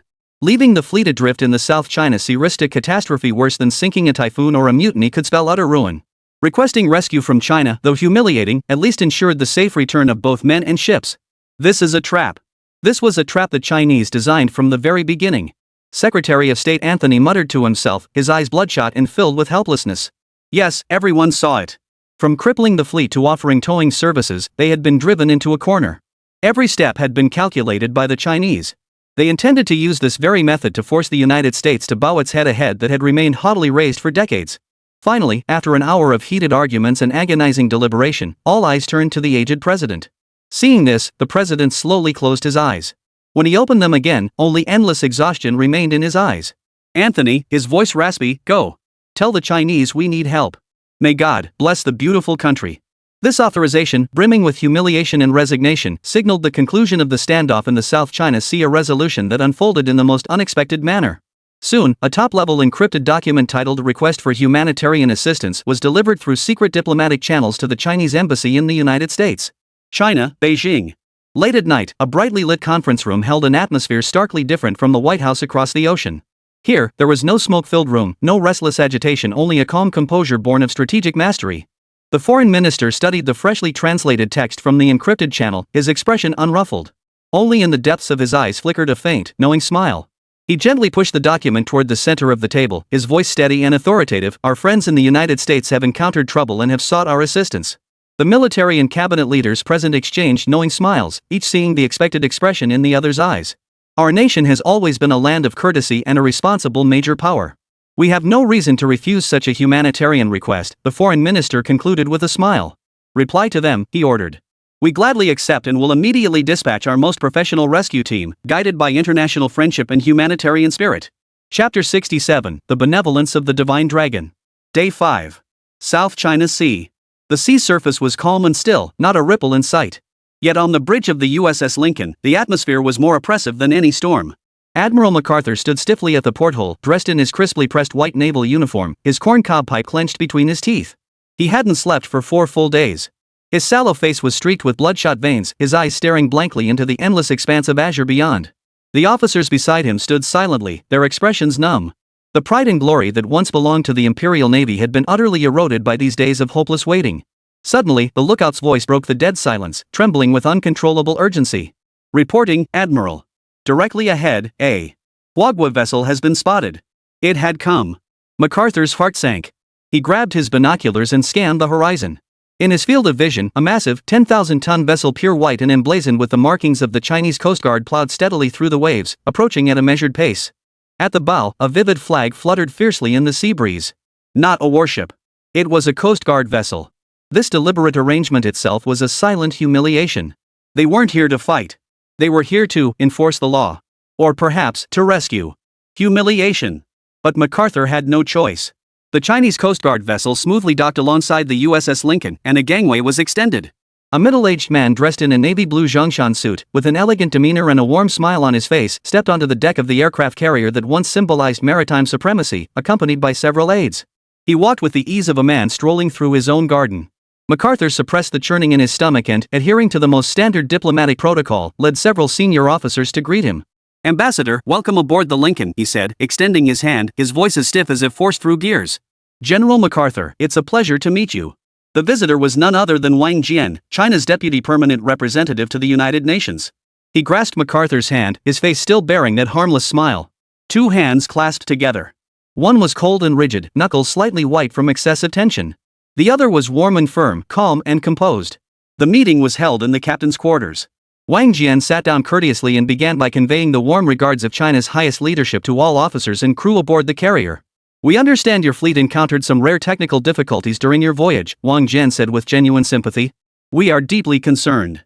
After all, on such a vast ocean, even the smallest mishap could lead to a major tragedy. MacArthur's mouth twitched slightly as he clung to the last shred of dignity. We appreciate your concern. Merely some insignificant, minor glitches. Our engineers will resolve them swiftly. Oh? Is that so? Wang Jian nodded with a smile, as if genuinely convinced by his explanation. That's good. That's good. He lifted a cup of tea, gently blew on the steam, then shifted gears as if suddenly remembering something. However, General, if I may be so bold. He took a tablet from an aide and slid it toward MacArthur. According to the latest data from our meteorological satellites, within the next 48 hours, Super Typhoon Tianhu, the 13th of this year, will make a direct pass over this sea area. At that time, wind speeds will exceed Category 17, and wave heights will surpass 20 meters. On the screen, the massive, swirling eye of the typhoon resembled a ferocious beast, steadily closing in on their location. General, even a 100,000-ton aircraft carrier might be no match for such a natural disaster. Wang Jian didn't finish his sentence, but the unspoken words struck MacArthur's heart like a heavy hammer. A crippled aircraft carrier adrift at sea, in the face of a super typhoon, was nothing more than a veritable iron coffin. We have contingency plans. MacArthur's voice began to waver. Wang Jian's smile broadened, tinged with a barely perceptible hint of pity. General, there's no need to be stubborn. He withdrew the tablet, his tone becoming utterly flat yet utterly deadly.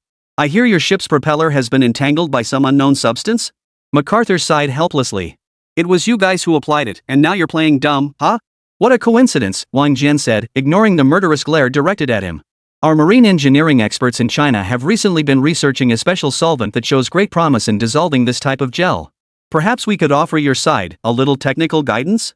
You. MacArthur's teeth clenched so hard they ground together. His finger trembled violently with rage as he pointed at Wang Jian. What the hell do you want? They were the ones who attacked the fleet in mysterious ways and kept themselves here for 5 days. Now they were feigning concern, offering humanitarian aid. Wang Jian finally dropped his smile. Leaning back in his chair, he met MacArthur's fury with a calm gaze. General, we want nothing. We only wish to offer assistance. He rose and walked to stand before MacArthur, looking down at the disoriented Imperial Admiral. Now, on behalf of the Republic of China, I formally present your side with a humanitarian relief proposal. First, our engineering vessels will perform limited repairs on your fleet to ensure you regain basic navigational capability and can return safely. Second, in return, I hope Your Excellency will cooperate with our media for a friendly, positive publicity campaign. Wang Jian paused, each word like a surgical blade, precisely dissecting MacArthur's last shred of pride. That concludes my proposal. Accept or reject it, the choice is yours. Of course, I personally advise you to make your decision promptly. After all, typhoons don't wait for anyone. With that, Wang Jian turned away without another glance, strolling back to his seat to leisurely sip his tea. A suffocating silence descended upon the captain's quarters. MacArthur could clearly hear his own heart pounding. The moment the Chinese ambassador boarded the ship, he understood that the United States had decided not to send a rescue mission. Once back home, all blame would simply be pinned on him, MacArthur. He gazed out the window at the sea, seemingly calm yet concealing deadly currents beneath its surface. Then he looked at the man before him, perpetually smiling yet driving him into a corner. An unprecedented sense of helplessness washed over him like icy seawater, drowning him completely. His pride, his glory at this moment, they were utterly shattered, crushed into dust. With a voice barely audible even to himself, he forced out a few words from his throat. We accept assistance. Wang Jian slowly set down his teacup, rose to his feet, and extended his hand once more. A wise decision, General. A warm smile returned to his face. May our friendship endure. Soon, several large Chinese engineering vessels arrived. American engineers watched in astonishment as Chinese workers effortlessly dissolved the seemingly indestructible black gel into harmless liquid using a peculiar chemical spray, then completed repairs on the propulsion system. The entire process was efficient and precise, more so than their own maintenance crew, who had spent hours inspecting the vessel at sea, had understood where the problem truly lay. The sun set in the west. The evening glow dyed the sea surface a magnificent blood red. Escorted by several white-painted Chinese Coast Guard vessels, the Lincoln Carrier Strike Group, like a flock of defeated roosters, dragged its battered hull and began the long voyage back to its homeland, its tail between its legs. Against the backdrop of the setting sun, the vast, desolate silhouette appeared profoundly bleak. Chapter 68, another world-famous painting. Deep into the night. Most cities across China had fallen asleep, with only scattered lights still glowing. Yet servers across major social platforms, military forums, and video websites simultaneously spiked to red alert. Back-end programmers were urgently roused from bed, staring at traffic curves pulsing like frantic electrocardiograms and letting out despairing cries. The catalyst for this chaos was a brief statement released late at night by China's official media. At the request of the United States Navy, guided by international humanitarian principles, we provided necessary assistance to an aircraft carrier strike group experiencing sudden technical malfunctions in the South China Sea. The vessel has now overcome its difficulties and returned safely to port. The text was straightforward, polite, and restrained. The accompanying image was simple, yet devastatingly powerful.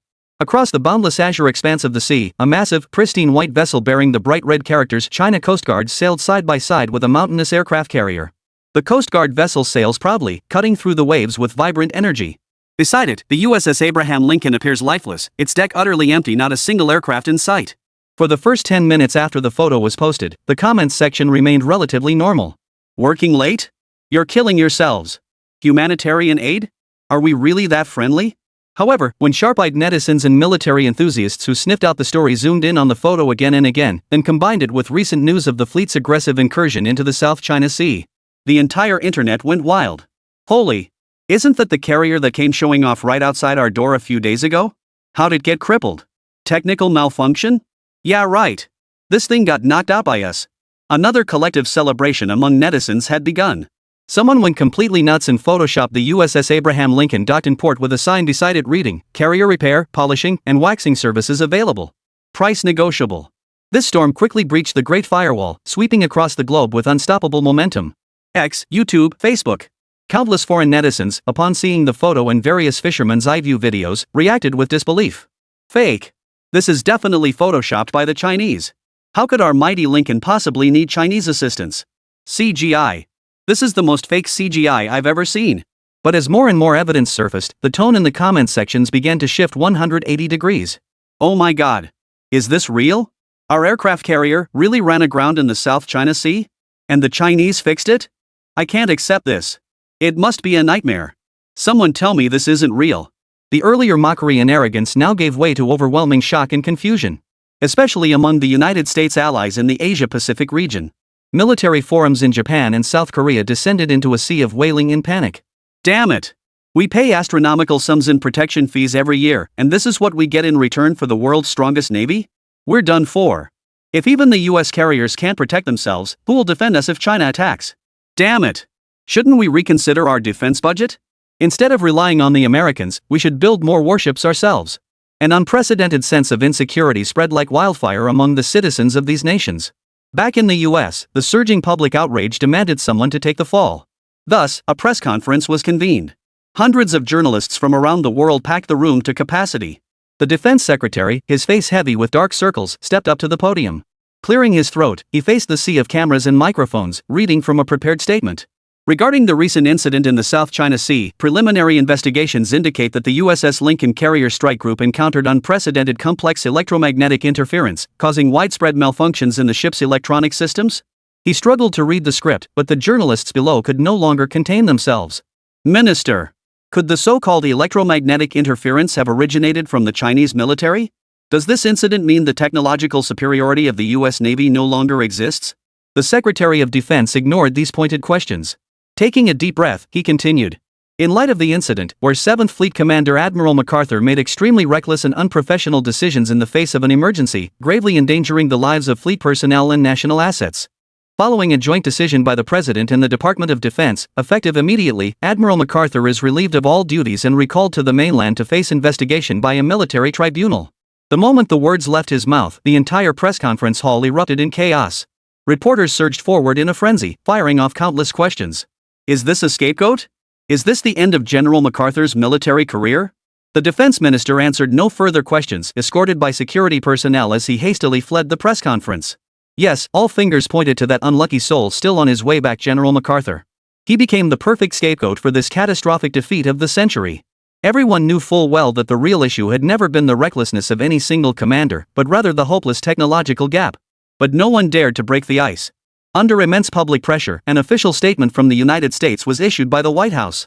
In it, the U.S. government expressed gratitude for China's humanitarian assistance while attributing the incident to unprecedented complex electromagnetic interference encountered in the South China Sea, causing widespread malfunctions in the ship's electronic systems. Far from calming the public outcry, this statement became the final straw that broke the camel's back. China's online commentators immediately jumped in, enthusiastically educating netizens worldwide across social media platforms. Translation: we got beaten up, but we don't know how it happened. We're just making up some excuse. Everyone sees through it but keeps quiet, give us some face. This comment was translated into dozens of languages and spread across the globe. By this point, the United States had suffered a crushing defeat on all fronts: military, diplomatic, and public opinion losing all face. As the world savored the aftermath of this epic drama, the White House convened another internal meeting on China. Militarily, we've temporarily lost the initiative, Secretary of State Anthony stated with unusual composure. I propose activating the highest level of economic sanctions. Deploy every financial instrument at our disposal, unite all our allies, and launch a comprehensive, no-holds-barred trade war against China. We will use our knives to completely strangle the throat of that Eastern dragon. Chapter 69, Economic Sanctions, Internal and External Troubles. Washington, D.C., 10 a.m. White House Rose Garden. Sunshine bathed the lush green lawn. The President of the United States stood behind a temporary podium, facing the cameras and microphones of hundreds of media outlets from around the world. Behind him stood the Secretary of the Treasury, the Secretary of Commerce, and other senior cabinet officials from the economic sector, each wearing a solemn expression and a cold stare. This impromptu press conference offered no opportunity for questions. The President stepped forward, opened the prepared speech, and delivered a declaration to the world. Given that Huagua has long employed unfair trade practices to steal our intellectual property and threaten our national security. The opening lines were the same tired rhetoric. But what followed sent shockwaves through the entire press corps. I hereby declare that the United States will invoke the International Emergency Economic Powers Act to impose the most comprehensive and severe economic sanctions ever imposed on China. First, effective immediately, over 300 leading Chinese tech companies, including Huaxing and DJI, will be added to the entity list. All U.S. companies are prohibited from exporting any high-tech products or technologies including chips, software, and precision instruments to them. Second, we will join forces with our allies to impose punitive tariffs of 300% on all goods originating from China. Third, we will restrict Chinese financial institutions from using the SWIFT settlement system globally. We will sever their ties to the world's financial markets. One by one, each measure. After analysis by American economists, each sanction was deliberately aimed at China's most vulnerable economic arteries: chips, finance, trade. Ladies and gentlemen. The president finished reading the final declaration, raised his head, and scanned the stunned faces below the podium. Military victory does not mean everything. In this era, true power lies in the economy, in finance. Any nation that dares challenge the world order established by the United States will pay the heaviest price for it. With that, he gave reporters no opportunity to ask questions. Turning away, he departed the Rose Garden without looking back, surrounded by a crowd of high-ranking officials. Only a deafening silence remained. The news broke. Global financial markets collapsed in response. New York, London, Tokyo, Shanghai. At the exact same moment, stock indices across every major exchange worldwide plummeted in terrifying, cliff-like green waterfalls. The wails of countless investors pierced the skies, while the number of skyjumpers soared. This was no longer a game between two nations. It was an economic tsunami engulfing the entire world. They've lost their minds. The Americans have completely lost their minds. Are they starting World War III? They're gambling their nation's fate to drag China down with them. Global media and experts are reporting on this unprecedented economic showdown with the most sensational headlines imaginable. Meanwhile, within China, when news of the sanctions broke, the internet erupted in an instant. Damn it! Can't win fair? Now resorting to dirty tricks? Have they no shame? Lost militarily, lost diplomatically, now resorting to thuggery? Truly the #1 troublemaker on Blue Star. Chips. Always chips. Those bastards are trying to strangle us with this again. Guys, stay calm. The country has a plan. We can take down their aircraft carrier. Why fear their economic sanctions? Right. Let's all support domestic products. Starting with me. I'm smashing my iPhone 15 Pro Max today. Anger, worry, and shared resentment swept across the entire nation in an instant. People spontaneously boycotted American goods, expressing their stance in the most straightforward way. In the capital, within a top-secret strategic conference room. Seated within were the nation's true core decision-makers. Every face bore an unprecedented gravity, unseen since the Great Victory in the Indochina Peninsula. Comrades, the fervor in online discourse and the public sentiment are positive signs. The vice premier, a middle-aged man whose expression was perpetually tense, spoke slowly. But we must not let temporary enthusiasm cloud our judgment. Victory on the battlefield comes easily to us, but the true test begins only after the war ends. His gaze shifted toward a senior general from the military. The general rose, his expression grave as he reported, Deputy Director, the integration of the Indochina Peninsula has reached an impasse. The United States, knowing it cannot prevail by force, has incited local civilians to stage continuous protests against our annexation. No matter what, our soldiers cannot lay a hand on unarmed civilians. The situation is now extremely delicate. All fell silent. What about the economic front? The deputy chief turned to another leader responsible for economic affairs. The official pushed his glasses up, his expression equally grim. The situation is not optimistic. The impact of the entity list is already evident. Over 70% of production lines at more than 300 of our top tech companies have ground to a near standstill due to the cutoff of critical chips and technologies. The stock market has experienced severe volatility for consecutive days, with foreign capital fleeing in droves. Our foundations are strong enough to withstand this in the short term. But if we remain excluded from the global high-tech supply chain long term, it will be very difficult. Internal troubles and external pressures. These four weighty words hung heavy in the hearts of everyone in the conference room. As a veteran reactionary, the United States had delivered a brutal and vicious combination of blows. Their intent was clear: to wage a protracted war of attrition, draining China's national strength. Conventional approaches are no longer sufficient to break the deadlock, Defense Minister Dong Guo spoke slowly. Whether it's the crisis in Central South or the economic countermeasures, we're facing a brutal tug of war. Perhaps we should consider unconventional methods. At those words, every head turned toward the same place. Silent Factory. Dongguo's voice grew resolute. The feathered robe revolutionized ground warfare. VR goggles transformed intelligence operations. That young man consistently delivers disruptive technological solutions. What we face now is precisely the predicament of technological blockade. Perhaps we should seek out Lin Mo from Momo Factory. A glimmer of hope reignited in everyone's eyes. Indeed. Unbeknownst to them, Momo Factory had become their trump card. The second in command rose silently, stepping before the vast map. His gaze settled on the inconspicuous location of Haichang. Go. Don't give him orders. Don't make demands of him. Tell that young man named Lin Mo, word for word, every single hardship we're facing right now. Then, listen to his thoughts. This nation needs his wisdom. Chapter 70, Breaking the Deadlock Civilian VR Glasses. The next day, a military helicopter belonging to the Southwest Military District landed silently on the helipad of the expanded Momo factory in Haicheng. Li Guosheng stepped out of the cabin, his face betraying unmistakable fatigue. Ministerly, what an unexpected visitor. Lin Mo, lounging in a pair of boxer shorts and flip-flops on a beach chair soaking up the sun, lazily raised a hand in greeting upon seeing him. Just passing through. Thought I'd drop by to see you. Li Guosheng forced himself to perk up, squeezing out a smile. Lin Mo smiled, offering no rebuttal. The private jet flew over Haicheng. Was it headed for the Philippines? Come on, Minister Li. Let me show you around. Lin Mo rose from his chair and led Li Guosheng on a stroll through the brand new factory grounds. Along the way, Lin Mo acted like a dutiful host, enthusiastically introducing his enterprises. Over here is the Feather Robe 3 production workshop. Fully automated assembly lines with nanorobots operating in 3 shifts around the clock capable of producing 1,000 units daily. Over there is the VR goggle production area. Capacity is slightly lower, but military orders are more than sufficient. The more relaxed and pleasant his introduction sounded, the heavier the weight on Li Guosheng's heart grew. Gazing at the gleaming production lines and the machines whirring at full speed in the dust-free workshop, a complex mix of emotions churned within him. Envy, jealousy, but above all, anxiety. The nation's entire high-tech industry was on the verge of grinding to a halt due to chip shortages, yet here you were not only unaffected, but ramping up production like mad. Comparing people to each other was truly infuriating. The two finally arrived at Lin Mo's office. After serving 2 cups of tea, Suli tactfully withdrew. Li Guosheng held his teacup, opening his mouth several times but finding no words to begin. Lin Mo didn't press him, leaning back on the sofa and watching him with leisurely patience. Finally, Li Guosheng couldn't hold back any longer. He slammed his teacup down on the table with a dull thud. Lin Mo, Mr. Lin. His voice carried a hint of pleading. I won't beat around the bush. The country is in a tough spot right now. He stood up and paced back and forth in the office, laying out the current predicament he faced to Lin Mo without holding anything back. Chips, software, precision instruments, every high-tech sector has been choked off. The megacorporations might manage, but small and medium-sized enterprises are facing utter ruin. In truth, even under such constraints, large enterprises' development hadn't halted. The real problem lay with the SMEs. But if the Chinese government stood idly by, the market would be completely monopolized. Ultimately, those large corporations would dominate the market and gain immense power, something China could not tolerate. In finance, the dole settlement system is restricted, making our foreign trade extremely difficult. Then there's the Indochina Peninsula.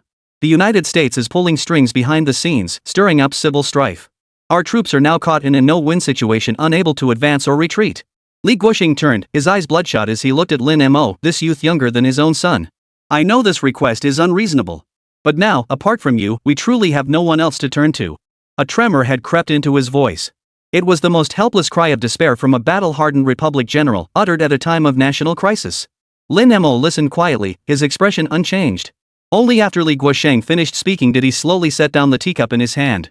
Well, there is a way. Li Guosheng's eyes lit up instantly, as if he'd grasped the last lifeline. But it might not be quite what you're thinking. A mysterious curve touched the corner of Lin Mo's mouth.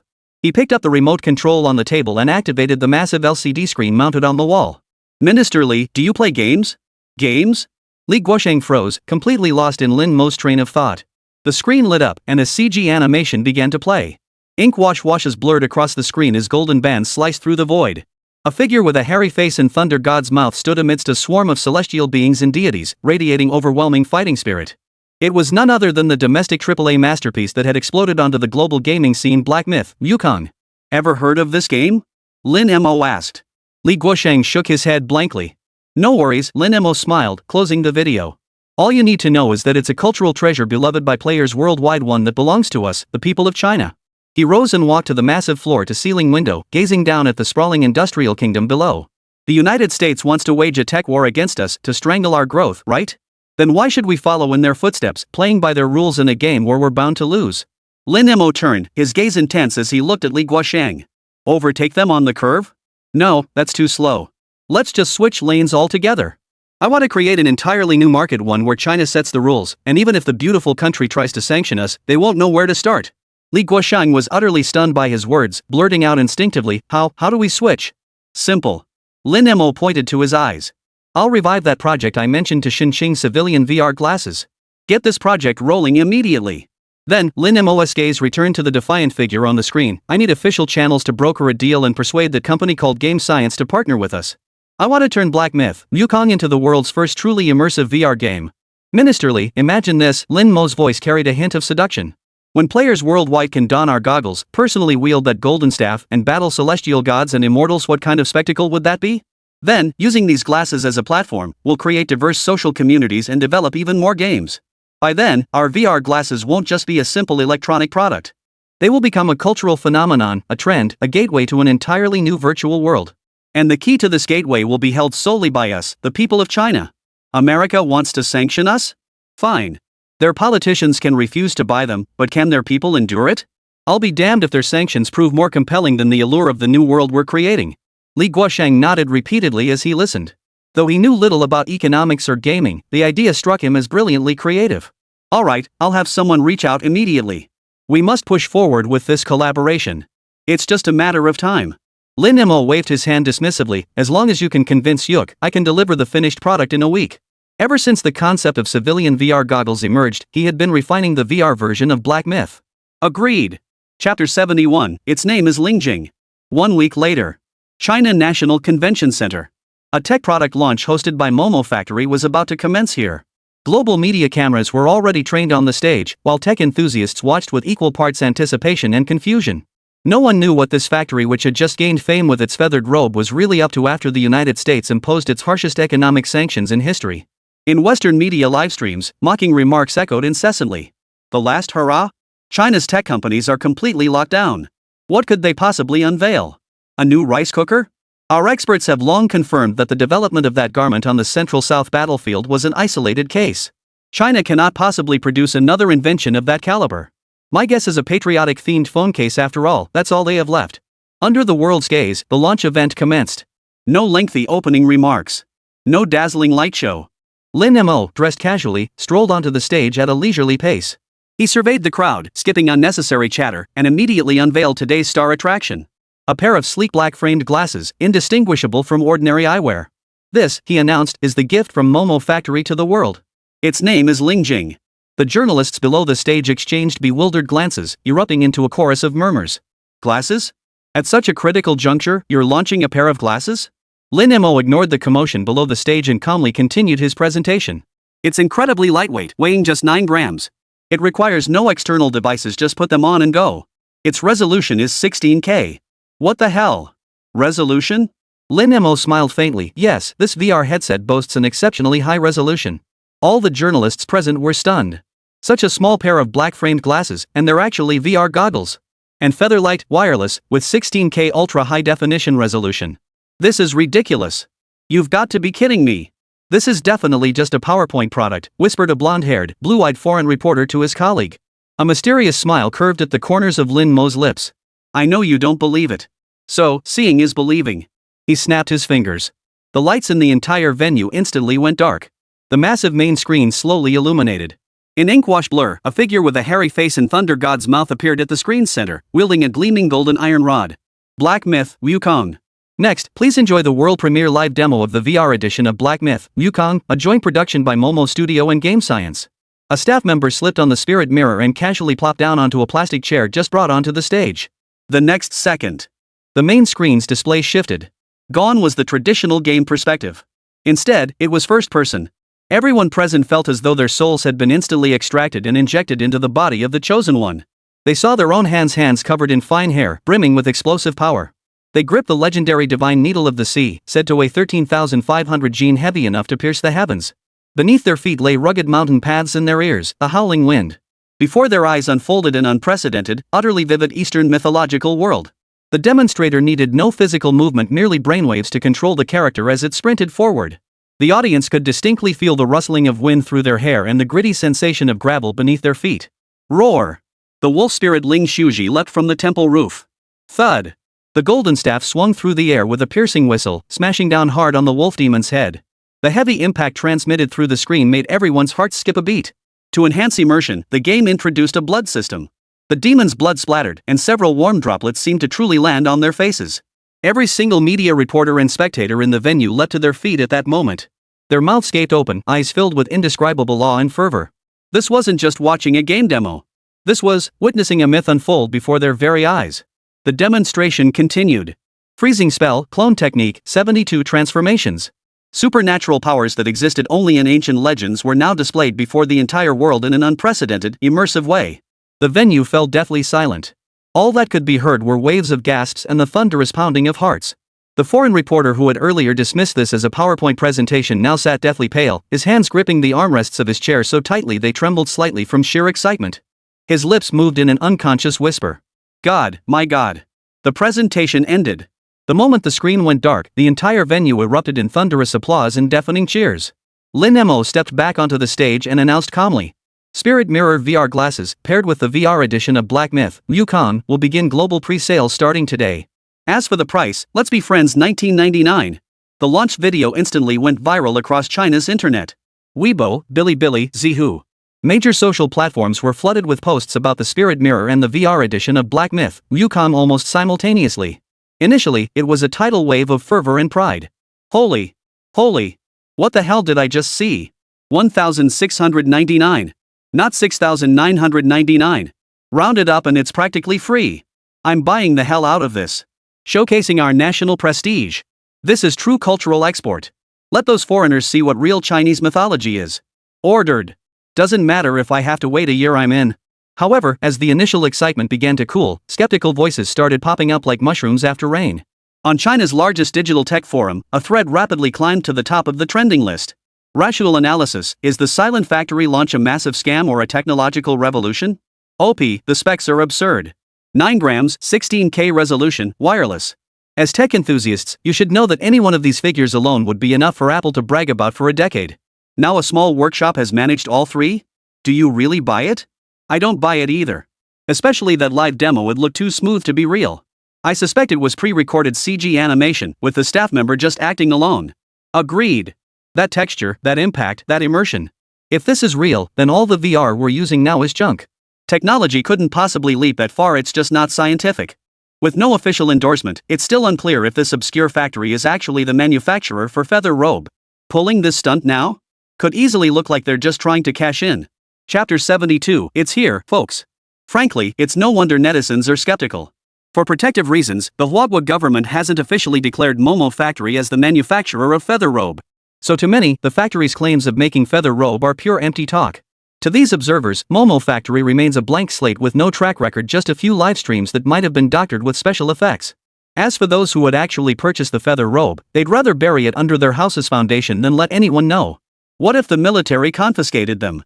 Soon, skepticism began to ferment, and two factions emerged online. One faction consists of staunch believers.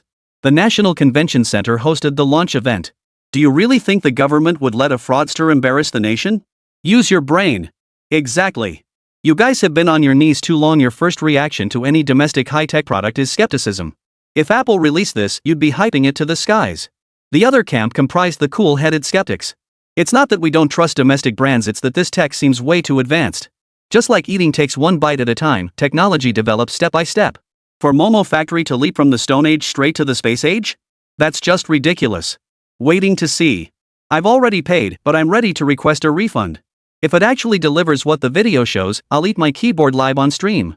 The online debate raged on, even overshadowing the product's own buzz. Countless tech influencers and gaming bloggers weighed in, analyzing its feasibility from every angle, yet no one could convince anyone else. Is the Spirit Mirror truly a groundbreaking masterpiece, or the biggest tech scam of the century? This question hung like a fog over the hearts of every netizen in China. But behind the scenes, Suli stared at the rapidly climbing order numbers on the hastily constructed website, too overwhelmed to speak. Regardless of the external debates, one thing was certain. China's consumers were fiercely questioning it, yet at the same time, they were pressing the payment button with the most honest action. They were all taking a gamble. Betting on Lin Mo, betting on Momo Factory. Betting that this seemingly impossible dream could become reality. The day of the official launch of the Spirit Mirror glasses arrived swiftly. On this day, the skies of China were obscured. From Haicheng in the south to the capital in the north, from Shanghai in the east to Chengdu in the west, the skies above countless cities were filled with delivery drones. Buzz. Hundreds of thousands of drones, like swarms of silver steel bees, soared skyward carrying compact boxes each bearing the simple, ancient characters Momo. In the morning sunlight, they coalesced into streams of steel, weaving through densely packed skyscrapers. On the ground, countless people paused to gaze upward, their phone cameras tracking the silver specks streaking across the sky. Since this marked the first large-scale sale of consumer tech, Lin Mo made a sweeping gesture and directly deployed a massive fleet of drones, ensuring delivery straight to customers' doorsteps. Holy crap! The factory said they'd use drones for delivery, but I thought it was just talk. They actually did it? It's coming. It's coming. My spirit mirror is on its way. Holy crap, did I just teleport into a cyberpunk world?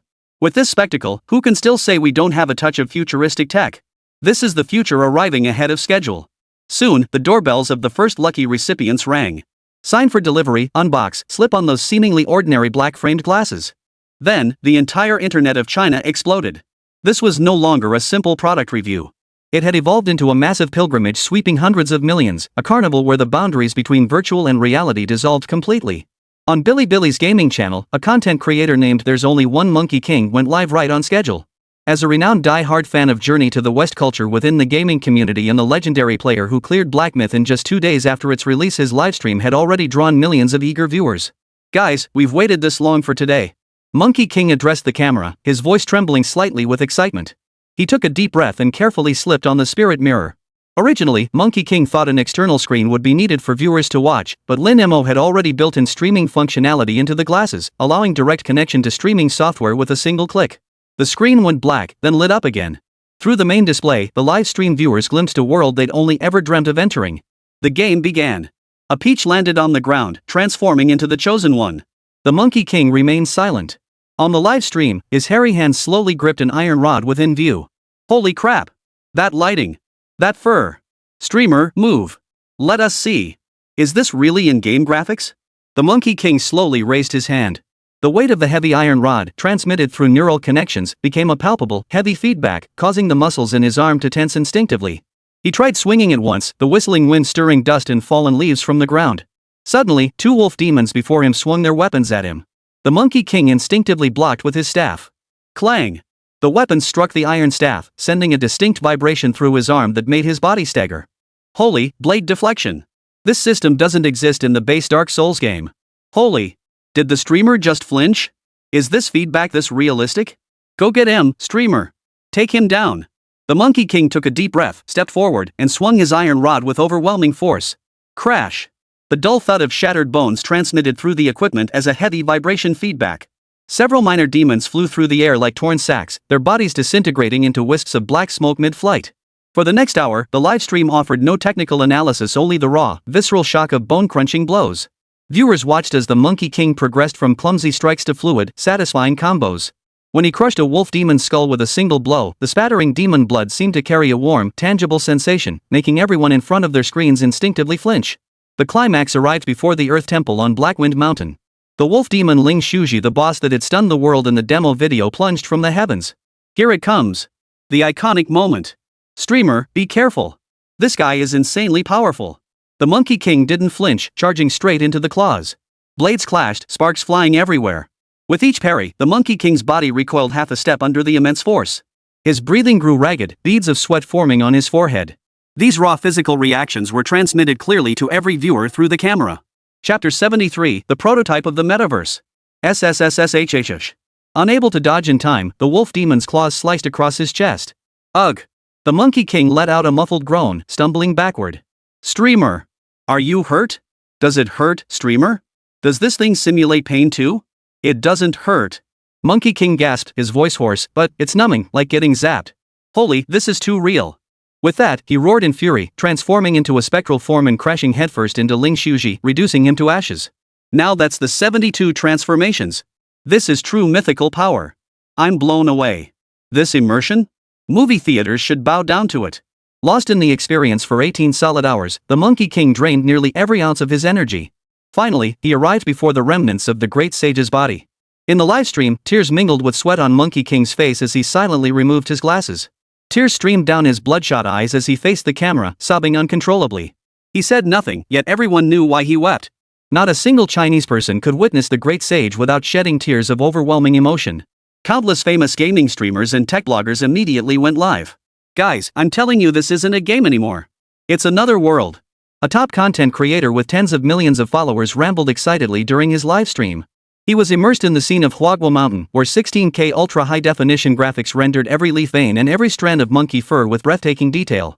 Within mere hours, the entire Chinese internet was set ablaze by Black Myth and the Spirit Mirror. Just as everyone was still immersed in this ultimate gaming experience, another bombshell exploded within China's gaming community. The spark came from an ordinary college dorm room. A student who had just pulled an all-nighter playing Black Myth discovered an inconspicuous friend's icon in the main menu of his glasses. Out of curiosity, he and his roommate added each other, then discovered the chat function. The next second, both let out a terrified scream simultaneously. Their dorm room vanished from view. In its place stretched an infinitely vast, pure white void. And there, standing before him, was his roommate alive and well, rendered as an incredibly lifelike virtual avatar. Though untouchable, though the background remained blank. But that clear face, the synchronized lip movements, the subtle shifts in expression. This was no ordinary video call. This was another world. They uploaded the video, filled with gasps and screams, to the internet. The video's title read, "I think I've entered the metaverse early." If the VR version of Black Myth drove Chinese gamers wild, then the revelation of this primitive metaverse feature sent the entire nation into a complete frenzy. Holy crap! Isn't this the metaverse Zuckerberg spent billions trying to build but never pulled off? While others are still creating new folders, we're already dragging friends into games of Dodiju? I used to think buying a game console in 1999 was a ripoff, but now I just want to say, Silent Factory, you're my god. The features are still pretty basic now. I can't even imagine how insane it'll be when they add more. This frenzy ignited by Chinese players finally broke through all physical and digital barriers, sweeping across the globe with unstoppable momentum. The world's largest social media platforms were completely flooded by this mysterious force from the East. Countless gameplay demos and metaverse experience videos recorded by Chinese players were reposted, translated, subtitled in multiple languages, and spread like wildfire. Initially, most foreign netizens reacted with dismissive scoffs. Oh god, another CG animation from China? What else can they do besides this? Looks decent, but this is definitely a pre-recorded promo video. If the actual gameplay delivers even a tenth of this quality, I'll eat my own words. However, as more videos emerged, capturing players' incredibly realistic physical reactions from every possible angle, public opinion began to shift 180 degrees.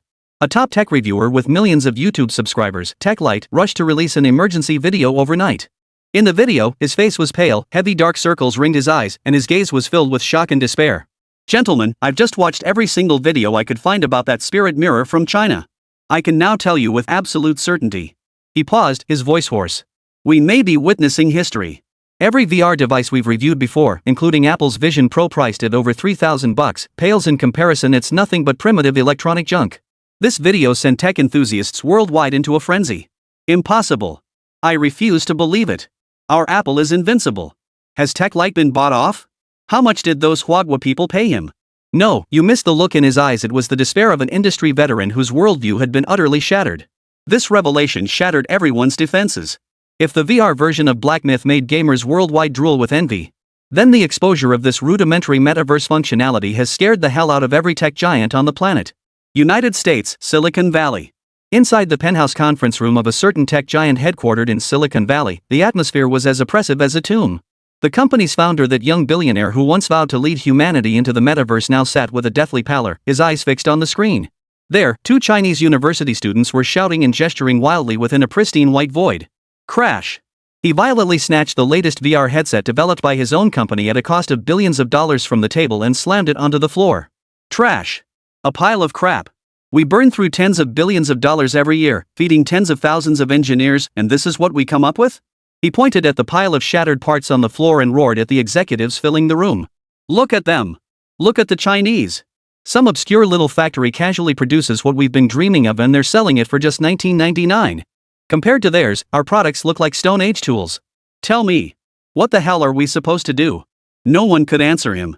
After analyzing all publicly available data on the spirit mirror through the night, every technical expert had reached a devastating conclusion. That technology shouldn't exist on Earth at this stage. While they were still agonizing over how to strap a brick to their faces without looking utterly ridiculous, someone had already crammed the entire universe into a pair of 9-gram lenses. This battle was unwinnable. Chapter 74, Global Addiction. Wall Street titans were still calculating the trillions in losses this unprecedented trade war would inflict on China's economy, while tech giants in Turtle Valley held emergency meetings over those impossible VR glasses. Across many nations, a quiet uprising over the glasses was quietly igniting. It all began with those resourceful scalpers and proxy shoppers. Even as the United States imposed its strictest import ban on China. On the very second day after the Spirit Mirror's release, a large batch appeared on major underground trading platforms. The price was a jaw-dropping $5,000. This was nearly 20 times the official price in China, yet they were snapped up the moment they were listed. Kevin, a 16-year-old American high school student living in suburban California, was one of those snatchers. He spent every penny he'd saved from delivering newspapers and working at a fast food joint, even borrowing $1,000 from his sister just to snag this gaming console from the East. Kevin, are you out of your mind? $5,000. Buying a pair of Chinese-made glasses? His sister, an elite college student preparing for the military, stared at him in disbelief as he cradled his treasure. Didn't you hear the news? This is China's desperate attempt to survive economic sanctions. It's a scam. You don't get it, Kevin murmured as he carefully unwrapped the box bearing the ancient-looking characters Momo, his eyes sparkling. Have you seen those videos? That's not CGI. Absolutely not CGI. He didn't elaborate further, instead setting up his streaming gear and logging into his small Twitch channel with just a few hundred followers. Hey, guys! Kevin excitedly held up a pair of black-framed glasses to the camera. Check out what I got my hands on. Mystical power from the East. Today, we're going to experience firsthand if it's as magical as the legends say. The chat flooded instantly with mocking and dismissive comments. Oh god, another fool duped by those Chinese propaganda videos. $5,000? Kevin, you could buy a top-of-the-line Alienware rig for that. Sitting here waiting for you to fail. I'm ready to record your tearful breakdown. Kevin ignored the comments, took a deep breath, and placed the spirit mirror weighing a mere 9 grams over his eyes. In an instant, the world froze before his eyes. Kevin made no sound, just sat motionless on his chair, staring blankly ahead. But on the livestream feed, every viewer's mouth dropped open in unison. It was a first-person perspective. This was the world of black myth, Wukong. A pair of hands, covered in fine hair and familiar from countless online images, slowly clenched around a heavy iron rod. This is actual gameplay? Impossible. My 5090 graphics card can't even render this level of detail. Holy crap, the lighting, the detail. Is this a movie? Urged on by the barrage of comments, Kevin finally moved. He tentatively took a step forward. I can feel it. Kevin's voice trembled with disbelief through the microphone. I can feel the stones beneath my feet, and water, it's a bit cold. He swung the iron rod in his hand violently. Whoosh! The piercing whistle tearing through the air and the sudden, heavy strain on his arm muscles made him gasp in astonishment. The live chat exploded. He's not using a controller. He's not using any peripherals. How is he controlling it? Mind control. This is real mind control technology. Holy crap! What kind of monster have the Chinese created? Over the next hour, Kevin's livestream took Twitch by storm. The online viewership skyrocketed from a few hundred to 100,000, then 500,000, ultimately breaking the million mark and claiming the top spot on the platform's trending charts. Countless gamers, tech enthusiasts, and even professional game developers flooded in. When Kevin controlled Destiny Man, raising his hand for the first time to freeze a charging wolf demon in place with a root spell before smashing it to pieces with a single blow, the entire stream fell into a deafening silence lasting 10 seconds. Then, a volcanic eruption of text flooded the chat. I declare this a miracle of the ninth art. Sony, Microsoft, Nintendo, are you watching? I'm selling my car right now. $5,000? I'll pay $10,000. If the light of technology video remained theoretical analysis lacking strong persuasiveness. Kevin's live stream, however, laid the facts bare before every viewer, shattering the claims of those who insisted the Spirit Mirror was nothing more than China staging its own show. On the other side of the world, in Japan's Akihabara district, a seasoned otaku named Nakamura Satoshi knelt on his tatami mat. Before him, in a shrine-like space, stood not a deity or Buddha, but a spirit mirror, placed with utmost reverence. Just as he treated his figurines, he fasted, bathed, burned incense, and prayed before carefully placing the glasses purchased from scalpers for the astronomical price of 1 million yen onto his face. 2 hours later, when Nakamura Satoshi removed the glasses with bloodshot eyes, tear-streaked cheeks, and a satisfied smile, he immediately rushed to his computer. On Japan's largest anime forum, 2channel, his trembling hands typed out a lengthy post spanning 10,000 characters. The title read, "We are not buying glasses, we are welcoming a miracle, the spirit glasses, the only true gateway to the 2D world. Comrades, I have returned. From a world we've longed for but never truly set foot in. For so long, we've peered into that utopia called the second dimension through manga, anime, and games. We exhausted every ounce of imagination to construct its sounds, colors, and warmth. Yet between us and that world, a cold screen always stood an impenetrable dimensional barrier. Today, that wall has shattered. I refuse to define it with the overused term VR. This isn't VR, it's a gateway. Beyond this door lies not virtual reality, but a second reality. From the NES to the PS5, from brick phones to smartphones, every iteration of entertainment in human history has merely optimized and upgraded within the same dimension. But the emergence of the spirit mirror has overturned every form of entertainment we once knew. With it on, I am no longer Nakamura Satoshi. I am the chosen one wielding the iron rod, daring to confront demons and monsters. I feel the weight of the golden monkey staff, the warmth of demon blood, the breeze blowing from Flower Fruit Mountain. Chapter 75. The spirit mirror is too amazing. I can even envision what it will be like when this technology is applied to the anime world we love. We'll be able to run our fingers through Hatsune Miiku's hair, sit side by side with Rei Ayanami at the classroom window, pilot a Gundam to protect everything we cherish. So wake up, fellow otaku. Forget those expensive, pointless graphics cards. Forget those mobile games that constantly bleed you dry. Embrace it. Welcome it. This is the sole, ultimate destination for us otaku in this lifetime. This post, brimming with adolescent fervor yet filled with genuine emotion, spread like wildfire through Japan's ACG community.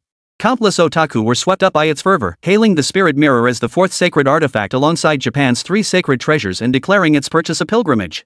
A feverish craze swept across the entire East Asian cultural sphere, marking the beginning of a new era. The fervor among the masses stood in stark contrast to the cold indifference of the authorities. Washington, D.C. An urgent report on the black market circulation of the spirit mirror landed on the secretary's desk. A senior official glanced at the increasingly absurd transaction prices and expanding influence documented in the report, snorting dismissively. Nothing but a death throw, he declared, tossing the report aside with an air of arrogance. Do the Chinese really believe they can circumvent our economic sanctions by peddling these childish toys through deception? How naive. We've already locked down many of their industries, severing their high-tech supply chains across the board. Even if they possessed the technology, they couldn't possibly produce these glasses. He turned to his deputy and issued an order. Transmit my orders, notify customs and the FBI to intensify seizures of the spirit glasses. Anyone attempting to bring them into the United States shall be arrested on charges of endangering national information security. Also, contact all major media outlets and state that these glasses steal users' brainwave data. Yes, sir.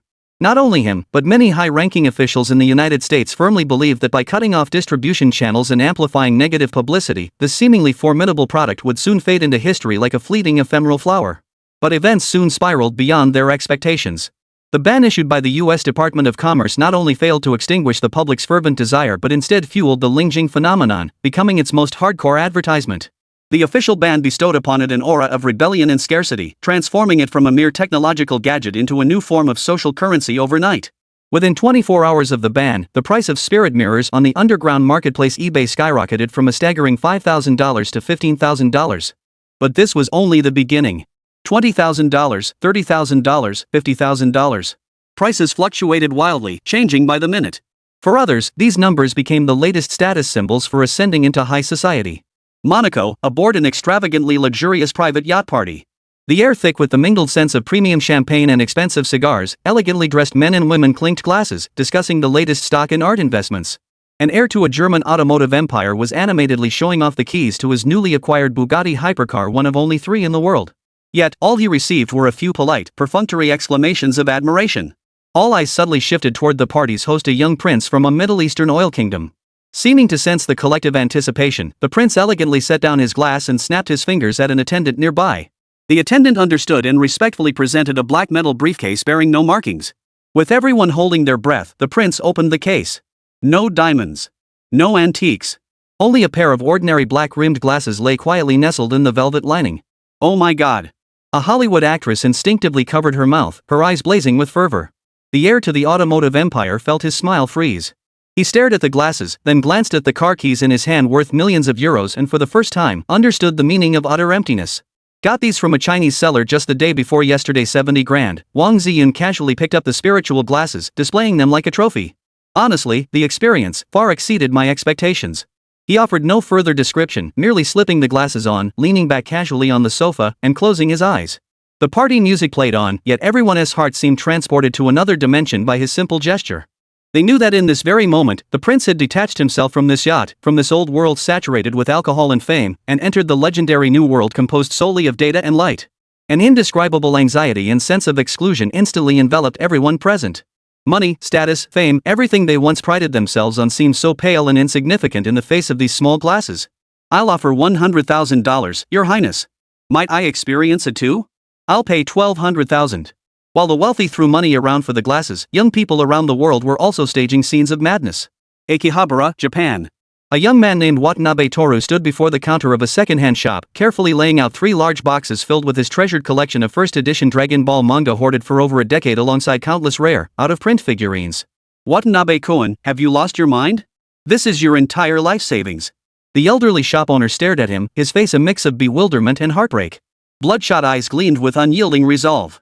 Old man, these things were once my window to a fantasy world, he murmured hoarsely, running his fingers over the yellowed cover of one manga. But now, the door has appeared. I don't want to look through the window anymore. I want to step inside. He sold off all his youth and memories for 1.5 million yen. Within hours, that money transformed into a spirit mirror purchased at a premium on the black market. Meanwhile, in Daying, a girl named Ziyu posted a photo of herself with her beloved racehorse on her personal blog, captioning it, "Goodbye, Yunbao. For the spirit mirror, I'm afraid I'll have to part with you for now." Chapter 76, I suggest stepping up efforts.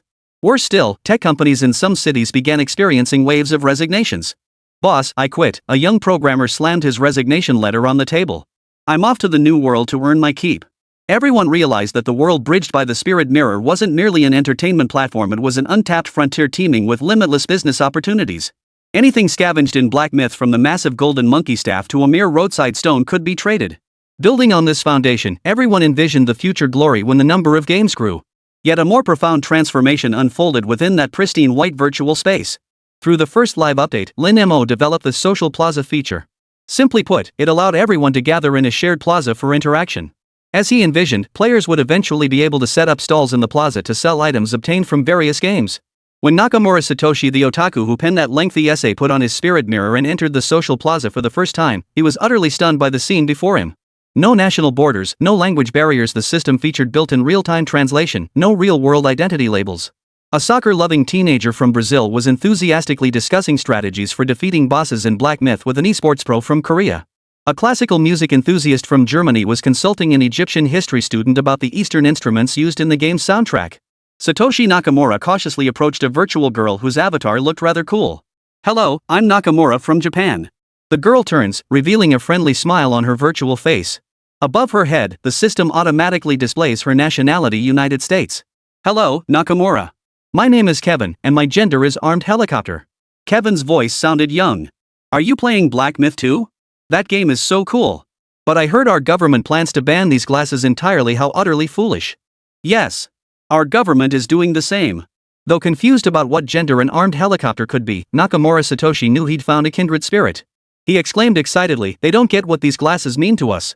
All they care about is control, locking us in an information cocoon." Not far away, the virtual avatar of a young European suddenly projected a video into the air. It showed streets in his city where citizens were marching in protest against their government's economic sanctions and restrictions on China. "Look at this, friends," his voice echoed through the public channel. "This is what the politicians in our world are doing. They fear us seeing the real world, they fear us communicating freely." A single stone sent ripples across the pond. Young people from around the globe began spontaneously sharing news and voices unseen and unheard in their national media onto this virtual square.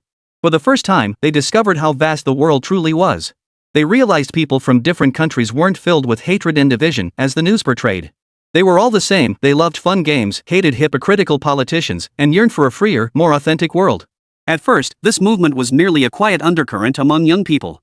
But soon, it surged forward with unstoppable momentum, breaking through barriers of age, class, and national borders to evolve into a global social phenomenon. Paris, Champs-Élysées. A group of protesters clad in yellow vests once again occupied the streets. But this time, the signs they held aloft no longer read "Oppose fuel tax hikes," but instead proclaimed "We want the mirror." Tokyo, Shibuya Crossing. Thousands of young people gathered here, not glued to their phones as usual, but wearing homemade cardboard glasses modeled after the spirit mirror. They sat quietly on the ground, staging a silent protest. At the eye of the storm, the United States. From New York's Times Square to Hollywood's Walk of Fame in Los Angeles, small-scale yet widespread demonstrations were quietly unfolding. Their slogans were simple and direct, devoid of any political demands. Lift the economic sanctions against China. Return the spirit mirror to us. Even White House politicians, accustomed to daily protests, were left reeling. Faced with this escalating grassroots wave, Western mainstream media swiftly responded. On CNN's flagship news program, the anchor interviewed a sociology expert with a solemn expression. "Doctor, how do you interpret this global craze sparked by the spirit mirror? Is this a new form of cultural invasion?" The gray-haired expert pushed his glasses up and spoke eloquently to the camera. This goes far beyond cultural invasion. We've observed that a significant number of spirit mirror users exhibit clear symptoms of virtual addiction. They're immersed in this virtual world constructed by the Chinese, losing interest in real life. It's an electronic drug from the East. It's corroding the minds of our youth and dismantling our social fabric. Within hours, the term electronic drug spread like wildfire across Western media networks. Fox News even produced a sensational special report titled "The Spiritual Opium from the Red Nation." In the report, they interviewed several heartbroken parents who tearfully recounted how their children, after encountering the spirit mirror, had become disinterested in studies, addicted to games, and even estranged from their families. They attempted to portray the spirit mirror as a monstrous scourge and paint China as an evil empire poisoning the world with its technology.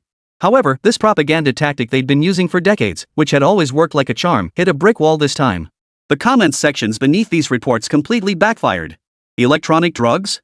Ha ha ha ha. Back in my grandfather's day, you called rock music the devil's voice. My dad's generation, you called video games mental heroin. Now it's my turn and you're still spouting the same old nonsense? Since joining the social plaza, I've made friends from over a dozen countries. My spoken English is now better than my teachers. I strongly recommend this. The public simply isn't buying it. After suffering consecutive defeats in military, diplomatic, and public opinion battles, the credibility of Western governments had long plummeted to freezing point. Chapter 77, Europe's Fractures. To ordinary people, this wasn't about any digital drug threat, it was pure government frustration at losing to China, lashing out by stripping citizens of their right to enjoy technological progress. It was an act of arrogance, and more importantly, incompetence.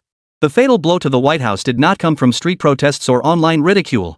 It came from the very titans of capital who had once stood shoulder to shoulder with them in the trenches. Gigo Valley, Pingwa Company headquarters. A board meeting was underway. The atmosphere in the conference room was oppressive. On the massive display screen, the company's stock price chart showed a steep, panic-inducing plunge over the past few days. The CEO's gaze swept over every person present as he declared, enunciating each word deliberately, "We must collaborate with Huawei. We must integrate our systems, our software, our services into Lingjing's platform. This is our only way out. But that requires the government to lift economic sanctions against Huawei," another director frowned. "Then go make them lift them," the CEO's voice suddenly rose. "Tell those idiots in the White House that if they keep pushing those ridiculous sanctions, it won't be China that dies first, it'll be us. The entire tech industry of this beautiful country." The same scene played out simultaneously at the headquarters of Microsoft, Google, Sony, Nintendo, countless tech and gaming giants. A storm ignited from the bottom up by capital was now hurtling toward Washington at an unprecedented pace. Germany, Berlin, Chancellor's office. Chancellor Schmitz massaged his throbbing temples. Two starkly different reports, both equally headache-inducing, were piled on his desk. The first report came from the Ministry of the Interior, accompanied by dozens of high-resolution photographs. The images showed dense crowds of demonstrators everywhere from Munich's Marienplatz to Hamburg's Port, and in front of Berlin's Brandenburg Gate. They held up diverse slogans: "We want the truth, not political lies. Jobs and futures, not victims of sanctions." The core of the protests was no longer just trends-seeking youth. The ranks now prominently featured large numbers of blue-collar auto workers and engineers in blue overalls. They came from Volkswagen, BMW, and Daimler, the backbone of the nation's industry. The second report was an open letter spearheaded by the Federation of German Industries and signed by CEOs of dozens of top technology and manufacturing companies. Its language was unusually stern, brimming with anxiety about the future and anger at government inaction. The magic mirror represents more than just a consumer electronic product, it heralds a revolution in the next generation of computing platforms. If we allow ourselves to be blinded by short-sighted political posturing, Germany will be completely marginalized in the global technology competition over the next decade, losing vast markets and economic opportunities. Schmidt sighed deeply. This was no longer mere public unrest, decisive action was imperative. The atmosphere at the emergency cabinet meeting was extremely tense. The foreign minister, a staunch pro-American, stubbornly held his ground. "We cannot waver, Chancellor. Abandoning Washington now would mean abandoning the entire Western alliance system. We cannot gamble our national security over a gaming console." "A game console?" The Minister of Economy nearly leapt from his seat, slamming the joint letter onto the table. "Minister, open your eyes. This isn't merely about a game console. If we can import the spirit mirror, our nation could gain tens of thousands of new jobs, greatly alleviating our economic pressures. Besides, did Washington consult us when they launched this trade war? Now that our economy is in recession, have they offered any substantive help beyond empty praise? This isn't solidarity, it's collective suicide." The conference room erupted into chaos. Schmidt stared out the window, caught in a dilemma. He knew that the seemingly unbreakable sanctions alliance was now merely a facade of unity. He must make a choice. That afternoon, the German government convened an emergency press conference. Facing the world's cameras, the Chancellor's spokesperson announced a decision in meticulously measured diplomatic language. In the spirit of responsibility toward national interests and public welfare, the German government has decided to conduct a comprehensive and prudent reassessment of certain existing trade sanctions. As a first step, we will resume normal import trade of non-strategic consumer electronics from China. The moment the words left his mouth, the journalists in the room erupted in a frenzy. Non-strategic consumer electronics, what a masterfully crafted phrase. It provided Washington with a face-saving exit while precisely opening a door for Lingjing's imports. The subtext was clear: we'll stand by you, Taiwan, but we're not giving away our profits. Germany, which the United States considered one of its most reliable allies in Europe, became the first to develop friction with the US. The news spread around the world at the speed of light. Paris, Élysée Palace. Within 10 minutes of seeing the news, President Macron summoned his chief of staff. Half an hour later, the French government issued a statement: France has always pursued an independent foreign policy and strategic autonomy. We welcome any trade activities that promote technological progress and market prosperity. The first domino had fallen. Next came Italy, Spain, the Netherlands. European nations already groaning under sanctions found an outlet for their grievances, announcing under various pretexts that they would follow Germany's lead in reassessing their policies. The United States, White House. The president had just concluded a frosty transatlantic call. On the other end was German Chancellor Helmut Schmidt. The president silently hung up the phone, saying little. His aged face still bore a look of bewilderment. Secretary of State Anthony stood by, his face ashen after listening to the entire conversation. A self-mocking smile crept onto his lips. He understood clearly that the economic iron curtain they had personally erected to stifle China's technological rise had now been torn open from within by their European allies. Originally, the United States had rallied global allies to impose sanctions precisely so that the burden of losing China would be shared by all, sparing the US from bearing it alone. But now, the pressure unleashed by the spirit mirror had circled the globe only to return to Washington with even greater force.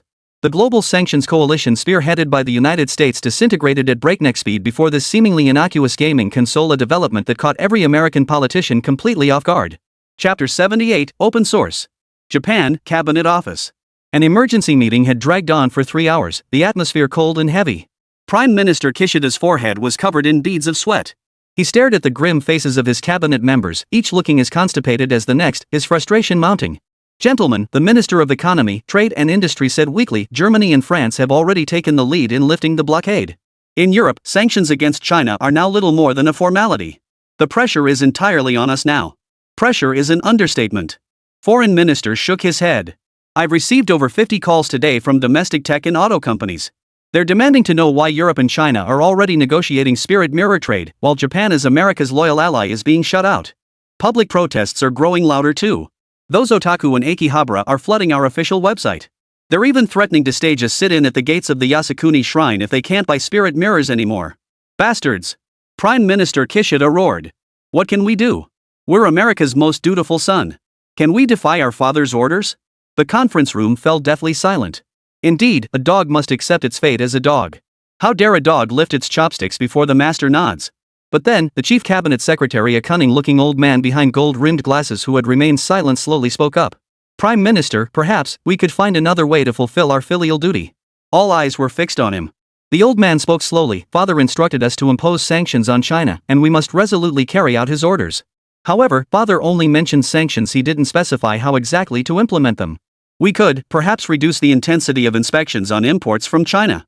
He pushed his glasses up, a sly gleam flashing behind the lenses. For instance, we could conduct 100% container inspections for every shipment. But the pace of those inspections, well, it could be a bit slower. And the manpower allocated could be slightly understaffed. If, by chance, a few boxes slip through, well, that would just be an understandable oversight on our part. At this remark, every pair of eyes in the conference room lit up. Way to go! Brilliant! Absolutely brilliant! Prime Minister Kishida slapped his thigh, his gloom instantly vanishing. It's settled. Announce immediately that in response to the beautiful nation's call, our country will implement the strictest entry inspection system in history for all high-tech products from China. No one shall bring prohibited items into the country. He deliberately emphasized the words most stringent, his face breaking into a loyal dog-like grin. Almost simultaneously, across the sea at the Blue House in Korea, an identical scene unfolded. They expressed absolute loyalty to their father in identical fashion. Thus, a peculiar spectacle unfolded at customs across East Asian nations.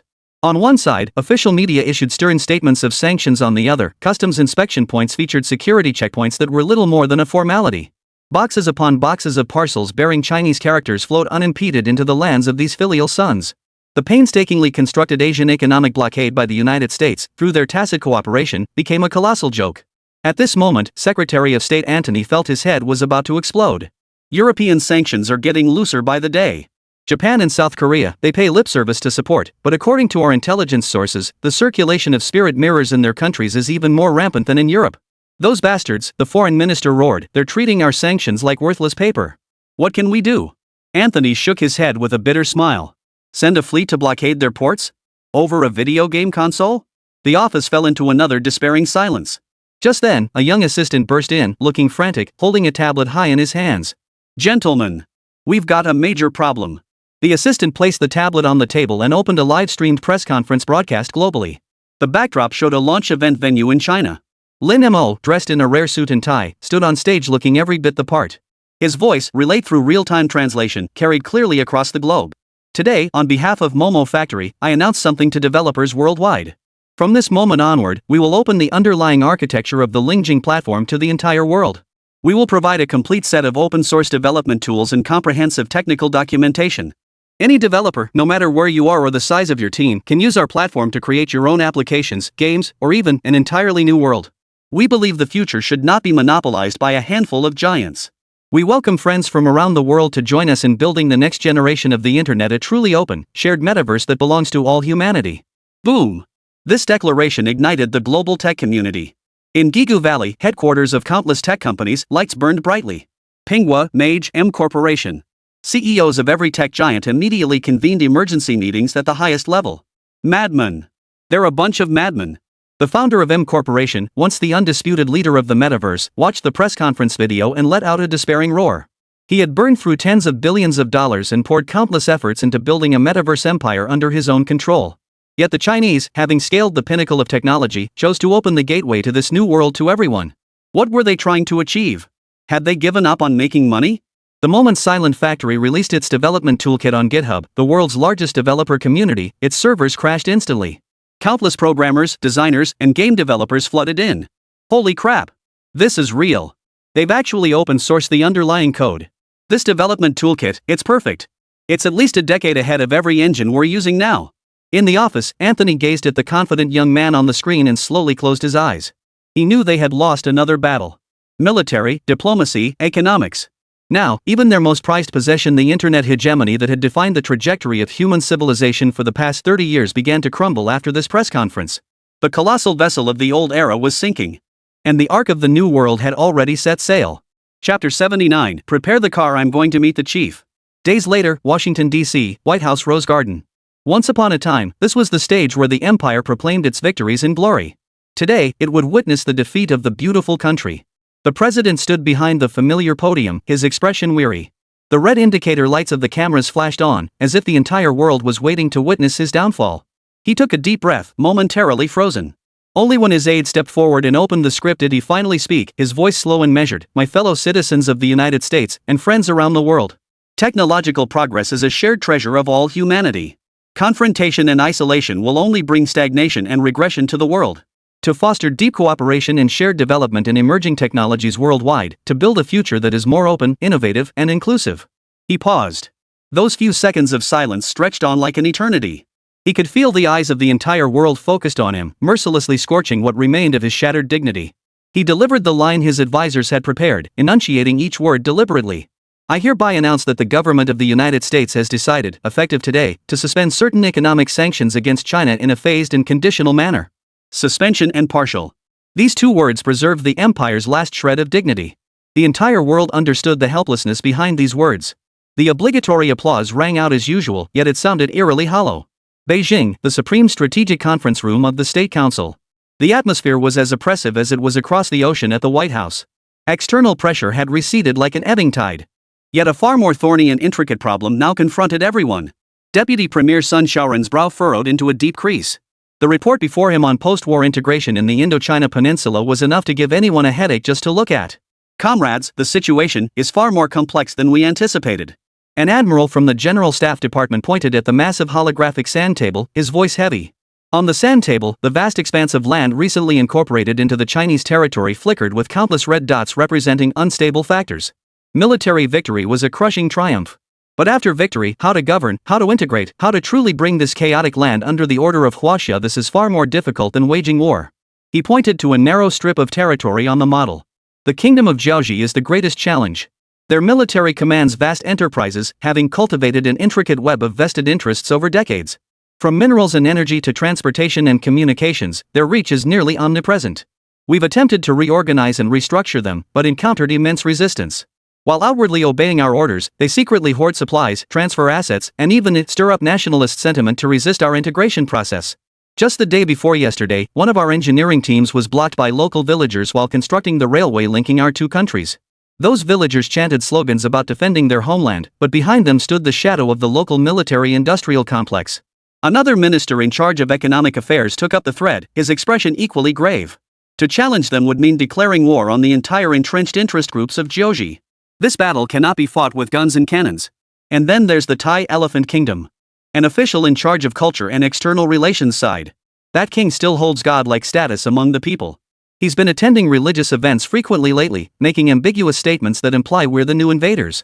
He never accuses us directly, but every word stirs distrust and fear among his people. Many uninformed citizens have been deceived by him, and our grassroots governance efforts are now at a standstill. When our officials go to the countryside, they are even pelted with stones. One challenge after another has been laid bare. Military conquest requires only overwhelming force. But cultural integration, religious conversion, and economic restructuring are systematic endeavors demanding patience. They were accustomed to framing issues through the grand narratives of the state apparatus, to enforcing order through military might and legal codes. Yet when confronted with these deep-rooted, intricate internal conflicts that permeate every fiber of society, those traditional methods appear clumsy and ineffective. Feathered robes won't solve this problem. Spectacles won't solve this problem either. A seasoned advisor, who had remained silent throughout, cut to the heart of the matter. Local officials have long neglected their duties, the 5 central southern nations have been in constant turmoil, and the local populace has long suffered unbearably. Coupled with the propaganda from the spirit mirror, the local populace actually has little objection to our annexation. What we need now is no longer more powerful weapons, but a way to bypass the local power brokers and speak directly to the people. Bypass the rulers and speak directly to the people? The conference room fell into deep contemplation. They racked their brains, sifting through historical archives and Western governance models in search of solutions. Yet every proposed solution, after careful simulation, seemed utterly feeble and ineffective. Since ancient times, royal authority never reached the countryside. How could one extend the reach of power to the people without going through the local gentry and landlords? Time waits for no one. The longer the situation in Indochina dragged on, the more unpredictable it became. Sun Shaoran massaged his throbbing temples, his mind a tangled mess. Suddenly, he recalled a moment from years ago when, as a young cadre, he had been granted the rare opportunity to observe a Supreme Council meeting. At that time, the nation also faced internal and external crises, and everyone was at a loss. Yet the elderly man seated at the head of the table simply smoked his cigarette, speaking in his distinctive, thickly accented tone as he leisurely recounted a story about mobilizing the masses. Seemingly tangential, it struck like lightning, dispelling the fog of confusion that had enveloped everyone. Chief. Only he could untangle the most crucial thread from this tangled mess. Sun Shaoran slowly raised his head, breaking the silence in the conference room. His gaze swept over every person present before finally settling on the enormous world map. With a hint of defiance, he said, "I think it's time we sought guidance from our top leader." He didn't voice the title. But everyone present understood perfectly. Within the nation's core decision-making circle, only one figure commanded such weight. Sun Shaoran stood up, his tone carrying an unprecedented solemnity. "Prepare the vehicle. I'm heading to the Central Committee." Chapter 80, The Simplest and Most Effective Method Kill. Beijing, Central Headquarters. Sun Shaoran stepped out of the Hongqi sedan, looked up at the solemn, imposing gate, and took a deep breath. He followed a guard with a calm expression down a corridor lined with red carpet. At the end, the guard pushed open a heavy wooden door for him. A faint scent of tobacco mingled with the musty aroma of old books wafted toward him. The study was large and quiet. A massive desk stood in the center, illuminated by an antique desk lamp casting a warm, amber glow. Beneath the light, an elderly man reclined in a wide wicker chair, reading intently from a bound ancient text through his reading glasses. A cigarette dangled between his fingers, blue smoke curling upward and swirling in the lamplight, blurring his gaunt features. Upon seeing Sun Shaoran enter, the old man did not look up, merely calmly flicking ash from his cigarette with his fingertips. Sun Shaoran sat directly down in the other chair at the desk. As the second in command, he shared a close bond with the chief, their relationship as deep as that of old friends. The study was filled only with the rustling of pages turning and the old man's steady, almost inaudible breathing. Finally, the old man finished the chapter in his hands. He removed the bookmark, carefully tucked it in place, and then slowly closed the book. He removed his reading glasses and placed them on the desk, then picked up the enamel teacup beside him and took a sip of strong tea. Only after completing these actions did he slowly lift his head. His eyes pierced through the swirling smoke, calmly meeting Sun Shaoran's gaze. "Speak." His voice was calm, yet carried an undeniable authority. "Yes." Sun Shaoran bowed slightly and began his report. "Chief, our operations in the Indo-Chinese peninsula have encountered unprecedented difficulties. First is the nation of Kampa. Over the past few decades, their military and large state-owned enterprises have formed deep-rooted collusive interests. Nearly every high-ranking military official holds shares in these enterprises, while most corporate executives have military backgrounds. When we attempt military restructuring, they counter with economic resistance. Last week, when our engineering team prepared to construct a railway linking the two nations, a locally owned cement factory affiliated with the military refused to supply cement, citing environmental reviews as justification. When we tried to find an alternative supplier, we discovered every building materials factory within a 500-mile radius was under their control. When we push for economic integration, they incite military mutinies. The day before yesterday, our economic advisory team proposed auditing a military-controlled mining company. The next day, thousands of workers from its subsidiary mines surrounded our team's base, chanting for us to get out. They're as stubborn as a rock in a latrine, stubborn and stinking. Sun Shaoran's speech quickened, pouring out all his grievances in pent-up frustration. Next is Thailand. That king is practically deified among the people. He never publicly opposed us himself, and even praised us in public settings. But behind closed doors, he attends prayer ceremonies where he tells thousands of devotees, our ancient faith is being eroded by foreign forces and we must guard against those who seek to buy our souls with material wealth. He doesn't explicitly call us invaders, but every word paints us as heretics destroying their faith. Our grassroots governance efforts have ground to a halt. Aid supplies delivered to the people are tossed into rivers the moment they arrive. Our cadres face stone throwing when they go to the villages. Then there's Myanmar, Laos, and Cambodia. The fraud operation hubs there are rotten to the core. According to our latest statistics, over 30,000 of our citizens were defrauded last month alone, with losses exceeding 5 billion yuan. 12 of these cases directly led to family tragedies and loss of life. These operations are often established within the spheres of influence of local warlords, with local authorities themselves serving as their primary protectors. The moment our people make a move, they immediately take the people in the park hostage. We're caught between a rock and a hard place, unable to act. Sun Shaoran finished his speech in one breath, his expression complex.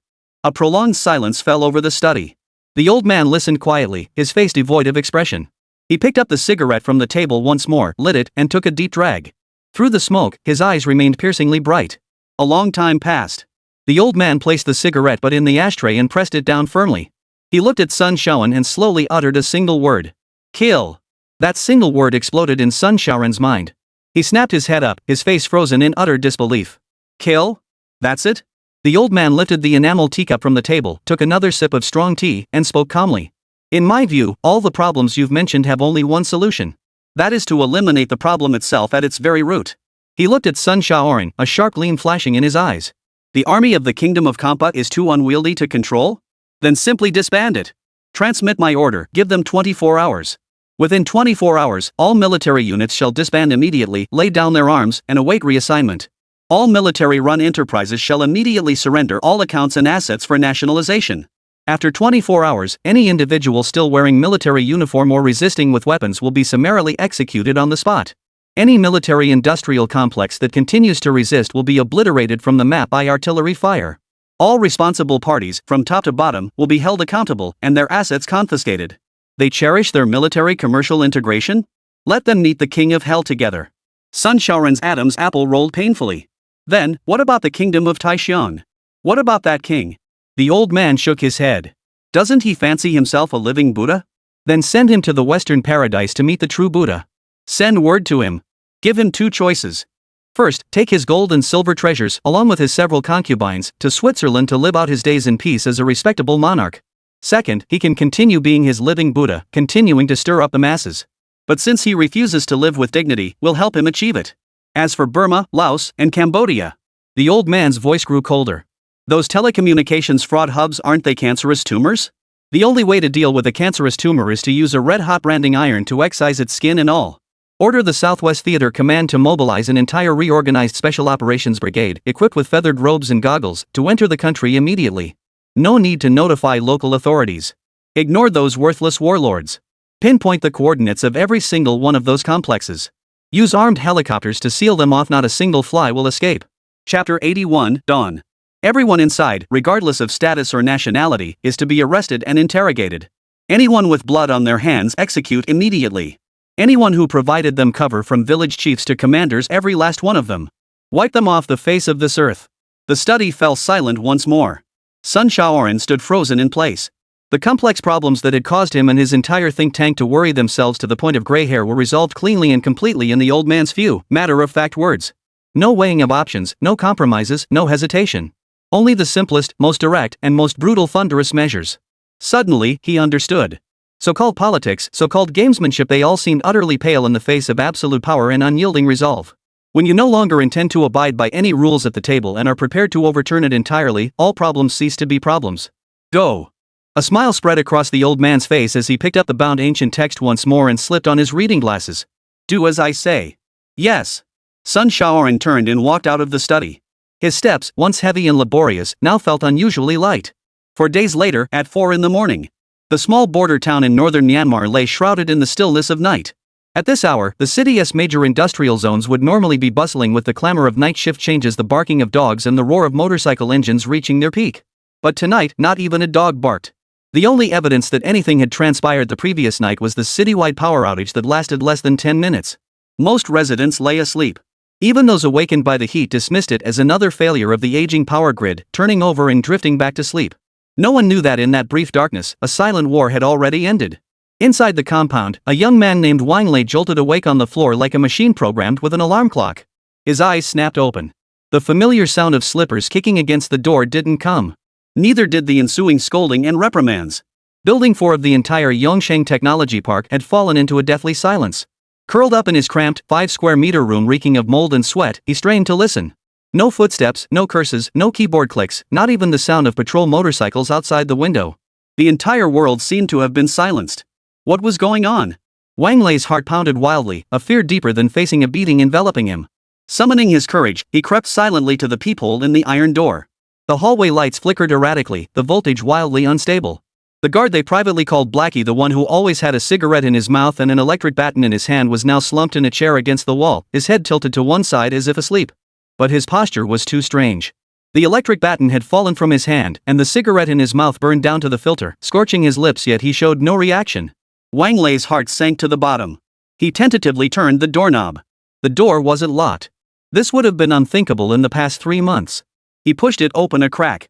The familiar air, a mix of instant noodles, cigarettes, and human sweat, washed over him, but mingled within it was a faint, almost imperceptible scent of blood. He stepped out of the room. In the hallway, not only Black Skin, but 2 other guards lay motionless in equally bizarre positions at their posts. Wang Lei trembled as he stepped toward the room known as the Performance Sprint Hall. The door stood wide open. Hundreds of computer screens remained lit, displaying various chat interfaces. Before the screens, the supervisors and team leaders, who usually look like demons, all lay face down on the desks or slumped in their chairs. Each person remained frozen in their final posture before death, some still clutching a mouse, others with a grimace frozen on their lips. There were no signs of struggle at the scene. Not a single window was broken, not a single bullet casing lay on the floor. It was as if a divine force had collectively ripped their souls from their bodies. Wang Lei's legs buckled, and he collapsed to the floor, his stomach churning violently. At that very moment. Thud. Thud. Thud. A steady, powerful rhythm of footsteps echoed from the stairwell entrance. Wang Lei snapped his head up, his eyes filled with despair. Were people from other campuses coming to fight? Several figures appeared at the end of the corridor. They wore all black combat suits he'd never seen before, their faces obscured by tactical goggles. But the lethal, efficient aura radiating from them, along with the sleek assault rifles in their hands, set them worlds apart from the thugs within the compound. The leader's gaze swept over Wang Lei, collapsed on the floor. Then, raising his wrist, he spoke into the communicator the most beautiful words Wang Lei had ever heard in his life. Building 4 cleared. Survivor detected. Repeat, survivor detected. It was spoken in perfect Mandarin, with a hint of Beijing accent. Wang Lei froze. Tears, without warning, burst forth from his long dry eye sockets. He tried to stand, tried to speak, but only a choked sob escaped his throat. It's safe now. The lead soldier approached him, patted his shoulder, his voice calm and firm. This is the Huagua military. We're taking you home. Those words struck like a thunderbolt, shattering every last shred of Wang Lei's defenses in fear. He could no longer hold back, and like a child, he began to sob uncontrollably. Outside the compound, the sky was already turning light. Ruan and his wife, Xiang, had spent the entire night shivering in the cramped back kitchen of their rice noodle shop. The sudden appearance of a large contingent of soldiers the previous night had filled them with dread. Though they hadn't heard gunfire or explosions, the intermittent power outages and the palpable tension in the air terrified them more than the occasional clashes between the compound and warlords. Only when the sky outside the window turned the color of a fish's belly did that oppressive atmosphere gradually dissipate. It should be over now, right? Xiang whispered, her face still etched with terror.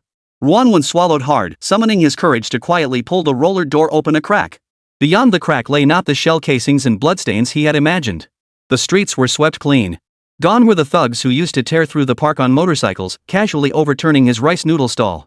In their place were squads of soldiers clad in pure black combat uniforms, fully armed and ready for action. They patrolled the streets in silence, setting up checkpoints at every intersection. Disciplined, uniform in their movements, their eyes sharp. Some soldiers were distributing bottled water and bread wrapped in oil paper to neighbors who were just as terrified. Chapter 82, Consequences. Their movements were gentle. Though their faces showed little emotion, their eyes held no trace of hostility. This visual impact left Ruan's mind blank. Fear mingled with an inexplicable sense of reassurance. Just then, a tall soldier carrying 2 bottles of water and several loaves of bread approached his shop door. Ruan nearly slammed the door shut in fright. The soldier merely set the items gently on the ground, gave him a nod and a smile, then turned and walked away without uttering a word. Ruan stared blankly at the food on the ground, then glanced at the bright red flag fluttering in the wind behind the soldiers in the distance. The sun rose. As the first rays of sunlight touched the land, the small town awoke. Within the compound, cries of relief from survivors mingled with the joyful voices of those reunited with family. On the streets, more residents stepped out of their homes, astonished to find the city seemed to have been thoroughly cleansed overnight. The dark corners that had once silenced their anger were now filled with sunlight and order. Squadrons of soldiers began posting a brand new notice on main thoroughfares, squares, and bulletin boards throughout the city. White paper, black characters, topped by a bright red national emblem. The notice was written in 2 scripts, one in the Chinese characters they recognized but couldn't read, and the other in their familiar local script. Ruan, Xiang, and many neighbors gathered around a bulletin board. Ruan read the contents word by word. Effective immediately, this region is formally incorporated into the territory of Huagua, establishing the Zhongnan Special Administrative Region. All residents of this region may register to obtain Huagua citizenship, enjoying equal rights and obligations. All existing local armed forces and administrative bodies are hereby dissolved. Full control will be assumed by the Huaxia Garrison and Administrative Task Force. A deathly silence fell over the crowd. Everyone stood frozen in place, staring blankly at the proclamation. Ruan's mouth hung open involuntarily. He wanted to say something, but found his throat so dry he couldn't utter a sound. Had the heavenly soldiers of Huagua finally arrived? A new era descended upon them with thunderous force, leaving no room for argument. Confusion, unease, and a faint glimmer of hope for the future, a hope so vague even they couldn't quite define it. Ruan turned to look at the soldiers maintaining order. In the sunlight, their black combat uniforms gleamed with a metallic sheen, each bearing a red flag strapped to their backs. "Husband, what does it say up there?" His wife, Xiang, asked in a trembling voice from behind him. Neighbors gathered around, most illiterate. They could only guess at the announcement's contents from Ruan's blank expression, their faces etched with unease and anxiety. Ruan didn't answer. His gaze swept past the crowd and out onto the street. At this hour, the street would normally be flooded with sewage and littered with garbage. The thugs from the industrial park would roar past on their black smoke-belching motorcycles. When in a foul mood, they would casually overturn roadside stalls or whistle at girls who caught their eye. Today, however, the street was spotless, as if freshly washed. A few soldiers could still be seen sweeping the less than perfectly clean pavement with brooms. Squadrons of Chinese soldiers in black combat fatigues patrolled the streets in silence, their leather boots stamping the pavement in a crisp, synchronized cadence. Not far away, several large construction vehicles were clearing the rubble of war-damaged houses. Other soldiers distributed candy and bread to children. Their movements were gentle. Though their faces showed little emotion, their eyes held no trace of hostility. Order, a true order that Ruan had never witnessed in the decades he had lived in this city. He turned to look at the terrified faces of his wife and neighbors, took a deep breath, and said in a calm voice, the announcement said, "It's dawn." As the news of dawn spread across the world via encrypted satellite signals, the sky in certain places collapsed entirely. Washington, D.C. Damn it! A bunch of complete lunatics. Secretary of State Anthony slammed an intelligence briefing marked highest emergency onto the office carpet. His face, usually renowned for its cool composure and elegance, was now contorted with rage. They didn't even bother with a pretext. They just outright annexed part of a sovereign nation's territory. This is aggression. The most shameless, blatant fascist act of the 21st century. His roar echoed through the office, met only by deafening silence. Condemnation? Protest? They had condemned it countless times before. At the UN General Assembly, their foreign minister had been literally talked into a faint by the other side, becoming a laughingstock worldwide. Economic sanctions? That iron curtain of economic might they prided themselves on had to bow its head before the revolutionary technology of Ling Jing. Military threats? The mere thought of that carrier strike group crippled in the South China Sea, ultimately escorted home by China's Coast Guard vessels, made everyone present feel a stinging heat on their faces. We must do something. Foreign Minister Cromie, after days confined to his sickbed, finally returned to duty. His voice was hoarse yet brimming with defiance. Otherwise, the entire world will believe our beautiful country has tacitly accepted China's actions. What else can we do? Anthony retorted with a bitter smile. Wage all-out war? The office fell once more into a suffocating silence. Indochina Peninsula, Annam, Hanoi. A heavily guarded secret meeting room was filled with smoke. Over a dozen high-ranking military officers of the Annamese army, dressed in crisp uniforms and bearing stars on their shoulders, sat around a long table alongside several state-owned enterprise tycoons who controlled the nation's economic lifeline. In ordinary times, they were the true masters of this nation, deciding the fates of millions with casual conversation. But now, fear etched itself upon every face. Those madmen, they've actually done it. A general overseeing mineral resources said, his voice trembling. In northern Myanmar, at that industrial park controlled by the Nguyen family, overnight, over 300 people, every single one, were eliminated. Even the local garrison commander who provided them protection has vanished without a trace. This is a massacre. The Chinese warning wasn't an empty threat. A state-owned enterprise chairman overseeing communications turned ashen. He dared to kill entire units. The conference room fell deathly silent, broken only by heavy breathing. The final ultimatum from China, worded with unyielding force, lay at the center of the table. Within 24 hours, disband the military and surrender assets. Those who fail to comply will bear the consequences. Chapter 83, The Fun. We can't just sit here and wait for death. A young major general slammed his fist on the table and stood up. We still have over 100,000 troops. We know every inch of this land. Let's fight them.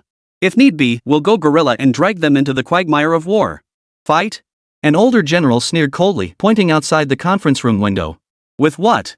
We still have troops only because they don't want to exterminate us completely. Can't you see that? That's not war, it's their training ground. The young major general's face turned beet red, yet he couldn't utter a single word in rebuttal. Surrender. A deep voice cut through the silence. All eyes turned to the speaker, the commander-in-chief of the Jersey Kingdom's forces, a venerable elder held in the highest esteem throughout the military. He rose slowly, removed the stars from his shoulders, and placed them gently on the table. Our era has come to an end. Refuse to surrender, and you will die. Surrender, and you may save your life. Thaxiang Kingdom, Imperial Palace. Chaos reigned within the gilded palace halls. Attendants frantically loaded crates of gold bars, jewels, and antiques into several stretched Lincolns already waiting outside the palace gates. The king, revered by countless devotees as a living Buddha, now resembled a frightened bird.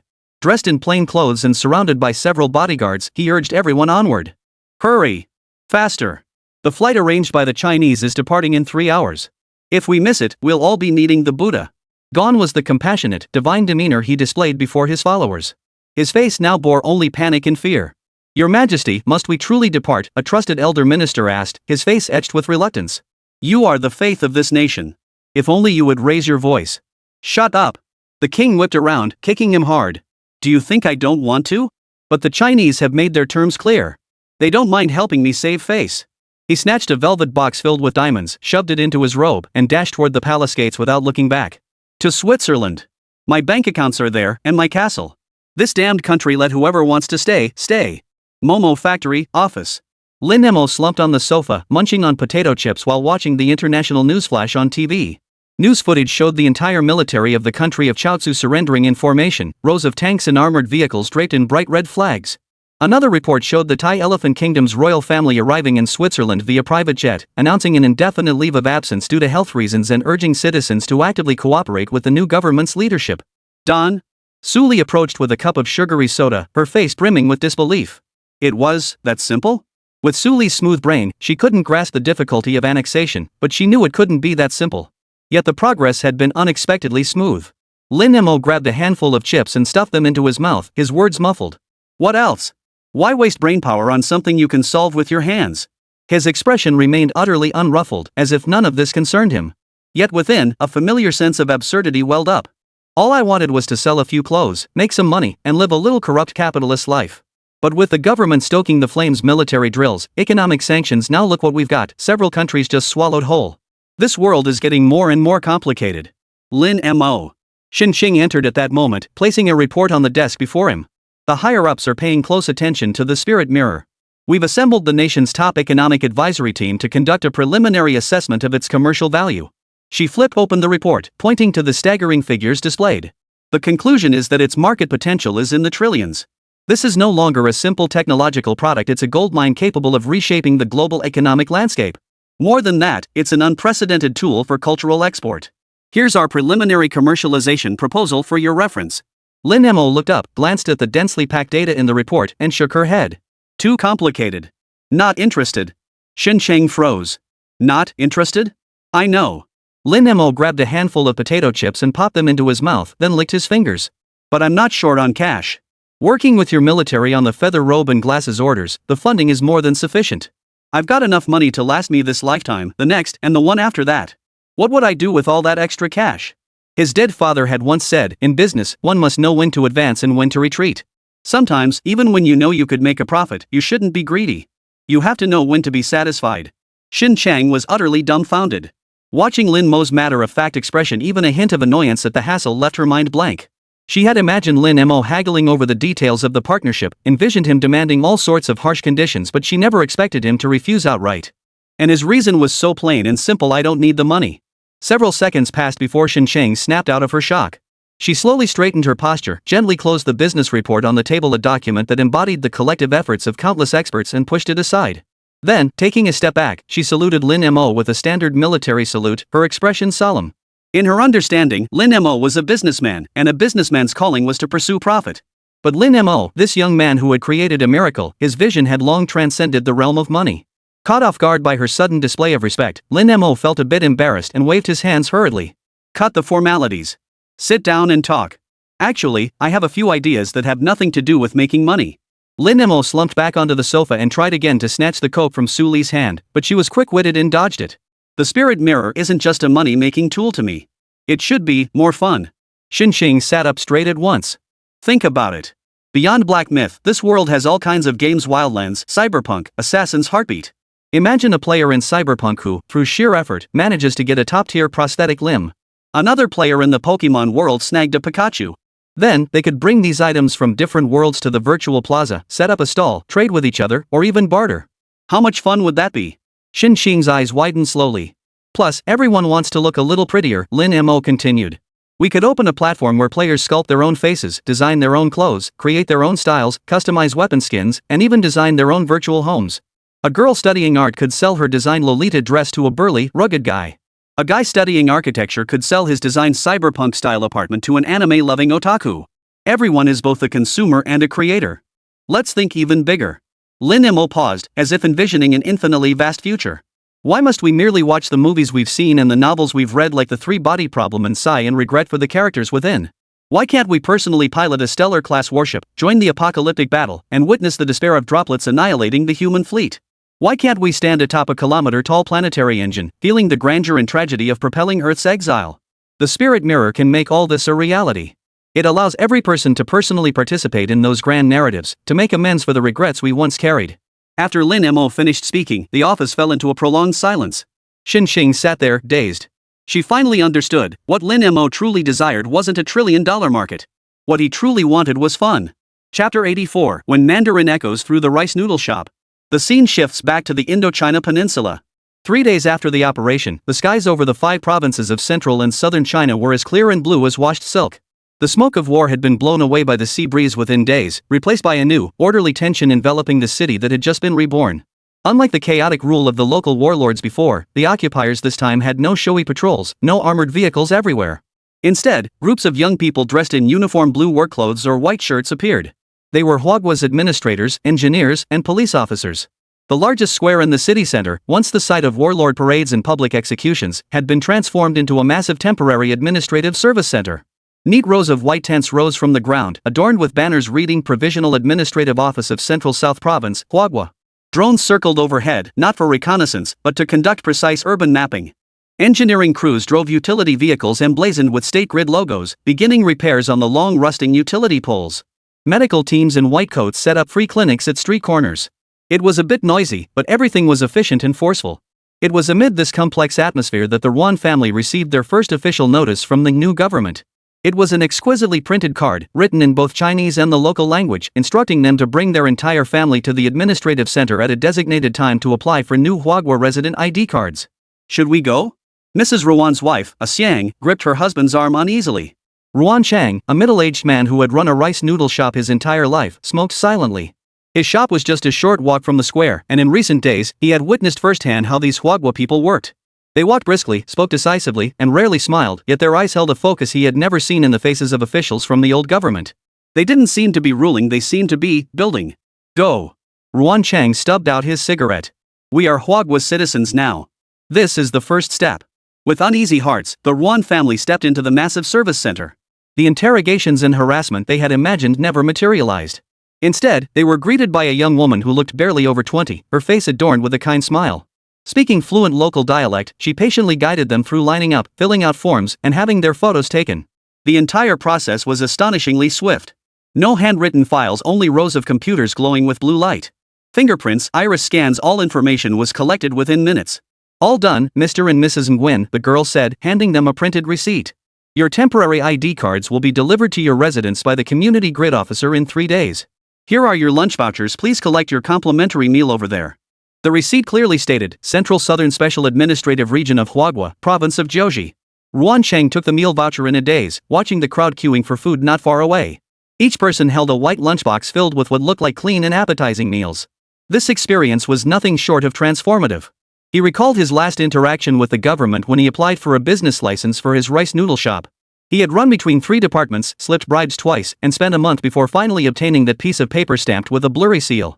Now, a matter that would determine his family's future status had been resolved effortlessly in a single morning, accompanied by a free lunch. Dad, they're different from those people before. Ruan Cheng's daughter, 13-year-old Ruan Mei, whispered to him. The next morning, the rice noodle shop opened as usual. Several special guests walked into the shop. They were a group of young Chinese men, Wang Lei and his companions, rescued just days earlier from the telecom fraud park. They had been temporarily housed in a nearby hotel while awaiting arrangements back home. 3 bowls of beef rice noodles, please, Wang Lei said in standard Mandarin. Ruan Cheng paused for a moment before responding in broken Chinese, all right. His ancestors had been immigrants from China, and with the influx of Chinese tourists over the years, he had taught himself some Mandarin. But this was the first time his shop had welcomed genuine new compatriots. Both sides felt a bit stiff and awkward. Wang Lei and his companions ate quietly, occasionally exchanging low murmurs. Ruan Cheng stood behind the stove, stealing glances at them. A faint pallor of survival still lingered on the young people's faces, yet their eyes held an unusual calm and composure. After finishing their noodles, Wang Lei walked to the counter and pulled out his phone. How much is it, boss? No charge, Ruan Cheng waved his hands hurriedly. Wang Lei chuckled, don't be silly. We just got warned yesterday not to cause trouble. If the authorities find out we ate without paying, they'd arrest us right now. He noticed a new payment QR code affixed to the counter, a digital currency account set up yesterday by the community grid workers for all merchants. A beep sounded. The phone screen displayed payment successful. This simple action once again sent a wave of intangible shock through Ruan Cheng. Over the next few days, change unfolded at a visible pace throughout the city. The power outages that had plagued Ruan Cheng's family for years were completely resolved on the 3rd day after the state grid engineering team arrived. For the first time, the shop's light bulbs stayed on continuously for over 24 hours, bright and steady. The damaged pavement on the streets was paved with smooth asphalt. Medical teams began conducting free door-to-door health checkups, and Xiang finally received free medication for her long-suffered rheumatism. These tangible benefits gradually eroded the last vestiges of resistance and unease among the locals. That evening, Ruan Mei returned home from school with an unprecedented excitement on her face. Like a joyful little bird, she dashed into the shop and held a brand new book high before Ruan Cheng. Dad! Look! We got new textbooks! It was a combined history and geography volume, beautifully printed, the ink on the paper still carrying a fresh scent. Ruan Mei carefully turned to the first page. There was a large, colorful map of Huagua. The rooster's outline stood tall and proud, stretching from the Pamir Plateau all the way to the vast Pacific Ocean. Her tiny finger traced the newly annexed territory beneath the rooster's belly, locating the small city where she lived. She looked up at her father, her clear eyes sparkling with curiosity. Daddy, she said, using the word she had just learned in school. Then, she asked earnestly, enunciating each word carefully, does this mean we'll be people from here now? Chapter 85, the people of Huagua are so rich. The smoke of war dissipated far more quickly online than in reality. Within mere weeks, the name Cochinchina vanished, replaced by the 5 special administrative regions of central southern China, collectively known as the Central Southern 5 Provinces. The names of these 5 provinces shot to the top of trending lists across all Chinese social media platforms. Official announcement. First direct high-speed rail tourist line to Central South Province opens today. New domestic travel destination. 10,000 first release tour spots sold out in 3 seconds. Central South 5 Provinces Tourism Bureau releases first promotional video. My country is simply stunning. This news detonated a nuclear bomb of national enthusiasm. Netizens who had just battled foreign trolls online for the nation's dignity transformed into the most enthusiastic tourists. Guys, forget passports. Just pack up and go. The central southern peninsula has been a tributary of China for millennia. It's finally ours. This feels surreal. Anyone up for a group trip? I'm a seasoned traveler looking for a few brave souls to join me on an in-depth self-drive tour of Central Southern Province. Just snagged my flight. Touching down in 3 days. Any locals willing to pick me up? They haven't fully adopted QR code payments yet. Bring cash. The comments section was a sea of joy. That once distant, perilous land has suddenly become our own backyard. This psychological shift from crossing borders to crossing provinces brings an unprecedented sense of novelty. Countless young people, filled with curiosity about foreign cultures and pride as new compatriots, packed their bags and set off on their journey south. The first arrivals were tourists aboard a dedicated high-speed rail line. The gleaming white train glided silently into the newly upgraded Hanoi station in Gli Province. The doors opened. A crowd of young people in windbreakers and camera bags poured out, their faces brimming with curiosity as they surveyed the unfamiliar city before them. Next came the airport. One after another, planes bearing the logos of major domestic airlines touched down on the newly expanded runway. Tourists poured in like a tidal wave, instantly disrupting the city's once leisurely pace of life. The Ruan family's rice noodle shop had never been this bustling. Ruan Chang and his wife, Xiang, hadn't stood up straight since 5 in the morning. Every one of the shop's 20-odd tables was occupied. Outside the door, a long queue snaked around the corner. The air was thick with the rich aroma of bone broth and a cacophony of Huagua dialects, words he couldn't understand, yet felt strangely familiar. Owner. One more bowl. Your noodles pack a punch, a burly man with a northeastern accent shouted, sweating profusely but full of vigor. Hey, can I pay with a QR code here? A girl with a soft Wu accent asked curiously, holding up her phone. Ruan Chang scrambled to handle the orders, a weary yet excited smile plastered on his face. He'd never seen so many customers in his life. What stunned him even more was the generosity of these new compatriots. Owner, the bill please. A young man in a trendy t-shirt finished his noodles and walked up to the counter. 10 yuan, Ruan Chang said in broken Chinese. The young man pulled out his wallet, took a crisp 100 yuan bill, and slapped it down on the counter. Keep the change, he said with a smile, waving his hand dismissively before turning to leave. Ruan Chang froze. He held the red bill, his hand trembling slightly. 10 yuan rice noodles, paid for with a 100 yuan bill, no change needed? This. Before he could process it, what happened next completely shattered his expectations. More and more tourists, when paying, made the same generous gesture. Keep the change, boss. You've worked hard. Here, take it, sir. Consider it a tip. Dad, did we strike it rich today? After closing the shop that evening, his daughter Ruan Mei peered at the thick stack of unfamiliar 100 yuan bills in the cash drawer and whispered the question. Ruan Chang didn't answer. He silently lit a cigarette, gazing out at the still bustling street beyond the door, and fell into a long silence. The shock of consumption wasn't confined to the Nguyen family's rice noodle shop. On the other side of town, at the city's largest handicraft market, an elderly woman sat at her small stall, weaving an intricate bamboo basket with her thin, gnarled hands. Her stall was deserted. These beautifully crafted but impractical handicrafts were once only occasionally purchased by a handful of foreign tourists. Locals preferred to spend their money on a bag of rice. Just as Grandma Ashio was drifting off to sleep, a voice sounded before her. Grandma, how much for this bamboo basket? Granny lifted her head to see a woman in a cheapao examining the basket in her hands with keen interest. Behind the woman were 2 young people carrying large bags and packages, who appeared to be her assistants. 50 yuan. Grandma couldn't speak Mandarin, but she knew Hakka. Nervously, she quoted the price. 50? Hearing the Hakka dialect, the woman in the cheapao smiled. She picked up the basket, examining its intricate weave closely, and replied in Hakka, Granny, your craftsmanship is worth far more than that. A few minutes later, the old woman pulled out all the bamboo baskets she had carefully wrapped in cloth and hidden beneath her stall. These were the fruits of her labor over half a year. Excellent, truly excellent, the woman in the cheapao nodded approvingly. Grandma, I'll take them all. All of them? The old woman's eyes widened instantly, unable to believe her ears. Yes, all of them. Without another word, the woman in the cheapao took out her phone and scanned the payment QR code that had just been affixed to the stall by the community grid worker. Beep. A soft beep sounded. Before Ashio could even process what was happening, her phone buzzed with a notification she'd never seen before, a long string of zeros indicating the payment had arrived. Grandma, we're in a hurry. We'll leave the items here for now. I'll have the hotel send a car to pick them up later. With that, the woman in the cheongsam turned and walked away, leaving behind a remark that left all the surrounding vendors speechless. This bamboo basket is beautifully woven.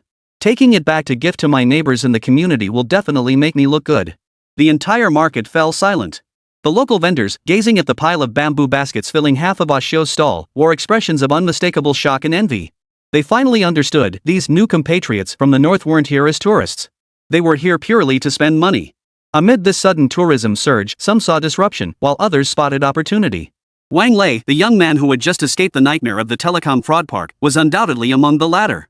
Leveraging his familiarity with the local environment and fluent dialect, he quickly found his new niche as a private tour guide.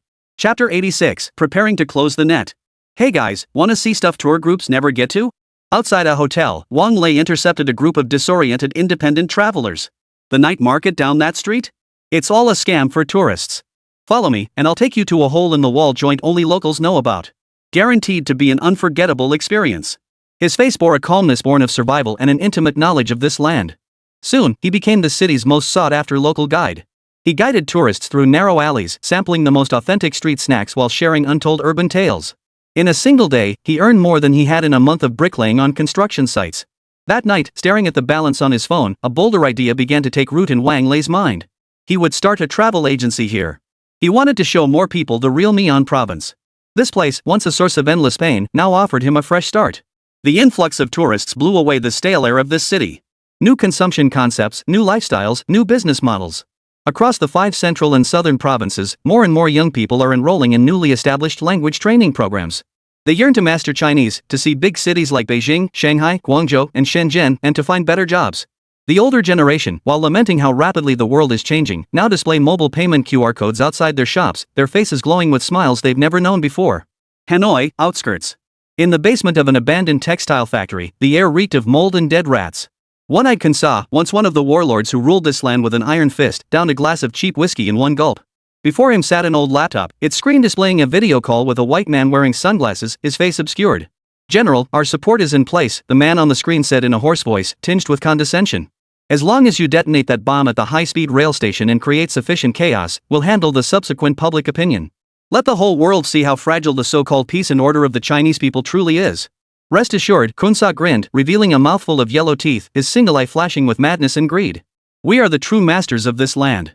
Those Chinese are nothing but bridge builders and road pavers. What do they know of real power?" Behind him, a dozen ragged, fierce-looking henchmen roared with laughter.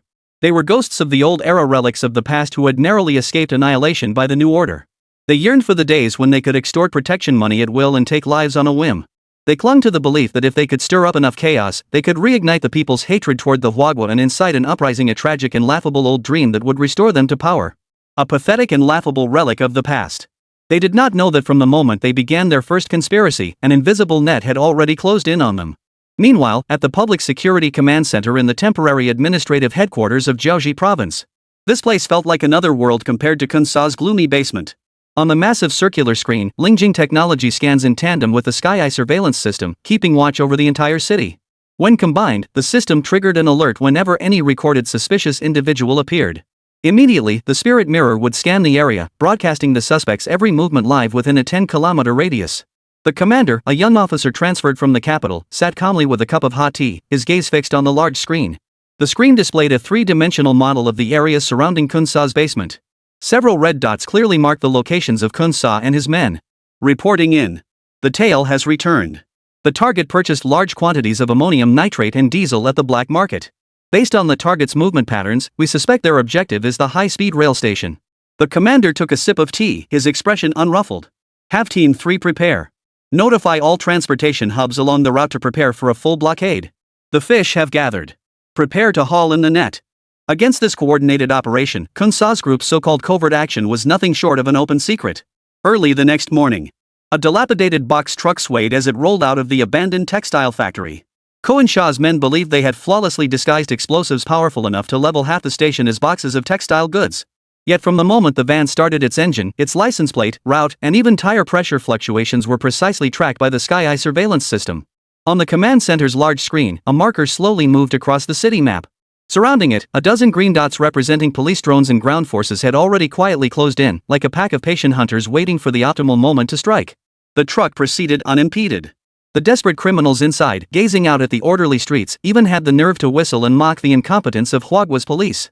When the truck turned onto a secluded backstreet leading to the high-speed rail station as planned, the smiles froze on their faces. At both ends of the road, four all-black SUVs devoid of any police markings emerged like ghosts, silently gliding into position and instantly blocking all their escape routes.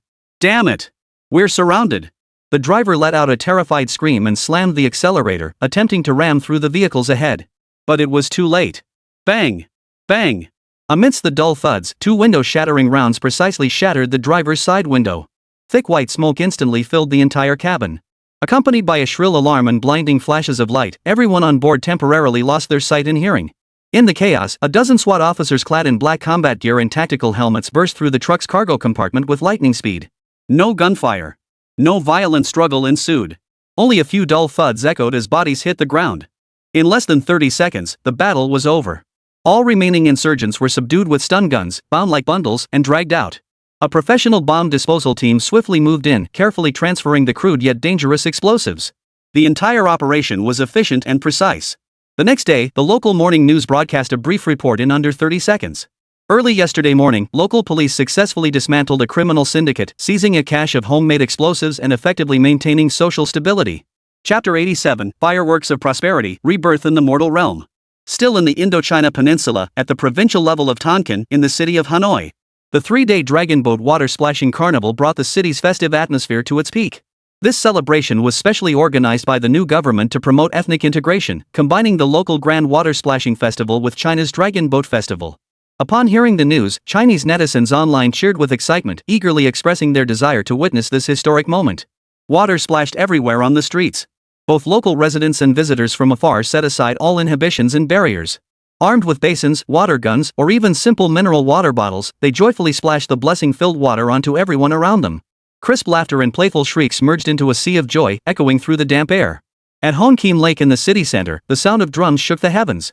More than a dozen dragon boats, adorned with dragon heads and intricately carved patterns, shot forward like arrows released from a bow, cutting through the clear lake waters. Drummers aboard the boat strike their drums with all their might, each powerful beat seeming to resonate with the heartbeats of every spectator. The paddlers, some dark-skinned local youths, others tourists from across China, shouted in unison, their movements perfectly synchronized as they strove for shared glory. The shore teemed with crowds, bustling with excitement. Local residents tasted various pastries from China for the first time. Donkey rolls, mung bean cakes, walnut cookies. Meanwhile, visitors from Huagua gathered around small stalls, eagerly learning how to make local specialty pastries. When words failed, they communicated with gestures. Yet amidst the sea of joy, one person stood out as distinctly out of place. Lin Mo frowned, his face etched with gloom. As one of the key figures behind this event, he had been invited by the authorities for a complimentary sightseeing tour. Yet he'd been wandering around for 2 hours already. Forget pork knuckle rice, he hadn't even spotted a decent fast food joint. Food hell.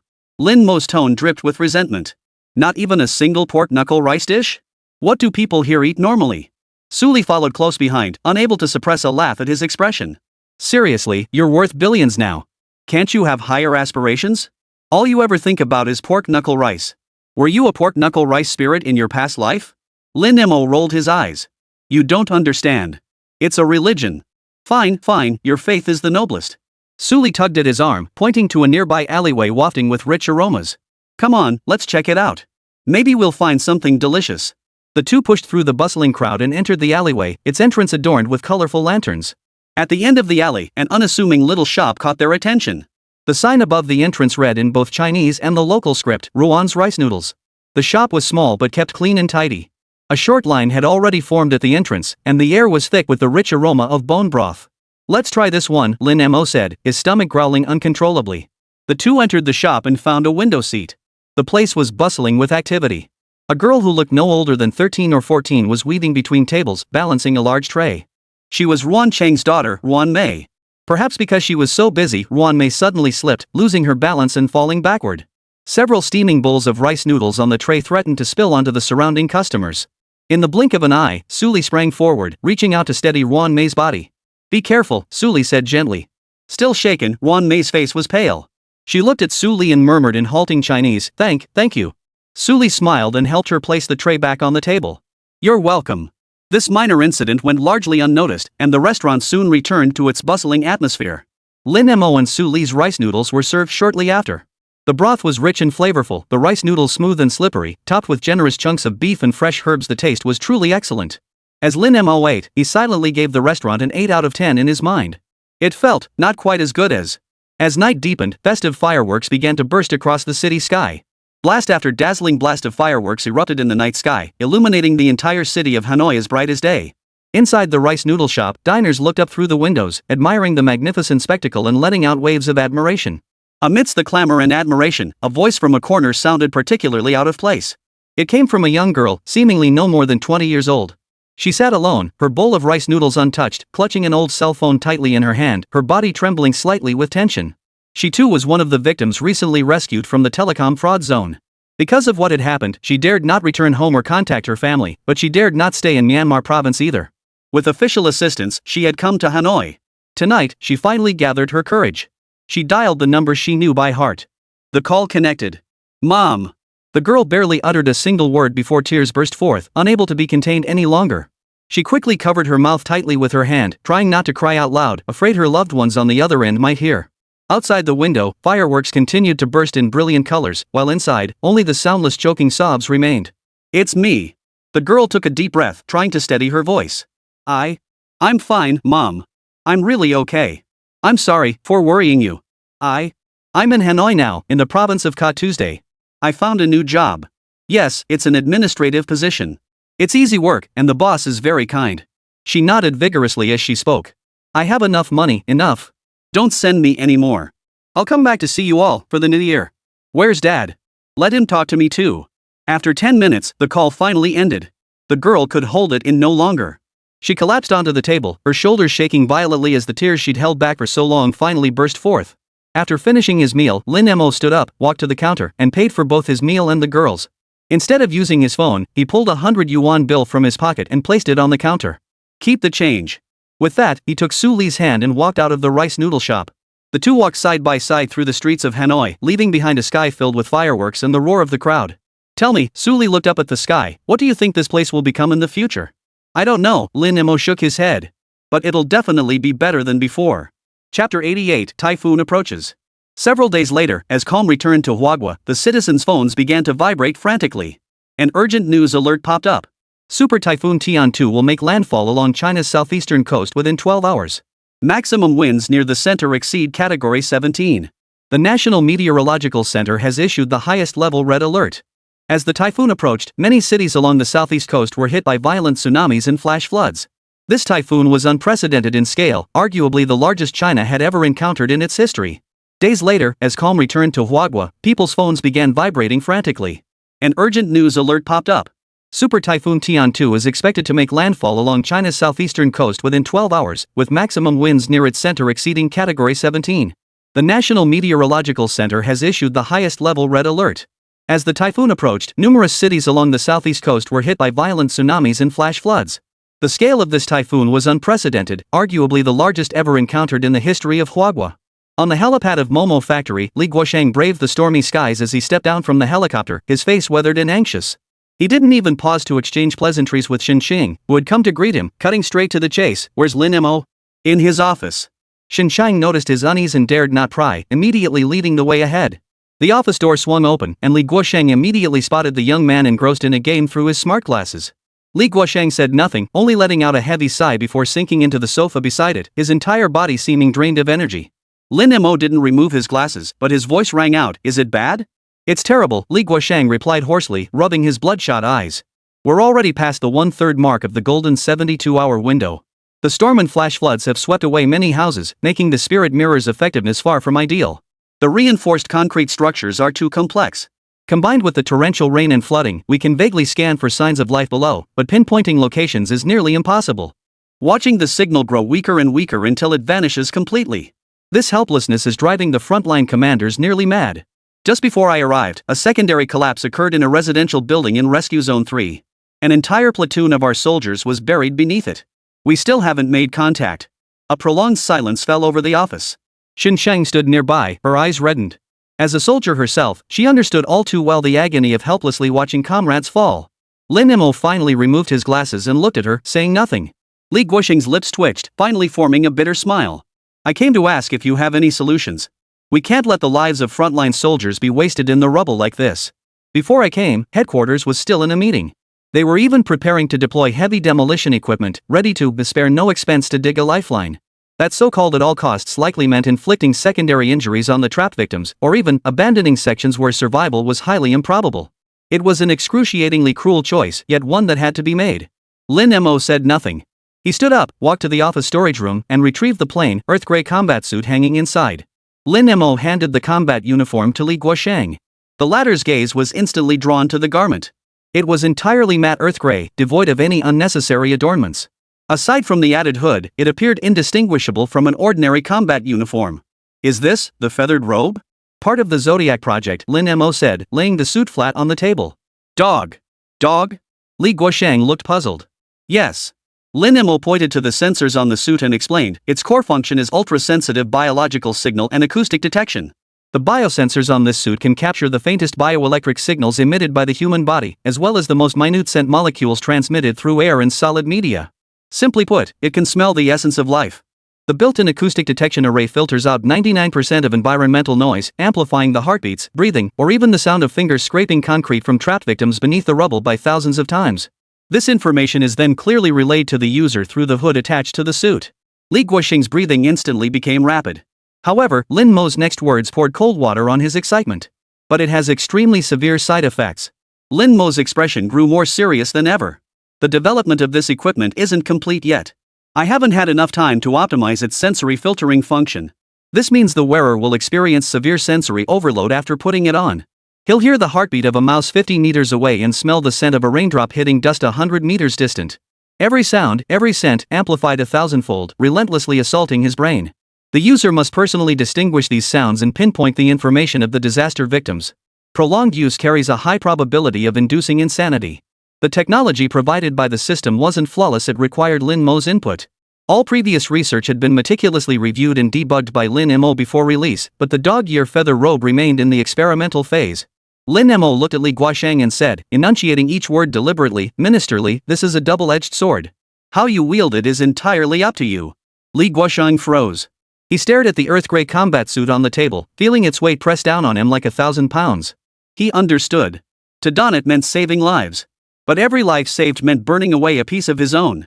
What a cruel choice. How many sets? After a long pause, Li Guosheng ground the words out between clenched teeth. 50, Lin Mo replied. Since it's still in the experimental phase, that's all we have for now. The office fell silent once more. On the lit television screen beside them, footage from the disaster zone played silently. A young mother knelt amidst the rubble, clawing at concrete blocks with her bare hands. Her fingers were already raw and bloody as she cried out her child's name in despair. A resolute glint flashed in Li Guosheng's bloodshot eyes. He grabbed the dog-ear feather robe from the desk and turned toward the door. Lin Mo, he called without turning back, his voice unwavering, "Thank you. Leave the rest to us." Xin Cheng immediately followed. Before leaving, she turned back and looked deeply at Lin Mo, her expression complex, yet ultimately saying nothing. With 50 sets of feathered robes in tow, the helicopter roared into the sky once more, stirring up a whirlwind before vanishing into the horizon. Lin Mo stood alone in the office, staring at the rescue footage on the screen, speechless for a long time. Chapter 89, Request to Engage. Southeast Theater, Temporary Command Center. The air here felt more oppressive than the eye of a typhoon. When Li Guosheng appeared at the command center carrying those 50 sets of earth-gray combat suits, all eyes turned to him. "Oldly, what's this?" asked a gray-haired general with stars on his shoulders in a hoarse voice. "The new feathered armor," Li Guosheng replied, setting a box containing the dog guardian feathered armor on the conference table and opening it. He didn't elaborate on its miraculous functions, instead repeating Lin Mo's warning verbatim to all commanders present. Severe sensory overload. Prolonged use carries a high risk of permanent psychological damage. Gentlemen, this is a double-edged sword. Using it means trading our soldiers' lives for those trapped. If we don't use it, we'll do everything within our power to save as many as we can. In the conference room, you could hear a pin drop. Each word fell like a heavy stone, weighing down on everyone's hearts. Finally, the old general slammed his fist on the table and stood up. "We are soldiers. Our lives are meant to be exchanged for the lives of the people when they need us most. I approve its use. But..." His gaze swept the room, piercing as flames. "The risks of this equipment are too great. We cannot issue a mandatory order. Assemble all standby special forces personnel and explain the situation clearly to them. Whether they choose to be heroes or not, let them decide for themselves." Half an hour later. Under the rain shelters at the Rescue Force's temporary camp, 300 Special Forces soldiers freshly rotated from the front line sat on the muddy ground, desperately replenishing their strength. They were the most elite force in the entire theater of operations, yet at this moment, every face bore the marks of exhaustion and helplessness. Li Guoshan walked before them personally. There were no rousing speeches, no fiery slogans. He simply explained the function of the dog guard feather robe and its side effects potent enough to shatter the spirit of any ordinary person clearly and concisely to everyone present. Put it on, and you'll hear every heartbeat beneath the rubble, smell every trace of life. But at the same time, it might drive you mad. This is a voluntary mission. No one is forced to join. In fact, I urge you to consider this carefully. Now, I need 50 volunteers. After Li Guoshang finished speaking, the entire camp fell into dead silence. Raindrops pounded the canopy, producing a dull thud. The soldiers stood in silence, exchanging glances. In each other's eyes, they saw the same struggle. Just as Li Guoshang's heart began to sink. Report! A young soldier abruptly rose from the muddy ground. His face still bore traces of youth, his rank insignia merely a single chevron. Tiger Special Forces Brigade, Southeast Theater of Operations. Private Zhao Feng, requesting permission to engage. His voice cut through the darkness like the first flash of lightning. Report! 3rd Company Commander, Sun Haidao, requesting permission to engage the enemy. Report! 1, 2, 10, 100. 300 soldiers rose to their feet within mere seconds. Their voices boomed, nearly shaking the canopy overhead. We request to join the battle. Li Guoshang's eyes instantly reddened. Looking at the young, fearless faces before him, he wanted to say something, but his throat felt constricted, and not a single word came out. All he could manage was a deep, military salute in return. Rescue Zone 3, before the ruins of the residential building that had just suffered a secondary collapse. Zhao Feng, one of the first volunteers, took a deep breath and slipped into the earth-gray dog-ear suit. The moment the hood was pulled over his head. Boom! The entire world became terrifyingly chaotic in his perception. The various noises were tolerable. Lin Mo had implemented specialized noise reduction. But the sounds and smells of living creatures could not be muffled. The wails of people amid the ruins, the earthy stench of mud, the rusty tang of rainwater, thousands upon thousands of scents and sounds assaulted his senses. Ugh! Zhao Feng let out a pained groan, his body shaking violently as beads of sweat rolled down his forehead. Zhao Feng! Hold steady! Filter out the noise! The captain's roar echoed in his ears. Zhao Feng clenched his teeth so hard his gums bled. He forced himself to search within this ocean of information for that faintest, yet most crucial signal. He thought of the platoon sergeant buried beneath the rubble, his fate unknown. He remembered the squad leader's hearty laughter, recalled the first field ration meal he'd taught him to cook. Squad leader! Squad leader! Kneeling on the ground, he pressed his palms against the cold rubble, focusing every ounce of his mental energy on his hearing. 1 second, 2 seconds. The world seemed to fall silent. Amidst his intense focus, the cacophony began to recede like a retreating tide. Then, he heard it. Amidst the chaotic clamor of countless heartbeats and echoes, a faint yet unmistakably familiar, powerful thud emerged. Thump, thump, thump. Found it. Here. Zhao Feng snapped his head up, pointing toward a triangular area formed by precast slabs and broken beams to his left front. The squad leader is here.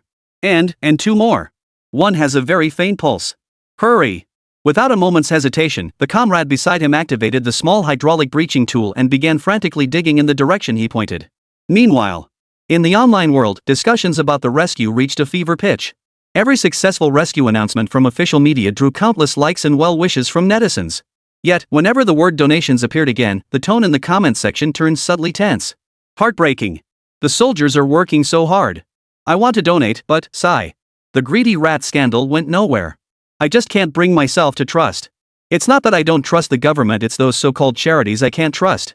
Who knows how many hands our money passes through before we see any results? When will we have a fully transparent platform where every penny's destination can be tracked? I'd be the first to donate. The glacier of trust still froze everyone's goodwill. And then, at that very moment, boom! Amidst the rubble of Rescue Zone 3, a massive concrete slab was successfully hoisted into the air. A figure covered in dust, covered in wounds, yet still maintaining a protective posture shielding those beneath, came into everyone's view. It was the missing squad leader. Beneath him, he was still shielding 2 children who had long since lost consciousness. Squad leader. The soldiers standing guard nearby let out cries of both sorrow and joy, rushing forward in a crowd. Zhao Feng watched the scene unfold, his taut nerves finally relaxing. He abruptly ripped off his hood, knelt on the ground, and began vomiting violently. His face was deathly pale as the aftereffects of sensory overload hit him the moment his guard dropped. Watching his squad leader and the 2 children being carried away on stretchers by his comrades, a faint, weary smile touched his lips. It was worth it. Chapter 90, They were all heroes. Not far away, Li Guosheng, the commander in charge, witnessed this miraculous scene firsthand and saw Zhao Feng's agonized expression. He grabbed his communicator, his voice carrying an unquestionable resolve. Order! Team Dog, deploy immediately. Target. All life signs. At any cost. Dig those people out of the rubble. Under the official directive, the clamor of Rescue Zone 3 was replaced by silence. 50 dog squad warriors spread across the vast rubble. Kneeling or lying prone, they pressed their palms, ears, and every ounce of their being against the shattered earth. Li Chang, the squad's seasoned veteran, remained steadier than the younger Zhao Feng under the sensory overload. He forced himself to block out irrelevant olfactory cues, channeling all his focus into his hearing. Countless sounds intertwined in his ears. He was like someone in the noisiest market, trying to pick out the sound of a single needle dropping to the floor. Time ticked by, second by second. Sweat soaked through his combat uniform, mixing with muddy water and sliding down his cheeks. His temples throbbed violently, his brain aching from overload. Just as he was about to break, an extremely faint, tearful, and intermittent child's voice pierced through all the noise, precisely piercing his eardrums. Mommy! Found it! Wang Lei's body jerked violently. Almost instinctively, he lifted his head and pointed toward a narrow space formed by twisted floorboards and a load-bearing wall ahead and to his left. Here! 5 meters underground. There are children.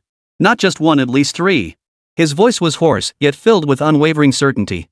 Nearby rescue teams immediately rushed over with specialized demolition tools, working frantically in the direction he pointed. But for Wang Lei, the moment he uttered those words, his taut nerves instantly relaxed.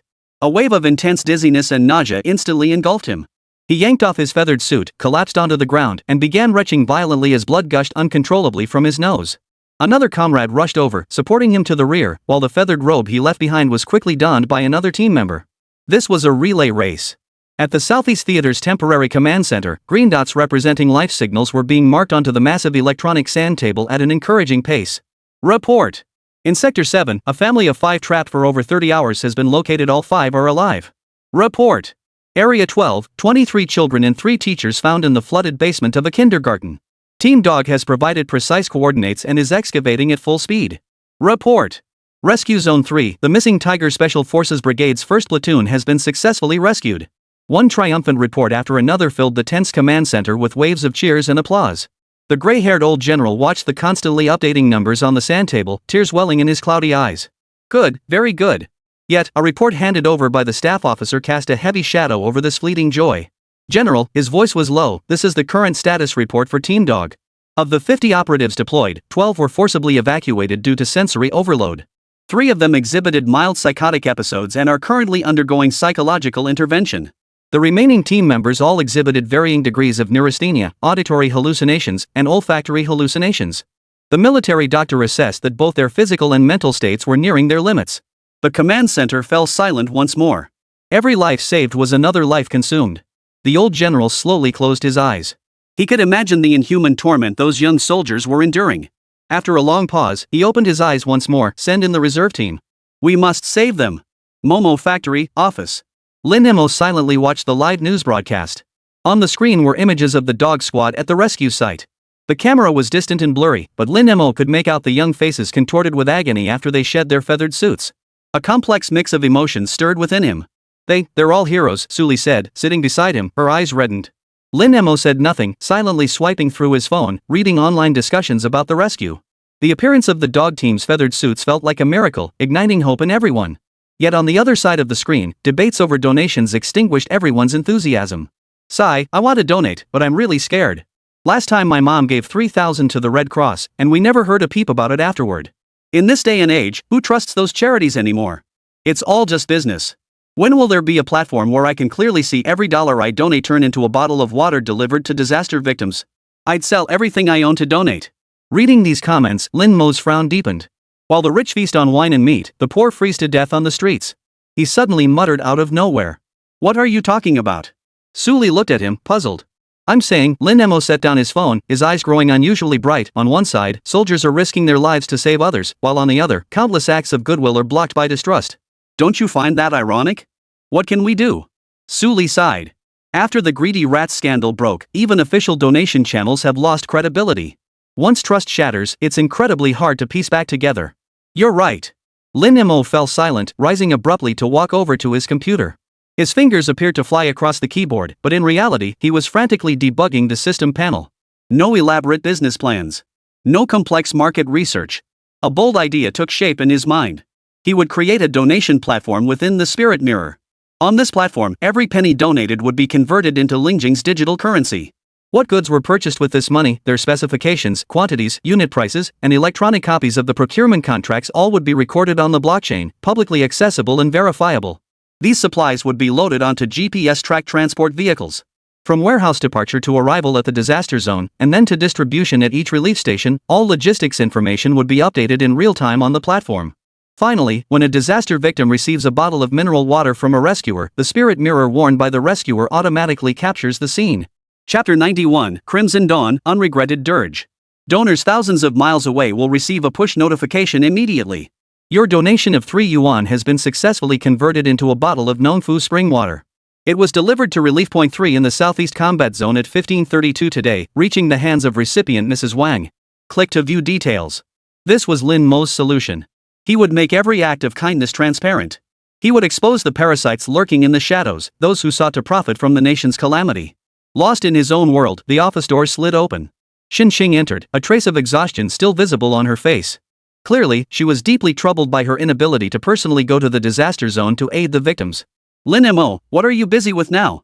Lin Mo turned his head and gave her a smile. Nothing much. Just trying to solve a problem more troublesome than the typhoon. He briefly explained his idea to Xinxing. After listening, Xinxing stood frozen in place, speechless for a long while. She looked at Lin Mo, this young man who always wore baggy shorts and flip-flops, appearing indifferent to everything. For the first time, she realized she had never truly understood him.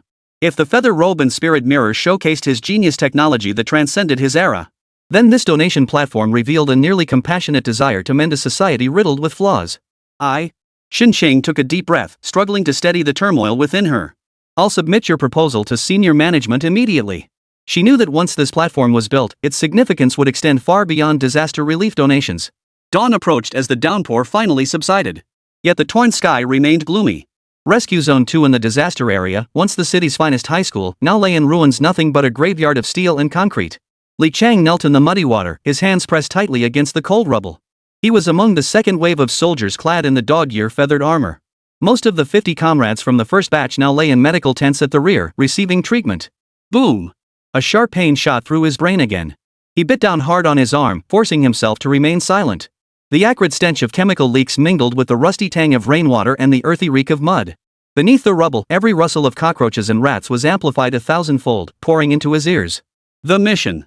Li Chang's consciousness struggled in the chaos. He recalled the unconditional order issued by headquarters before departure. Beneath these ruins lay a buried school. Nearly 1,000 students and teachers, their fates unknown. He forced himself to search here for the faintest signs of life. Suddenly, an extremely faint sound pierced through all the noise. It was not a heartbeat, nor a breath. It was singing. Broken and disjointed, no melody to speak of, like a litter of kittens caught in the rain. Two tigers, running fast. Children. Li Chang's pupils suddenly contracted as a tremendous force surged from deep within his body. He found it. Northeast direction. 7 meters underground. The underground lab in Building A. He snapped his head up and roared in one direction. The children are there. They're singing. Hurry! The urgency in his voice sent a jolt through every nearby rescue worker. Heavy demolition equipment roared to life, charging toward the direction he pointed. But Li Chang, after shouting those words, could no longer suppress the excruciating pain tearing at his senses. He tore off his feathered robe, dropped to his knees, and began retching violently. The rescue operation entered its most critical phase. Report. Cracks appearing in the right load-bearing wall. Risk of secondary collapse. Report. High concentration chlorine gas detected. Protection levels are insufficient, our team can't proceed. One piece of bad news after another poured over everyone like ice water. At that very moment. Let me handle it. Another member of the dog squad donned the earth gray combat suit. He charged into the rubble. Guided by the dog squad's feathered robe's precise structural analysis, he pinpointed the support points before the secondary collapse occurred, directing the engineering team to complete the reinforcement. Chlorine gas. I'll handle it. Another soldier charged forward. Though the feathered suit's filtration system wasn't specifically designed for chemical protection, it still offered a layer of defense for a short time. He plunged into the yellow-green toxic haze. Guided by his superhuman sense of smell, he located the leaking chemical storage tank within 3 minutes and directed professionals to seal it off. One fell. Another immediately took his place. With their nerves, their wits, and their very lives, they built a ladder to survival for the children trapped beneath the rubble. Over a dozen hours of relentless, high-intensity operations. When the last member of the dog squad collapsed from exhaustion on the battlefield. Boom! A massive breach was successfully torn open in the rubble. We're through. The passage is open. A thunderous cheer erupted from all the rescuers. They rushed inside. Minutes later, the first child was carried out. It was a little girl of 5 or 6, covered in dust, with tear streaks on her face. Yet the moment sunlight touched her, an innocent smile blossomed. Next came the second, then the third. When the last trap teacher was successfully rescued, thunderous applause erupted across the entire rescue site. Thousands of students and teachers, all but a few critically injured, had miraculously survived. This miraculous rescue and the heroic sacrifices of the dog squad warriors were broadcast across the entire nation through media coverage. Online discussions about the rescue reached unprecedented heights. Crying. Truly moved to tears. This is what our Hwagwa soldiers are made of. Those fallen figures are heartbreaking. They are all heroes. Salute to the dog squad. Salute to all rescuers.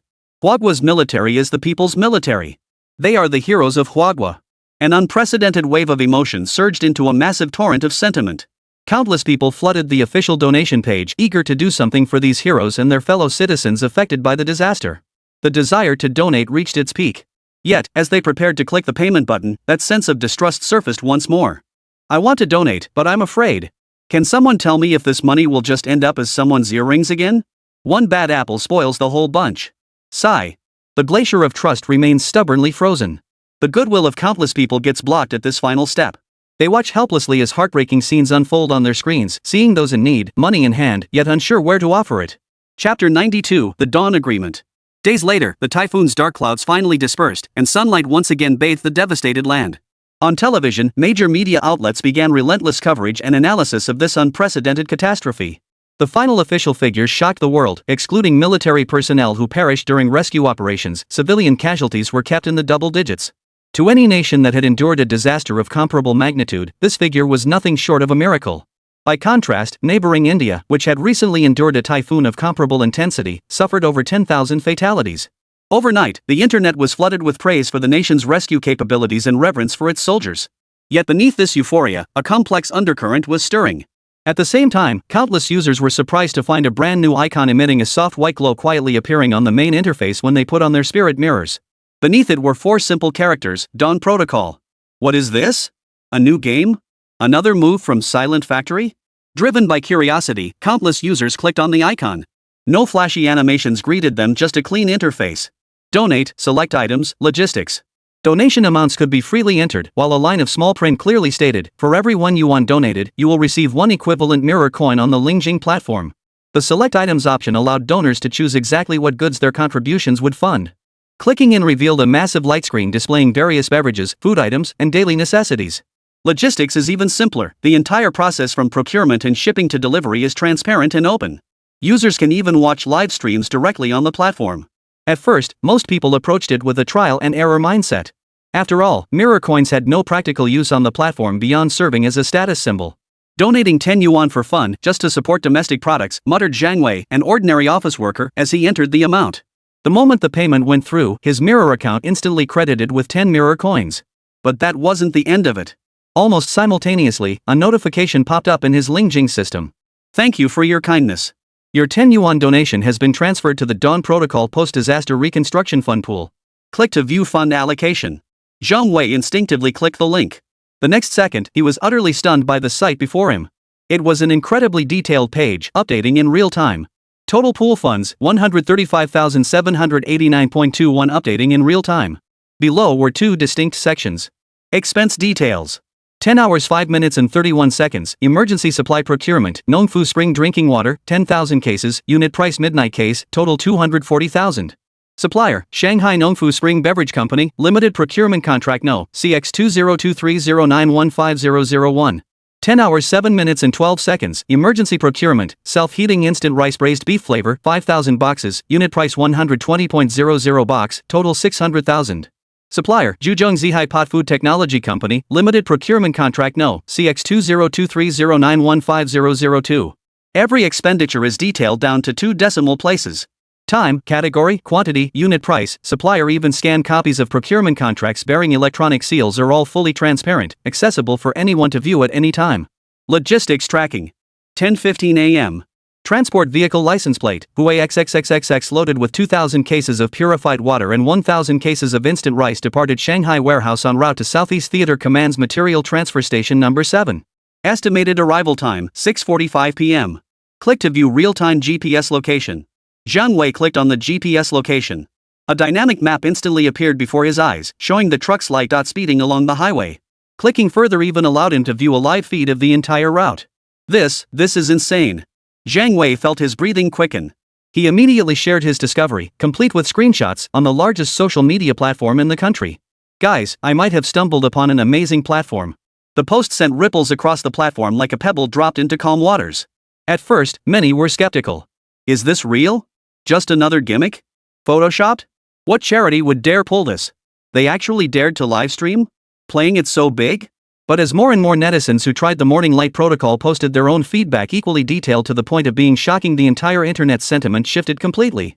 An unprecedented wave of fervor swept across the entire nation. The goodwill that had been bottled up by distrust earlier now surged like floodwaters breaking through a dam, pouring wildly into the Dawn Protocol's funding pool. The numbers in the fund pool began to skyrocket at a terrifying, visibly rapid pace. 100,000. 500,000. 1 million. Countless people stood before that simple interface, watching the number constantly refresh, tears of excitement welling up in their eyes. Their donations were no longer 10 or 20 yuan. Hundreds, thousands, even tens of thousands. Everyone wanted to see with their own eyes how their money transformed into box after box of supplies, delivered directly into the hands of disaster victims. My 200 yuan became 167 packs of instant noodles. They're on their way to Rongcheng. Guys, I've made it. I just got a notification my 50 yuan donation bought a pair of new combat boots for a rescue team member whose old ones were soaked to pieces in muddy water. Worth it. Totally worth it. Sisters, I also donated a batch of sanitary pads to the disaster area. This feature is amazing. My wife donated my entire month's salary. For the first time, I think she's beautiful.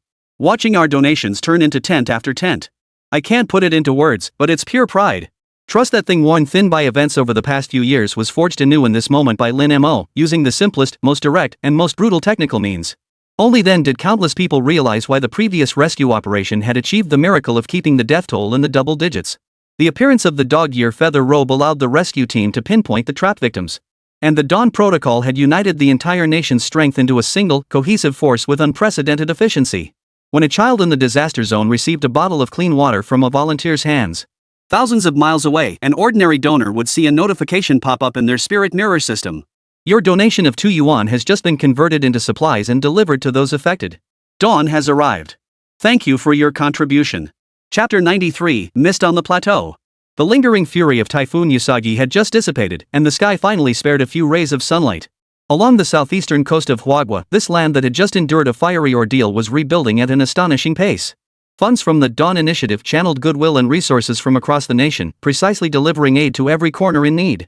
Led by government agencies, countless rescue workers and volunteers in uniforms of every color scurried like industrious ants through the rubble. They searched for miracles of life and rebuilt shattered homes. Yet before the scars of natural disaster could heal, an unforeseen man-made catastrophe descended in an even more sinister manner. Capital City, late at night. The office of Sun Chang'an, vice chairman of the State Council, was brightly lit.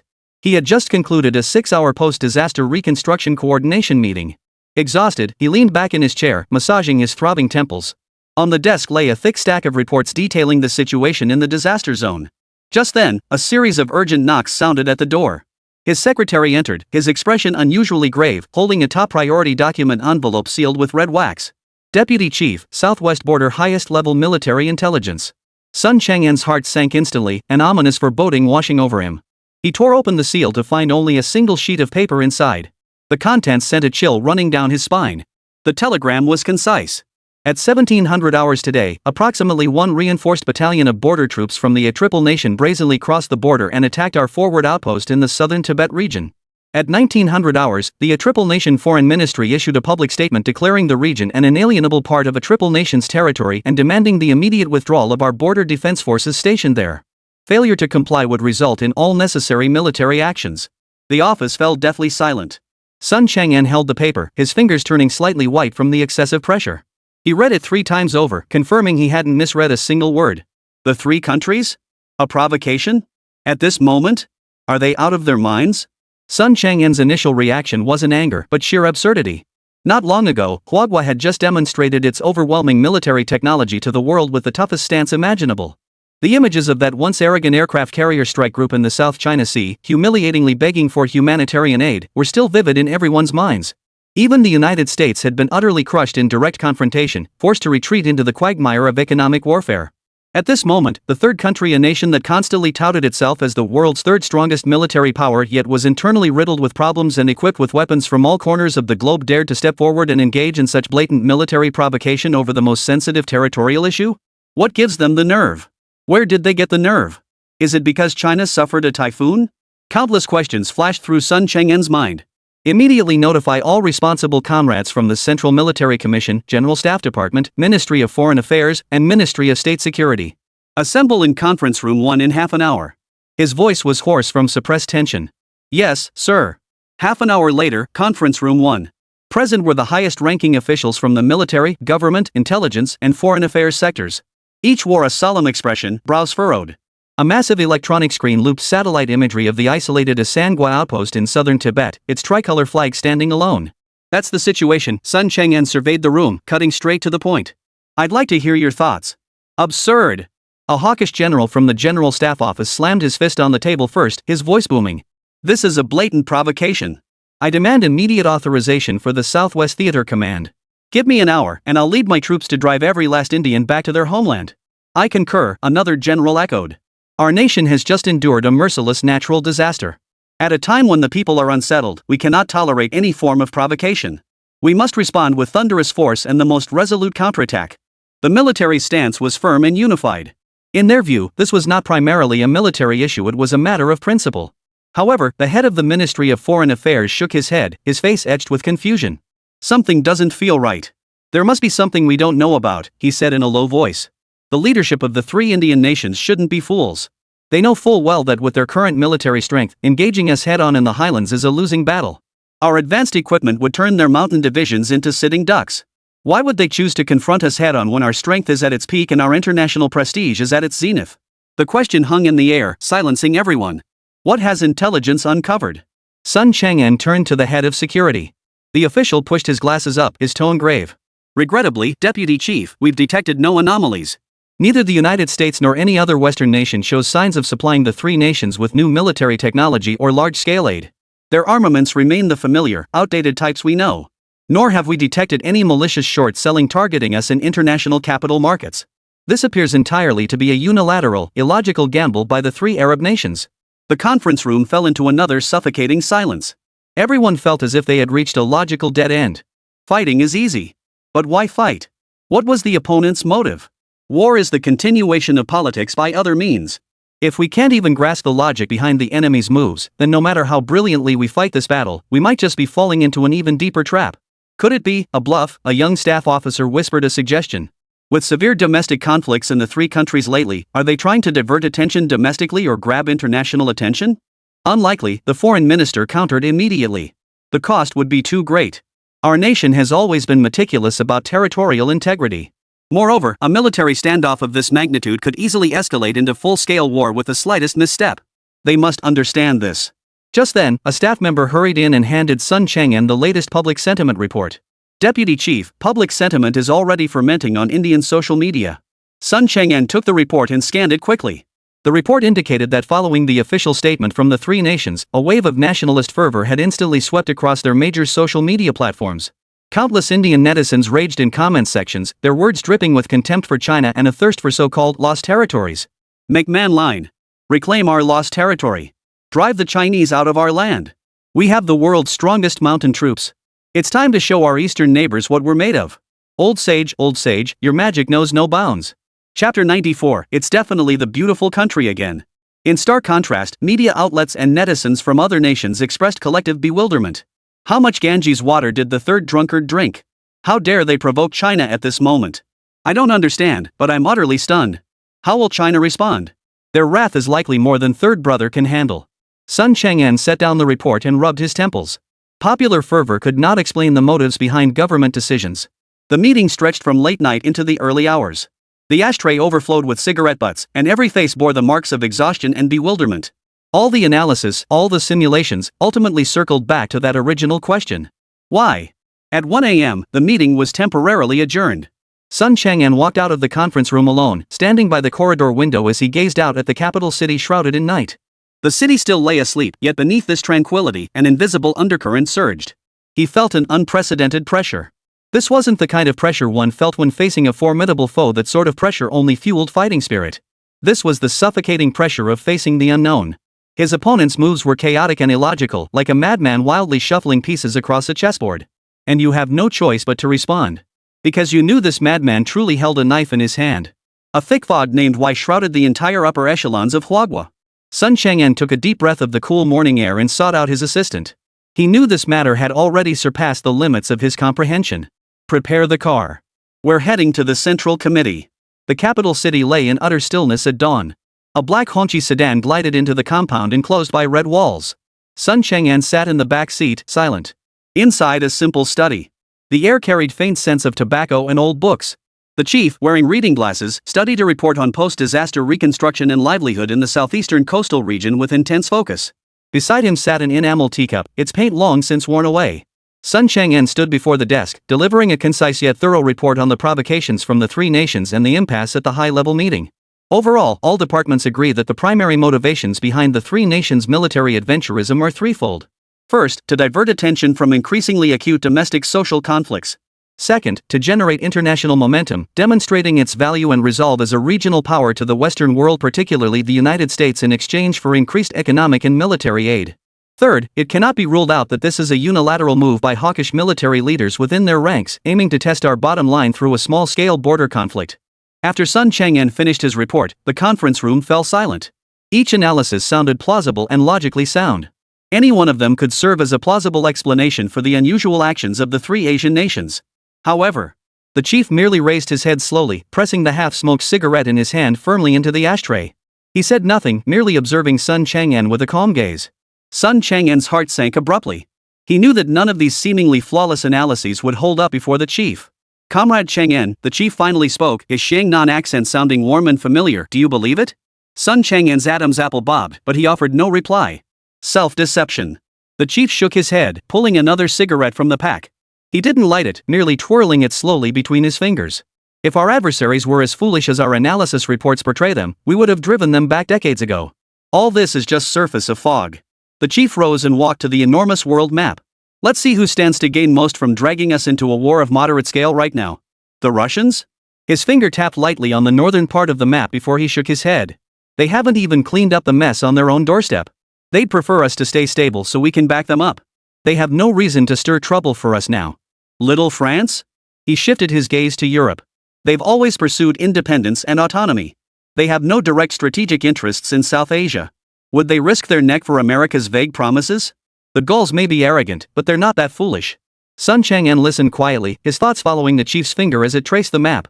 Then, bring Britain, he ventured cautiously. They share the deepest historical ties with the three nations. A declining empire, nothing more. The chief's tone carried a hint of disdain. It's nothing but a jackal trailing behind the tiger's hindquarters, scraping by on scraps. Let it wave flags and cheer fine. But to have it enter the fray itself, or orchestrate a conspiracy capable of challenging us from behind the scenes? It lacks both the guts and the capability. The chief's finger slowly traced a path from Europe, across the Atlantic. Finally, it came to rest with a heavy thud on the North American continent. Tell me, he pressed, is there any possibility? The chief turned, his gaze piercing. That our adversary has been one and the same from the very beginning? Sun Chang'an's breath seemed to catch in his throat at that moment. The United States. He managed to utter the name with difficulty. But all our intelligence indicates they've shown no unusual activity. They're mired in economic sanctions, riddled with internal conflicts. That is precisely their greatest masterstroke. The chief interrupted him, striding back to his desk, lighting that cigarette, and drawing a deep drag. They won't swallow their pride over the South China Sea issue. Economic sanctions have left them reeling.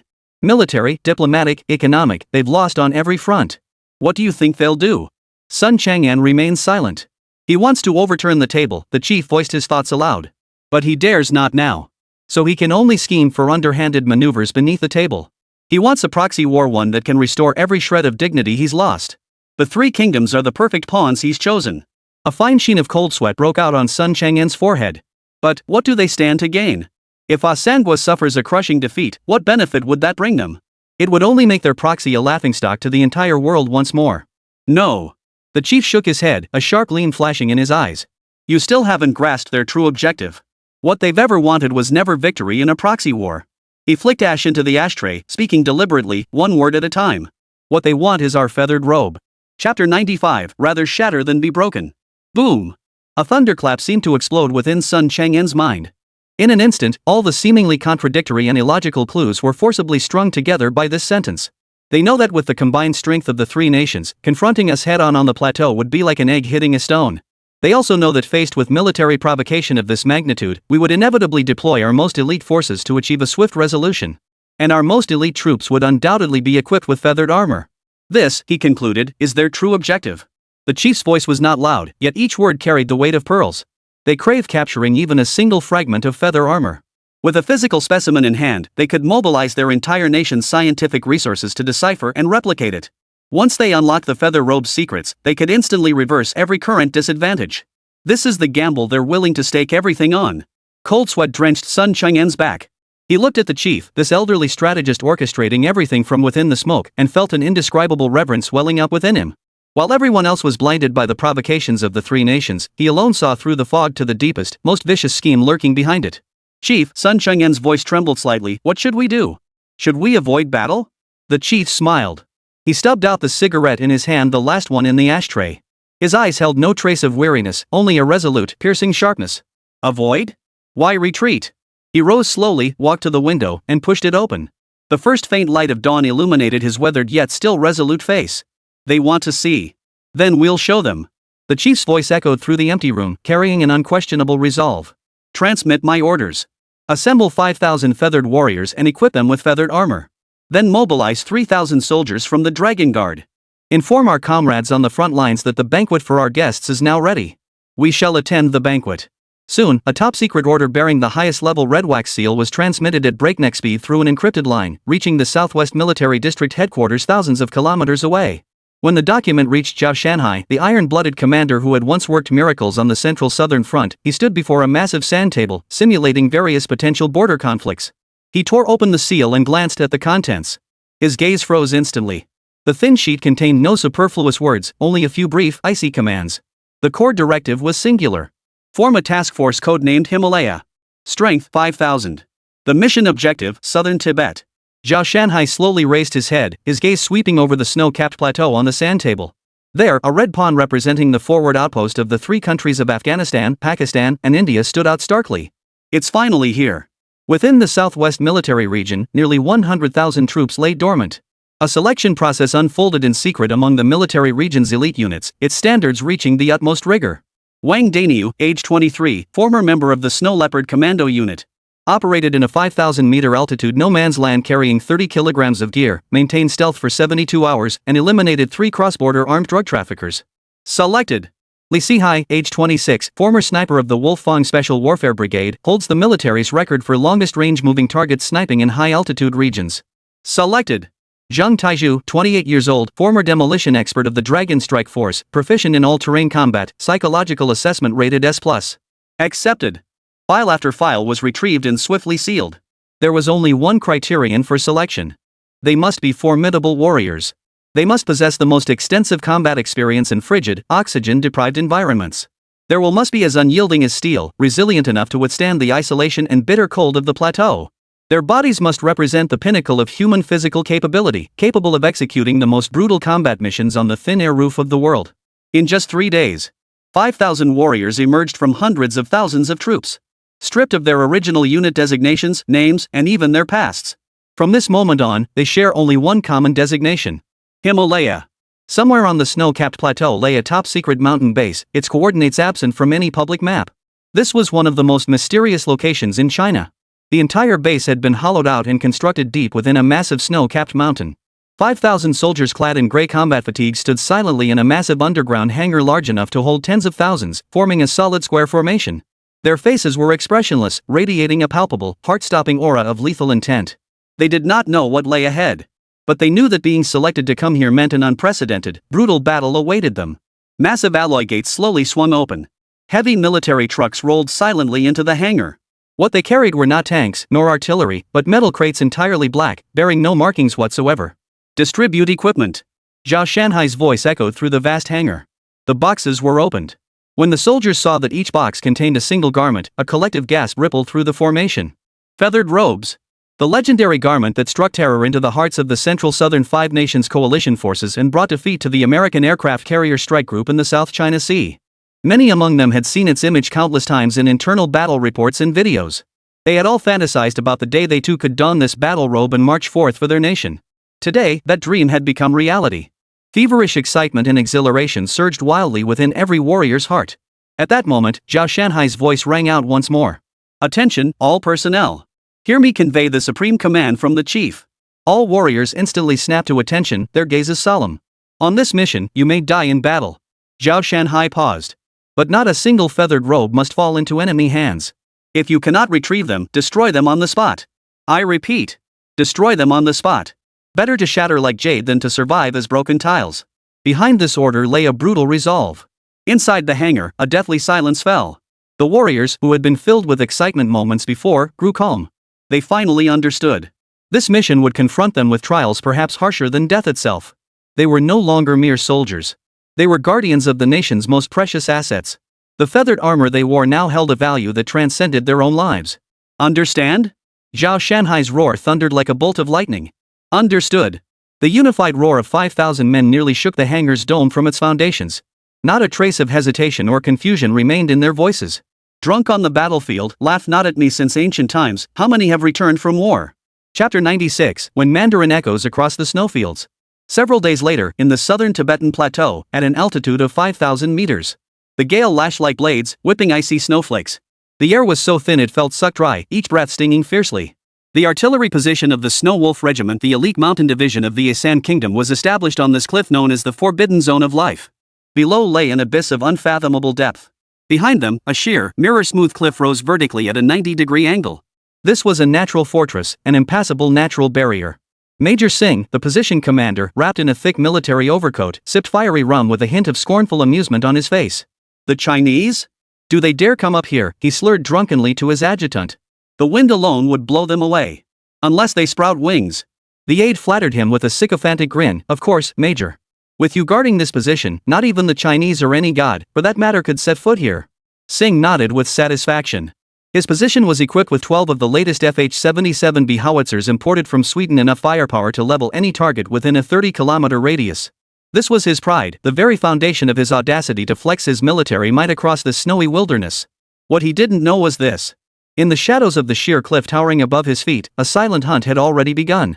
20 black figures, like ghosts fused with the rock face, ascended with movements defying the laws of physics. They carried no specialized climbing gear. No ropes, no ice axes, no harnesses. They merely extended their hands. The strength granted by the feathered robes allowed them to effortlessly grip even the tiniest crevices in the rock. Not only that, but an unending surge of power counteracted the weakness brought on by oxygen deprivation. It also trapped their body heat, shielding them from the bone-chilling cold outside. Like geckos, they traversed the vertical cliff face as if walking on level ground. Chen Shon, leader of this advance team, scaled ahead at the forefront.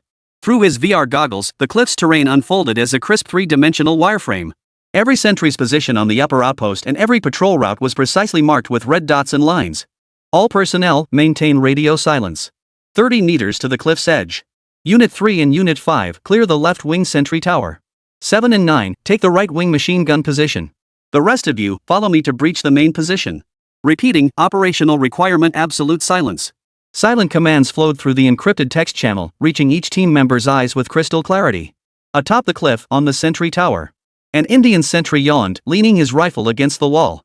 He rubbed his hands, reddened by the cold, cursing the damn weather under his breath.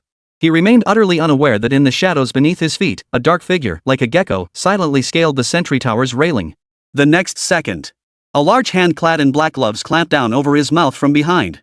Before he could struggle, the other hand's gleaming military knife had already sliced through his throat without a sound. Put! A spray of blood erupted, freezing instantly into ice crystals in the frigid air. The sentry's body went limp, gently lowered by the shadow against the wall like a piece of luggage. The entire process unfolded without a single unnecessary sound. The same scene played out simultaneously in every corner of the position. Those sentries and machine gunners, who believed their positions impregnable, had their lives silently reaped in their sleep and complacency. Until their final breath, they never knew where the enemy had come from. Chen Shon led the remaining members of his team like ghosts as they scaled the cliff. They paid no heed to the enemies now turned to corpses, instead charging straight toward the 12 massive howitzers. From their tactical packs, they retrieved specially designed explosive charges. They placed these explosive charges with precision, attaching them to the core electronic fire control systems of each artillery piece. Installation complete. With their mission accomplished, the squad lingered not a moment longer. 20 figures slipped back into the darkness of the cliff face as silently as they had come, vanishing without a trace. Then a burst of flame shot skyward, accompanied by a deafening explosion. The next morning, at the frontline command post of the A Triangle, Brigadier General Rannick, Singh's immediate superior, paced restlessly within the command tent. Still no contact with the Snow Wolf artillery position, he roared at the communications officer. Reporting, General.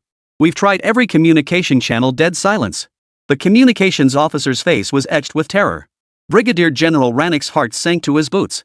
He immediately dispatched a drone for reconnaissance. When the real-time footage from the drone appeared on the command center's screens, everyone sucked in a collective breath.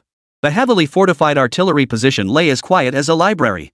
All sentries slumped lifelessly at their posts, their faces frozen in terror.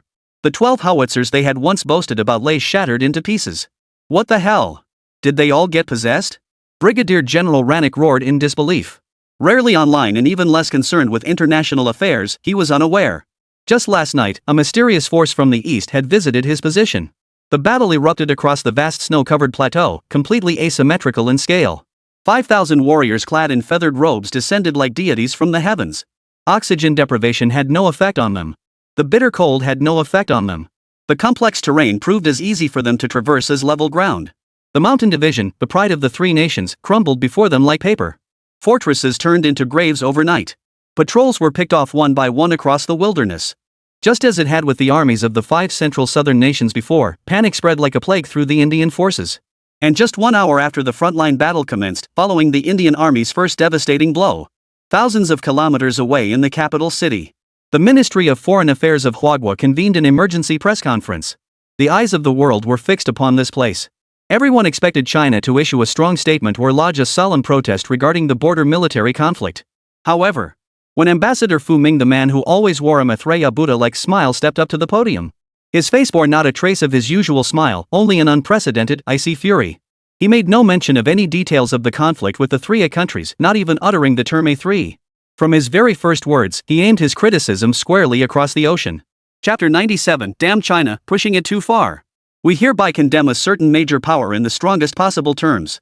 Fu Ming's voice boomed through the microphone, filling the press conference hall and echoing across the globe. We possess irrefutable evidence proving that this nation has brutally interfered in the internal affairs of other countries, supplied lethal weapons to foreign powers, and incited conflicts along our borders. Its wolfish ambitions to destabilize the region and reap the benefits of conflict are blatantly obvious. We will not stand idly by in the face of such despicable and irresponsible hegemonic actions. This nation shall bear full responsibility for all severe consequences arising from these acts. As the words fell, the world erupted in an uproar. Everyone was stunned by China's bold move. The battle on the front lines had only just begun, with victory still uncertain. Yet China had already launched a fierce condemnation against the so-called mastermind on the diplomatic battlefield, as if it had been prepared all alone. At that moment, in the Secretary of State's office, before Secretary of State Anthony sat a cup of coffee that had long since grown cold. For 3 consecutive days, he had slept less than 4 hours each night. The humiliation in the South China Sea felt like a fishbone lodged firmly in his throat, impossible to swallow, impossible to spit out. On the television, CNN News was rolling. Another report on the Spirit Mirror. Every frame hammered home the same message: they were drifting further and further away from their former economic supremacy. Suddenly, the newsfeed switched. The camera focused on Beijing, the capital of China, tens of thousands of kilometers away. Breaking news! China's Ministry of Foreign Affairs holds an emergency press conference regarding the border conflict in southern Tibet. Anthony's spirits shot up. Southern Tibet? Have the Indians started fighting with China? He instinctively sat up straight, his gaze fixed intently on the screen.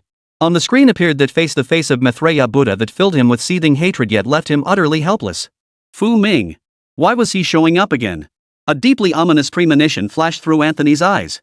Sure enough, Fu Ming stepped onto the podium, his face devoid of his usual smile.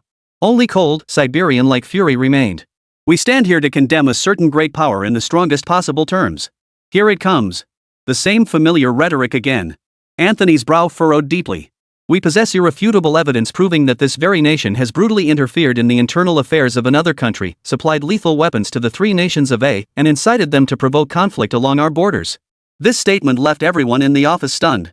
The defense secretary instinctively glanced at the CIA director, his eyes filled with confusion. You supplied weapons to the Indians? The CIA director looked utterly bewildered and innocent. No.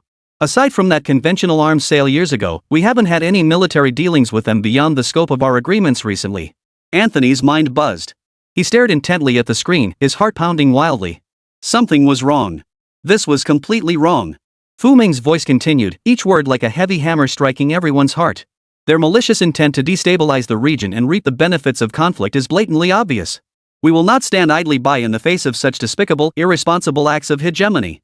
This nation shall bear full responsibility for all severe consequences arising from these actions. The press conference concluded. The entire Oval Office fell into a deathly silence. FK. The Secretary of Defense was the first to curse. Have the Chinese lost their minds? They're fabricating lies out of thin air. This is blatant slander. When did we ever incite the Indians to start a war? Those damn curry eaters want to die. What business is it of ours? Anger instantly ignited the entire room. Anthony remained silent. He just stared fixedly at the screen, at Fu Ming's stern and righteous face. A bone-chilling coldness slowly crept up his spine. He sensed vaguely that he had fallen into another trap. A trap more insidious and deadly than the South China Sea incident or the UN General Assembly. Director, Anthony's voice was hoarse and terrifying. I need immediate confirmation of all CIA contacts with the Indians over the past 3 months. All of them. Yes, sir. The CIA director immediately picked up the encrypted phone, fully aware of the gravity of the situation. 5 minutes later, a report was delivered to Anthony's desk. The report confirms that we have not provided India with any assistance beyond routine military sales.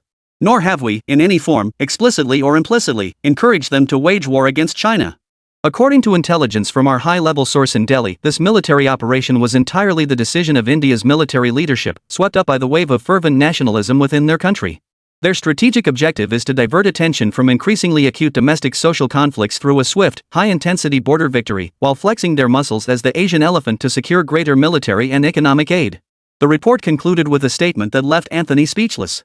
Are they insane? It's over. Anthony leaned back slowly in his chair, feeling all his strength drained in an instant. The others in the office had finished reading the report too, their faces etched with confusion. Conspiracy theories ran rampant in the beautiful country, and these politicians were no exception to their influence. After deliberation, everyone reached the same conclusion. They had been used as pawns by the Chinese. No, not even pawns. They were being used as the perfect excuse, a tool to legitimize their own aggressive actions while simultaneously humiliating the United States before the entire world. India's foolishness and arrogance had been exploited to the fullest by the Chinese. The Chinese didn't even need to lift a finger to orchestrate this global spectacle that left the United States utterly defenseless.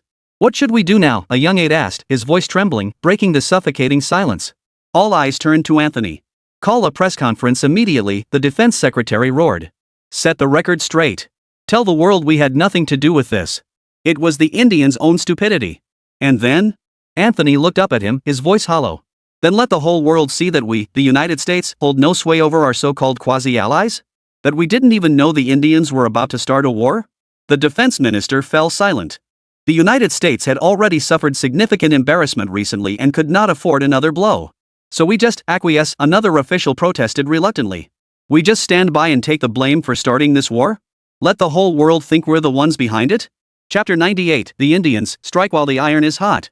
The office fell silent once more. It was a dilemma. Admit it? Humiliating. Denial was equally humiliating. Whichever path they chose, the United States would emerge as the biggest loser in this war initiated by India.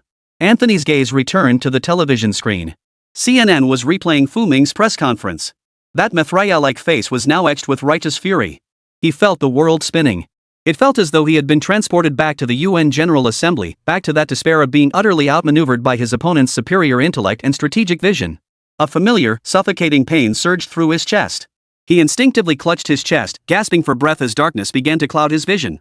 Sir! Are you all right? Quick! Call a doctor! Amidst the panicked cries of those around him, Anthony's vision plunged into complete darkness. So, how did this war, one that kept both China and the United States in the dark, each suspecting the other of foul play, actually break out? Let's rewind to a few days prior. New Delhi, days before the war. Inside the emergency military conference room at the Prime Minister's office. Prime Minister Singh sat with furrowed brows, his fingers tapping the polished mahogany table. His gaze swept over each military commander present, their faces now radiating an almost fanatical confidence. Prime Minister, look here. The defense minister, a general sporting a thick handlebar mustache, pointed at the massive electronic screen. Displayed on the screen was a high-resolution covert photograph. It clearly showed Chinese military installations along the southern Tibet border. Soldiers in standard winter combat uniforms moved about the camp, everything appearing perfectly ordinary. According to our latest intelligence, China has deployed only their conventional mountain troops in the southern Tibet region. Neither their equipment nor personnel show any changes beyond our projections, the general declared in a loud, authoritative voice. As for those rumors circulating about the so-called feathered armor, they're nothing more than China's usual psychological warfare tactics. In their view, if China possessed such advanced technology, it would have been deployed against the 3 Asian nations immediately. If it wasn't visible along the border, then it simply didn't exist. The other army chief of staff immediately concurred. Rising to his feet, he strode to the map and tapped the southern Tibet region emphatically with his pointer. Our Snow Wolf Mountain Division is the world's most battle-hardened elite force in high-altitude warfare. We possess the most advanced Swedish artillery and soldiers best adapted to plateau climates. And the Chinese? He sneered coldly, his tone dripping with contempt. They're so-called soldiers? Nothing but a bunch of greenhouse-raised only children, delicate flowers. Send them to 5,000 meters above sea level, and we won't even need to fire a shot. The blizzards and oxygen deprivation alone will finish them off. A low murmur of agreement rippled through the conference room.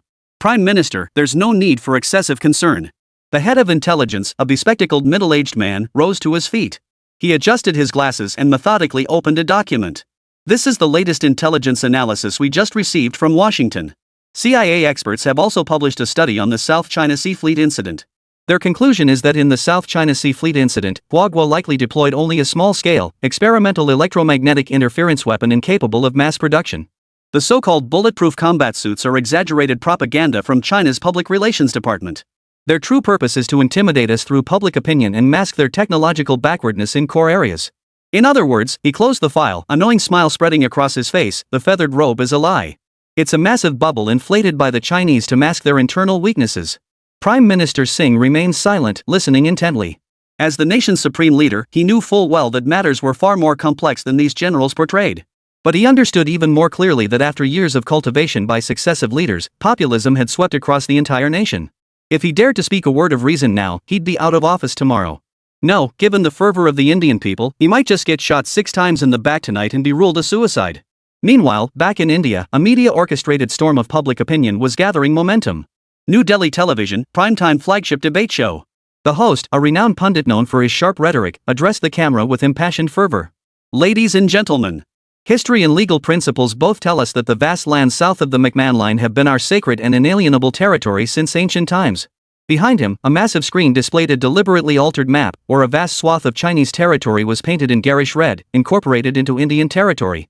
And now, this land is occupied by a group of outsiders. How much longer must we endure? Beside him, a retired general slammed his fist on the table, his voice booming like a bell. We need not endure any longer. China has just suffered an unprecedented natural disaster.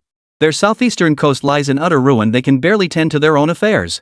This is the golden opportunity granted by the heavens to reclaim our lost lands. Another so-called strategic analyst shook his head, adopting a tone of solemn concern. We cherish peace, but peace is not achieved through retreat. Facing an opponent who was all bark and no bite, who only arms themselves with propaganda and lies, we must summon the courage bestowed upon us by our ancestors. With a thunderous strike, we must make them face reality. Social media had long since fallen into chaos. Reclaim southern Tibet. Prime Minister, give the order. We can't wait any longer. A nation that can't even withstand a hurricane, what right does it have to occupy our land? Let's go to war. Behind countless IDs lie countless inflamed three people. They share cherry-picked military analyses, like nationalist battle cries, and label any rational dissent as traitors or Chinese spies. The frenzied rhetoric eventually crystallized into tangible action. New Delhi streets, before India Gate. Tens of thousands of people gathered here, forming a sea of humanity stretching as far as the eye could see.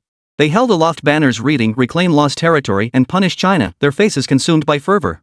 A massive Chinese flag was passed through the crowd, trampled underfoot, set ablaze with lighters, and watched as it burned to ashes in black smoke. A thunderous roar erupted from the crowd. Chapter 99, Our forces advance unimpeded. Onward to the capital. Let the Huagua people taste the might of U.S. Indians. Young students, white-haired elders, women in saris. In that moment, their identities, social classes, and ages blurred into one shared label: fanatical devotees. This surging tide of public sentiment ultimately crashed against the Prime Minister's residence. Inside the residence, lights blazed brightly. Prime Minister Singh stood before the massive floor-to-ceiling windows, silently watching the night sky outside, engulfed in flames and chants. He could hear the cries of war echoing like waves, crashing against his already weary heart. In his hand, he clutched a freshly delivered intelligence report stamped top secret from the front lines. The report's contents were simple. Despite suffering a natural disaster, the Huagua side had not, as anticipated, redeployed its border defense forces to the southeast for disaster relief. Their border defenses remained impregnable. Singh's mind was filled with turmoil. He knew the military and intelligence assessments were overly optimistic. He also understood that the certain victory touted by pundits and generals was nothing more than a lie spun to appease public sentiment. The legend of the feathered robe, the defeat in the South China Sea. Scene after scene flashed through his mind. Was that ancient Eastern nation truly as fragile as they claimed? No. Singh understood better than anyone that for the three nations of A to provoke Huagua would be tantamount to courting their own destruction. But he turned his head, staring at the towering stack of joint pressure letters from the military hawks on his desk and the public opinion poll report showing approval ratings plummeting below freezing. He had no choice.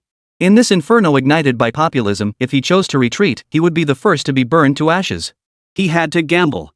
He had to gamble with the nation's fate. He gambled that after suffering natural disasters, Huagua would neither dare nor have the capacity to immediately open a second front. He had to bet that the legends surrounding the feather robe were nothing more than exaggerated lies spun by Huagua.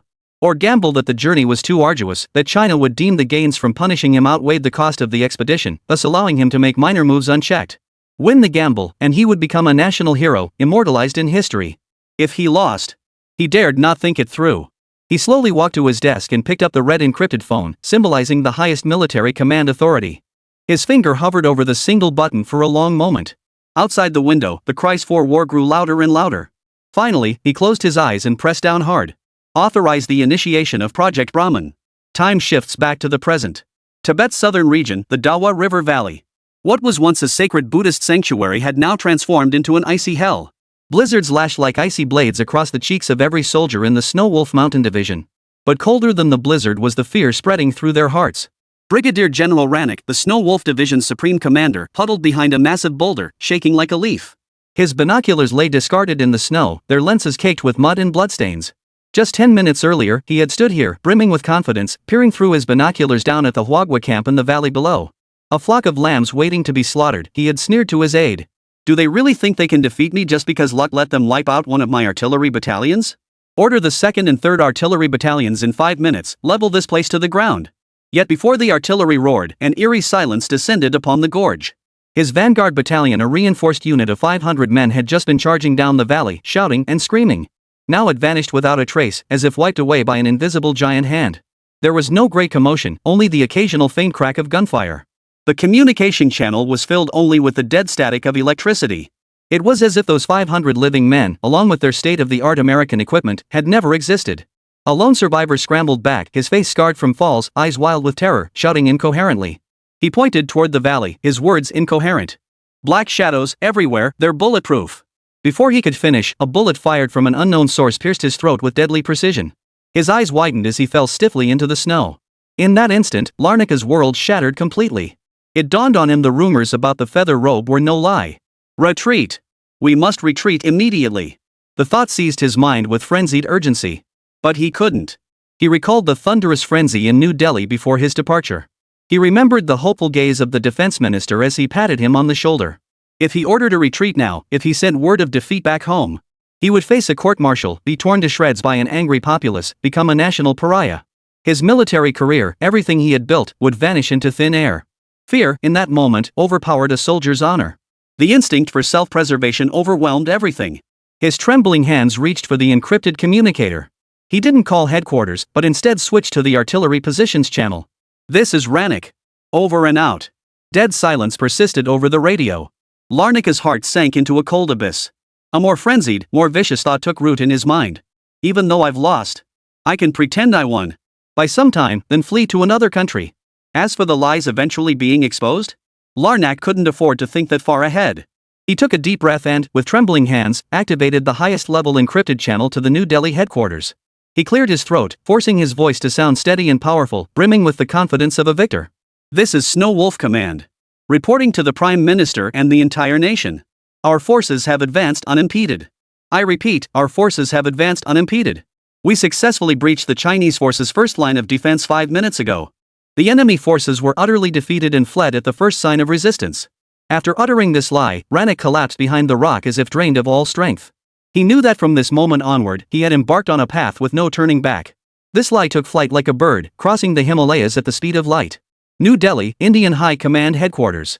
When Brigadier Larnack's victory report crackled over the radio, the entire command center erupted in thunderous cheers.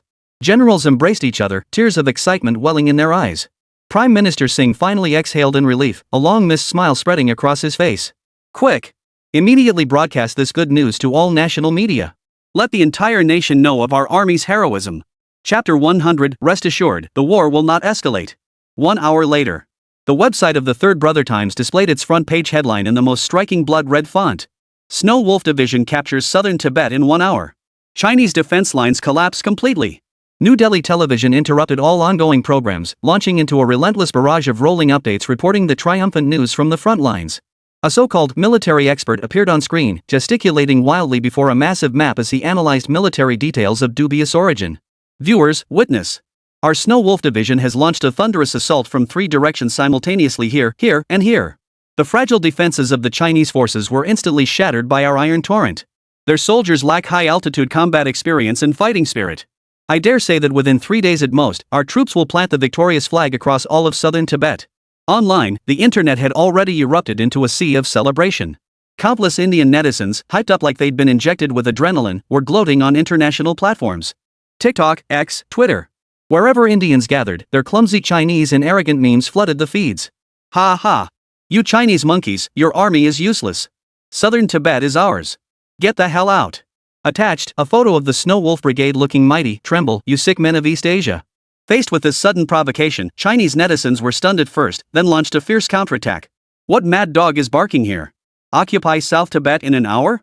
Did you ride a flying bull over? Brothers, don't waste breath on these curry sticks, they probably think Ting is conquering. A war without gunpowder erupted online. The rational questioning and scathing sarcasm of Chinese netizens stood in stark contrast to the blind fervor and stubborn obstinacy of Indian netizens. Yet, the Indian netizens, drunk on their perceived victory, were utterly deaf to any rational voice. To them, the Chinese netizens' rebuttals were nothing but the impotent rage of losers. Washington, D.C., inside an upscale Indian restaurant. India's ambassador to the United States was having lunch with several officials from the State Department of the United States. The restaurant played soothing sitar music, and the air was filled with the aroma of curry. The ambassador wiped his mouth with a napkin and accepted a freshly faxed battle report from his assistant. Driven by inflated pride, the Indian Army headquarters had even embellished Rannick's original report when sending the victory news. The report portrayed China as a dilapidated house that would collapse with just one kick from India.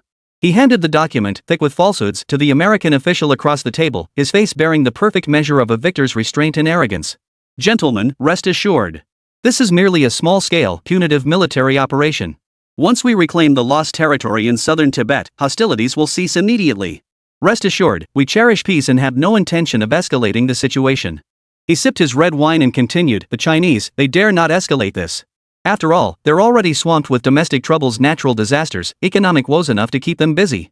The American officials across the table exchanged glances. These were ordinary diplomats, unaware of the events unfolding at the highest levels. Even they themselves believed the United States was the instigator behind this conflict. They accepted the battle report, skimmed it briefly, and kept their expressions neutral, though inside, they were already overjoyed. They didn't entirely believe the report's authenticity. Based on their understanding of the Chinese military, even at its weakest, it was impossible for them to be defeated so utterly by the Indians. But did that matter? Not at all. What mattered was that China, their greatest rival, had plunged into a new predicament. A war bogged down in the snowy highlands would severely drain China's national strength and hinder its development. Meanwhile, their beautiful country need only sit back and watch the tigers fight, occasionally supplying the Indians with a few M4A1s, to reap the benefits of the conflict. Mr. Ambassador, we have always held the utmost confidence in your nation's military prowess, an official said with a smile, raising his glass. We extend our best wishes for your nation's swift and ultimate victory. To the great Indians. To freedom and democracy. Glasses clinked with a crisp sound. Everyone laughed heartily. Only in the corner of the dining hall, the statue of Ganesha, the elephant-headed god symbolizing wisdom and wealth, watched silently, as if mocking the foolishness and arrogance of humanity. New Delhi, Indian headquarters. The quartz clock on the wall had just struck 4 in the morning. Yet the entire command hall was brightly lit, the atmosphere as festive as if celebrating some grand holiday. Generals sipped their milk and sugar-laden black tea, gathered in small groups, their faces radiant with the pride of victors.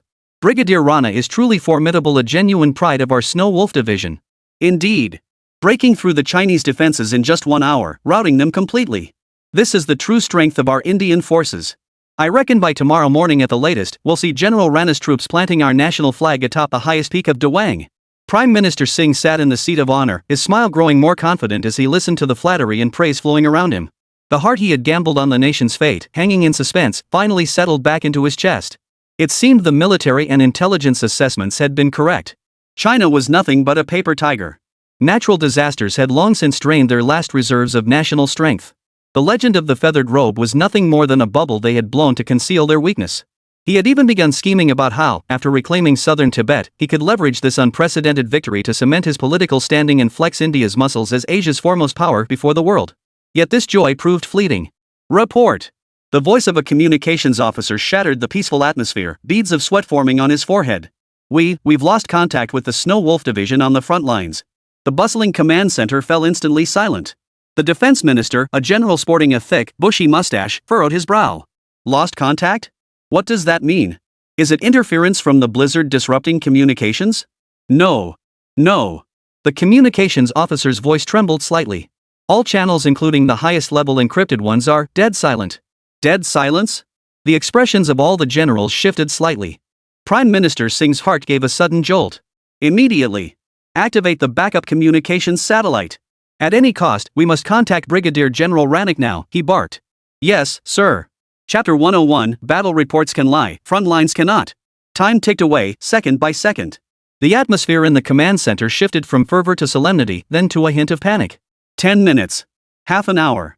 1 hour. All communication channels remained dead silent, with no response whatsoever. Brigadier General Lanark, along with his elite Snow Wolf Mountain Division, seemed to have been swallowed whole by the snow-covered plateau, vanishing without a trace. Satellites. Mobilize our military reconnaissance satellites immediately. I need real-time footage from the front lines. Prime Minister Singh's voice trembled. Technicians sprang into action. Minutes later, a processed high-resolution satellite cloud image projected onto the massive screen at the center of the command hall. The moment everyone saw the imagery, the command center fell silent. The terrain of southern Tibet remained unchanged. But the defensive line that should have been held by the Snow Wolf Division had vanished. In its place were countless white figures, indistinguishable against the snowy landscape. Clad in uniform white combat gear, they advanced unstoppably from all directions toward the Indian border, as if entering uninhabited territory. Behind them, the land belonging to India was left scorched by artillery fire, littered with countless scattered weapon remnants now nothing but scrap metal. Where is the Snow Wolf Division? Where is our Snow Wolf Division? A general roared in disbelief. No one could answer him. For the answer lay before them all, stark and bloody. The ever-advancing front line, marking the progress of the Huagua forces, was the coldest, most unyielding answer. Battle reports may lie. But the front line never does. India's elite mountain division, in the midst of their self-congratulatory victory reports, had been annihilated. Thud. A dull thud echoed from the command chair in the operations room. Everyone turned in horror.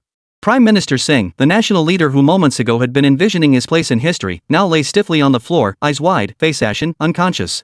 Paper, after all, cannot contain fire. The Prime Minister had collapsed, the front lines were in disarray, and tens of thousands of troops had vanished without a trace. Such monumental news, no matter how desperately the Indian government tried to suppress it, inevitably leaked out through uncontrollable channels among the populace. At first, it was just whispers in small circles. Did you hear? It seems, we lost. Bull. You traitor. We captured South Tibet in an hour. But as more unverifiable reports of casualties spread online, the edifice built on lies and fervor finally began to crack. By noon the next day, a single photograph detonated the entire Indian internet. The photo originated from the Chinese military. The location was a valley in South Tibet. In the image, thousands of dejected Indian soldiers, weapons lowered and hands raised high, formed a long column descending the hillside. Behind them, a massive banner reading "Humane Treatment of Prisoners" fluttered in the wind. At the very front of the column, a man in a brigadier general's uniform, his face etched with despair and numbness, was being escorted by 2 Chinese soldiers. That was Brigadier General Rana, who had attempted to flee but was recaptured. This photograph struck like the loudest slap across the faces of every Indian citizen still reveling in their victory. The truth, in its cruelest form, was laid bare before the world. Silence. Dead silence. Then, like a volcanic eruption, complete collapse. On NDTV, the military analyst who had passionately expounded on the collapse of the Chinese military just yesterday now sat frozen in the studio. Facing the host's pointed questions, his mouth agape, he couldn't utter a single word. The website of the Times of India crashed instantly, unable to handle the massive surge of traffic. Meanwhile, those Indian netizens who had been ranting wildly across international networks yesterday were now either deleting posts or closing accounts. Those who remained were spamming the screens in a near-frenzied manner. Their rhetoric was no longer the mockery and arrogance of before. Instead, they were wails, pleas, and hysterical despair. No! This can't be true. Our army couldn't possibly lose. It's a hoax. This must be a plot by the Chinese. They photoshopped the images. Help! Someone save us. The Chinese are attacking. The global social media landscape shifted overnight. Hashtag Save the Indians. Hashtag UN Save the Indians hashtag. These two hashtags, dripping with humiliation and fear, shot to the top of trending lists worldwide at a speed that was both laughable and terrifying. Countless Indian netizens flooded the United Nations, the White House, and every official account of Western superpowers they could think of. Gone was their former swagger. Now they resembled a pack of stray dogs abandoned by their masters, begging for mercy with the most submissive demeanor. At UN, China is invading us. Why aren't you doing anything? At White House, we are your most loyal allies. Send troops to save us. We beg you. At CNN and BBC, why aren't you reporting the truth? Why aren't you condemning China's invasion? Have your consciences been devoured by dogs? Yesterday, they were still burning China's flag, shouting they'd march all the way to the capital. Today, they stand before the world as the most pitiable and most laughable victims. A carnival fueled by lies ended in a national collapse, a farce that ended in utter disgrace. New York, United Nations headquarters. Led by the United States, the Security Council convened an emergency meeting. We urgently call upon all parties to exercise maximum restraint, cease hostilities immediately, and resolve disputes through dialogue. The rotating president's voice echoed through the chamber via simultaneous interpretation, yet rang hollow and feeble. All eyes were fixed on the seats reserved for the Chinese delegation. Ambassador Fu Ming was not present. In his place sat a young diplomat with a stern expression. He calmly adjusted the microphone, his voice quiet yet sharp as a blade. We reiterate that this military operation constitutes a defensive counterattack to safeguard our national sovereignty and territorial integrity. Its nature is the pursuit and elimination of terrorists who brazenly invaded our territory and brutally murdered our border residents. Our military operations will not cease until all terrorists who have entered our territory are eliminated. With that, he sat down, uttering not another word. The entire conference hall fell into dead silence. Everyone understood the subtext. China had once again rejected the United Nations mediation. Chapter 102, Make the President Suffer, You Bear the Blame. They want to fight. And they intend to keep fighting. Where would it end? All eyes involuntarily turned to the enormous world map on the conference hall wall. The unstoppable red arrow representing the advance of the Chinese military had already crossed southern Tibet and penetrated deep into the heartland of the three countries. Its target pointed directly at that city on the banks of the Ganges. New Delhi. The world's media went completely wild at that moment. CNN, the wrath of the Eastern Dragon. Following the Indochina War, China again rejects UN mediation as troops advance on New Delhi. BBC, the world holds its breath, awaiting Washington's final response. Reuters, India's collapse, a national crisis sparked by fanaticism and lies. The world's gaze shifted from the snow-capped plateau to the distant shores across the ocean. Washington. They wait. Waiting for the former world policeman, India's stepfather, to react. Before the White House gates, the tide of protesters surged more fiercely than ever before. But this time, the usual hippie smiles and politically correct slogans were absent. Every face bore a complex mix of anger, anxiety, and fear. Where are our aircraft carriers? Why haven't we sanctioned China yet? The president must step down. We need a tough leader who dares to confront the East. India's crushing defeat served as a mirror, reflecting China's terrifying military might that sent shivers down the spine. This power instilled a deep-seated dread in every citizen of the United States, accustomed to its hegemony. The nation they once dismissed as a cheap factory and a mere follower had, unnoticed, amassed the power to challenge them at any moment, even to crush them. Yet their government, their president, had shown such weakness and incompetence throughout this series of crises. The humiliation in the South China Sea. The farce at the United Nations. Fueled by those with ulterior motives and the media, this sentiment rapidly fermented into a crisis of confidence in the current administration. The people demand an explanation. And even more, they need a strong leader who can restore their sense of security. Deep within the Pentagon's underground bunker. This was the heart of the entire military system of the United States, the operations room codenamed Hellhound. Yet at this moment, the atmosphere within Hellhound was unusually oppressive. Seated around the massive circular conference table were figures whose presence could make the world tremble. Secretary of State Anthony. The newly appointed CIA director, his face paler than a corpse. And Davis, the silver-haired CEO of Lockheed Martin. The chairman of Raytheon, that perpetually cigar-chewing fat man. They were among the true power brokers behind the scenes of this nation, the titans of the military-industrial complex. Plus several members of Congress. Their expressions were darker than the sky outside the bunker.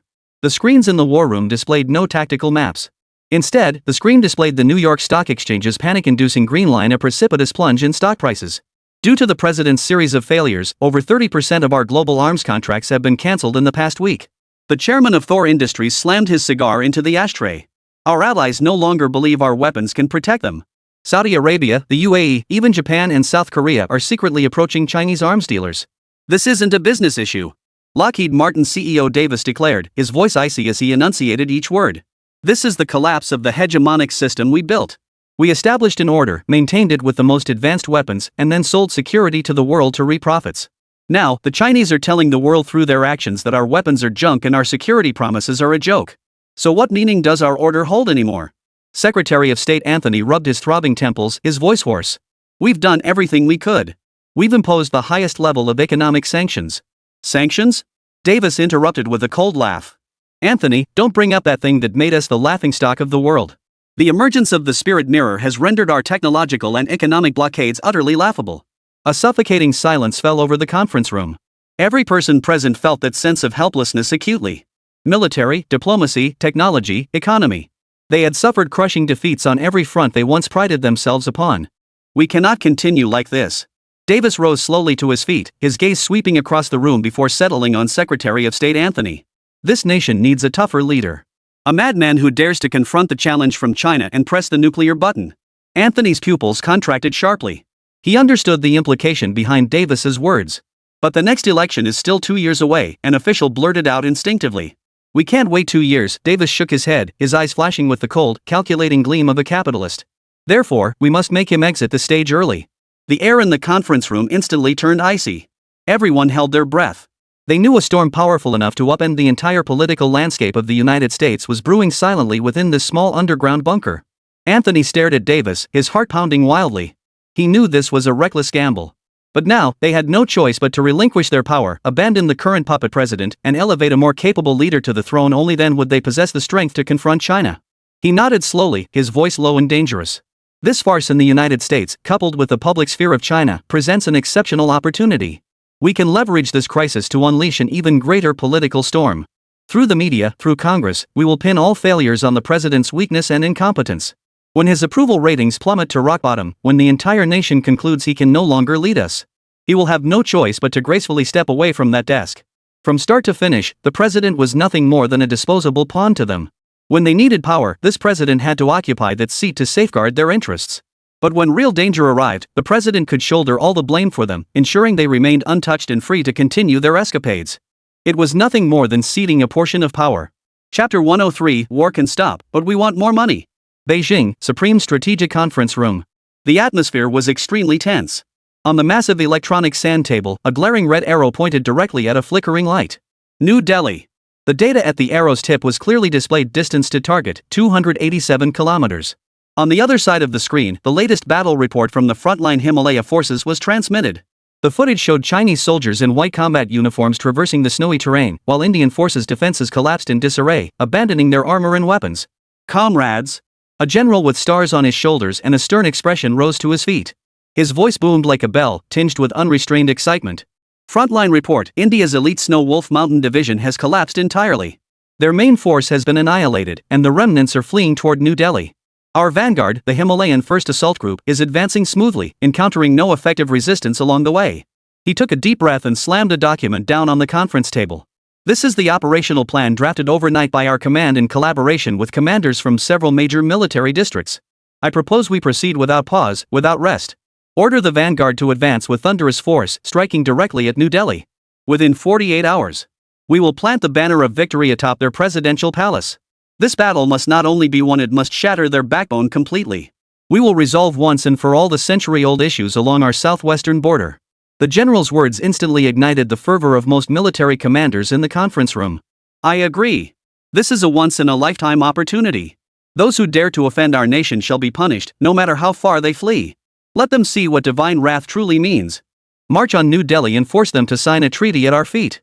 That is true victory. Fiery voices rose in succession, the temperature in the conference room seemingly climbing several degrees. Yet amidst this fervor, a cool voice cut through the air. I object. The speaker was Sun Cheng-en, the vice chairman of the State Council. He rose slowly, his expression grave. His eyes held no trace of excitement, only a heart-stopping calm. Comrades, I understand your passion. But war has never been solely a military matter. His gaze swept over every person present. His voice was not loud, yet it clearly drowned out all the clamor. Taking New Delhi is not difficult. With our current military strength, it could even be considered a breeze. But then what? He posed a cold question. We have just integrated the Indo-Chinese peninsula. The tens of millions of newly added people have already placed immense pressure on our local administrative systems. Now we're to confront a nation of over 1 billion people? A quagmire where ethnic, religious, and social conflicts are tangled to the extreme? Sun Chang'an walked to the massive electronic sand table and slammed his finger down on the vast expanse of the subcontinent. We'll be mired in it, unable to extricate ourselves. Endless stability maintenance funds, perpetual guerrilla harassment, and ceaseless diplomatic wrangling on the international stage. That won't be victory. It will be a gaping wound that bleeds endlessly, slowly draining us dry. Ultimately, we'll repeat the mistakes the United States made in Afghanistan and Iraq. This isn't alarmist rhetoric, it's a bloody lesson learned. Admittedly, annexing another country is a momentous occasion. But in reality, annexation is no game, it's not something you can accomplish with a few mouse clicks. It requires sustained political action. Sun Chang'an's words poured like a bucket of ice water over the heads of all the hawkish generals. The meeting room, which had been filled with heated passion moments ago, fell instantly silent. Then what do we do? A young major general demanded, unwilling to accept defeat. Are we just supposed to fight all the way to their border and then retreat without achieving anything? What about the blood our soldiers have shed? Right. We absolutely cannot let this go. They must pay the price. The debate flared up again. One faction advocated striking while the iron was hot, crushing them completely. The other faction urged pulling back while ahead to avoid deeper entanglement. Neither side could persuade the other. Finally, all eyes turned simultaneously to the figure who had remained silent since the meeting began. Due to his advanced age, the chief rarely attended meetings anymore, but this time, he had made the rare departure from the central. The head of the conference table. The chief sat there quietly, a half-smoked cigarette between his fingers. He did not look at anyone, merely listening calmly. Until the conference room fell silent once more, until all eyes were fixed upon him. Only then did he slowly press the cigarette butt into the ashtray. Instead of offering a direct conclusion, he turned his gaze towards Sun Chang'an. Comrade Chang'an, your concerns are valid. His voice was calm, yet carried an authority that brooked no argument. We are not imperialists. We do not engage in aggression or expansion. That mess over in India, we cannot take it on, nor can we afford to. Hearing this, Sun Chang'an and all the officials of the moderate faction breathed a long sigh of relief. Meanwhile, the faces of the hawkish generals betrayed an unmistakable disappointment. However, the chief's words were not yet finished. He turned his gaze back to the assembled military commanders. But, his tone shifted abruptly. Returning home empty-handed after winning the war isn't the style of us Chinese people. We won't take their land, but we can take other things. Like their money. The chief rose and walked to the enormous world map. His gaze swept across the azure expanse of the Indian Ocean, over the bustling Strait of Malacca, and finally settled upon the Indo-Chinese peninsula, recently incorporated into the Chinese territory. My suggestion is. His voice echoed in the silent conference room. Order the frontline forces to halt all military advances toward New Delhi. They may withdraw, but they must establish camps and fortifications at a distance of 300 kilometers from New Delhi. When to withdraw? Wait until they come to negotiate. Tell them this: if they want us to withdraw our troops, fine. First, war reparations. Let Comrade Chang'an and his economic team calculate the exact figure. I want a sum that will cripple them, leaving them unable to recover for the next 20 years. Second, the chief's finger tapped heavily on the location of the Indo-Chinese peninsula. They must publicly acknowledge at the United Nations and in all international forums that our nation holds indisputable sovereignty over the Indo-Chinese peninsula. Tell them this is our non-negotiable condition. Refuse, and our troops will spend the winter outside New Delhi. Chapter 104. Public opinion can sweep people along, but it won't take the blame. The chief's words acted like a tranquilizer, calming the two starkly contrasting moods in the conference room. The radical hawks understood the deep foresight of the leadership. The cautious doves, too, recognized the uncompromising red line that Huagua would not tolerate being crossed. The order, transmitted through the highest-level encrypted channels, reached the front lines at the speed of light. The unstoppable 5,000-strong force halted its advance less than 300 kilometers from New Delhi. But they did not retreat. Instead, they set up camp on the spot, silently aiming their guns at the city gripped by panic. A decades-long strategic standoff along the southwestern border entered its final countdown in a manner no one could have foreseen. New Delhi, Prime Minister's office. Prime Minister Singh awoke. He awoke on the cold floor. The pungent smell of medicinal solutions and disinfectant filled his nostrils. A doctor in a white coat crouched beside him, his face etched with concern. Mr. Prime Minister, how are you feeling? Singh did not respond. A constant buzzing filled his ears, drowning out all sound. He just stared blankly through the huge floor-to-ceiling window at the world outside. Outside, the sea of people that had surged like a tidal wave, ignited by fervor and pride just days before, was no longer there. Instead, towering black smoke, piercing sirens, angry curses, and the clatter of smashing glass filled the air. The streets of New Delhi had descended into utter chaos. Upon learning of the frontline collapse and the truth that tens of thousands of troops had vanished into thin air, the fervent masses channeled their pent-up nationalist fervor into a torrent of rage directed at the government. They stormed the streets, smashing public facilities, burning cars, and besieging government buildings. Singh's giant portrait was torn down from the municipal building. Trampled and ripped apart by the crowd, it became a pile of filthy shreds before being set ablaze. Black smoke, thick with the fury of the people, billowed upward, obscuring the sky over New Delhi. The man they once revered as a national hero, elevated to the status of a deity, now became the greatest sinner and the biggest fraud in their eyes. Liar! Step down! Give us back our sons! Hang Singh! The furious shouts pierced through the thick walls of the Prime Minister's residence like sharp knives, stabbing deep into Singh's heart. His body began to shake violently. It wasn't from the cold, but from bone-chilling terror. It was over. Everything was over. The three kingdoms had lost. He had been utterly and completely defeated. And he, Singh, will become the sole and greatest villain of this national catastrophe. He would be dragged before the court, torn to shreds by an enraged populace, and his name would be forever branded on the pillar of shame in Indian history. No! This cannot happen. A thought flashed through his mind. He violently shoved aside the flustered doctor beside him, leaped to his feet, and rushed toward the desk. He still had one hope. Quick! Connect me to Washington. He grabbed the red encrypted phone, symbolizing supreme authority, and roared into the receiver, now! Immediately! I need to speak with Secretary of State Anthony. He grasped at his last lifeline. The United States. That powerful, omnipotent stepfather who had promised them countless benefits behind the scenes. If only they would intervene, if only their carrier strike group sailed into the Indian Ocean, if only they issued the sternest warning to China. Everything could still be salvaged. No matter how arrogant the Chinese might be, they wouldn't dare wage war against both the AC nations and the United States at the same time. The reply came sooner than expected. Yet it was colder than imagined. 15 minutes later, a top-level encrypted telegram arrived on Singh's desk from across the vast ocean tens of thousands of kilometers away. The sender was none other than the savior he had been desperately awaiting, the Secretary of State of the United States, Anthony. Singh's hands trembled as he practically snatched the cable from the desk. He read it word by word, hoping to find a glimmer of hope for reversal in those cold, printed letters. But what he saw was not an aircraft carrier, not reinforcements, not a stern condemnation of China. Instead, it delivered a cold, ruthless warning. The telegram's content was as simple as an ultimatum. To Prime Minister Singh. We have been informed of the military conflict between your country and China in the southern Tibet region. We reiterate that the United States has consistently advocated resolving international disputes through peaceful dialogue and opposes any form of military adventurism.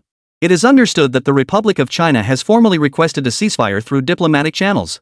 We advise your government to immediately and unconditionally accept all ceasefire terms proposed by China, acting in the broader interests of national security and regional stability. We hereby solemnly declare that the United States will not engage in any form of military intervention in this matter. Should your nation reject this proposal and allow hostilities to escalate, thereby severely undermining our strategic stability in the Asian region, the White House will be compelled to invoke the International Emergency Economic Powers Act to impose comprehensive economic sanctions against your nation. Please give this careful consideration. Secretary of State Anthony. The telegram slipped silently from Singh's trembling hands. The weightless paper hit the floor, shattering the last shred of illusion in his heart. Unconditional acceptance. No military intervention whatsoever. Comprehensive economic sanctions. Singh's vision darkened. He staggered backward several steps before collapsing into his chair. He finally understood. What allies? What aid? All bull. From start to finish, India had been nothing but a pawn. A pawn they used to test China's limits, drain its resources, and hinder its development, a pawn they could sacrifice at any moment. And now, the chessboard has collapsed. Not only has this pawn failed to serve any purpose, it has become a liability. So the chess players, without hesitation, plucked this useless pawn from the board and tossed it into the trash. To prevent its final convulsions from disrupting their subsequent moves, they even turned around and stomped on it with relish. Ha ha ha ha. A few dry, despairing laughs escaped Singh's throat. As he laughed, tears began to flow. He had lost. He had lost the war, lost his country, lost everything he possessed. What was even more tragic was that only at the very end did he realize he had mistaken his opponent all along. His face was ashen, his eyes hollow as he stared out the window at the sky shrouded in flames and black smoke. A long, long time passed. He slowly, like a walking corpse, picked up the red telephone once more. His voice was hoarse, unrecognizable as his own. Notify all cabinet members. Convene a meeting in 10 minutes. Chapter 105, The Resignation of the Beautiful Nation's President. The reason the United States had no intention of engaging with the three nations was not solely based on strength. The United States was now struggling to save itself. White House, Oval Office. The president sat alone behind the massive desk known as the Resolute Desk. He slowly placed down the red telephone in his hand, a symbol of supreme authority. Only a busy signal remained in the receiver.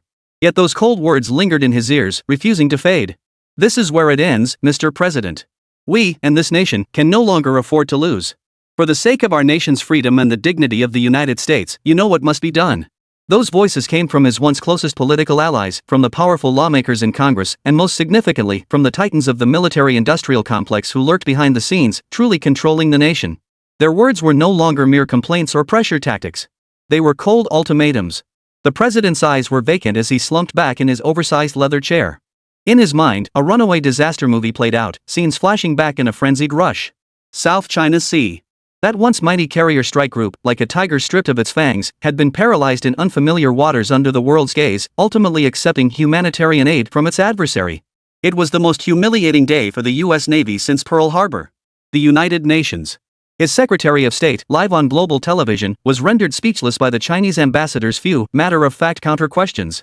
Overcome by rage and frustration, he collapsed on the spot. At that moment, the hegemony of the United States became a grotesque farce. Europe.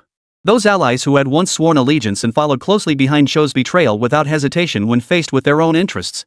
The economic iron curtain he had personally erected to stifle China's technological advancement was torn apart. And then, India. The nation they had pinned their hopes on to contain China from the southwest had its backbone shattered within mere days. Tens of thousands of troops were annihilated, and elite divisions surrendered en masse. And now, China's forces were at the gates of New Delhi, their blades pointed straight at the city. A series of defeats. Like an avalanche, unstoppable. Each defeat mercilessly pounded at the already tottering foundations of this nation's hegemony. He recalled his inauguration, standing before the Capitol, hand on the Bible, declaring with fervor to the world that he would make the beautiful nation great again. But what was the reality? He had turned the United States into a laughingstock for the entire world. The era he represented, one where aircraft carriers and military might allow unchecked dominance across the globe, an old era that forced the entire world to bow to its will. It was over. Under his watch, in his hands, it had ended completely. The president slowly closed his eyes. He knew he must take responsibility for all of this.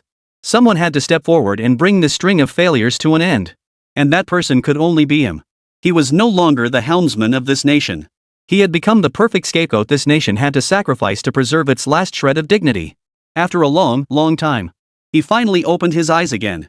His blue eyes now held nothing but a sense of relief. Calmly, he picked up the other phone on the desk. On the other end was his press secretary. "Get ready." His voice was hoarse, yet uncharacteristically calm. "Hold a press conference at 3 p.m. I have something to announce to the world." That afternoon, at exactly 3 o'clock. The White House press briefing room. The room was already packed to the rafters with hundreds of journalists from around the world. Countless cameras and microphones were trained on the empty podium. A suffocating tension hung heavy in the air. Everyone sensed that a political storm, one that would go down in history, was about to erupt. The president appeared at the doorway, right on time. Dressed in a dark suit with a red tie, he walked with steady steps, his expression no longer the vacant and bewildered look of the past. He walked to the podium and adjusted the microphone height.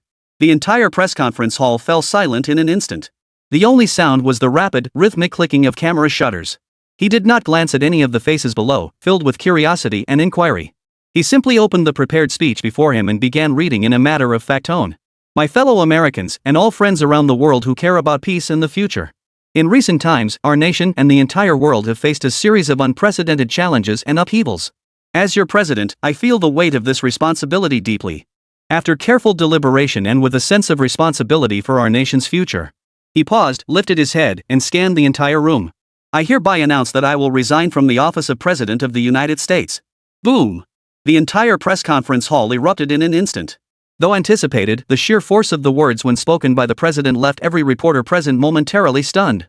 Then came an even more frenzied barrage of camera flashes and shutter clicks. They knew they were witnessing history. The president ignored the commotion below the podium, calmly continuing to read his prepared remarks. "At the same time, I will request Congress to immediately initiate the relevant procedures for holding the next election ahead of schedule. I trust the people of the United States will make the wisest choice, electing a leader capable of guiding us out of this crisis and into the challenges of a new era. God bless you all." God bless the United States. The speech concluded. It was brief.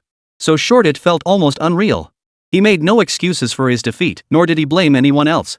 He simply declared, with calm resolve, the end of an era. Closing the speech, he bowed slightly toward the audience before turning to leave. Amidst the frenzy of countless camera flashes, against the chaotic backdrop of reporters and cameras swarming behind him, this man, who had taken office during the Cold War and was the youngest parliamentarian in the history of the United States, had navigated the political storms of Washington for nearly half a century. His retreating figure appeared somewhat desolate. Just as he was about to disappear through the doorway, a sharp-eyed reporter, through a telephoto lens, captured an extremely subtle expression on his face. It was a smile. A genuine smile, tinged with relief, weariness, and even a hint of self-mockery, a smile of profound release. Chapter 106, Indian Prime Minister resigns. Days later, the scene shifts back to New Delhi. Prime Minister's office. Prime Minister Singh sat behind the desk symbolizing supreme power, like a lifeless stone statue. The other cabinet ministers in the office were equally ashen-faced, not uttering a word. Time seemed frozen, broken only by the dull ticking of the classical grandfather clock on the wall, its hands marking each passing second with a heavy thud that reverberated through the nerves of everyone present. At that moment, the entire power center of India was utterly enveloped in despair. Just then, a soft knock sounded at the office door. The secretary's face was paler than anyone else's in the room. In his hands, he held a document folder bound in deep crimson. Prime Minister, the ceasefire agreement from Huagua has arrived. These words pierced the fragile calm within the room. Every person present trembled involuntarily. It had arrived. The verdict that would determine the nation's fate had finally arrived. Singh slowly raised his head, his eyes vacant. He did not reach for it, merely gesturing for the secretary to place the document on the desk. The deep crimson paper lay silently on the polished rosewood surface. Singh's hand trembled as it reached for the document.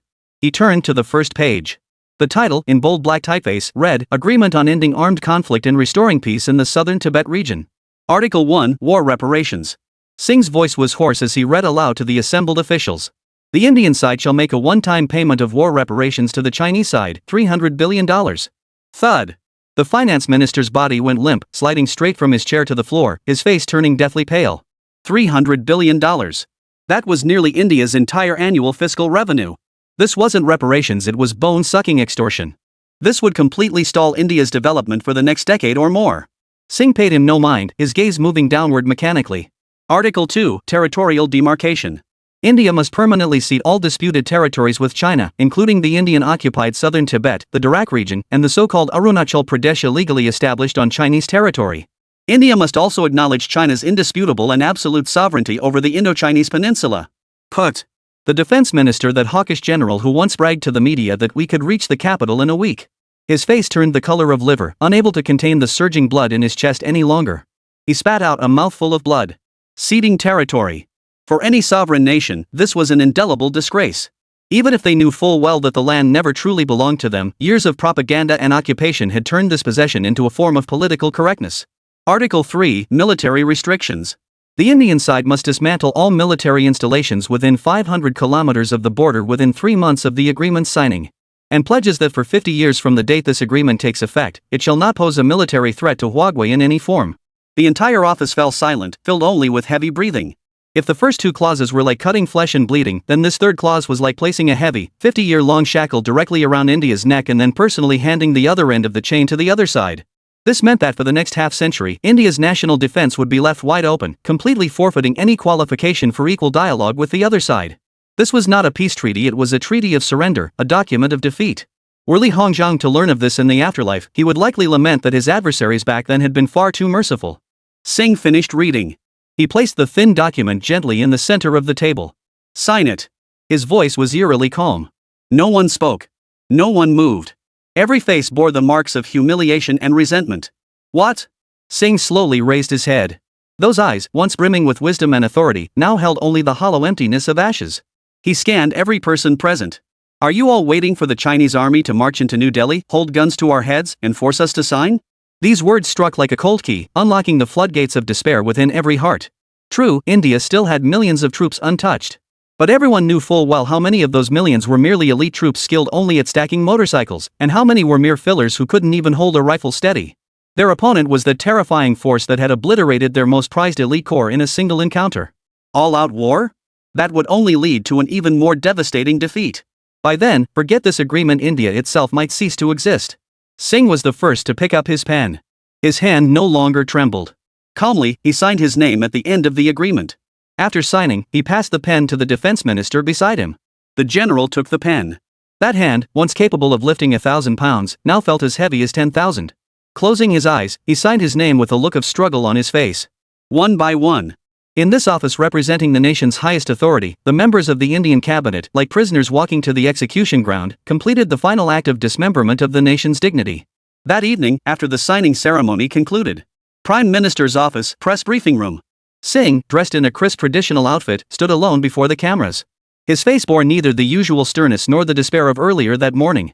Only a deathly calm remained, as if his soul had already departed. Beyond the television screens lay a nation plunged into chaos and fury. Countless eyes stared through the screen at the man who had led them into the abyss. My fellow citizens. Singh spoke, his voice steady. He offered no excuses, placed no blame on others. He simply read aloud, word for word, the contents of that ceasefire agreement to the entire nation. When he finished the final clause, the entire nation fell into a deathly silence. Then came an avalanche of wails and curses. Singh paid no heed to the roar outside his window, loud enough to tear the roof off. He merely bowed deeply before the camera. As your Prime Minister, I take full responsibility for this national tragedy. From this moment onward, I, Singh, hereby resign as Prime Minister of India. May our gods bless India. The image froze on his deeply bowed figure. Then the signal cut off, and the screen plunged into darkness. Chapter 107, Capturing Two Kings in One Battle. Within a week, the supreme leaders of two major powers were forced to step down, both due to China. This news struck like a magnitude 12 political earthquake, shaking the entire world to its core. The former world hegemon, overwhelmed by an absolute technological gap, lost the military, diplomatic, and national fortunes, forcing its president to resign in disgrace. The once prominent South Asian power, crushed under overwhelming superiority, signed a humiliating treaty akin to a treaty of surrender, prompting the prime minister to resign in disgrace. Through a limited-scale war and a quiet technological dumping, Wagwa brought two great powers to their knees without firing a shot. The world fell into an unprecedented silence. Nations that had once pranced about the international stage, eager to stir up trouble, now fell silent as if choked by a stranglehold. In stark contrast, China was experiencing unprecedented bustle. At the Beijing Capital International Airport tarmac, a long line of special aircraft from countries around the world stretched all the way to the end of the runway, a scene reminiscent of a train station during the Spring Festival travel rush. Elegantly dressed business tycoons and hurried diplomats jostled in the airport's VIP corridors, each wearing a humble and eager smile, desperate to meet with officials from China's relevant departments even if it was just an obscure clerk. Countries that had once ignored or even repeatedly provoked China now underwent a complete reversal in attitude. Western entrepreneurs, in particular, had seen the light. Having recognized the current global landscape, they waived cash and cooperation agreements, rushing madly toward this land they had once blockaded and shunned. Even if they didn't make much profit or even suffered losses, they were finding ways to get their companies involved in China, trying to secure a seat for themselves in this new order led by China. Yet at the very epicenter of this storm, the source that reshaped the global landscape. Inside the silent factory, a scene of leisurely, even lazy, tranquility unfolded, a stark contrast to the frenzy outside. In the spacious, well-lit office, the air conditioning blasted cold air. Lin Mo and Su Li each occupied a sofa, wearing their spirit mirrors, immersed in the virtual world. Hey! Lin Mo. Have you cleared the mobs over there yet? Hurry up and help me take down this boss. I can barely hold it off. Su Li's voice came from the other end of the sofa, tinged with urgency. Since the Spirit Mirror platform went open source, countless developers had flooded in, spawning an endless stream of new games and applications. The ecosystem around the Spirit Mirror was growing at an explosive, almost feral pace. What's the rush? I'm farming rare materials right now. Once I craft this gear set, that boss won't even be able to defend against your attacks, Lin Mo replied without lifting his head, his body completely still, clearly fully immersed in the game. Xing carried a freshly brewed cup of coffee, shaking her head helplessly at the two bosses lost in their game. She walked over to Lin Mo and gently placed a document on the coffee table. Mr. Lin, there are a few matters I need to discuss with you. Lin Mo still didn't respond. Xing sighed and raised her voice. It's about the recent international situation and factory security issues. For an ordinary military-industrial businessman, whether he knew about international affairs or not wouldn't matter. But Lin Mo was an exception. Higher-ups had specifically instructed Xing to regularly brief him on international developments, enabling him to promptly research new innovations. The powerful side effects of the last Shugo feather robe, caused by insufficient research time, were still fresh in everyone's memory. They absolutely could not repeat that mistake. Oh, go ahead. I'm listening, Lin Mo replied casually, his gaze never leaving the virtual screen before him. As the creator of the spirit mirror, coupled with his recent intense immersion, he had long mastered the extraordinary skill of keeping his nerves fully engaged within the mirror while simultaneously conversing with others in reality. Xinsheng cleared her throat and began her report.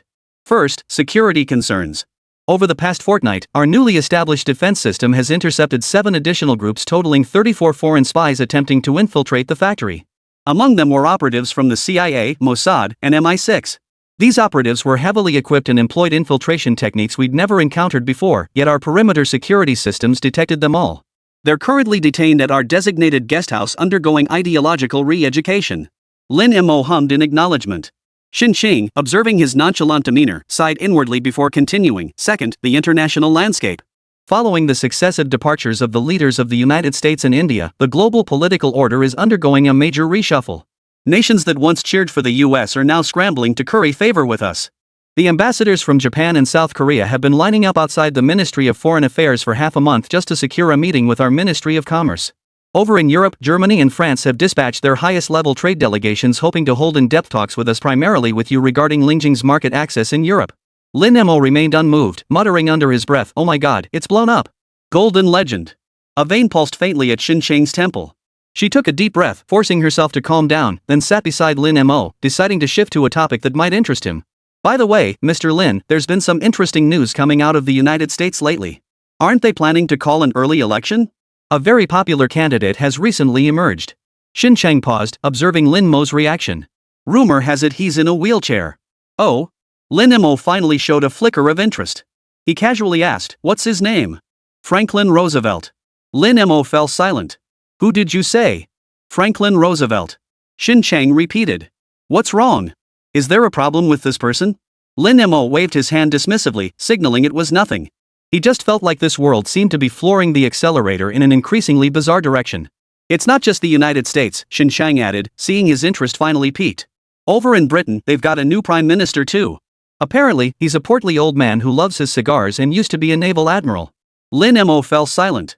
He stopped playing the game, slowly removed the spirit mirror, and leaned back on the sofa, deep in thought. Xinsheng watched him, knowing she'd achieved her goal. She placed the coffee in front of Lin Mo, then delivered the message she'd truly come to convey today. One last thing. The war between the Northern Bears and Ermao remains deadlocked. Their national resources are being severely depleted. Just yesterday, they formally submitted a request to us through the highest diplomatic channels. Xinsheng's expression turned utterly serious as she fixed her gaze on Lin Mo, speaking deliberately, one word at a time. "They want to purchase the feathered robe. Chapter 108. 2 olive branches from east and west. Capital City, Supreme Strategic Conference Room. The atmosphere today was relatively calm, less tense than before. An encrypted document from the north lay quietly in the center of the conference table. "Comrades, this is the situation." Army Commander Li Qiao was the first to break the silence. "The bear has formally requested to purchase the feathered robe from us. My opinion is, sell." He slammed his hand on the table, making the teacups jump. "And we should sell immediately in massive quantities. Where does our greatest pressure come from now? From across the ocean. From their aggressive hegemonic system. Selling feathered robes to the bear is like arming that beast with the toughest armor. Let it tear into that bald eagle, let them wear each other down. For us, this is a strategic buffer with nothing but benefits." Li Qiao's words immediately drew agreement from most of the military commanders. "I concur with Commander Li's assessment. This is a strategy of pitting one tiger against another. Let the bear the brunt up front, and we gain precious time for development." However, the cautious faction, led by the diplomatic and economic departments, frowned in unison. "I object." A senior advisor from the Ministry of Foreign Affairs rose slowly, his voice calm and measured. "Comrades, we cannot focus solely on immediate gains. Feather robe technology is our core advantage, a vital national asset that must never be disclosed lightly. More importantly, a bear armed with feather robe would become an uncontrollable variable of immense proportions. Previously, we sold the glasses to the Middle East only because they are small nations incapable of making waves." The head of the economic department nodded in agreement and added, "Indeed, we have just shattered the old world order through a series of actions, establishing a strategic balance favorable to us. If we rashly arm the bear now, should they spiral out of control, we ourselves may be the first to face the threat." "Nonsense!" Li Qiao snapped. "We share a long border with the bear and have a common strategic adversary. They would never turn on us." "Commander Li, international relations have never been built on trust," the foreign affairs advisor shook his head. "They are built on strength and interests. An overly powerful neighbor is never a good thing." The debate in the conference room flared up again. One side argued this was a once-in-a-lifetime strategic opportunity. The other feared it was inviting a wolf into the house, a colossal risk. The two sides remained deadlocked, neither able to sway the other. Momo Factory, office. After Xinqing finished explaining the bear's desire to buy a feathered robe, Lin Mo smiled. He removed the spirit mirror and logged out of the game. The original feather robe? That's impossible. He stood up and walked over to the massive safe in the corner of the office, inputting a series of complex passwords. The door swung open. Lin Mo retrieved a dark gray metal box from inside. He placed the box on the desk and opened it. Inside lay a combat suit starkly different in style from the dragon feather robe. It was a thick, rugged, dark brown combat suit exuding a brutal aesthetic, its surface bearing a matte texture. Embroidered across the chest was a fierce, snarling bear head totem. This is? Xinqing's eyes narrowed. Special Export Edition. Lin Mo's face broke into a sly smile. Designed specifically for our northern neighbors. Codename Bear. Bear King? Exactly. Lin Mo pulled the combat suit out, weighing it in his hands. It was noticeably heavier than a standard feather suit. I preserved its two core functions, formidable physical defense and terrifying strength amplification. Wearing this, an ordinary bear soldier could withstand direct rifle fire head-on while overturning an armored vehicle like a real brown bear. This alone makes him a steel fortress on the front lines, a nightmare for all Western forces. Xinqing's heart skipped a beat. These specs were already terrifying enough. But Lin Mo shifted his tone, a faint curve appearing at the corner of his mouth. I've stripped it of many features. No stealth capability. Forget about extended endurance. The built-in energy module only supports 8 hours of high-intensity combat. After that, it needs to return for recharging. As for the tech, I've implemented heavy encryption. Even if they dismantle the suit, they won't find a single trace of the circuitry. Simply put, Lin Mo tossed the bear combat suit back into the box. This is the castrated version of the feathered robe. And I've embedded a tiny backdoor program into the chip of every single bear feather suit. Whenever we choose, we can turn every soldier wearing a bear feather suit into a useless wreck, anywhere, anytime. Xinqing froze. She stared at Lin Mo, momentarily at a loss for words to describe this man. This plan perfectly addressed all the high-level concerns. It granted the bear sufficient strength to counterbalance the West while fundamentally eliminating any possibility of it spiraling out of control and turning against us. This was no longer merely a technical issue. It was a masterstroke. Even if the bear knew there was something wrong with the feathered robe, it would still buy it. Meanwhile, across the ocean, a top-level encrypted video communication line between Washington and London was quietly activated. White House, Oval Office. The newly inaugurated President Ross of the United States sat in a specially designed wheelchair, his expression serene, his gaze profound. On the other end of the screen, in London, at 10 Downing Street, the new British Prime Minister, Peng, puffed on his signature cigar, smoke curling from it. His plump face bore an unexpected sharpness and gravity that belied his stature. This was the first secret summit between the two new leaders of the Western world. Prime Minister, President Ross spoke first, his voice calm yet powerful. I believe we both recognize clearly that the old era has ended. Prime Minister Peng nodded heavily, exhaling a thick ring of smoke. Indeed, Mr. President. Faced with the Chinese's unfathomable technological prowess, our once proud fleets and missiles have lost their deterrent power. Confronting them with conventional military means is tantamount to hitting a stone with an egg. Therefore, we must change our strategy. President Ross's gaze sharpened. Since we cannot prevail through hard power, we will reclaim the initiative through rules and the strategic landscape. He held up 2 fingers. I propose a 2-pronged approach. First, divide and conquer. Immediately contact the Kremlin through the most confidential diplomatic channels. Inform them that if they refuse any military technical assistance from China, we can consider lifting some economic sanctions against them. Furthermore, we may even make certain concessions regarding the second-hand goods issue. Chapter 109, The Decision. Peng's eyes lit up. An offer they can't refuse. Exactly, President Ross nodded. China and Russia, one possesses formidable military might, the other a death-defying resolve. These two nations absolutely must not be allowed to unite. And the second point? Peng pressed. A meaningful smile curved the corners of President Ross's mouth. Second, encirclement. Didn't the Chinese release their spirit mirror, aiming to build this so-called metaverse? Then we'll counter them head-on. Led by our two nations, we'll unite the tech giants of the entire Western world, Apple, Microsoft, M Corporation, to establish a brand new, global technological alliance.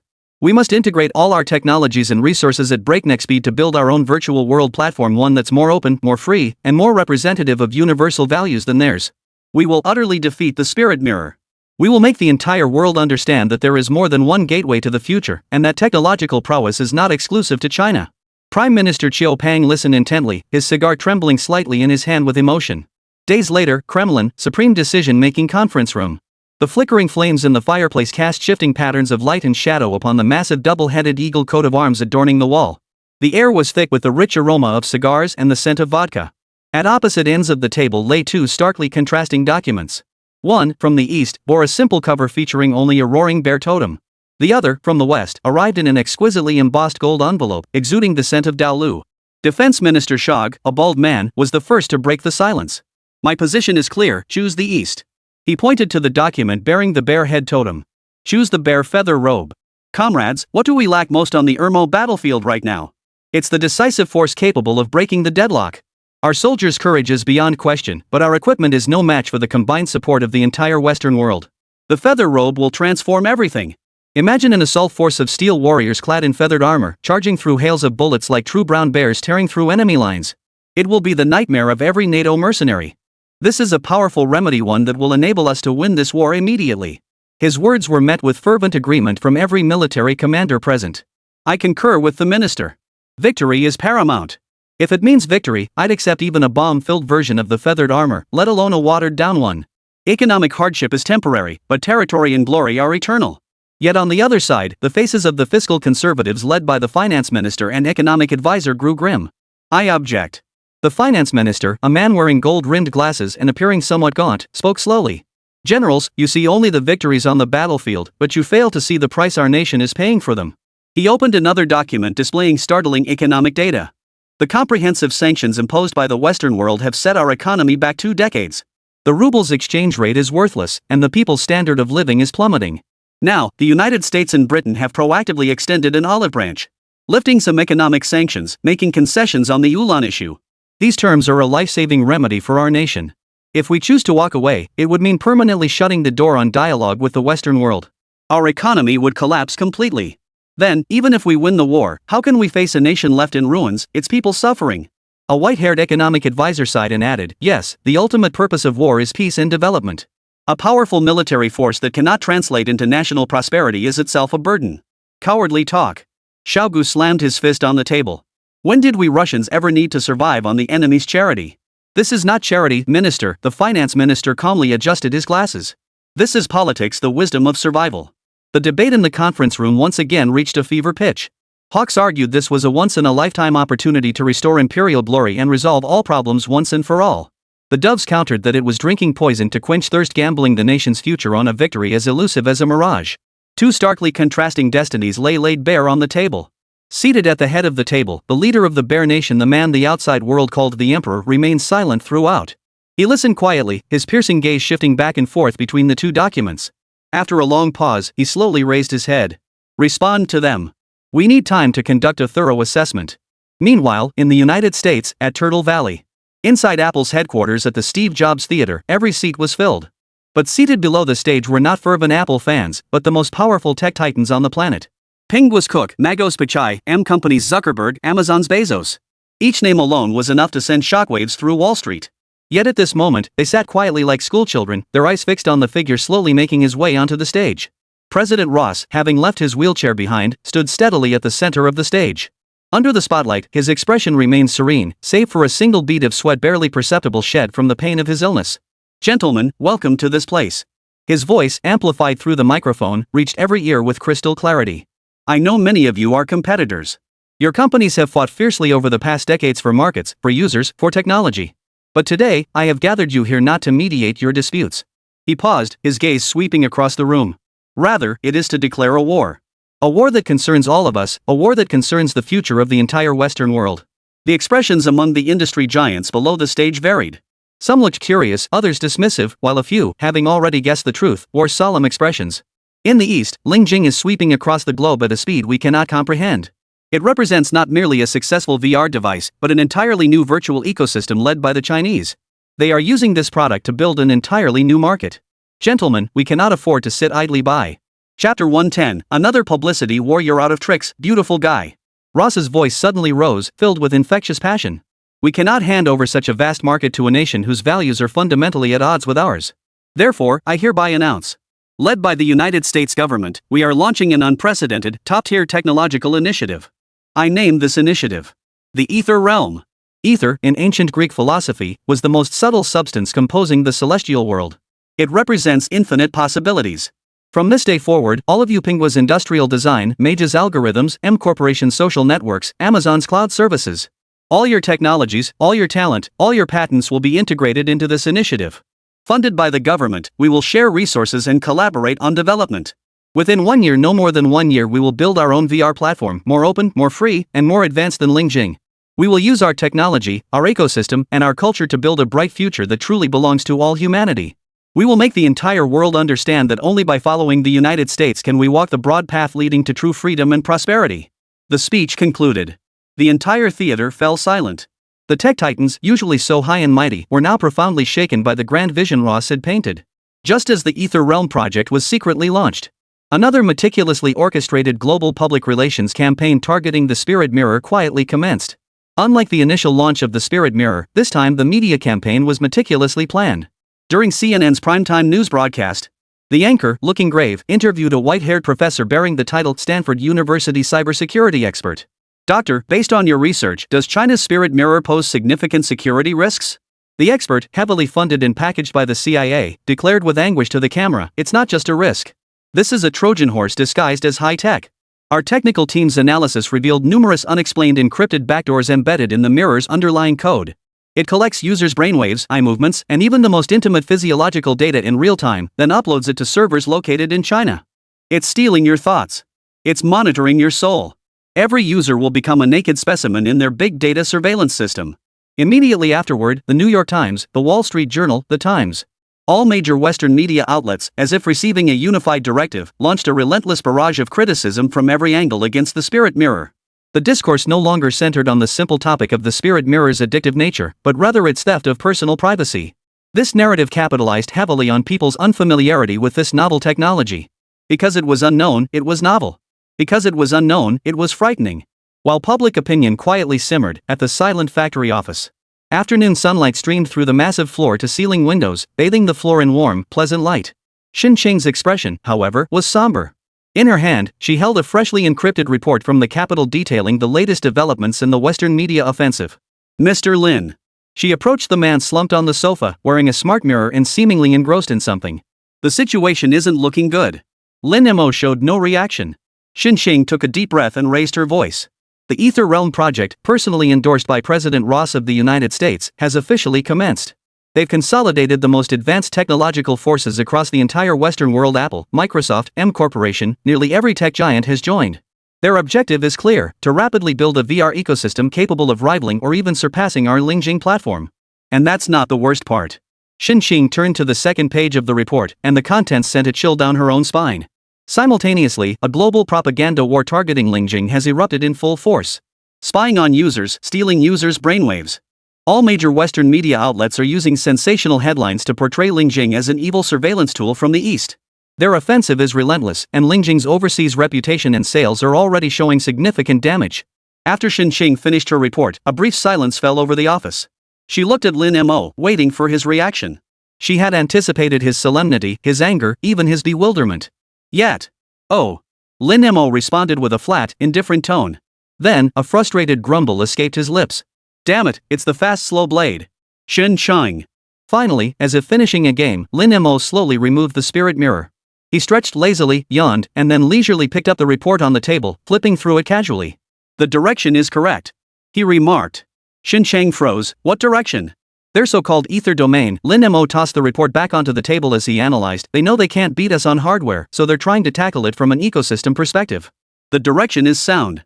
But they're moving too slowly, and their vision is too narrow. That was the entirety of his assessment. With current technology, developing artifacts of the Spirit Mirror's caliber would likely take decades. Just then, the office door burst open. Suli stormed in, her cheeks flushed with anger. She slammed her phone onto the coffee table in front of Lin Mo with a loud thud, her voice brimming with fury. Lin Mo. Look at this. These foreigners are outrageous. How dare they speak of our Spirit Mirror like this? The phone screen displayed a CNN article with a headline in blood-red letters, Surveillance from the East, How the Spirit Mirror Steals All Your Privacy. That so-called expert claims our Lingjing steals people's thoughts. Suli swiped through the screen, each piece of news smearing the Spirit Mirror, making her face flush red with anger. We worked so hard to create this, why should they slander it like this? Do something about it. Are we just going to let them slander us like this? Seeing Lin Mo's listless expression only fueled her anger further. Lin Mo watched her indignant expression and suddenly smiled. A solution? He dropped his lazy posture and sat up straight. A solution? Of course there is one. And we can even get the whole world to join us for a good time. He looked at Su Li, a smile spreading across his face. Chapter 111, Global Online Solo Tournament. Go. Post an official announcement on the Lingjing platform under the name of our Momo factory. Su Li froze. Post what? Lin Mo's smile grew wider. Announce that, to promote friendly exchanges among global players and foster the healthy development of virtual competitions, we will host the inaugural Spirit Mirror Cup Global Online Solo Tournament. Solo tournament? Su Li and Xin Shang both looked puzzled. Right. Lin Mo nodded. The rules are simple. We'll establish a dedicated, massive arena within the Lingjing Social Plaza. All Mirror users can register to participate. The format is 1v1 duels. Lose and you're eliminated, win and you advance, until the ultimate champion is crowned. He paused before adding the most crucial and most insane rule. There are no restrictions whatsoever. Competitors may bring any items, equipment, or even pets they've acquired from other games within the Spirit Mirror platform. You could wield the golden monkey staff from Black Myth to battle a future warrior piloting a mech. Or use talismans learned in the immortal world to ambush a mage mid-spell. Even Lin Mo's eyes flashed with a mischievous gleam, as if relishing chaos. If you're a hacker and can hack into your opponent's system during the match, tamper with their parameters, and turn their laser sword into a carrot, well, that counts as your skill too. In short, any means are acceptable, only victory matters. This rule left Xin Shang speechless. This wasn't a competition anymore. It was a massive, chaotic, virtual free-for-all that encouraged everyone to push the boundaries of the rules to the absolute limit. But what about the prize money? Su Li asked instinctively. Good question. Lin Mo snapped his fingers and announced a figure that instantly froze the air in the entire office. The total prize pool for this tournament. 50 million. Dao Lu. The champion takes 30 million alone. He glanced at Su Li and Xin Shang's frozen expressions, then added casually. This money won't go through company accounts, it's my personal sponsorship. As it happens, he spread his hands, my recent dividend just came in and I hadn't figured out how to spend it yet. 1 hour later. A brief announcement from the official account of Silent Factory appeared on the homepage of the Lingjing platform. Initially, it didn't cause much of a stir. Most players assumed it was just another routine online event hosted by the platform. However, when they clicked on the announcement and read the rule stating the champion exclusively receives 30 million Dale, the entire Lingjing platform, every game, every social plaza, every chat channel exploded simultaneously. 30 million? Dola? Am I seeing things? Holy. I can become a millionaire just by playing a damn game? Don't stop me. I'm quitting my job right now. Starting today, I'm a pro gamer. By any means necessary? Hacking allowed? Damn it, I feel like my time has come. This news exploded like a nuclear bomb.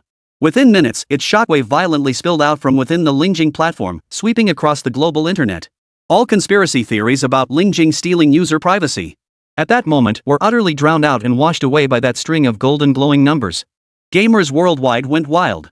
They no longer cared whether Lingjing was secure or paid attention to media smear campaigns. Only one thought remained in their minds. $30 million. What move should I use to get it? Soon, within mere days, the fire ignited by Lin Mo blazed into a raging inferno. Seoul, South Korea. Inside a brightly lit esports club training facility, Lee Jae-dong, the former StarCraft world champion hailed as Terran's last hope, bowed deeply to the club owner. Boss, I'm sorry. I need to retire. The owner, looking at this veteran who had brought countless honors to the club, was filled with confusion. Why? Jae-dong, you're still young. You can still compete. No. Lee Jae-dong slowly raised his head. Those eyes, once capable of discerning every detail on the battlefield, now burned with an unprecedented intensity. My battlefield is no longer here. He pointed at the promotional video for the Spirit Mirror Cup playing on the wall. APM and tactics are outdated. The future belongs to that place. In a secluded martial arts academy deep within Bashu, an old master practicing Bagwazang for over 30 years watched his prized disciple execute a set of Taishanbao with fierce, powerful energy. Nodding approvingly, he was about to offer some pointers when the disciple finished his form and pulled a pair of black-rimmed glasses from his pocket. Master, I need to take some time off. The disciple scratched his head, looking somewhat embarrassed. Off to play that game again? The old master frowned. Master, this is different, the disciple said, slipping on the spirit mirror. His gaze instantly sharpened. In there are no set patterns, no fixed moves. Only the purest distance, timing, and reaction. That is true combat. Though the body received no physical training within the spirit mirror, the muscle memory gained through countless combat simulations was etched indelibly into the mind. United States, New York, an ordinary apartment. An ordinary girl named Jessica sighed heavily as she stared at the meager balance in her bank account and the pile of overdue bills on her desk. She opened her laptop and habitually logged into TikTok, hoping to see if her favorite gaming streamer was live. Then, she saw the pinned announcement about the Spirit Mirror Cup. $30 million. That number struck her like lightning, shattering the gloom of her mundane existence. She recalled her childhood passion for fighting games, remembering the glory days when she'd use dazzling combos in King of Fighters and Street Fighter to make countless boys cry for mercy. A wild thought took root in her mind. Perhaps this is my only chance. Countless Lee Jae-dongs, countless Bagwazang disciples, countless Jessicas. In every corner of the world, countless ordinary people harboring dreams and craving instant fame were swept up in this unprecedented tidal wave.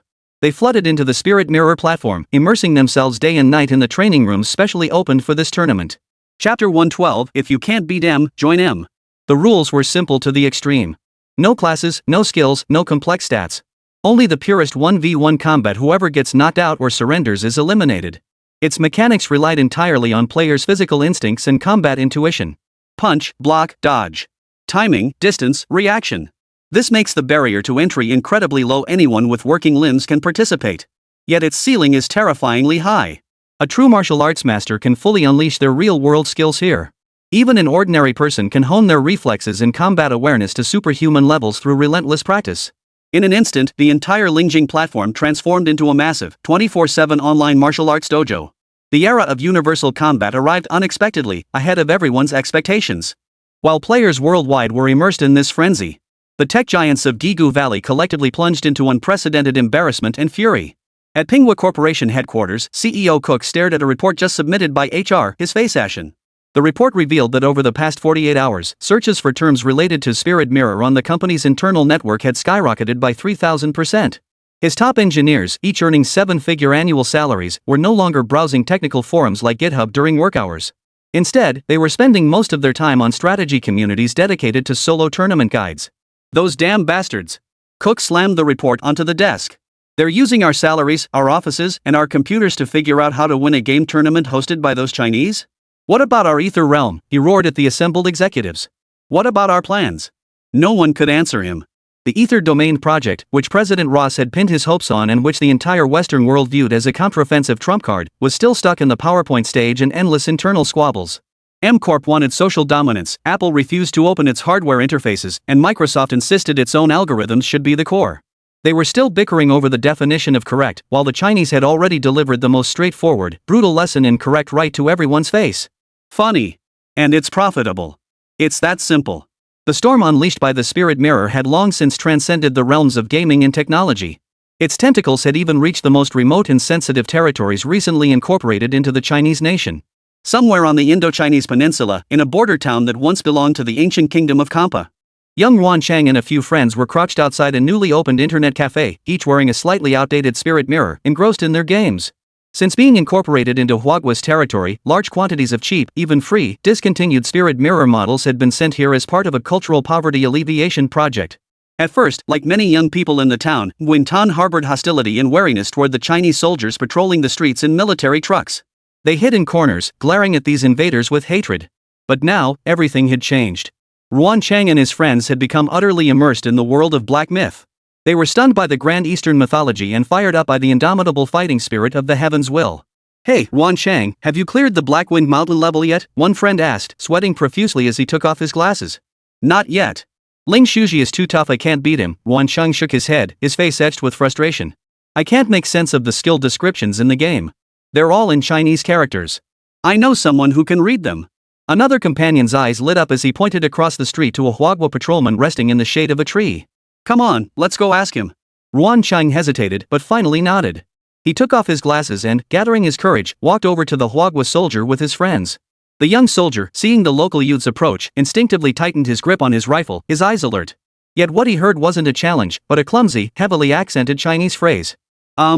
Comrade PLA soldier. Excuse me, what does a blow to the head mean?" The soldier froze. He looked at the group of young men before him, their faces full of anticipation and their eyes clear and bright. Then he glanced at the familiar Spirit Mirror in their hands. The wariness on his face instantly melted into an exasperated helplessness. He lowered his rifle, sat cross-legged, and began patiently explaining the game's skills to them in equally broken local dialect. Sunlight filtered through the gaps in the leaves, bathing the group of young people with different skin tones and languages in its warmth. The fusion of virtual worlds was quietly dissolving real-world conflicts and barriers in ways no one could have predicted. The towering wall built by history and politics crumbled before this small gaming world. White House, Oval Office. President Ross, newly inaugurated, sat behind the resolute desk, a symbol of the world's highest authority. His gaze remained calm as he watched the scenes from the spirit mirror, obtained through various means, displayed on the tablet screen before him. South Korea's esports prodigy sweated it out in the virtual training arena. A martial arts heir from Bashu infused the essence of bagwazang into every block and dodge. A girl from the slums of New York unleashed a fierce combo, making the virtual punching bag thud with each strike. They came from different nations, possessed different skin tones, and spoke different languages. Yet in that moment, the same flame burned in their eyes. Mr. President. A cool, sharp female voice came from behind him. It was Dr. Evelyn Reed, his newly appointed National Security Technology Advisor, a renowned genius in cognitive science and information warfare. Dr. Reed placed a document on the table. Over the past 72 hours, the Manhwarecap has become the most searched term on the global internet by a landslide. The meticulously crafted public relations offensive we launched, investing hundreds of millions of dollars and mobilizing every media channel, has collapsed. President Ross did not glance at the report. His gaze remained fixed on the screen. Dr. Reed, do you believe this is merely a game competition? No, sir, Dr. Reed replied crisply. This is a textbook example of asymmetric strategic warfare. First, it completely dismantled our information blockade, transforming the mirror from a dangerous surveillance tool into a stage for realizing dreams. Second, she stepped before Ross, pointing at the players undergoing intense training. They're building an unprecedented global database of human elites at near zero cost. Reaction speed, tactical choices, decision-making under pressure. All this data will be captured by China. A flicker of emotion finally crossed President Ross's eyes. And third, the most dangerous point, Dr. Reed's tone grew grave. The competition rules include one clause, by any means necessary. This means they're not just selecting the strongest fighters, they're openly recruiting and screening the world's most elite hackers. It's a trap using $30 million as bait to lure every cyber genius lurking in the shadows worldwide to step forward. A long silence fell over the office. President Ross slowly reached out and shut off the screen. They've turned war into a game. He murmured, his voice low. In that case, we'll send our own players into the arena. Issue the order, activate Operation Eagle Claw and assemble a team. Select only 3 members for the team. First, John, codename Eagle, the chief hand-to-hand combat instructor from Delta Force. He is the foremost expert on this planet in efficiently dismantling a human body. Second, Samuel, the 19-year-old chess grandmaster prodigy. He will handle all tactical analysis and opponent behavior prediction. The third, Ross paused, his tone turning grave, is to recruit that CIA legend, Daedalus. Daedalus? Dr. Reed's eyes lit up. The legendary hacker with an unblemished record whenever he takes action? Ross nodded. Eagle handles the muscle, Fisher the intellect, and Daedalus will use technology to clear every obstacle in our path. Dr. Reed immediately pressed further. What are their missions? 2, Ross replied. The primary mission, win the solo championship at any cost. We'll prove to the world that even under rules set by the Chinese, we remain the ultimate victors. This is the only chance to restore the United States' honor. And if they fail? If we fail, a cold smile spread across Ross's face, then we activate Plan B. Daedalus will use the competition to find the core vulnerability in the spirit mirror system. During the globally televised finals, we'll cause a system crash. Then we'll tell the world that China's technology is immature and riddled with flaws. Even if the spirit mirror isn't destroyed, China's momentum must be crushed. We can't let them continue their arrogance. Dr. Reed nodded slowly and withdrew from the office. The perspective temporarily shifts away from the spirit mirror cup to the bare nation. Kremlin, Supreme Decision-Making Conference Room. Numerous executives sat in silence, eyes fixed expectantly on the supreme leader at the head of the table, awaiting his final decision. Announce it publicly. The emperor's voice was calm yet commanding, leaving no room for dissent. We will initiate a new round of dialogue with the Western world regarding easing regional tensions. Simultaneously, all military technical cooperation negotiations with China shall be temporarily suspended. This decision left everyone in the conference room stunned. The doves' faces lit up with relief and joy. The hawks' expressions, however, were etched with disbelief, disappointment, and anger. The news spread across the globe at the speed of light. The Western world erupted in celebration. CNN's headline read, "Diplomatic Triumph, Under Western Pressure, the Bear Finally Bows." The BBC commented, "President Ross's first victory since taking office marks the renewed consolidation of the Western alliance."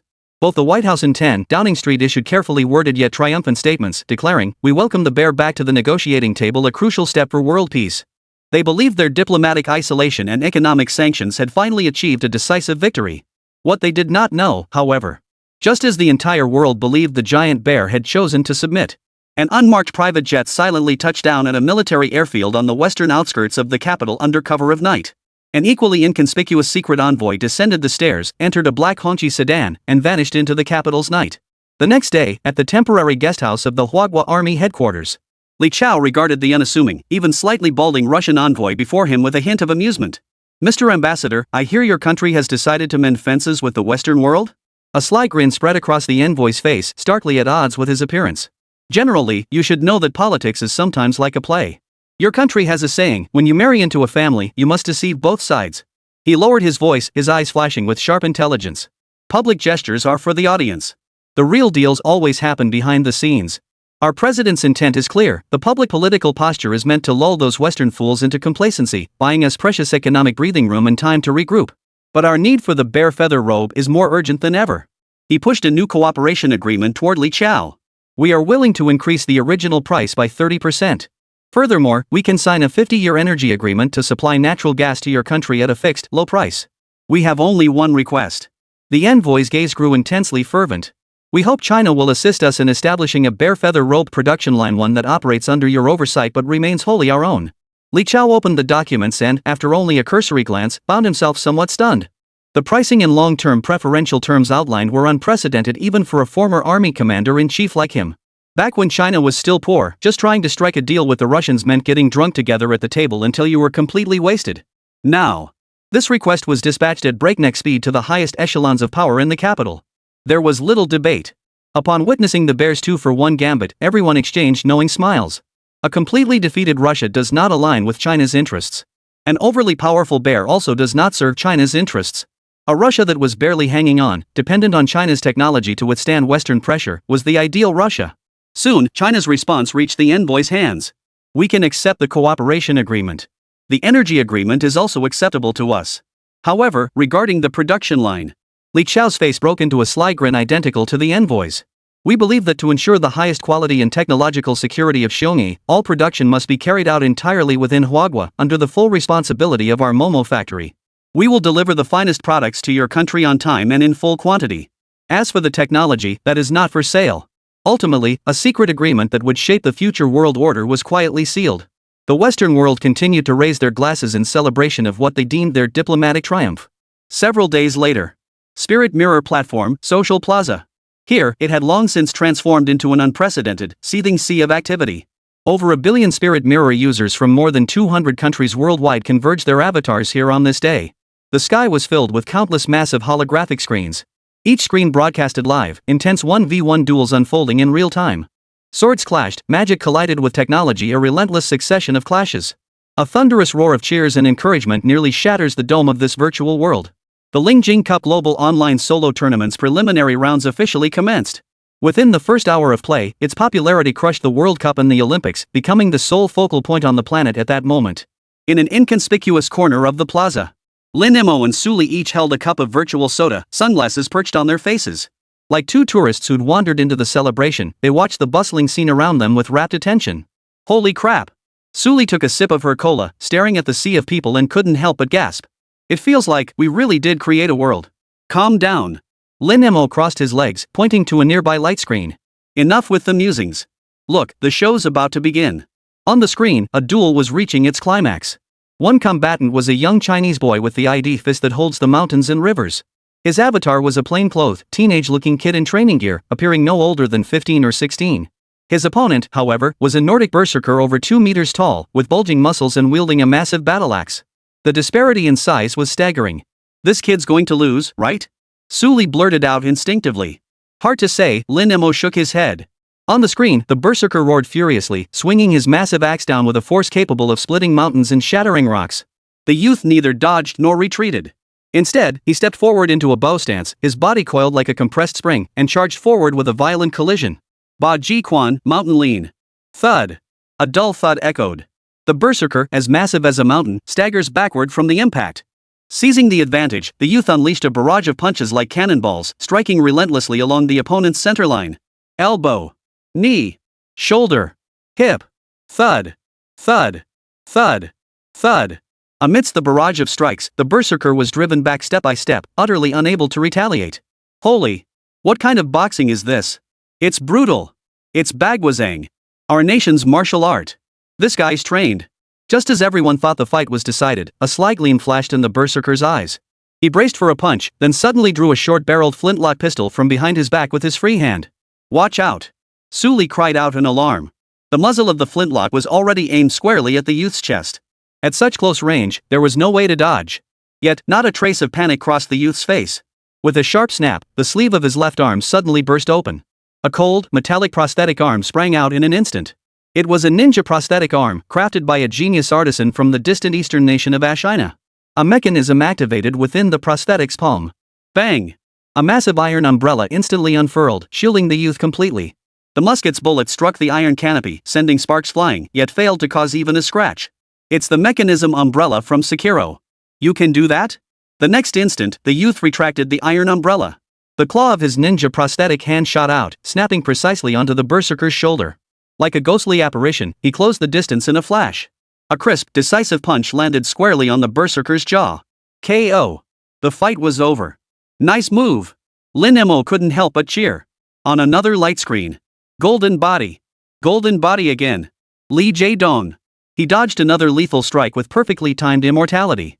The former Star Sea World Champion, Lee Jae-dong, that esports prodigy from Korea, was now cornered by an elf archer wielding a magical longbow.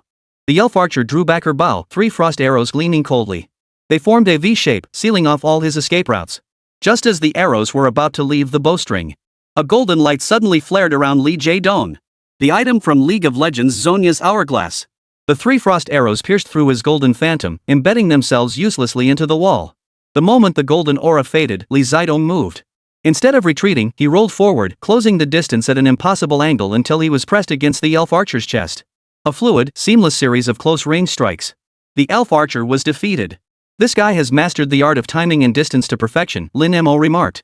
Meanwhile, Jessica, known by the ID architectural genius, faced a dire crisis. Her opponent was a space marine wielding a lightsaber and clad in futuristic tech armor. Ha ha ha, little girl, surrender, the space marine laughed arrogantly, twirling his lightsaber in a flourish. Your little toys are useless against me. Jessica ignored him, calmly placing a pixel-style block before her. It was a crafting table from Minecraft. The space warrior froze, then burst into laughter. You plan to smash me to death with this wooden box? He lunged forward in a single stride, thrusting his lightsaber straight at Jessica's chest. But Jessica's hands moved so fast on the crafting table that they left after images. Wood, stone, iron ingots. Countless pixelated blocks materialized out of thin air, instantly assembling. Just 0.1 seconds before the lightsaber could pierce her. Boom! A 3-meter-thick wall of obsidian erupted from the ground, rising to block her path. The lightsaber stabbed into the wall, leaving only a faint white mark. The starfighter was stunned. But it wasn't over. A series of urgent knocks echoed from behind the obsidian wall. Seconds later, the wall swung open like a door. Jessica emerged, holding a diamond sword also composed of pixelated blocks. She'd even crafted herself a full set of diamond armor. Star Warrior. Just as Lin Mo and Su Li watched with rapt attention, a peculiar battle arena caught his attention. One combatant, ID Faker wannabe, boasted the title Europe's strongest mage king. Dressed in dazzling gear of full T3 mage set from World of Warcraft, he was clearly a heavy spender. His opponent, however, bore a single-word ID, deadless.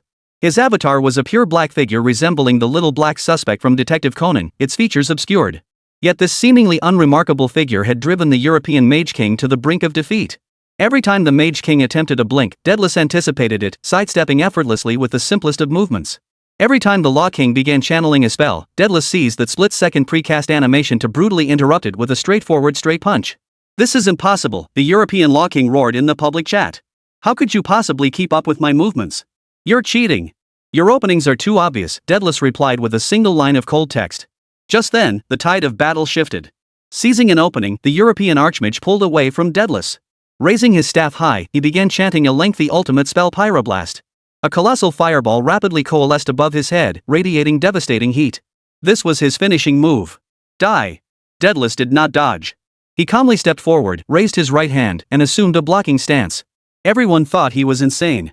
Blocking a fireball spell with his bare hands? Yet, just as the massive fireball was about to strike him, Daedalus's body experienced an imperceptibly brief stutter. It felt like a sudden 0.05-second lag in a network connection. His blocking motion was a split second too slow. Boom! The pyroblast struck solidly against the small shield he had just raised. Korea's return. Damn, a master of parrying. He actually deflected such a powerful attack.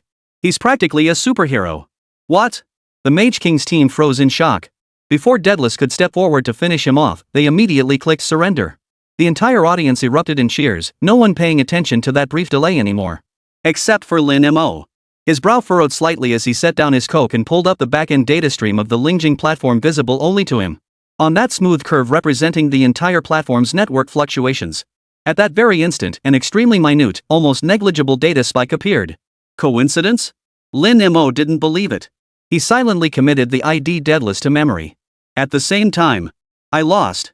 A Chinese player named Dragon Fist exited the arena, utterly dejected. Just moments ago, he had been defeated cleanly within 30 seconds by a player named Eagle, who employed a fighting technique so simple it bordered on extreme, yet incredibly efficient. How did you lose? His teammate asked as he approached. I don't know. Dragon Fist's face was blank with bewilderment. I felt like every punch should have landed, but it was just off by the tiniest bit. It was like he always knew what I was going to do half a second before I did. Soon, the week-long preliminary rounds of the Spirit Mirror Cup finally drew to a close. 1 billion participants. After countless brutal 1v1 elimination matches. Ultimately, 16 players representing the planet's most elite individual combatants emerged victorious. Their IDs were etched in golden virtual flames onto the colossal battle ranking monument at the very center of the social plaza, a structure as majestic as Mount Olympus itself. Fist that shakes mountains and rivers. Architectural genius. Li Jaedong. Eagle. Daedalus. Behind each name lies an extreme combat style, each boasting legendary feats that countless players still discuss with fervor. Now, these 16 titans standing atop the virtual world's pinnacle were about to face their ultimate showdown under the gaze of the entire world. For this occasion, Lin Mo personally stepped in to construct a brand new virtual Roman Colosseum within the Spirit Mirror platform capable of hosting 1 billion concurrent online spectators. Suspended spectator seats encircle the massive circular arena at the center, while above, a simulated dazzling starry sky adorns the dome. The atmosphere has been whipped to a fever pitch. Players worldwide are eagerly awaiting the birth of a new champion. Meanwhile, in an unknown encrypted space composed of pure data streams, the virtual avatar of Daedalus floated silently in the darkness. Surrounding him cascaded waterfall-like streams of source code representing the underlying architecture of the Spirit Mirror platform. During these preliminary tournament days, he hadn't poured all his energy into combat training like the other players. For him, combat was merely a cover. His true target was the core server of Silent Factory. As the CIA's legendary top-tier hacker, he had his pride. What he sought was far more than the 30 million Dael. He sought to uncover the ultimate vulnerability capable of collapsing this vast virtual empire in an instant. Like the most patient hunter, he had stalked through the vast jungles of code for 7 days and nights, analyzing the flow of every data packet, deconstructing each line of encrypted instructions. Finally, just moments ago, he found it. Deep within an inconspicuous folder disguised as a system log backup. He uncovered a deeply peculiar segment of hidden code possessing the highest system privileges. That code was a forgotten developer backdoor, abandoned in a corner. Through it, one could bypass all security verifications and issue any command directly to over 1 billion Lingjing devices worldwide. Like formatting. Found it. Daedalus's virtual avatar emitted a silent, uncontrollable burst of maniacal laughter. He was ecstatic. He knew he had found the Chinese nation's greatest Achilles heel. But he didn't act immediately. Detonating it now would certainly plunge the Silent Factory into chaos, but the impact wouldn't be sufficient. He would wait. He would wait until the moment when the eyes of the entire world were focused on the competition. Until that genius from the East, that man named Lin Mo, stood upon the stage he himself had built, basking in the cheers of the entire world. That was when he would cripple Lingjing's servers. He was about to shatter the myth of China's technological invincibility before the eyes of the entire world. Daedalus extended his hands, countless lines of code dancing rapidly across his fingertips. He began using this code to meticulously craft a real bomb that could be brought onto the stage. When the match commenced, his teammate would detonate this bomb, causing everyone to freeze and lag before being forced to exit the Spirit Mirror. Momo Factory, office. Lin Mo slumped on the sofa, sipping an ice-cold Coke. The Spirit Mirror before him displayed not any game footage. Instead, it displayed a real-time, constantly updating stream of back-end data incomprehensible to others. At the very top of the stream, a user ID highlighted in vivid red was repeatedly probing the server's underlying firewall in an extremely stealthy manner. That ID belonged to Daedalus. Can these beautiful bastards give me a break? Lin Mo shook his head, a faint smile playing on his lips. That so-called God's backdoor had been deliberately left behind from the very beginning. A trap specifically designed for the world's top hackers. Any attempt to exploit this code would instantly expose all their data attack paths, digital fingerprints, even IP addresses without reservation, laid bare under Lin Mo's surveillance. In one corner of the light screen, a world map slowly unfolded. A red signal source, after dozens of complex hops and disguises, was finally locked onto the east coast of North America. The scope was steadily narrowing. From Virginia to Langley, it ultimately pointed to an unassuming building. Above the structure, its name was displayed: CIA Headquarters. While players worldwide were immersed in the frenzy of the Spirit Mirror Cup, a true storm capable of reshaping the world order was quietly brewing. An obscure news outlet from a small European nation published a report on its website. Kremlin's open strategy? Leaked secret military agreement reveals true ambitions of the Bear and the Eastern Dragon. This report exploded like a nuclear bomb dropped into a tranquil lake. It exposed in meticulous detail the secret military collaboration between the Bear Nation and the Chinese Empire concerning the Bear Feather Robe. The report even included a grainy video, apparently filmed covertly from an unknown location. In the footage, a group of burly Russian soldiers clad in dark brown combat uniforms embodying a brutal aesthetic conducted tests at a firing range. They withstood heavy machine gun fire and overturned T-72 tanks with their bare hands. The Western world erupted in shock. The White House, 10 Downing Street, the Élysée Palace. Every Western leader felt the ground shift beneath their feet upon seeing this report. They had been deceived. They had been utterly duped by the Bear's diplomatic appeasement tactics. Anger and betrayal swept across the entire Western world in an instant. China and the Bear joining forces could stand against any nation on Earth. The vigilance and hostility toward China among nations reached an unprecedented peak at that very moment. And the nature of the Spirit Mirror Cup, which had been nothing more than a player's carnival, changed completely overnight. It was no longer a mere gaming competition. Western media spun it into a proxy war without gunpowder. A final battle in the virtual realm, where the elites of the free world clashed against the technological hegemony emerging from the East. Days later, the atmosphere within the colossal virtual arena grew thick with tension. The list of the top 16 contenders slowly materialized under the watchful eyes of the crowd. When the final matchup was revealed, the arena erupted in thunderous cheers. Deadless versus Fist that shakes mountains and rivers. One was a mysterious, top-tier hacker from the West. The other, a martial arts grandmaster from the East, inheritor of a 1,000-year legacy of national martial arts. This showdown carries far more significance than mere gameplay. The eyes of the world are fixed upon this moment. The final second before the match begins. The camera cuts to Deadless. Beneath his pitch-black avatar, he clutched the bomb he had meticulously prepared. In the arena's spectator stands, Lin Mo's figure was swallowed by the roaring crowd. A smile of anticipation spread across his face. The match officially begins. The entire arena fell silent in an instant, with hundreds of millions of spectators holding their breath. In the center, the two opponents faced each other from a distance. Fist that stands as a mountain assumed a standard Bagwazang opening stance, his breath steady and controlled. Deadless, however, remained slumped and unkempt, showing no discernible technique like a passerby who'd wandered onto the arena by mistake. Ding! The bell rang, signaling the start of the fight. Without hesitation, Fist that stands as a mountain stomped his foot, launching himself forward like a cannonball. In an instant, he closed the distance to Deadless. His fist tore through the air with a piercing whistle, aiming straight for the opponent's center. Yet Deadless's reaction was astonishingly swift. With a simple sidestep, he narrowly evaded the powerful punch, his movement fluid and effortless. Though his strike missed, Fist that shakes mountains and rivers unleashed an unrelenting torrent of attacks, relentless as the Yangtze River. Elbow strikes, knee thrusts, Iron Mountain press. A series of unparalleled, ferocious techniques flowed from him like a river, each strike whistling through the air with overwhelming pressure. Yet strangely, Deadless always seemed to anticipate each strike, evading every attack at the crucial moment with the smallest, most energy-efficient movements. Like an elusive loach slipping through your grasp, he moved with effortless grace amidst the storm. What kind of footwork is this?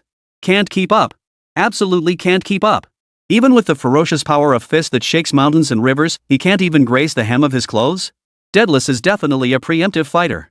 His reflexes and calculation skills are terrifying. The spectator stands erupted in waves of astonished gasps. Lin Mo, however, smiled. He saw clearly that every time Deadless dodged, he exploited the system's split-second delay in processing. His movements weren't so much anticipation as they were exploiting a bug. But from the very start, he'd never intended to ban bug exploitation or hacking, so it didn't matter. The tension on the battlefield grew ever more intense. Fist of the Mountains intensified his assault, beads of sweat already forming on his forehead. He could feel himself being toyed with. It felt like punching cotton, powerless and utterly frustrating. Ha! He roared with fury, holding nothing back. Channeling every ounce of his strength into his right fist, he unleashed a cannon-like punch of unmatched ferocity. With the desperation of a man burning his boats, he slammed it toward Deadless's chest. This was his ultimate move. And his final killing blow. A fleeting, almost imperceptible, sneer flashed in Deadless's eyes. He knew the moment had come. Just as the fist's force was about to strike, he didn't dodge. Instead, he calmly pulled out the bomb he had prepared long ago from behind his back. He pressed the detonator button. Detonate. He would detonate this virtual world before the eyes of the entire world. However, the anticipated system collapse did not occur. The anticipated global disconnect never materialized. The entire arena fell into an eerie silence. The so-called bomb, upon activation, merely flickered with a faint glow before transforming into a squeaky yellow rubber duck. Daedalus froze. His mind completely shut down in that instant. His face, hidden beneath the black silhouette, was etched with incomprehensible shock and bewilderment. What the hell just happened? Chapter 117, The Public Execution of the CIA. That single moment of distraction. A fatal flaw. Thud. Fist that shakes mountains and rivers, that punch, channeling every ounce of his strength, landed squarely on his chest. The immense impact sent Daedalus's virtual form flying backward like a crashing heavily onto the ground over 10 meters away. He dissolved into a cluster of light points, vanishing into thin air. KO. The victor, fist that shakes mountains and rivers. After 3 seconds of deathly silence, the entire arena erupted in a thunderous roar of cheers. He won. He won. So awesome. That final punch was pure genius. Everyone thought this was an incredible life or death comeback. No one noticed the solitary rubber duck lying abandoned on the ground. Yet, just as the virtual avatar of Fist of the Mountains prepared to bow to the crowd, a cold, emotionless system voice echoed throughout the arena and reached the ears of 1 billion viewers worldwide via the live broadcast. Malicious attack detected from user Daedalus targeting this platform's servers. Attack intercepted. Initiating reverse tracing protocol. Locating attack source. The cheers abruptly fell silent. Everyone froze in shock. Malicious attack? What was going on? The next second. In the center of the arena, the massive holographic screen that should have been displaying highlights of the match abruptly shifted. A massive, exquisitely detailed world map appeared before everyone's eyes. A blinding red tracking line suddenly ignited from the location of Huacheng, China, on the map. Tracking. North American continent. Target area locked, United States, Maryland. Target city locked, Annapolis. Target location locked, Fort Meade. The satellite map instantly zoomed in, revealing a massive, heavily fortified complex brimming with technological sophistication, clearly visible to a global audience. Above the structure, a bold English inscription appeared before everyone's eyes. United States, CIA headquarters. But that wasn't all. The holographic display shifted again. A middle-aged man's face was captured in high definition, magnified, and projected onto the screen. He sat in a room filled with high-tech equipment, his face frozen in a look of utter bewilderment at the failure of the plan. It was Daedalus himself. He had removed his spirit mirror at that moment, unaware of the events unfolding outside, still lost in confusion. Public execution. The world, at that very moment, fell utterly silent. The internet exploded.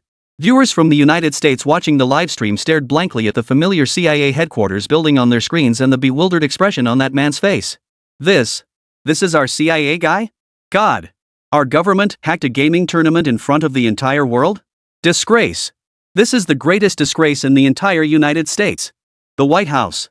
President Ross stared at the familiar location on the screen, his face ashen. He felt the world spinning. He knew the nation's credibility had collapsed in that very moment.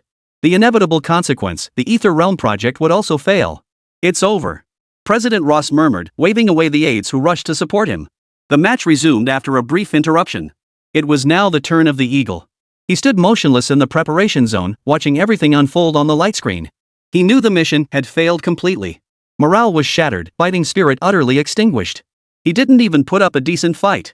Within 3 minutes, he was easily defeated by his opponent, Lee Jae-dong, the esports prodigy from Korea, with a dazzling combo. The final showdown unfolded between Fist of the Mountain and Lee Jae-dong. Two top-tier masters from the East delivered a breathtaking showdown to global audiences, representing the pinnacle of virtual combat. In the end, Fist of the Mountain emerged victorious by the narrowest of margins. Amidst a shower of virtual fireworks and the cheers of billions of viewers, the 16-year-old prodigy from Huagwa slowly raised the golden staff symbolizing the champion's glory. A new era of virtual combat, belonging to Huagwa, had thus begun. Yet none of this mattered to those living in nations ravaged by war. On the Eastern European plains at that moment, beneath a leaden sky, scorched earth and shell craters stretched to the horizon. The air thick with the acrid stench of gunpowder, rust, and decay. In a trench, a bear-like soldier named Ivan leaned against the cold mud wall, gasping for breath. His heavy bearskin coat bore a charred mark on the chest where an anti-tank missile had struck it head-on. A crack appeared on the surface of his combat uniform, but Ivan himself was unharmed. He glanced at his chest, then at the burning wreckage of the enemy armored vehicle in the distance, a flicker of fear crossing his eyes. Without the feathered armor, that shell would have torn him to shreds. The power from the feathered armor was dwindling. He knew it was running out of power. He must retreat for recharging immediately. Retreat! Ivan growled into his communicator. His Bear-class Special Assault Squad had smashed through Wermau's frontline defenses with devastating force over the past half hour. But then what? Then there was nothing. They were only 50 men. The energy in their combat suits could only sustain 8 hours of intense combat. They could easily tear open a breach, but they simply couldn't hold it. Behind them lay only a limited number of conventional troops. Admittedly, the number of second Mao soldiers wasn't infinite either.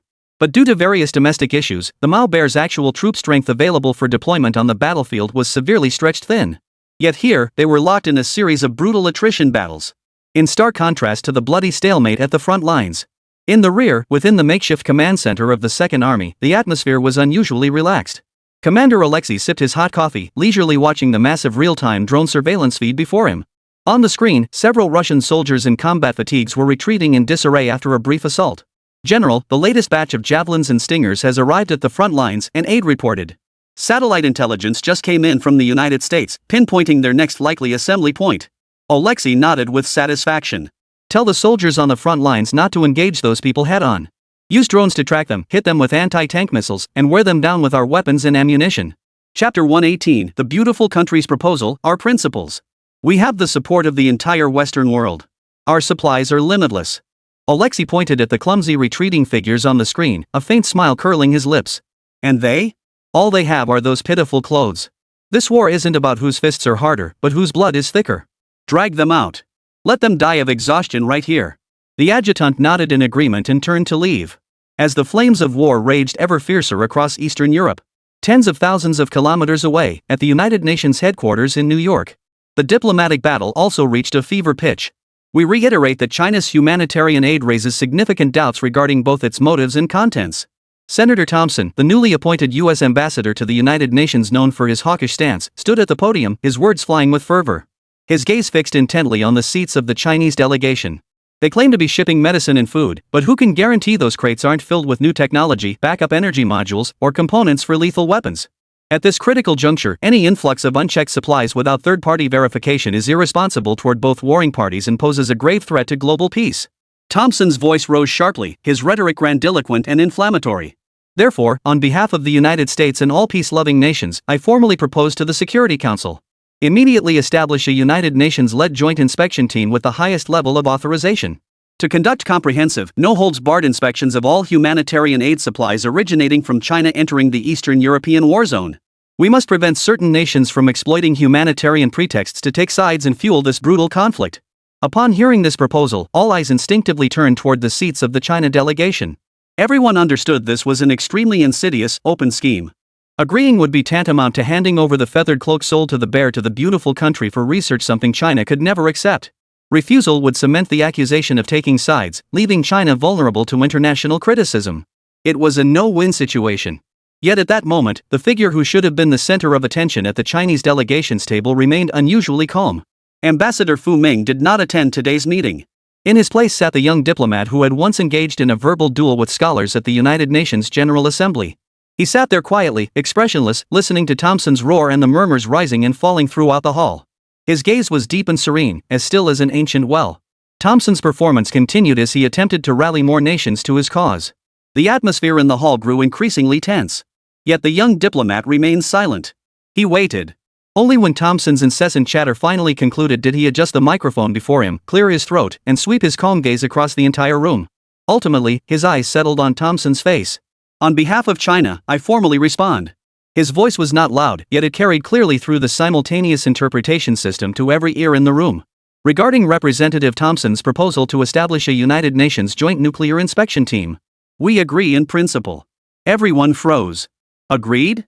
They actually agreed? A smile blossomed on Thompson's face. However, the young diplomat's next words froze his smile instantly. But, he added calmly, our nation has always upheld the principles of fairness, justice, and transparency.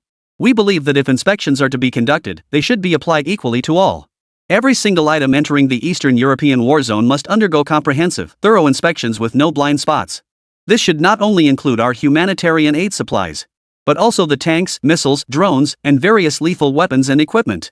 Tanks, missiles, drones, and all manner of lethal weaponry. And of course, those who operate under the guise of volunteers but are in fact highly paid mercenaries. The entire conference hall fell into a deathly silence. The United States has been supplying weapons and mercenaries to North Korea for years, an unspoken rule everyone tacitly accepts. But unspoken rules are just that, unspoken. When it came to actually bringing it up in the open, the United States didn't have the nerve to do so. Within mere seconds, Thompson's expression shifted from smug satisfaction to stunned disbelief, then turned ashen. He never imagined his opponent would deflect the blame so ruthlessly. Investigate? Fine. Let's all investigate. Let's lay all the dirty, shady deals out in the open for the whole world to see and expose who the real warmonger is, the one who thrives on chaos. After a dozen awkward seconds, Thompson finally managed a feeble rebuttal. We supply defensive weapons. To help a sovereign nation resist invasion. Oh? The young diplomat raised an eyebrow. Weapons that kill, are they divided into defensive and offensive? Mr. Thompson, does being killed by a defensive bullet make it any more dignified? Put. The representative from Bear Country couldn't hold it in and burst out laughing. Though he quickly covered it with a cough, his heaving shoulders gave him away. Representatives from other nations around him lowered their heads, pretending to organize documents, but their flushed faces and twitching mouths betrayed their own suppressed laughter. You're shifting the concept. You're confusing the issue. Thompson roared, growing impatient. No, I'm merely pursuing a fundamental common sense. The young diplomat's smile vanished, replaced by a stern expression. His voice rose sharply. If the United States truly cherishes peace and desires an end to hostilities as you claim, then you should be the first to stand up and support this fair verification proposal that treats everyone equally. Unless. His gaze burned like fire, locking onto Thompson's eyes, which were filled with panic. You dare not. You're afraid to let the world see how much death and destruction you've actually sent to that battlefield. You're afraid your so-called humanitarian aid lies will be completely exposed. Having spoken, he turned away from Thompson and addressed the rotating chairperson. Mr. Chairman, on behalf of China, I formally propose an amendment to the representative of the United States motion. I propose that the United Nations lead a comprehensive inspection of all materials from all nations entering the Eastern European war zone. I now request the Assembly to vote on this amendment. His voice echoed throughout the Assembly Hall. Thompson stood frozen in place like a stone statue, his mouth agape, unable to utter a single word. Chapter 119, was your photo taken with a door lock? To salvage his dignity, Thompson activated the electronic screen behind him. Several low-resolution, blurry photographs began looping. In the images, several soldiers clad in Bear Nation military uniforms surrounded what appeared to be a pile of mechanical components. Ladies and gentlemen. Thompson's voice boomed through the microphone, filling the entire hall with an unmistakable aggressiveness. Look at these photos. This is irrefutable evidence our brave war correspondents risked their lives to bring back from the front lines. These components, following preliminary assessment by our foremost military experts, exhibit design characteristics and manufacturing techniques bearing unmistakable Huagua features. He pointed sharply toward the seats of the Huagua delegation. We have reason to believe that it is Huagua, behind the scenes, continuously supplying military aid to the aggressors. They are the ones fueling this brutal war. They are the ones undermining all our efforts to maintain world peace. No sooner had he finished speaking than murmurs of discussion rippled through the entire conference hall. Faced with Thompson's abrupt shift in topic and his blatantly baseless accusations, the Huagua ambassador remained composed. Only when the room had quieted somewhat did he speak slowly. Mr. Thompson, I have only 3 questions. First, regarding your so-called ironclad evidence, these photographs where not even the outlines of the parts are discernible, may I ask which journalist took them? Were they shot through a door lock? Put. Several representatives from different countries couldn't hold back, letting out low chuckles. Thompson's face darkened, another shade, a Caucasian man nearly turning as dark as a black man. Second, the representative from Huagua continued, you claim these parts bear Huagua characteristics. What exactly are those characteristics? Are the words made in Huagua printed on them? Or is it that, in your eyes and those of your country's experts, any high-tech you can't understand must be Huagua? Third, and most crucially, his voice remained calm. Even if these parts truly originated from China, how could you possibly be certain they are military components, rather than a screw from one of our exported tractors or washing machines? Can't soldiers from Bear Country fix their logistics units' washing machines on the battlefield? Logical, step-by-step reasoning, laced with just the right amount of sarcasm. Thompson was rendered speechless by this triple barrage of questions. His mouth hung open, yet he found himself utterly unable to counter. Because these photos were nothing more than flimsy, fabricated evidence concocted by their intelligence agency, evidence that couldn't withstand any scrutiny. He presented them purely on a long shot, a shot in the dark, hoping for a miracle.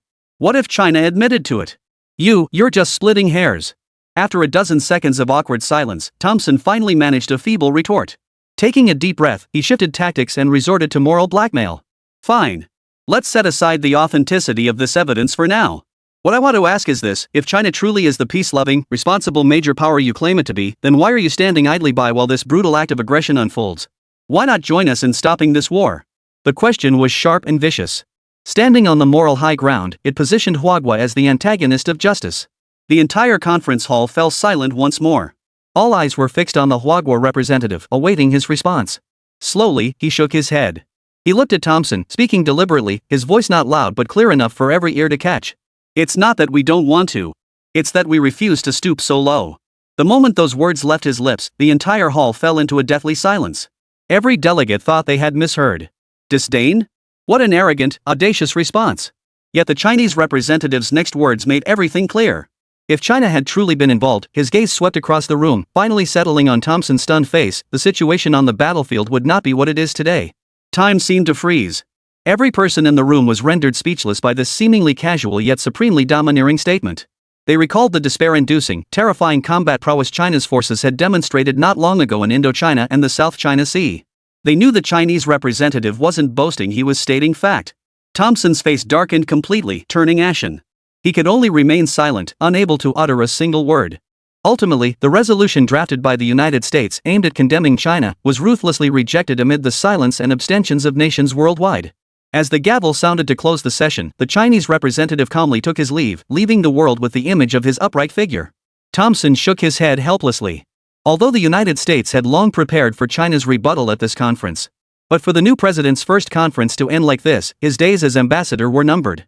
Meanwhile, in the Oval Office of the White House, the massive screen had just concluded its live broadcast of the meeting, freezing on the glaring red veto displayed alongside the vote tally. President Ross of the United States remained silent, saying little. After a long pause, he summoned the Secretary of Defense. General. Present, Mr. President. Activate the highest authorization for Operation Scorched Earth. I want every single weapon in our arsenal, everything we can send over except nuclear warheads sent over immediately. The Defense Secretary's pupils contracted. Mr. President, you mean? Add another $50 billion in military aid. The Defense Secretary's face paled. Mr. President, the risks are far too high. This is practically equivalent to direct military intervention. If the Russians overreact. Ross merely waved him away, his thoughts inscrutable. The Secretary of Defense hesitated to speak further, but upon meeting the president's resolute gaze, he could only shake his head and leave. His crippled body hadn't broken Ross, instead, it fueled his mind with audacious schemes. Currently, the bear was at war, the beautiful nation's economy was in decline, and only China sat high above the clouds, developing at a frenzied pace. Under these circumstances, the United States was no longer content with merely bleeding the bear dry.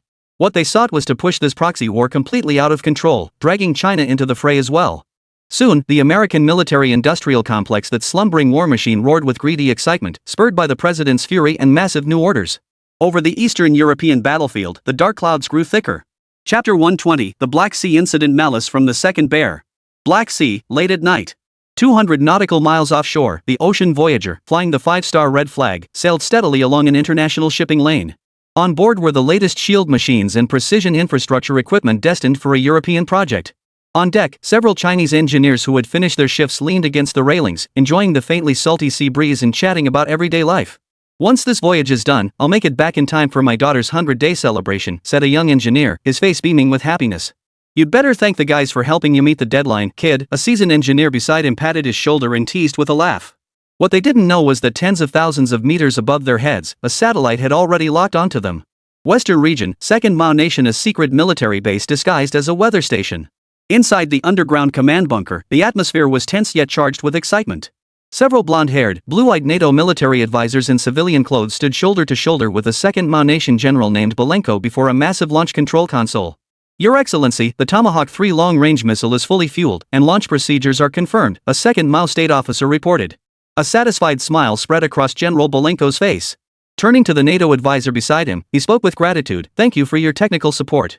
May the friendship between Second-Hand Nation and the United States endure forever. The NATO advisor merely smiled, saying nothing. This missile, the latest killer weapon developed by the United States, possessed suborbital penetration capabilities. Its true target was the logistics hub of the Bear Nation located on the Crimean Peninsula. This constituted the most critical component of their scorched earth strategy. Our intelligence systems indicate all is normal in the target area, the advisor stated calmly. General, you have the go-ahead. Launch. General Belenko slammed his hand down. On the cargo ship Oceanic, a young engineer pulled out his phone, lost in thought as he gazed at a photo of his daughter. Suddenly, the night sky was instantly torn apart by a blinding flash. A missile trailing a long plume of flame hurtled toward them like a sword of Damocles, its trajectory defying all logic. What is that? The crew on deck screamed in terror. But it was too late. Boom! A deafening roar. The terrifying explosion instantly severed the massive 10,000-ton vessel in two. Fierce flames and thick smoke shot skyward, illuminating the entire sea area as bright as day. The hull twisted and tore apart in the violent blast, hurling countless precision instruments and steel plates into the air before crashing back down. Dozens of Chinese engineers, along with the entire cargo ship, were swallowed whole by the inferno and towering waves within mere seconds, vanishing into the icy depths of the Black Sea. News of the incident reverberated across the nation, unleashing a wave of fury. After a brief moment of silence, the online world erupted in a tsunami of fury. This is terrorism. Thorough investigation. Must investigate to the end. Blood debt must be repaid with blood. It's those bastards again. Those neo-Nazis. The US must be pulling the strings behind the scenes. The people's fury spread like wildfire across every corner of the internet. This time, however, the official response was faster and tougher than ever before. 3 hours after the incident.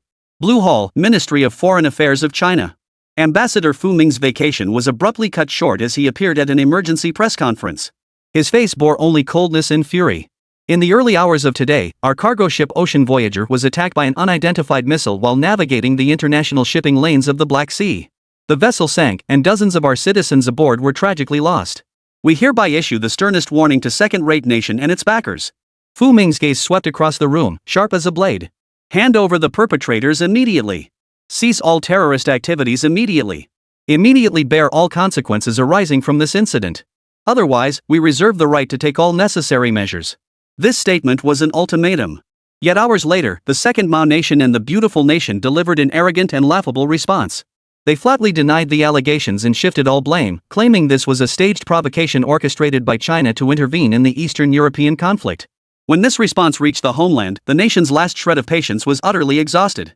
The following morning, before the cameras of the entire world, the spokesperson for China's Ministry of National Defense announced a single statement in a tone devoid of emotion. Effective immediately, our nation will launch Operation Thunder, a counter-terrorism operation.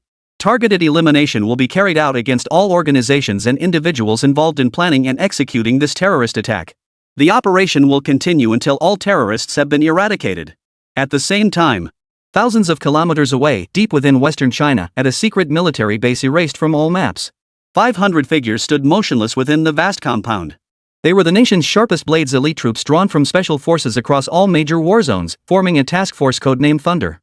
Before them lay rows of black metal cases. The boxes opened. 300 pieces contained the familiar standard-issue feathered armor suits. The remaining 200, however, were an entirely new model they had never seen before. These were form-fitting combat suits, entirely moon-white in color. The material appeared lighter and thinner than the standard feather armor, with sleek lines that radiated an aesthetic of agility and swiftness. Embroidered on its chest was a simple yet vivid totem, a running rabbit. This is new equipment specially assigned for your operation. General Li Chao's voice echoed through the vast hangar. Codename Rabbit. Its core capability is singular. Li Chao's gaze swept over every elite present, his words deliberate and measured. Ultimate evasion. A lean, muscular young Special Forces soldier, codenamed Lightning, was the first to don the rabbit feather suit. The moment the garment touched his skin, a strange tingling sensation spread throughout his body, as if every joint and nerve ending had been infused with fresh vitality. Initiate final testing. At the far end of the hangar, 10 automatic firing robots slowly rose, their black muzzles trained on Lightning. The next second.